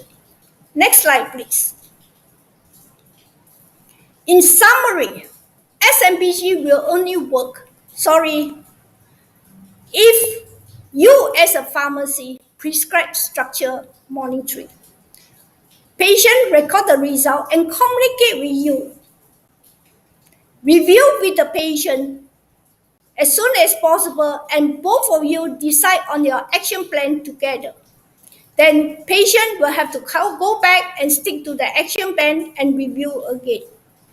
By providing education, teach them how to interpret, how to solve problems, then we empower our patient. And very important, in this way, the SMPG become personalized to them and meaningful to them. Next slide, please.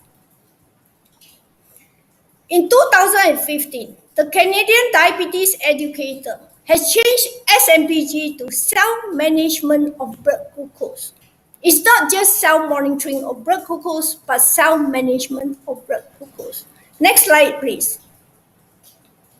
With that, I thank you for your attention, and I'm happy to take any question.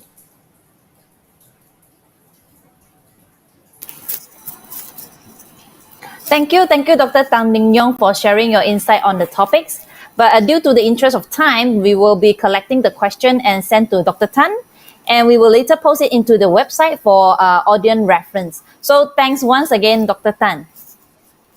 Thank you. So without further ado, let us call upon our next speaker, Dr. John Teo Beng Ho. Dr. John Teo Beng Ho is a private obstetrician gynecologist currently practiced at the Linta Square Women and Maternity Specialist Clinic. He is both the coordinator and lead contributor to the ONG Society of Malaysia Basic Contraceptive Course and the editor and lead contributor to the long-acting reversible contraceptive guideline for Malaysia. He has served as medical advisor for the Sabah State Family Planning Association for more than a decade and currently also a member of Medical Committee of Federation of Reproductive Health Association of Malaysia. Dr. John Teo Beng Ho will talk on the title of Oral Contraceptive Safety and Health Risks, and his talk will be moderated by Ms. Teo Sin Yi, a pharmacy who founded Pharma Home Pharmacy for 4 years before it became part of our Pro Pharmacy in 2019. She is currently working as a community pharmacist and professional training specialist in our Pro Pharmacy. Ms. Teo is a strong advocate in continuing professional development.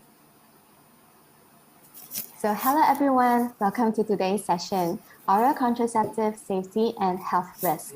I'm Sini, I'm a community pharmacist and professional training specialist, and I will be your moderator for this session. A recent study conducted by the World Health Organization in 36 countries found that 2/3 of sexually active women stopped using contraception for fear of side effects, health concerns, and underestimation of the likelihood of conceptions. This led to 1 in 4 pregnancy being unintended, which may then lead to unsafe abortion and maternity deaths. Modern methods of contraception, such as oral contraceptive pills, OC, are the key interventions in preventing exposure of the reproductive women to the risk of unintended pregnancies. Many of the safety and health concerns of the women could be addressed through effective family planning counseling and support. So today, we have listed a number of common safety and health concerns our patients and pharmacists commonly have on the OC pill and have them answered by the expert in this area of practice, Dr. John Teo. So Dr. John Teo is a consultant obstetrician and gynecologist. He has involved extensively in the contraceptive and reproductive health education nationwide due to his strong passion for contraception and reproductive rights. So let us put our hands together to welcome Dr. John Teo. Thank you very much, Singi, for the kind introduction, and thank you everybody for being here with us for this session. Okay, hi Dr. John. So without further delay, let us get into the first topic we would like to discuss with Dr. John on hypertension. So Dr. John, we do understand that women with high blood pressure should not be started on combined oral contraceptives. But however, can women with the well-treated hypertension use the OC? And is there any difference between the management for women with hypertension above 35 years old and below 35 years old? Okay. So if you can see from this WHO MEC here regarding hypertension and the use of COC, the main point is that hypertension increases the risk of cardiovascular disease. So COC, especially the estrogen bit, there's also a slightly higher risk. And that's why anybody who have got hypertension should not be on estrogen because you further increase the risk, whether you are well treated or not. Now, of course, if you're not well treated, then the risk increase even further. So if you can see here, if Sini can actually point to the COC, and then you can see it's down here, hypertension, down the column. Yeah, and you can see there's all 3, right? And if you go down to the adequately well controlled, which is a bit up there, you can see that it's also 3, right? So it's very clear that anybody on who have got hypertension should not be using any estrogen, and of course a combined pill has got estrogen and therefore should not be using.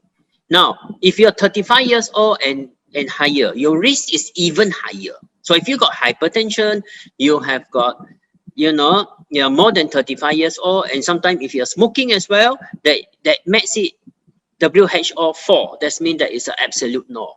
So basically, I think we all remember that it's whether WHO 3 or 4 we should not be using. Yeah. Okay, so it is due to the estrogen. So which means, doctor, if a person wants to start with a progesterone-only pill, that is all right. Yeah, that's fine because you can see the progesterone on this chart here, right? It is COC progesterone. It is actually is a bit small for me, but progesterone is fine. Yeah. If not mistaken, in here is actually patch. It doesn't show the progesterone. Right. Okay. So only this is all the estrogen. Okay.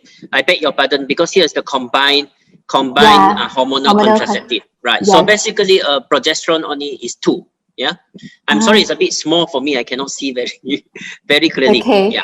Okay. So progesterone is fine. There's no issue.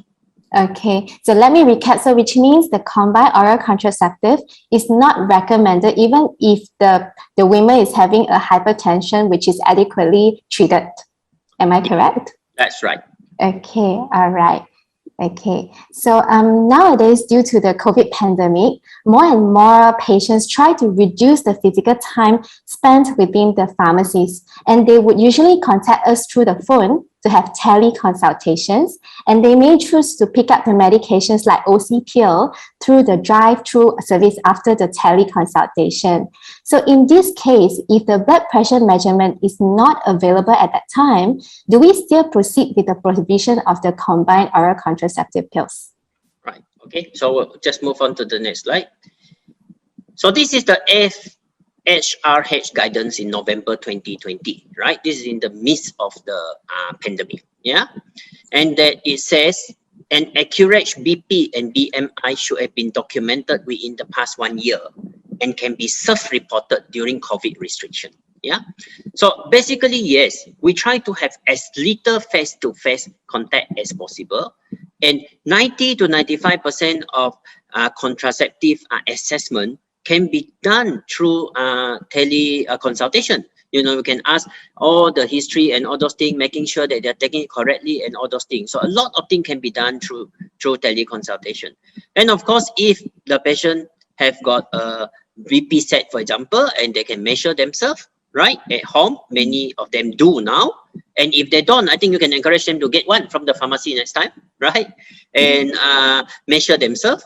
Then they can, and you can document that it's within the last 1 year that they haven't got very high increase in BMI or BP that's abnormal, then that's fine. You can just do the daily consultation and everything is okay, and all that remains is just a pick up. Yeah, that really will decrease the face-to-face consultation, and this is really what we need during the pandemic, so that we don't contribute to the spread of this pandemic, and that's perfectly fine according to the Faculty of Sexual and Reproductive Health guidance, right? Okay, all right. That's a really great guidance for us. But I have another question here. So if that's the case, so how often should a woman on the OC pill check their blood pressure? Right. Okay. Now, it depends on whether this is the first time or whether she's been continuing the COC for quite a while already. So that means that it's a long-term user, right? So if you initiate a COC through teleconsultation, yeah, and ask all these questions and everything, and they are okay, and you give them the OC, right? Then basically, we just recommend that annual follow-up is recommended 1 year later. Of course, when the time you initiate it, you already know the BP, right? You need to know the BP, the BMI, and things like that. But you also can tell them that 3-month follow-up can be done after initiation, right? Just to make sure that they're okay, right? And that also can be done through the phone, isn't it? You know, to just have a check on them and whatever, say they're okay. And of course, they can return anytime to discuss the problem, side effects or other problem, or if they need to change the method, right? And all this can be done through teleconsultation, you know, to talk to them and to settle their problems, because then that is where the least danger and of course the least possibility of any COVID transmission. Yeah, of course later on post-COVID we can do it face to face, right? And this is the recommendation from the selective practice recommendation of the WHO 2016 for COC. That is the latest, right? Because that is the document by WHO that tells us what is the usual thing we should do, you know, when we actually prescribe COC. And of course, during the consultation, you should just ask them about making sure they got no side effects, whether they got other problem. And critically, you have to make sure that they check that they use it correctly. Many times they may misunderstand us during the first consultation and use it wrongly, yeah? So we have to check and make sure that they use it correctly and consistently. And of course, give them advice about protection of STIs as well, yeah? Okay, all right. I think it's good to have this checklist that we know the minimum counseling that we should address during the returns or even follow-ups with our patients, because rather than just keep supplying that OC upon the patient's request. But so initiation, so it's, if possible, we will follow up after 3 months. But let's say if someone has been quite stabilized on that OC pill, then what is the recommended time frame that they should always check their blood pressure? Annual follow-up, and so maybe annual BP. Annual BP. Yeah. So annual follow-up means, you know, that time is basically to check their BP, check their all those things. So of course, then if they're doing it themselves, they should also do it annually. But it's critical to make sure that if you ask them to check by themselves and report to you, you must make sure that they're checking it correctly. Yeah. And you must make sure that their machine are validated. Because you got so many types of machine in the market, right?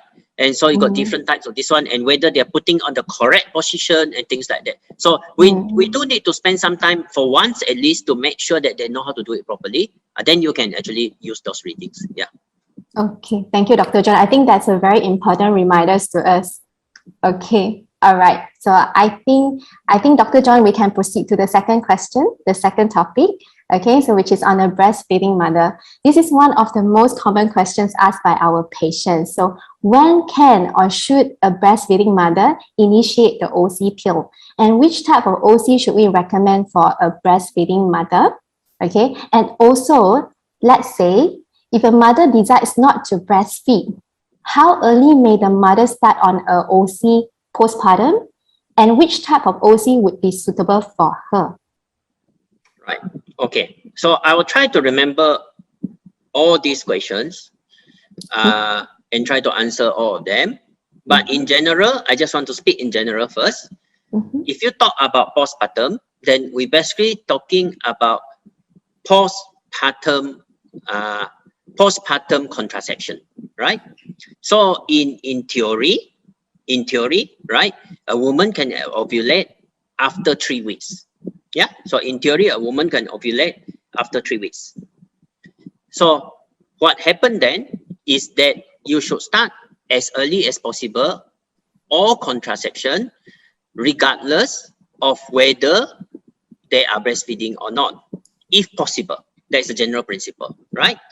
Only thing is, estrogen is a problem, yeah, for breastfeeding mother for the first 6 weeks and for the first 6 months. Right, and if you can see here, for the first 6 weeks, estrogen is a problem because there is a higher risk of DVT during the first 6 weeks.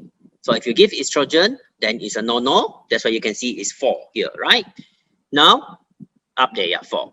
And then, of course, after 6 weeks, if the mother do not have any more DVT risk, then estrogen can be given if they are not breastfeeding.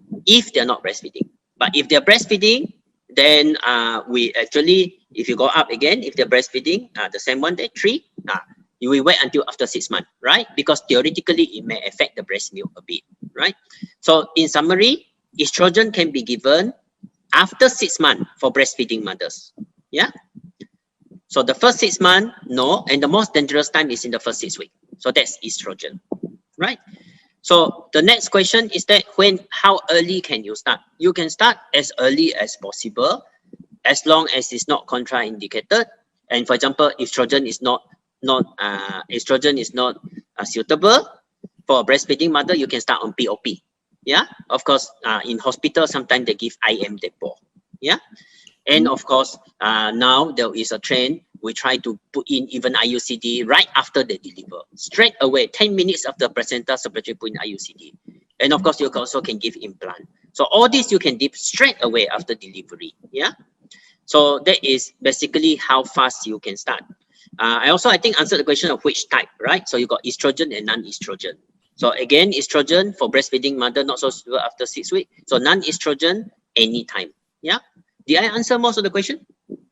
Yes, you do, Dr. John. So let me double confirm. So which means if it's a progestogen only, then it can be started any time after delivery, no matter the mother is breastfeeding or not breastfeeding. That's right. In fact, you can start even the same day that she deliver, if she want. Okay. You know. But of course, the risk of pregnancy will not be there until after 3 weeks lah. I see. Yeah. And let's say if it's a combined oral contraceptives, then we can start after 6 months postpartum if the mother is breastfeeding. Yeah, because of the theoretical risk of the estrogen affecting the breast milk. Mm-hmm. But the evidence doesn't show that actually. You know, that it truly does affect the quantity or the quality of breast milk. But because WHO is extra careful and extra cautious, right? Then of course, then they tell people after 6 months, then you can start estrogen, because then you got other types. There's many other choices you can use. Yeah. Mm-hmm. But let's say the mother is not breastfeeding postpartum. How early may they start on the combined OC pill? Right. If they are not breastfeeding, then usually if there's no further DVT risk, then usually after 6 weeks, because the first 6 weeks is the problem, right? I see. Because of the DVT risk. So no estrogen in the first 6 weeks. But after the 6 weeks, if the only risk for DVT is delivery, which already 6 weeks, and she's healthy and all those things, then we can start. But it's different if after 6 weeks, she's still not mobilizing well, example. You know, because she got the scissor wound was too painful and she's obese, you know, with all these DVT risks and things like that. Then one have to be careful. Then you have to think of non-estrogen still. So in summary, is after 6 weeks, no other DVT risk you can start, and not breastfeeding. Yeah. Okay, I think this is very important as well, because we cannot overlook other VTE risks that the mother is having at the moment, at that time. Okay, great.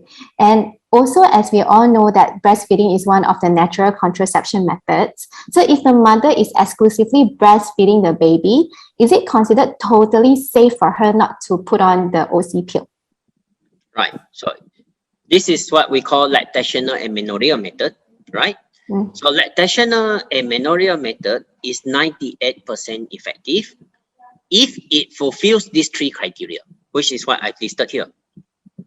If she is fully amenorrhea, that means no period at all, she fully or nearly fully breastfeeding, and that she's less than 6 months postpartum. So if any of these criteria is not there, either one, just one is not there, then you cannot rely on this method anymore. So of course, the practical difficulty is that the women may have no period, but she may go back to work after 3 months. So in which case, it's difficult to be fully breastfeeding.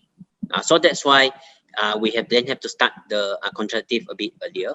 Or then if she's less than 6 months, she's okay. But I think the most difficult thing to comply with is this fully or nearly breastfeeding, right?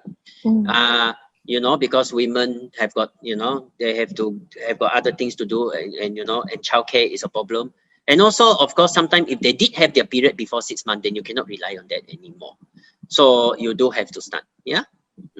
Okay. So we have to be very sure that the women have got these 3 before we tell them you don't need to start and you are safe. Yeah. Okay. I think this is really good to follow, easy to follow with the 3 criteria. Okay. So I think, thank you, Dr. John. I'm sure that we can now confidently address some of the very common questions presented by the mothers postpartum on the OC after understanding it much better from you today. Okay. So I think we will proceed to the next topic on the OC regime. So as we realize that some doctors advise their patients to continue combined OC without having menses at all, or reduce the menses frequency to 4 times or less a year. So what is your advice on this, Dr. John? And how long can a woman continue with the active pills without a pause? Okay, so now I just want to state this, and that's why you see I put it in red, right? There is no health benefit from the 7-day pill-free interval. There's no health benefit at all, which means that women on OC or whatever do not need to bleed, right? If they never bleed, it's okay. In fact, there is more health benefit if you do not bleed, because your HB is higher, you know, all those things, and you logistically, you don't have to wear pads and things like that. Women don't have to wear pads. So it's easier actually. So this is where we talk about the tailored regimes, yeah? And the FSRH guideline, which was published in January 2019, shows that if you got a standard 7-day pill-free interval, there is more hypothalamic pituitary ovarian activity than a shortened pill-free interval. So that means that the hypothalamic axis wets up a bit, the ovary wets up a bit, and things like that. So if we can shorten this pill-free interval to 3 or 4 days, or even no pill-free interval, like what you mentioned just now, or 3 to 4 days only, or 3 months then you have pill-free interval, then it will reduce the risk of pregnancy and escape ovulation. Yeah.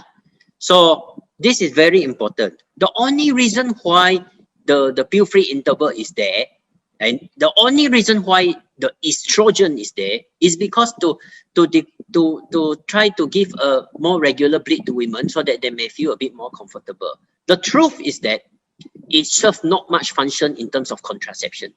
So it's only progesterone component that is actually giving you the contraception, right? So the estrogen is more trying to make you more giving this cyclical bleed, and along with it carry this problem of VTE and all sorts of things, right? So now you can, if you want the shortened pill-free interval, you can have a few types. You can have shortened 4 days, right? It's easier to remember 4 days rather than 7 days. Or you can extend it, like what you mentioned just now, 3 months and then 4 days of no bleed, right? And then you can have flexible extended, where 4 days of pill-free interval whenever the breakthrough bleeding occur. So that means that you can use for 2 months, 3 months, 4 months, until you got some breakthrough bleeding, break for 4 days, and then start again, right? Or you can be continuous. Don't care about whether got breakthrough bleeding or not. Most women will not be comfortable with that, you know, because then it becomes unpredictable, yeah? But the question is, people will ask then, well, I've been taking so much active pill now, you know, more active pill than the 2171. Is it safe? So the cardiovascular, metabolic, hemostatic, and endometrial safety, there's no difference between the standard and the tailored regime. So in short, which I said to many times in various forums, is that the 7-day pill-free interval should be conscribed to the history books. Yeah. So slowly, I think this will change, and many practices are changing to either 4-day or less, you know, less of this pill-free interval. Yeah. Okay. All right. So let's say when you talk about the continuous, which means there's no pill-free interval at all. So which means it's okay to be continued limitlessly. So which means patient can be on it like continuously without a stop at all. Yep. Yeah. But as I mentioned, patient may not be comfortable, you know, because after 3 cycle, 4 cycle, 5 cycle, you get this irregular bleed. Okay. Then you can't predict when is your bleed, and sometimes you have to use the pad or things like that. You know, it may trouble them in terms of the lifestyle. So they may not choose that. But in terms of safety, no problem. So the most easiest thing is, more acceptable, I guess, to many women is either we make it shorter 4 days, or we extended use with tricycling, you know, so that they can predict when is the bleed, if they want to bleed. Okay, so which means in terms of efficacy-wise, as the contraception, there's no issue. Safety-wise, there's no issue. Yep, it's more like a lifestyle wanted by the patient. Exactly. Yeah. So we actually have the estrogen for that lifestyle thing. You know, but along with it carry the problem of, you know, cardiovascular risk and all those things. You see, so that's the problem. I see. So I guess now with more assurance from Dr. John, we can now appreciate this tailored regime better and provide more professional advice for our patients to really protect them from the unintended pregnancies. Yeah, that's the main point. Yeah, exactly. Yeah. Okay, so Dr. John, this is another popular question on the emergency pill. So which is, how many times can women consume emergency pill per month? And would there be an increased health risk if it were taken too many times per month? Also, when would you recommend a woman to take emergency pill only without having their regular OC pill? Or in what frequency of emergency pill use may be rationale for us to suggest a woman to switch to a regular OC? Right. Okay. So this is the FHRH guidance, the latest one in December 2020.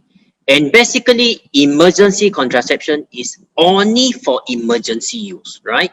And that is the safest way to use it, And the highest effectiveness is only when you use it for emergency, right? So emergency means that if you have got unprotected sex, happen to have unprotected sex, you know, in a party or the night out, or whether there's a condom failure or something like that, right?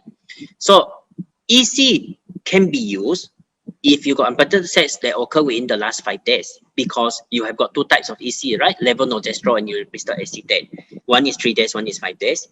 Even, this is the point, even if the earlier episodes is more than 5 days ago, right?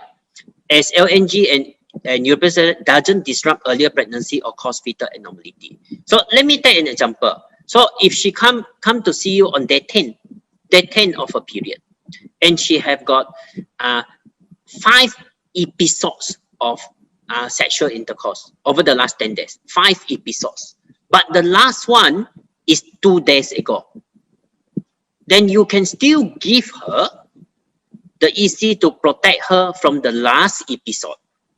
But the earlier episode you may not be able to protect. It's okay, and in case she got pregnant, it doesn't cause any risk of miscarriage or fetal abnormality, but you can still give her so that you can try to protect her as much as possible. Yeah, so that's my point, that the last episode, as long as within the last 5 days, you can actually give the EC, right? It can be offered more than once in a cycle. Yeah, so it can be offered more than once in a cycle. So that means that if in a week time she still have unprotected sex again, you can actually give her. But if you just move to the next slide, can we move to the next slide? You can see that EC offers no ongoing contraception. This is extremely important, right? So it means the EC is for what happened 2 days ago, 3 days ago, but it's not going to protect you for future episodes. So further UPSI in the same cycle, and this is very important, which I want to try to make everyone understand. Further UPSI in the same cycle after EC had been given exposed the woman to significantly greater risk of pregnancy. Why? Because the only reason why you give this EC is try to delay that ovulation. But if you are successful in delaying the ovulation, if the patient want to ovulate, you delay it, it will ovulate, patient may ovulate later. So if she ovulate later and she did have a UPSI, the second time you're going to give it again in the same cycle, you may not be able to delay it already. So in which case, there's a higher risk of pregnancy. So it's very, very clear that EC should not be given repeatedly. Of course, if she did come and it's already happened, you got no choice, you can give. But the point to make to everybody and even to the women themselves is that if you keep on doing the same thing, the risk of pregnancy is very high. So that's why for every EC consultation, if possible, we want to quick start them on regular contraception. That was your question, you know, when do we start? Everyone, we should quick start them if possible, and they have to take extra precaution until the regular contraception work. Yeah. So I hope this sends the message that, you know, repeatedly using it is going to affect its effectiveness and decrease its safety, in the sense that you expose the women to higher and higher risk of unplanned pregnancy. Okay, so which means if a person uses the emergency pill a few times a month, it's not much about increasing the health risk. It's more like increasing the risk the person may fall pregnant. Am I correct? Exactly. And of course, that unplanned pregnancy, as you yourself mentioned earlier, is increasing her health risk. Because unplanned pregnancy may lead to miscarriage, may lead to abortion, may lead to unplanned birth, and you know, and all those sort of complications. So a planned pregnancy and unplanned pregnancy has got much higher risk than planned pregnancy. So ultimately, it's going to affect her health risk. Okay, so the key here is that we can always quick start the regular contraceptions for our patients, as long as we see that it's a repeated need of the emergency pill, so that we can protect them early on. Yes, and as much as possible to decrease repeated use, because that will lead to higher risk of unplanned pregnancy. Okay, understand. Okay, So let us proceed to another topic. So this is on the cancer. So Dr. John, so I wonder, is it safe for a woman with a family history or history of cancer to initiate OC? And is there any specific cancer we should avoid using OC? Right.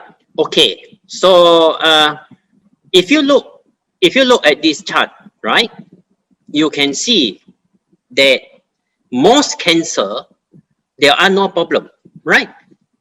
Most cancer there are no problem using OC at all, right?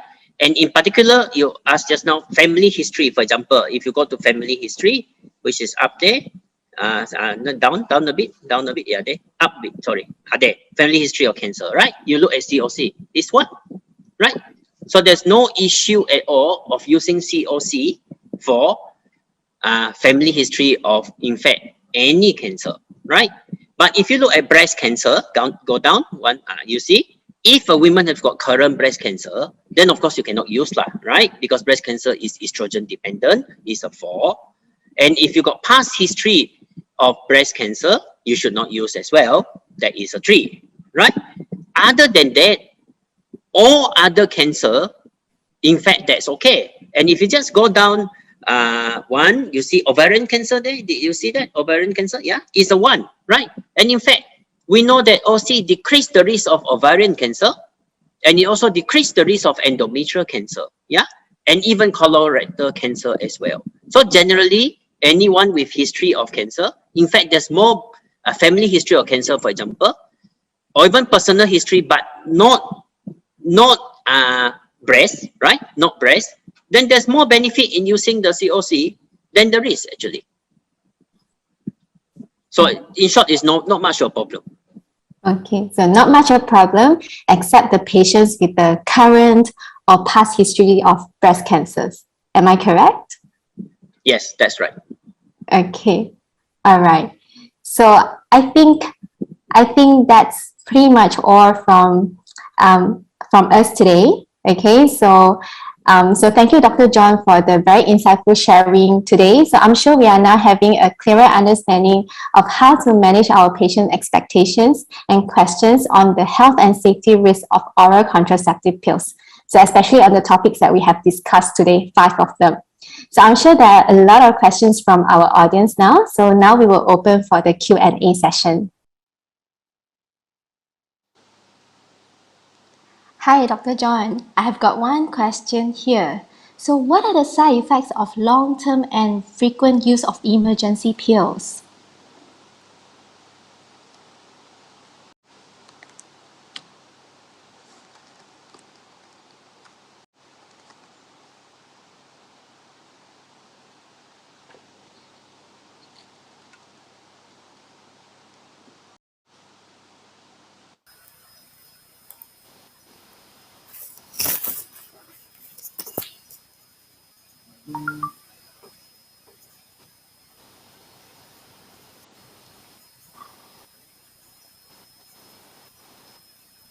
Hello? Marianne, we cannot hear Dr. John. Marianne?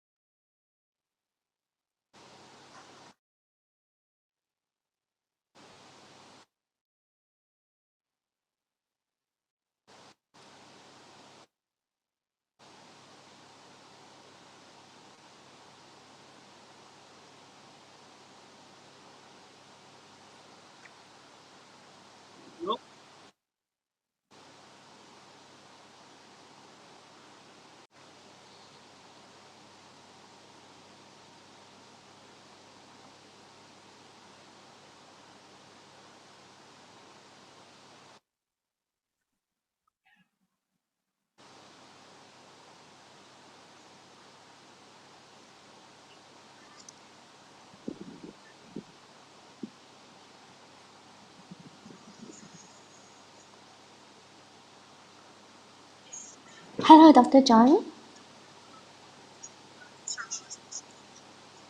Dr. John, can you hear me? I can can hear you. Can you hear me? Can you try to unmute?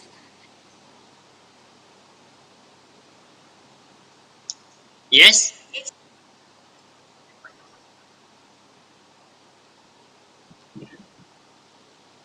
Can you hear me? Okay. All right. All right. Yeah. Yes. Great. So we need to repeat the question again. Sorry. Thank you so much, Dr. John. So the first questions to you is that what are the side effects of the long-term and frequent use of emergency pills? Right. The main side effect, as what you alluded earlier, is of course unplanned pregnancy and its unintended consequences, right? So there's a lot of consequences with unplanned pregnancy, and frequent use of emergency pill will decrease the effectiveness. If you use it annually, keep on using it repeatedly for more than a year, for example, the effectiveness may go down to as low as 80%. So we should actually, every time when we prescribe emergency pill, to offer women to go on regular contraception straight away, which is the quick start contraception. Yeah, so that's the most important thing, right? Okay. Yep. All right. So Dr. John, there's another question here. So which is there a maximum period that a woman can be on the oral contraceptive pill, or up to which age or a woman can be on the combined oral contraceptive pill? Right. Okay. They can be on the oral contraceptive pill as long as they are within WHO category 1 and 2, MEC, right? So which means that as long as they are healthy, as long as they remain within WHO MEC category 1 or 2, then they can be on the contraceptive pill. So there's no time limit as to be 10 years or 15 years or whatever.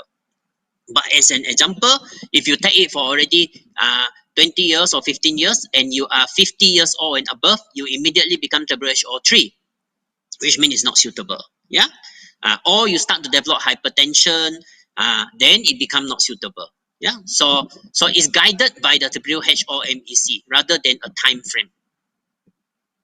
I see. Then that would be a very useful tool for us to confirm that. Yeah. Yep. The WHO MEC tool. Okay. Yep. We need All to right. use it So, every time when we prescribe. okay. We Thank need you, to use Dr. it every John. time when we prescribe. Yeah. Okay, so I think due to the time constraint, we may not be able to address all your questions, so we will pick one final questions. Okay, so Dr. John, I've got one question here that a pharmacist usually get this from the customer, saying that a customer had unprotected sex yesterday, took the ELA today, which covers for 5 days, but if the individual has unprotected sex the next day, tomorrow, should she take another emergency contraceptive? And does the emergency contraceptive prevent the implantation as well?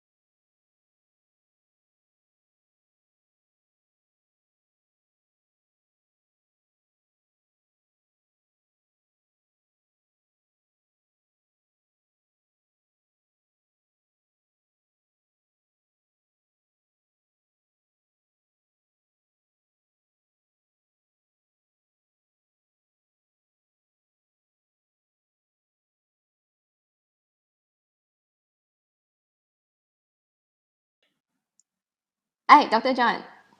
Right. Did Dr. John hear my last question? Maybe you have to repeat again.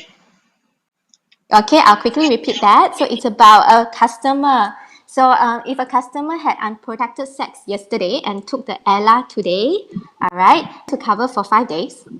So if the individual has unprotected sex the next day, should she take another emergency contraceptive? And the pharmacist asked whether the emergency contraceptive pill also prevent the implantation as well. Right. Answer the second question. The main mechanism of emergency contraceptive oral is to actually prevent or rather delay ovulation. Yeah, rather than prevent. It may have a bit of effect, but the main action is to delay ovulation. So that's the thing. So now, in terms of if the women have already taken the, for example, ulipristal acetate, which is ELA, and then she have unprotected sex again, then usually within a 24-hour period, it should be no problem. But we never tell women to do that. So the person who actually prescribed the ELA would have to also automatically tell her not to have further sex or not to have sex without condom, because then you will automatically increase her risk of pregnancy. As I explained earlier in the lecture, that we actually just delay ovulation. You may not be able to prevent the ovulation totally. Yeah. So that situation should not occur. So I think it's very important then to emphasize that when we give emergency pill, there must be proper counseling. Yeah. And that we should make sure that the women understand the implication. That is so critical to the provision of emergency pill. Okay, thank you so much, Dr. John, for making it so clear to us. Okay, so I think thank you so much, Dr. John, because now we have a clearer understanding of how to manage the common health and safety concerns of our patients on the oral contraceptive pills. So I wonder if any final message from Dr. John to our audience before we end this session.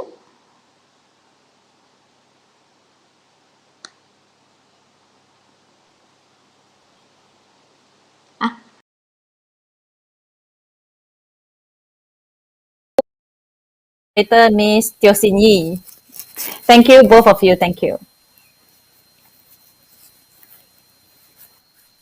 Right. So, with the Muslim population constituting nearly a quarter of the world population, there has been an increased need for halal awareness within the pharmaceutical industry. There's still plenty of work to be done to create the consistent awareness around the halal pharmaceutical. Here comes our next session where our speakers will be talking on this area.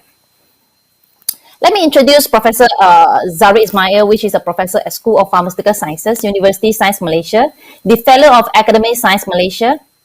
Prof. Zahri is a prominent expert and thought leader in the halal pharmaceuticals. He was appointed member of National Fatwa Council for Malaysia Islamic Affairs from 2012 to 2019 and the chairman of drafting the Malaysian Standard for Halal Pharmaceutical Guideline, which described the general guideline and standardization in manufacturing and handling of pharmaceuticals based on Islamic rules and ethics.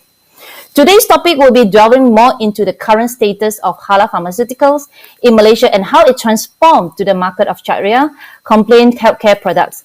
However, due to unavoidable circumstances, Prof. Zahri could not make it with us, but his content will be covered by Tuan Amrahi Buang on his behalf, who is subsequently the next speaker on halal pharmaceutical, a new value propositions.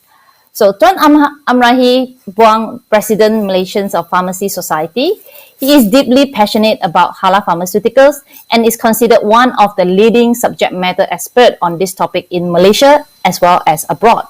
So over the year, he has given numerous talks related to this subject throughout Malaysia. He is pioneer in the field of in this field in University Malaya Medical Center since 1998. He is now a member of Technical Committee as well as the Working Committee of Halal Pharmaceutical Standard, the only global halal standard for pharmaceuticals. At the same time, he is also the Technical and Working Committee for Halal Medical Devices Standard, which is also the first in the world. So he has contributed immensely in two national guidelines on Islamic perspective on medicines. So let us welcome our very last speaker of the convention, Tuan Amrahi Buang, our President Malaysian Pharmacy Society. Tuan, the floor is yours.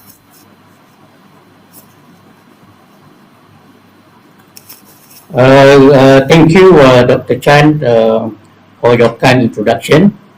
As I am the last speaker for the NPC 2021, it gives me great pleasure to share my insights on a topic that is very close to my heart. I have been involved in health pharmaceutical, as you mentioned just now, in UMMC since 1998, and now I still doing it until now. At the same time, I will, in my presentation, I will put the input earlier should be actually done by Prof. Zari. So I think we wish him well, so that he will go back to the normal. Yeah. Okay, I will share my screen.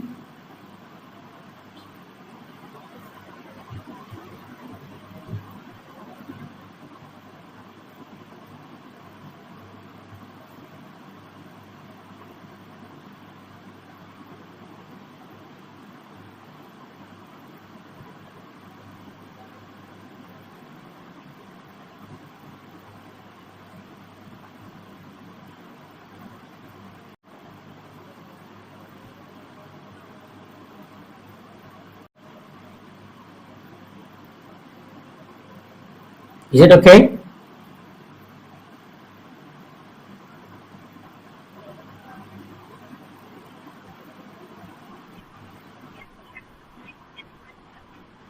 Yeah, I'm wait. I'm doing it.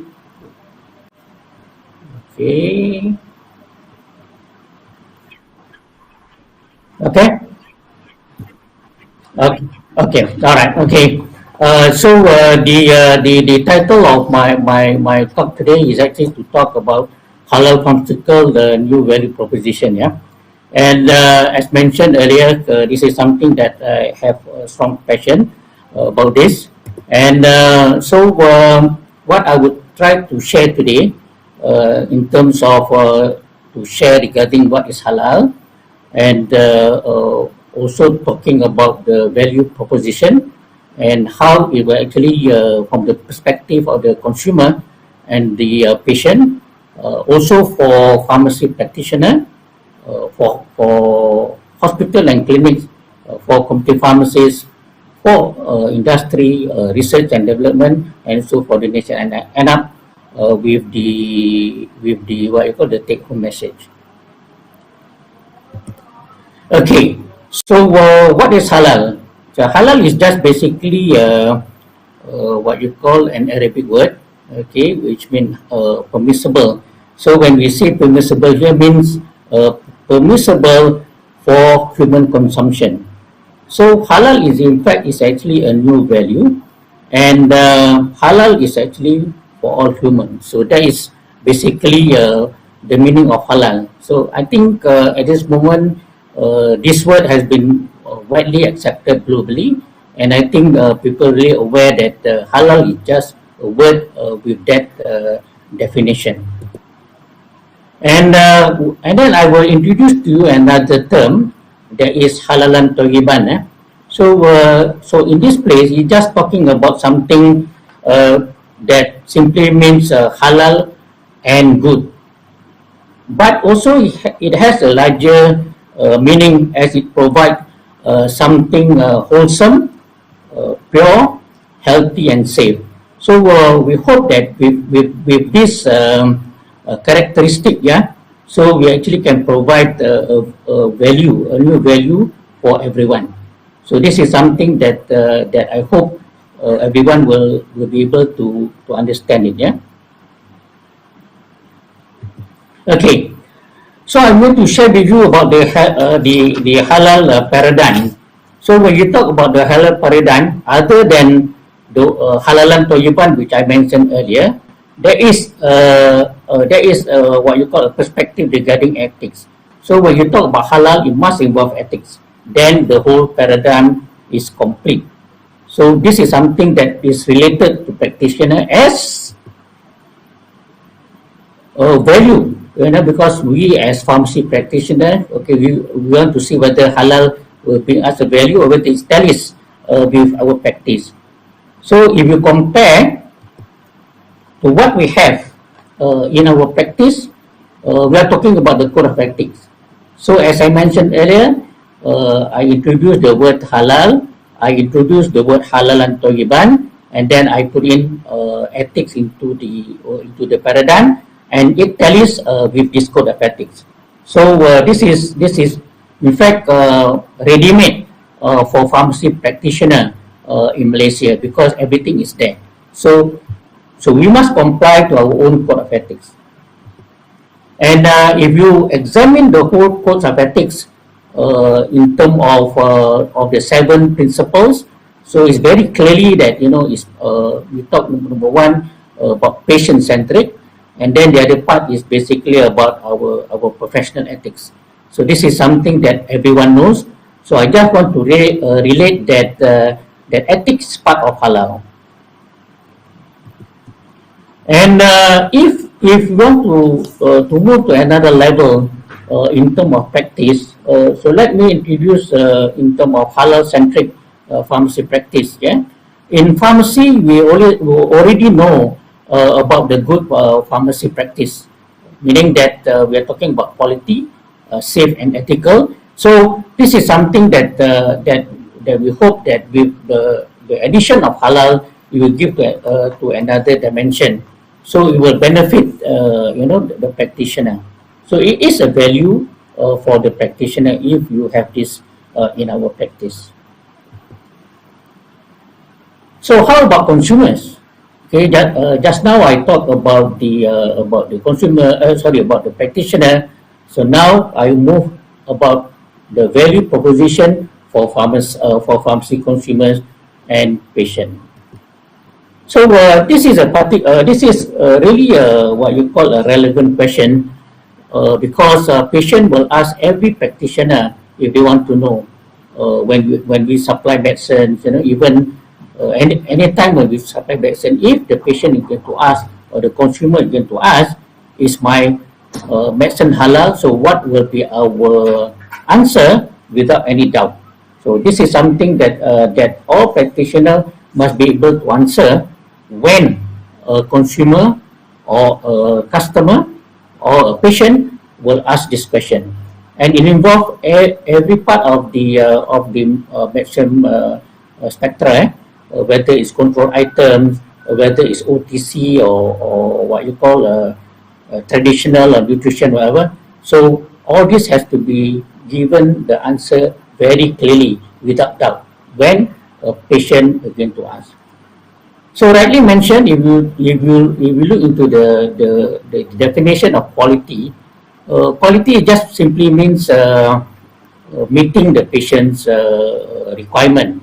So I just want to share with you about the rights of the Muslim patient. So they have the right to have halal medication. They have the right to have non-nice medication. The right to be informed of the medication, right to choose the medication, and the right to give consent for usage of non-halal medicine. So that is from the point of the consumer per se. So I'm going to go to the next level, where this is even a greater impact for all of us, especially those involved in the pharmaceutical industry. So what does halal bring value for the whole spectrum for pharmaceutical industry? So there are two terms here. Okay, the first term is basically halal pharmaceuticals. The other one is halal certified pharmaceutical. So there is a difference between halal pharmaceuticals and halal certified pharmaceutical. So this is what that I want to share with you, the difference. Because if you have halal certified pharmaceutical, then it's easy for us to identify.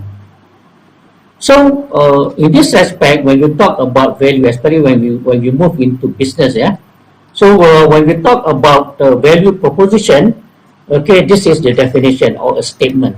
So a value proposition is a statement that answers the why someone should do business with you. It should convince a potential customer why your service or product will be of more value to them than similar offering from your competition.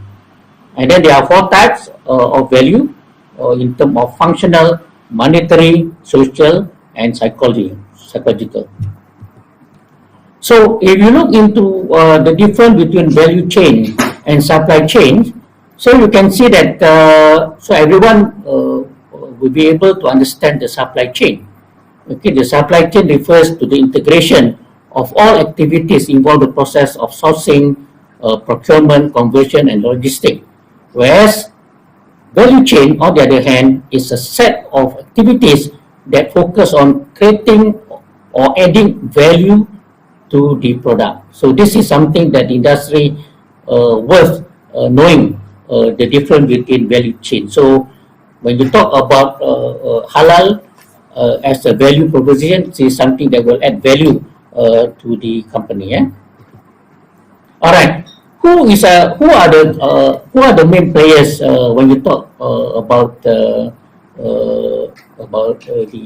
certification of the Malaysian halal standard? So number one is the Department of Standard Malaysia. So this is the one that actually what you call produce the MS 2424. This is the halal pharmaceutical standards in Malaysia, as mentioned by Dr. Chan just now, the only one in the world. And this standard started in 2012, okay, and it is called MS 2424, but it is actually revised in 2019, right? And somehow or other, when we revise this standard in 2019, we actually add vaccines as an annex inside the standard. So we are well prepared to even produce halal vaccine at the moment. And another stakeholders is the National Pharmaceutical Regulatory Agency, NPRA. So this is a very important stakeholder or the regulator. So this is the National Pharmaceutical Regulatory Body, and everyone now is very familiar with NPRA. So NPRA registered every product in the country, so that when they registered the product is of quality, safe to use, and also efficacy. And you cannot go for halal certification if your product is not registered. So must register first, then only be allowed to go for halal certification. And the concept that we use in the standards, we talk about halal built-in concept. It's just like a quality built-in. And the prerequisite in this standard is the fact that we must follow GMP. So the first criteria is that we must follow GMP. So that's the first level or the gold standard in terms of manufacturing. But if the company want to go for halal certification, then they have to make requests for halal audit. So that is a separate issue. So your product must be registered first. Then you can go for halal certification by JAKIM. So this is the Halal Malaysia official portal. There's a lot of information in this portal. Anything about halal certification is there.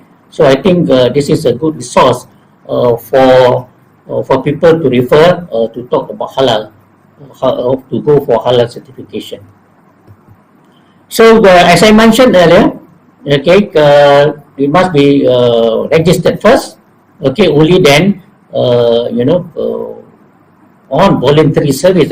I repeat again, on voluntary service, then only we talk about going for certification by JAKIM, where JAKIM will conduct the halal audits and finally will give the certificate.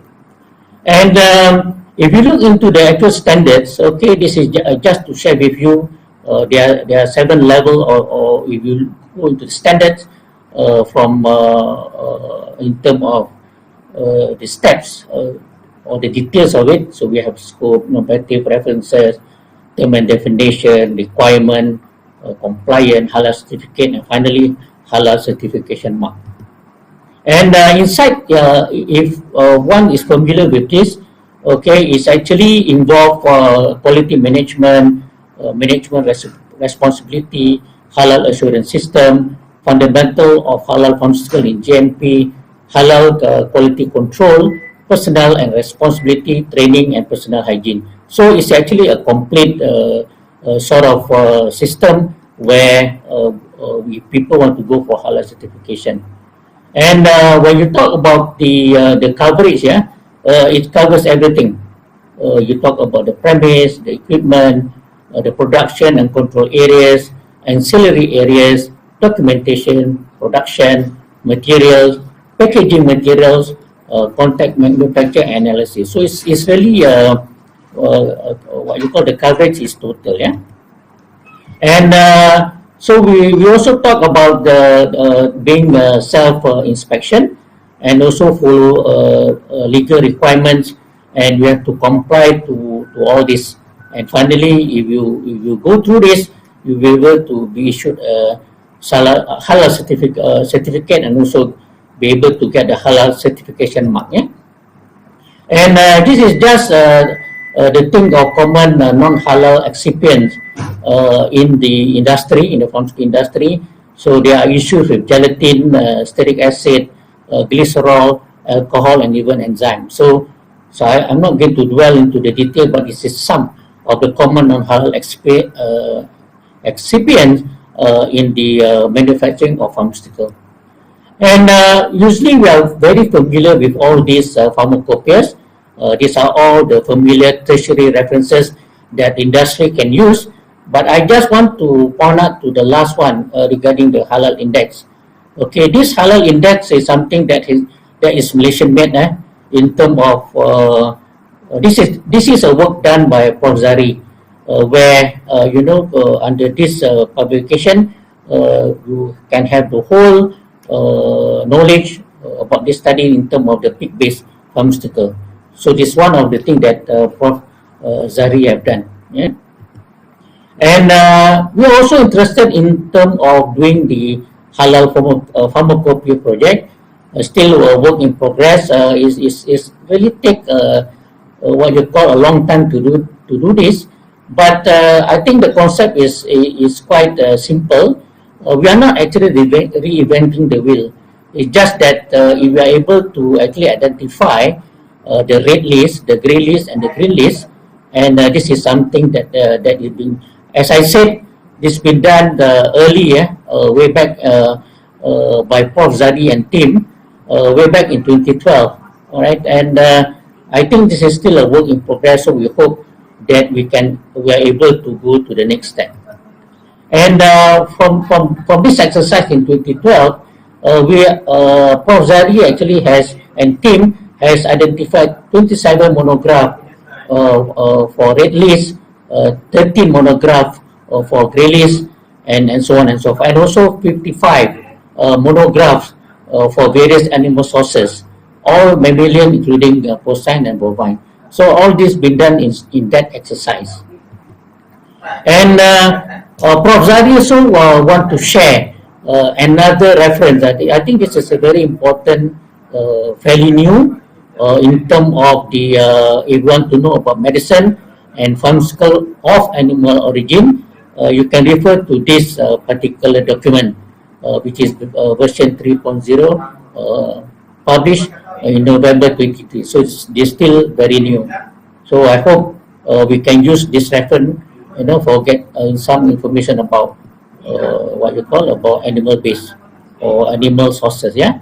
So if the industry follow the halal certification, they'll be issued the halal certificate like this, and they will be given in terms of the halal certificate mark. Okay, but as on the current DCA policies on halal, okay, they will only allow halal certification on cosmetic, traditional medicine, health supplement, and OTC, yeah, and also prescribed medicine for export only. So this is something that is currently being followed by our DCA. So if you look into how to move forward, because I mentioned earlier in terms of the value, okay, for the Malaysian pharmaceutical industry. So I want to share with you the current halal ecosystem in Malaysia. Okay, and the potential in halal for pharmaceutical is very huge. Okay, we are talking about this is the opportunity, and halal is actually an indicator of quality, and we have to. It's actually a forward-thinking step, and Malaysia should be the one, and we are the one. So this is something that we should strive, from us. I did share in terms of the what you call the journey that we have gone through, and in this article I share in terms of the potential in halal pharmaceutical. So this is something that need to be done. Okay, that we have shared previously, and also in this article where I actually share in terms of the boundless opportunities in the CEO talk in the Petrodis in June 2019. So I won't go into the detail, but it really says that we are up there, we are world class, ready to go forward. So this is something that we have done in Malaysia. I think the contribution of the pharmacists in the halal pharmaceutical standard is very huge. Okay, so this is our contribution to pharmacy practice and the pharmaceutical sector nationally and globally. So this is I just take what you call a quotation from what is written. The adherence to the halal industry will give a strategic advantage to pharmaceutical companies for sustainable growth, given the enormous opportunities that remain largely untapped in the halal pharmaceutical industry.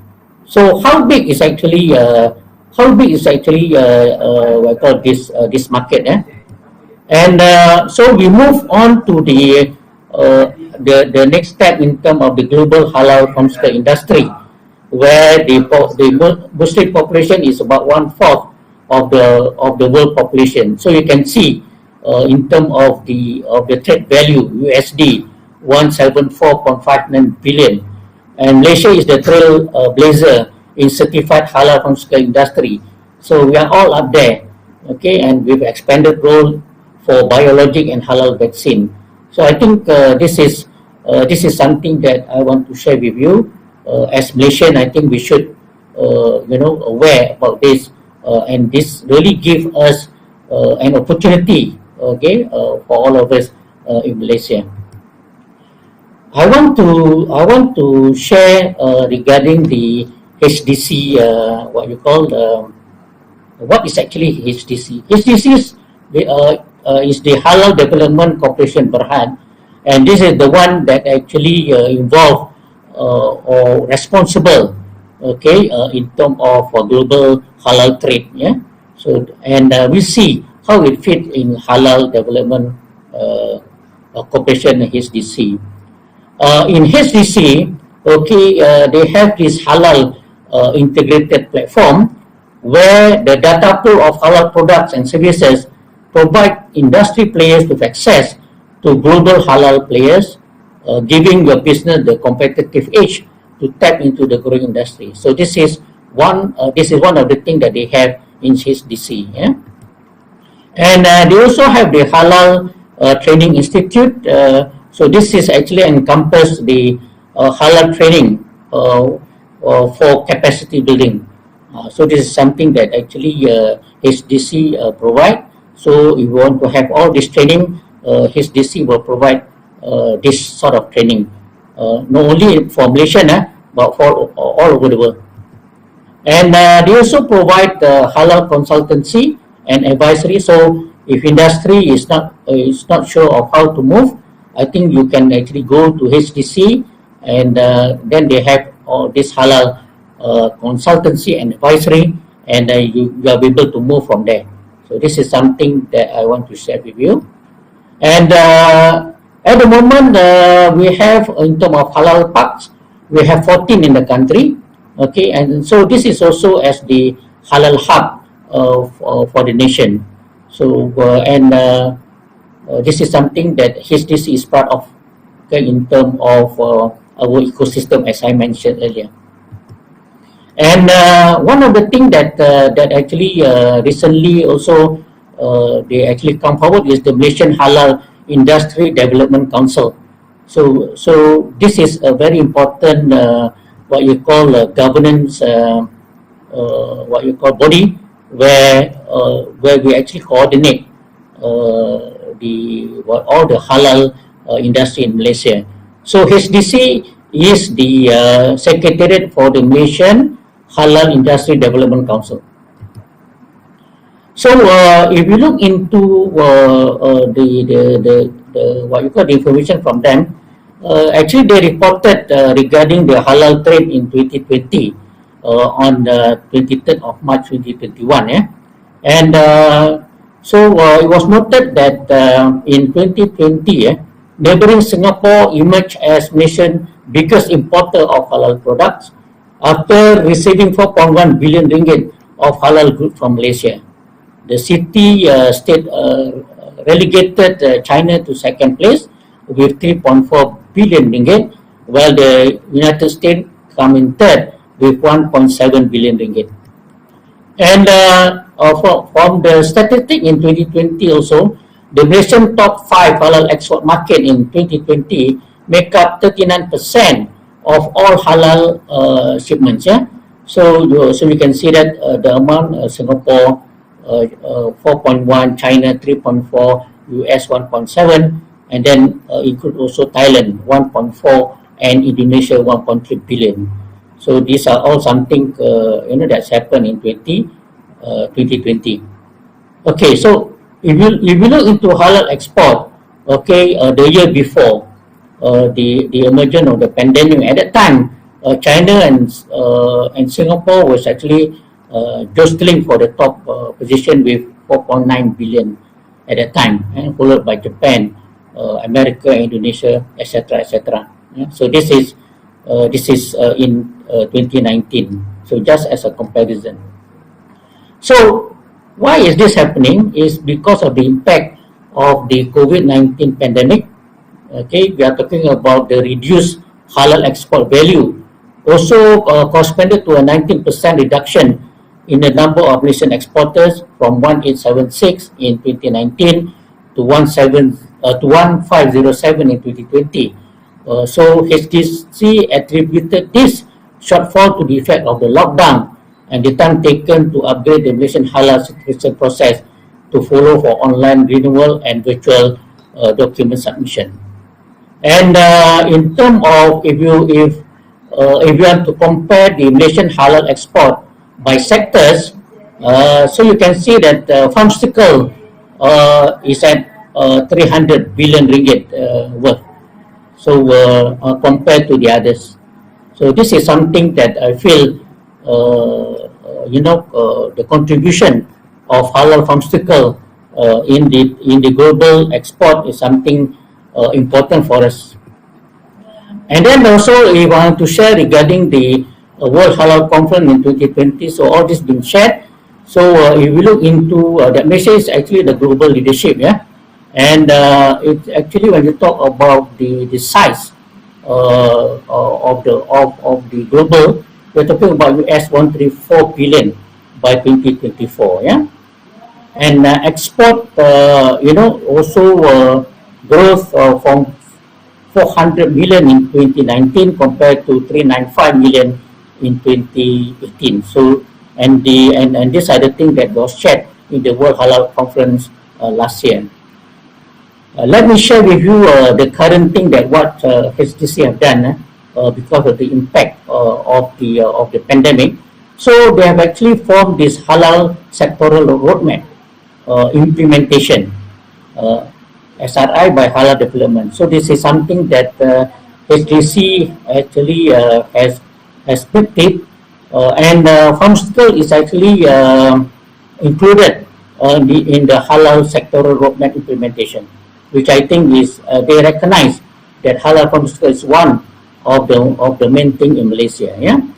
And if we look into the halal market growth, okay, halal industry has grown by USD 3.1 trillion in 2018 and is expected to grow to USD 5 trillion by 2030. All right, while the halal pharmaceutical industries are at the USD 97 billion. Okay, if you look into the cumulative annual growth rate for pharmaceutical is at 4.2% by 2025, with a revenue of 1.6 million ringgit and an employment expected to involve 112,000 cumulatively. Yeah, so this is something we can look forward in the coming future. And so we're talking about what you call how we're going to do this what you call this sectoral roadmap. So now MITI is under HDC is actually under MITI. So it's all consolidated, and this is something that that the government has done to consolidate this journey. And actually I attended this what you call these two strategic workshop between August and October last year, where 70 stakeholders in food services and pharmaceuticals have been invited. Yeah, so in fact participation from pharmacists are there with HDC on this halal sectoral roadmap. And in pharmaceutical there are 4 halal kill result areas with 6 initiative and 21 intervention. And to address the 5 issues, and then we have the sectoral working group for pharmaceutical, and this is under the purview of the Majlis Pembangunan Industri Halal, as I mentioned earlier. Okay, so with solid roadmap and implementation governance in place, 1.6 billion revenue that is generated by halal pharmaceutical will be materialized by 2025.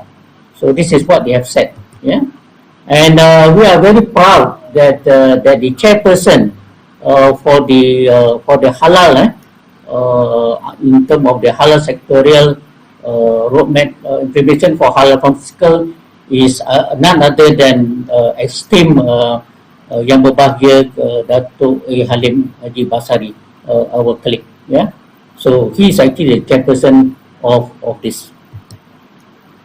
So in terms of I have finished the industry.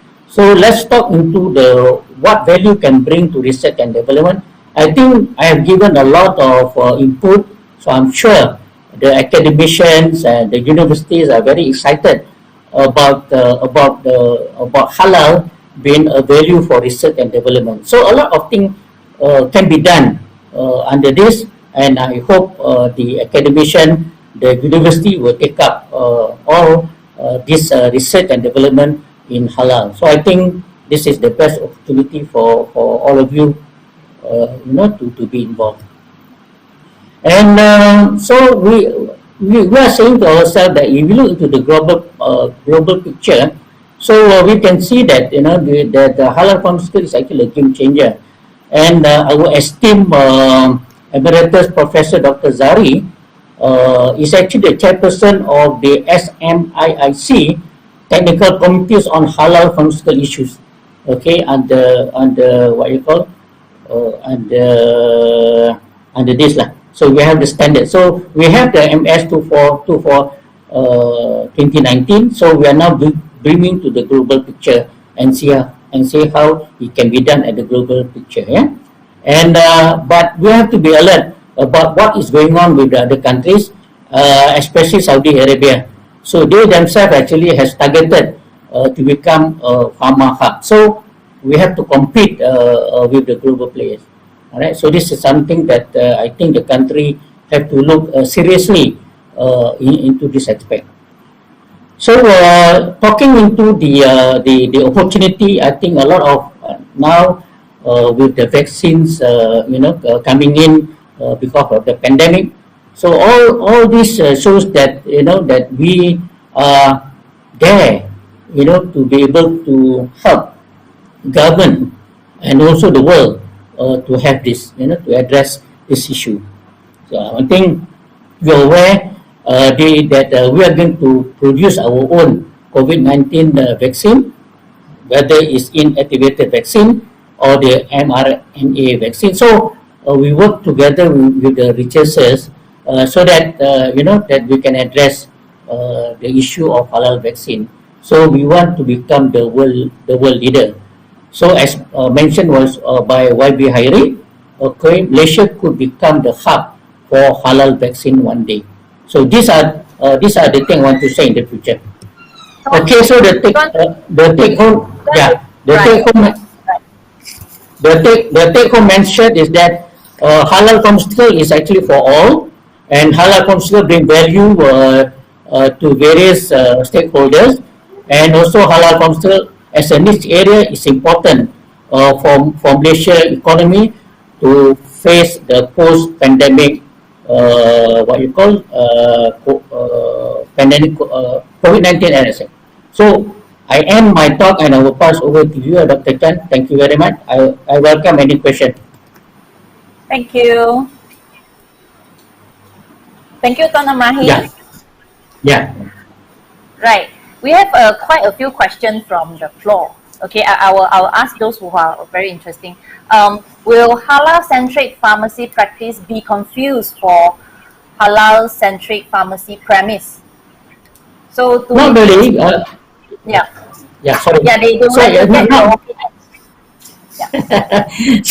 but what I'm trying to say is just that we have to introduce certain things so that people understand, so as long as, as people understand the whole thing, I don't think it is an issue because it's basically, if we understand the word halal, it's very simple, whether it's a premise, whether it's a practice, whatever, I think it goes as an integrated system. So the opportunity is there, and we can do further research on this if anybody wants. But the perspective is there. Right. So there's another question follow-up. What are the certifying committees that are offering certification of halal standard practitioner or so in Malaysia? I guess this is a foreigner who asked this question. Is there any online course opportunity that are recognized, if they are recognized globally?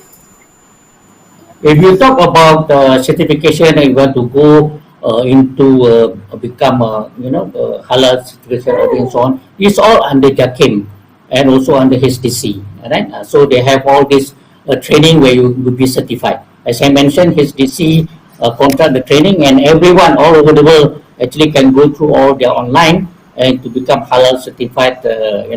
What you call in that area to go. Right, so it's what area? Yeah. Okay. So there's one question. If JAKIM does not approve the halal after audit, and the product needs to change a minor excipient to comply, does it need to go through a full MPRA evaluations again? No, not really. You see, as I mentioned, it's separate. Okay. It does. If, for example, say the thing is, for example, if the thing is deregistered, for example, okay, then the halal certification drop. It's like that. Okay. But on the other hand, if for example, say they fail the halal certification, they still registered under NPRA, the still is still available in the market. Yeah.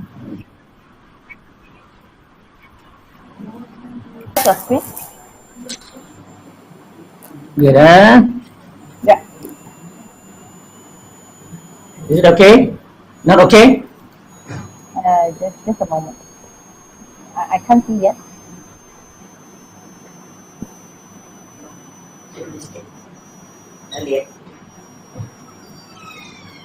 Maybe because I didn't. Maybe because I didn't. This one go.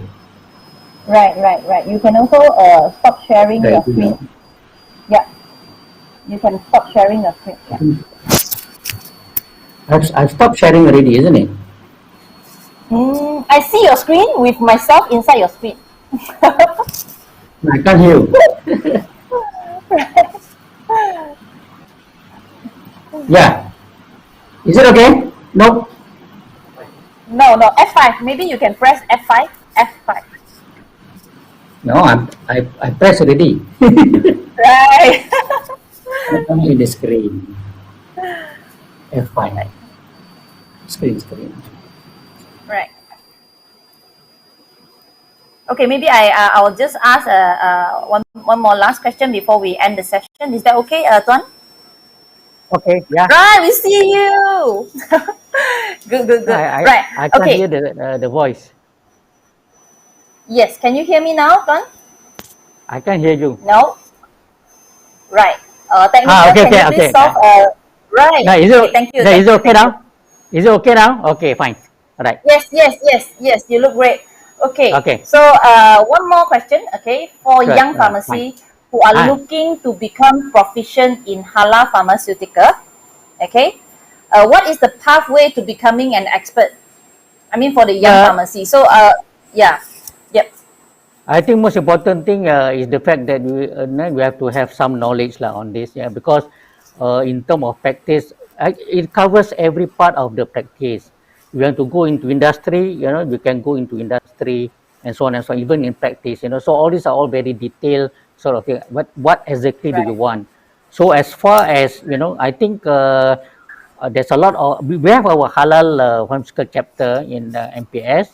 We are more than, good to actually share with the young pharmacists.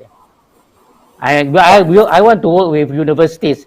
If you want to, I've been working, so so it's not a problem lah. Yeah, so we're waiting for you and you're waiting for us, right? Okay, right. Okay. Yeah. Right. Thank you, Tuan Amrahi Wang, President of Malaysian Pharmacy Society. Okay, so fellow pharmacy, today we have been drowning in information, but start for knowledge. And the knowledge is where our speaker of this convention has actually brought us to. Okay, once again, let us thank our speaker of the sessions. Thank you, Tuan. And I will pass the session back to MC Shireen. Thank you so much, Dr. Chan. That was a very informative session that you chaired just now. So, ladies and gentlemen, that's the end of our scientific program for MPS NPC 2020. So, let us go straight. Start with the closing ceremony now, okay? So the first thing that we call upon the Research Presentation Coordinator of NPC, Dr. Chan Sok Yin, and the Scientific Chairperson, Associate Professor Dr. Morgana Sundari Rajagopal, to announce the award, the Poster Award and Oral Presentation Award. Dr. Chan and Dr. Morgana, the floor is yours.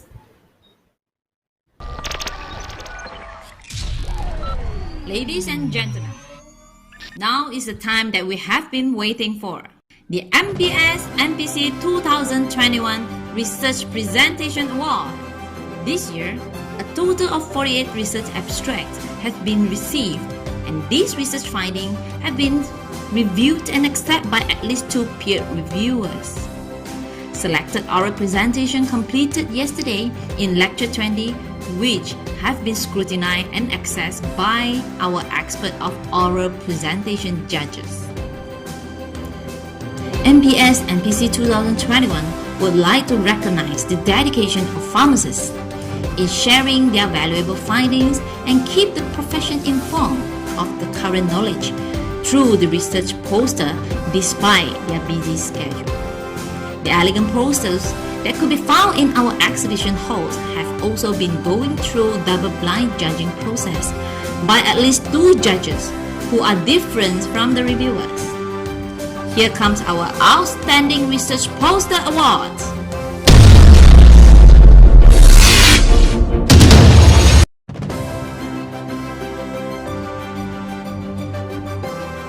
Four prizes are specially awarded to the poster entitled Nutritional Outcome and Safety of Early High-Dose Intravenous Fat Emulsion in Very Low Birth Weight Infant During the First Week of Life with a group effort by Chua Sing Kier, Chi Siok Cheong, Tan Yen Hun, Nu Ain Abu Bakar, and Ho Win Si. Congratulations! The second winner of the Outstanding Poster Award goes to the poster entitled Knowledge, Attitude and Practice of Malaysian Private Hospital Pharmacists on Medication Review by Wong Ziling and Zi Wei Peng. The third winner of the Outstanding Poster Award is awarded to the poster entitled Careers Perspective on Home Medication Review by a State Hospital in Malaysia, presented by Wei Chen Ang, Jusrima Chetla, Nus Shafika Zulkifli, Nus Shamimi Sukri, and Amalina Rosdi. The award is also presented to the research team consisted of Rasmaizato Asma Rosdi, Nur Fadlina Musa, Zarina Zahari, Muhammad Karvi Zari Johari, Moham Alfa Tama, and Ku Bun Ying with their poster entitled Prevalence of Polymorphism in Gastrointestinal Disorder Gene-Related Tryptophan Hydroxylase 1 among Healthy Malays. The Outstanding Poster Award winners will be receiving cash of 150 ringgits with certificates. It's time for us to announce the MPS NPC 2021 Oral Presentation Awards. The first award, MPS NPC High Impact Research Award, goes to presenter Lai San Kong for research, public knowledge and practices regarding antibiotic use, a nationwide cross-sectional survey in Malaysia. Congratulations, Lai San Kong. For a second award, MPS NPC Innovative Research Award goes to presenter Diana Yap Fui Singh for research titled Pharmacist Assisted Transition of Care versus Standard of Care towards Effect of Healthcare Resources Utilization among Patients from Medical Ward. Congratulations, Diana Yap Fui Singh. The third award is MPS NPC 2021 Excellent Research Award. Goes to presenter T. Kim Boon for research titled Metabolomics of Metformin in Urine Samples of Healthy Volunteers. Congratulations to T. Kim Boon. Congratulations to all winners. The winner will receive 300 ringgit cash prizes and a certificate with an inscription stating our prestigious award name.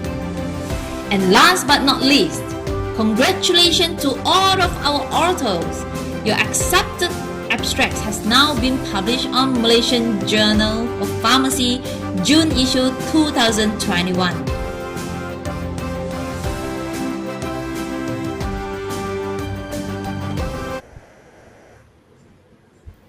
Congratulations to all award recipients. And thank you, Prof. Mugana and Prof. Chan for giving out the awards just now.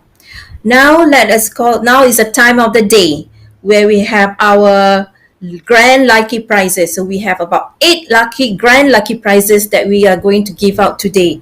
And it cost about from 533 ringgit to 1,000, a whopping 1,500 ringgit worth of grand prize. Okay, so without further ado, let me call upon Ms. Bharati, the organizing chairperson, to give out the first 5 awards. Ms. Bharati. Thank you so much, Shireen. It's a moment everyone is all waiting for when it comes to the end. Some excitement for everybody. So let's begin. All right, so we are going to announce the first prize, which is going to be Spin Our Live, right, Marianne? Are we going live for this? The prize is going to be, this is for prizes that were not claimed. And the winner is going to walk away with skincare products worth 533 ringgit. So let's see who the winner is for this. There you go, the spin. Can we have some drums? All right, and the winner is congratulations. All right, so let's move on to the next prize. The second surprise lucky draw for today will walk away with another set of skincare products worth 533. So let's see who walks away with this. Marianne, let's get those wheels going. And the winner is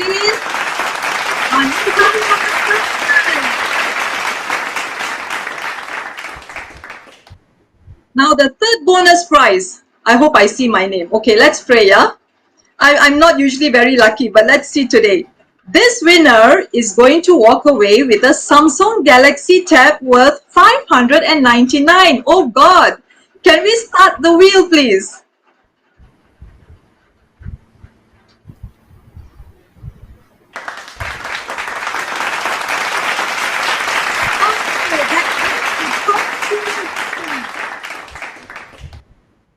Congratulations! Now for the final second bonus prize. This winner will walk away with a Xiaomi robot vacuum cleaner worth 728. Well, I think I need this. I definitely need this. Okay, let's start this wheel.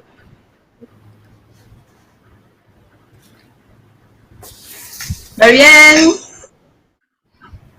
who's going to be the lucky winner for this?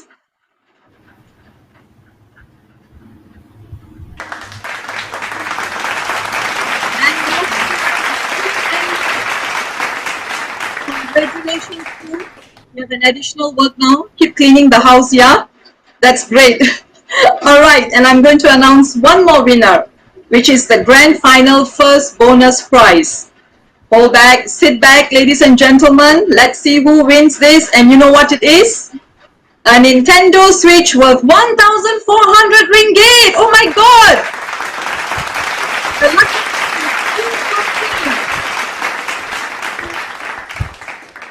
All right, so congratulations to all the lucky winners. You have been very attentive. You have attended all the talks, the booth, and so you win. So back to you, Shireen.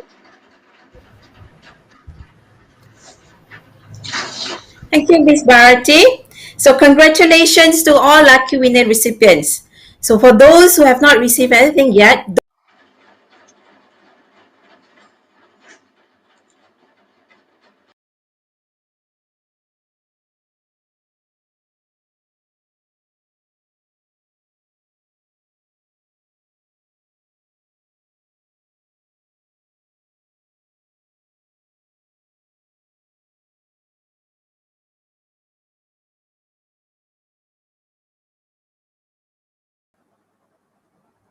Thank you, Shirin. I think this is really very interesting.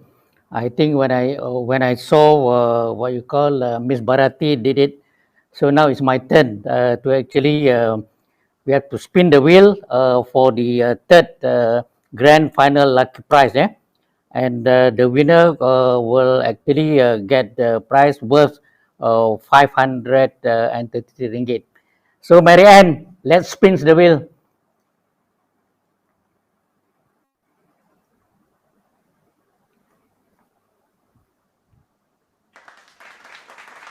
I'm very excited.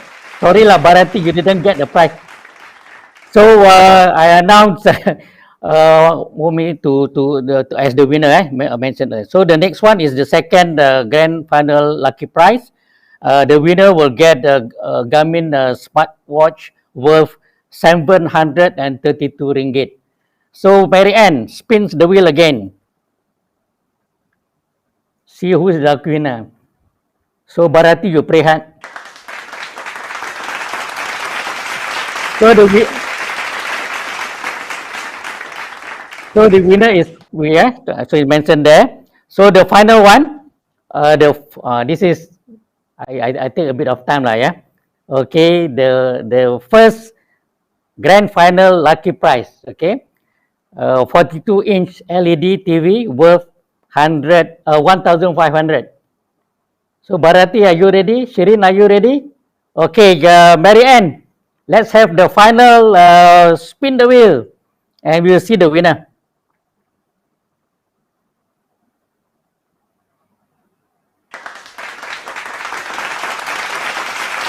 So the winner is Lee Jae-sung. So congratulations to the winners. I'm glad that this time we have a lot of prizes. So now I pass over back to Shirin to continue with the closing ceremony. Over to you, Shirin. Thank you very much, Am. So congratulations to all winners. So the committee will contact you to get to see how whether they they should ship or they should put it on the flight your your lucky prizes and all that. Okay. Another thing, if you just if you hear them calling out Mary Ann is basically the head of the technical team behind the whole screen. Okay. So yeah. So thank you so much, JM, for the for giving out the 3 grand lucky prizes for today. So next, can we have? I would like to call upon the MPS NPC organizing chairman, Ms. Bharati Suresh, to summarize the event. Bharati, the floor is yours.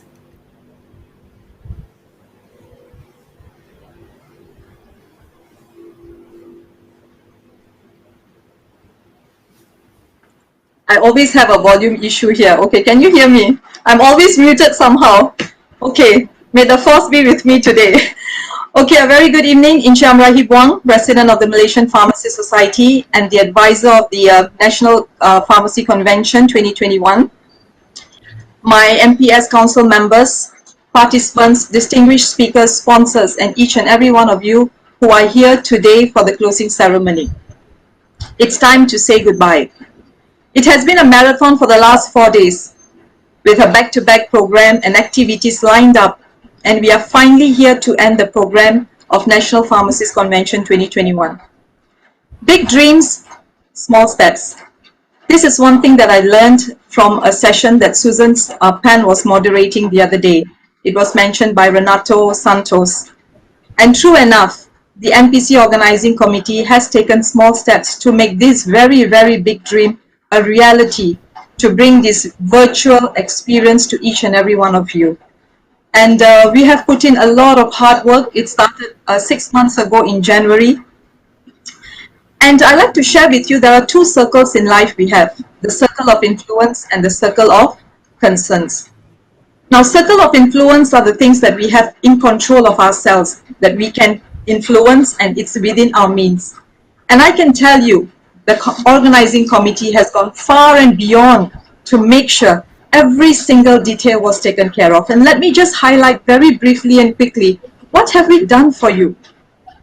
We have had a total of 68 national and international distinguished speakers all across from the world at this platform for you, making this the biggest online educational series of sessions by MPS. And it's also for the very first time that we have had more than 48 research poster presentations from local and private universities, hospitals, community pharmacists, and the industry.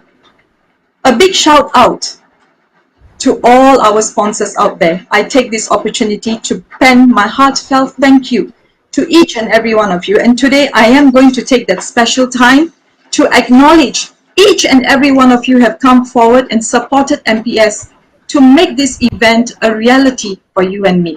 So let me start. We have got double platinum sponsors this year, Bayer Malaysia Sendirian Berhad and GlaxoSmithKline Consumer Healthcare.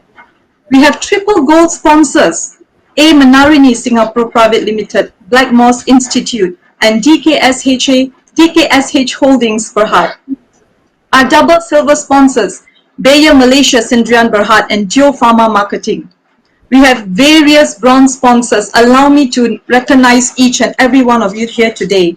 Abbott Laboratories, Aquamaris, BioLife Marketing, Boehringer Ingelheim, Dermal Therapy, Eastside, Flomizin, GlaxoSmithKline Pharmaceutical, Hiroscar Silicon, Ho Pharmaceutical, Hyphen Pharma, Innova Pharmaceuticals, Gynoflor and Loet, Milan Healthcare, Omron, One Touch, Petaday, Pfizer Malaysia, ProTherapeutics, Reckitt Benestar Malaysia, Sanofi Aventis, Takeda Malaysia, YSP Industries, Zulik Pharma, and to all our other sponsors who have contributed through the advertisements and in kind, a big thank you to you once again. And here you are, Alpro Pharmacy, Caring Pharmacy Retail Management, Kaysen Group, City Medic, KCK Pharmaceuticals Industry, LF Merchu, MD Pharma, Novartis Corporation, Organon Malaysia, Peritone Health, Sendirian Berhad, Pharmaniaga Berhad, Pharmaniaga Marketing Berhad, Prima Bumi Sendirian Berhad, Santon Pharma, SBL Healthcare, Solid Chemical Enterprise, Thomson's, University Malaya, and last but not least, International Medical University. A big thank you to each and every one of you, and I take this platform to apologize for all the technical glitches that we have faced, but let me assure you, we will make it up, and it has been one of the best experience thus far at this NPC 2021. Before I leave, I also want to congratulate and thank my organizing committee. Without each and every one of you, this would not have been possible. The unforeseen circumstances that we faced, so many of you took emergency leave, so many of you had to hire locum for your pharmacists, but you came together, we united, all the 45 of us, to go all out there to support and to make sure this event does not stop. And to you, I thank you. This would not have been possible without each and every one of you. So my gratitude and my thank you once again. So with that, that's a wrap up for the National Pharmacists Convention 2021. Thank you. Back to you, Shireen. Thank you, Ms. Bharati. So for the inspiring or heartfelt, yes, that's the word, for the very heartfelt speech. So without further ado, let me call upon the President of Malaysian Pharmacists Society, Encik Amr Hibuang, for his closing speech. Encik Amr, the floor is yours. Thank you, Shireen. I think as I at the moment when I face this camera, I can still remember, that when we decide to actually organize this MPS NPC 2021, just 8 months after we have done similar to this, something that is really very challenging.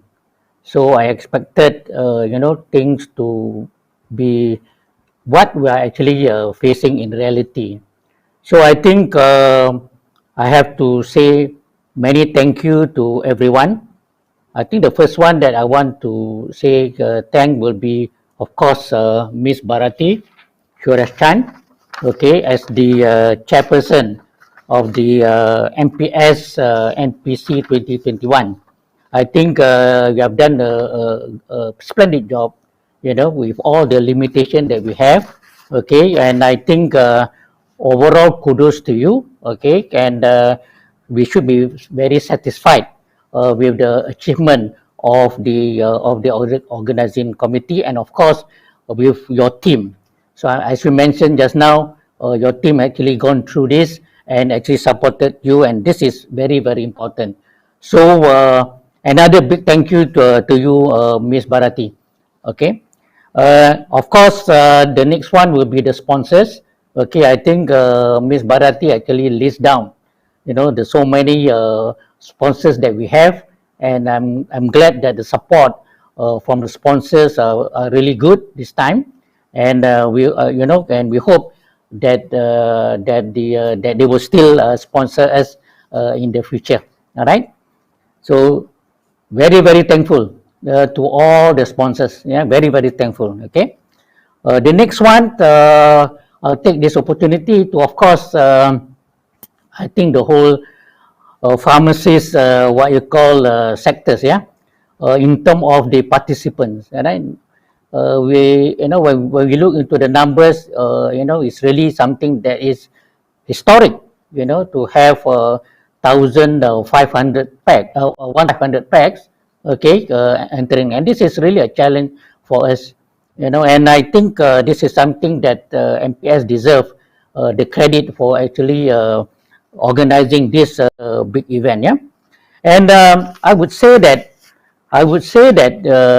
in terms of the content of the what you call of the Congress, I would say that the what you call the content are really superb. I received a lot of commendable messages from participants. I think so. I take this opportunity to congratulate our scientific chair Dr. Morgana. Okay, I think really an excellent piece of what you call programs involve 35 scientific programs that have actually been done. So thank you again, Associate Professor Dr. Morgana, for the fine job done. And I think when we talk about the impact or the extent of what you call of the of MPC per se, suddenly this year we received rare achievement. To have two ministers coming to our event is really, I would say, unthinkable at one time.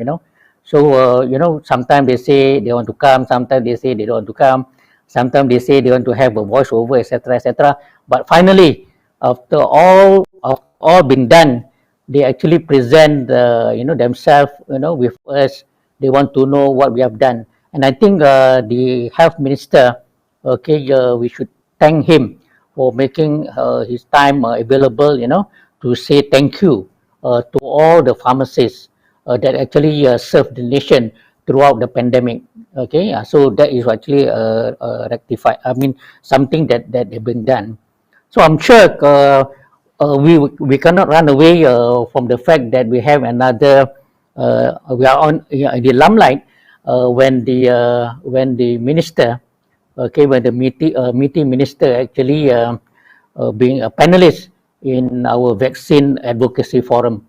So this is also another achievement, a very rare achievement, to have the minister in charge of the national program, for vaccination under our pandemic.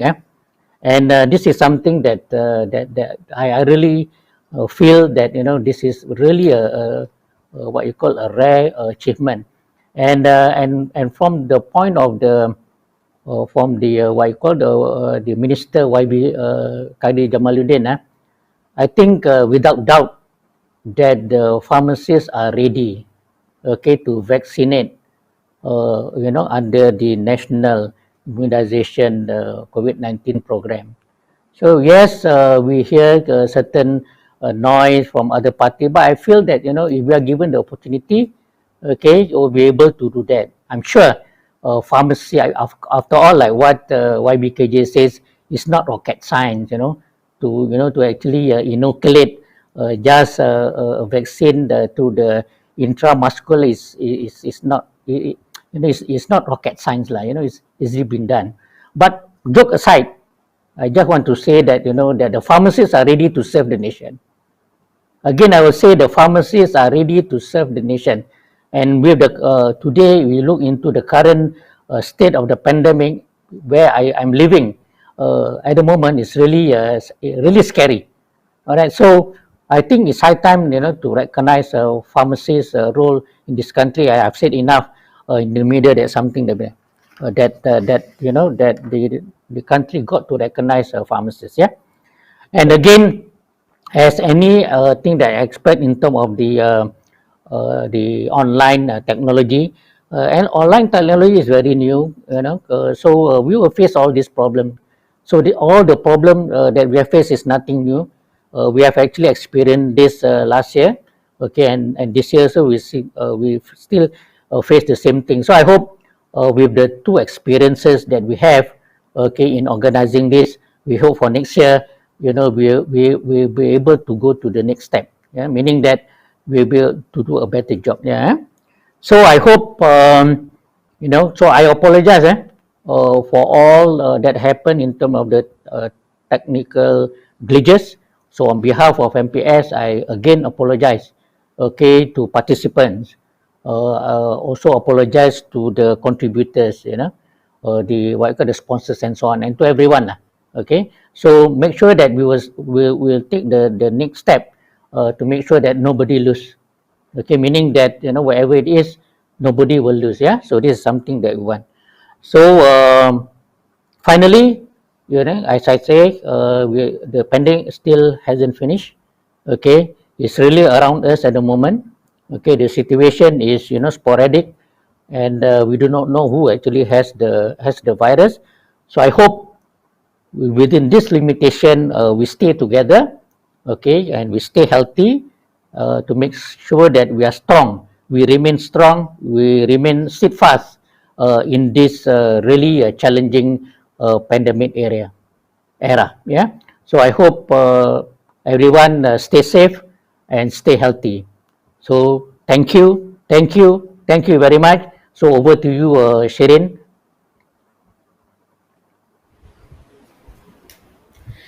Thank you, Am. Like I was saying, don't worry. We don't need to worry because when we fall, we know how to land. Don't need to talk the talk. Just walk the walk tonight because we don't need permission to dance. Okay. Thank you so much, Encik Amrahi and Ms. Bharati.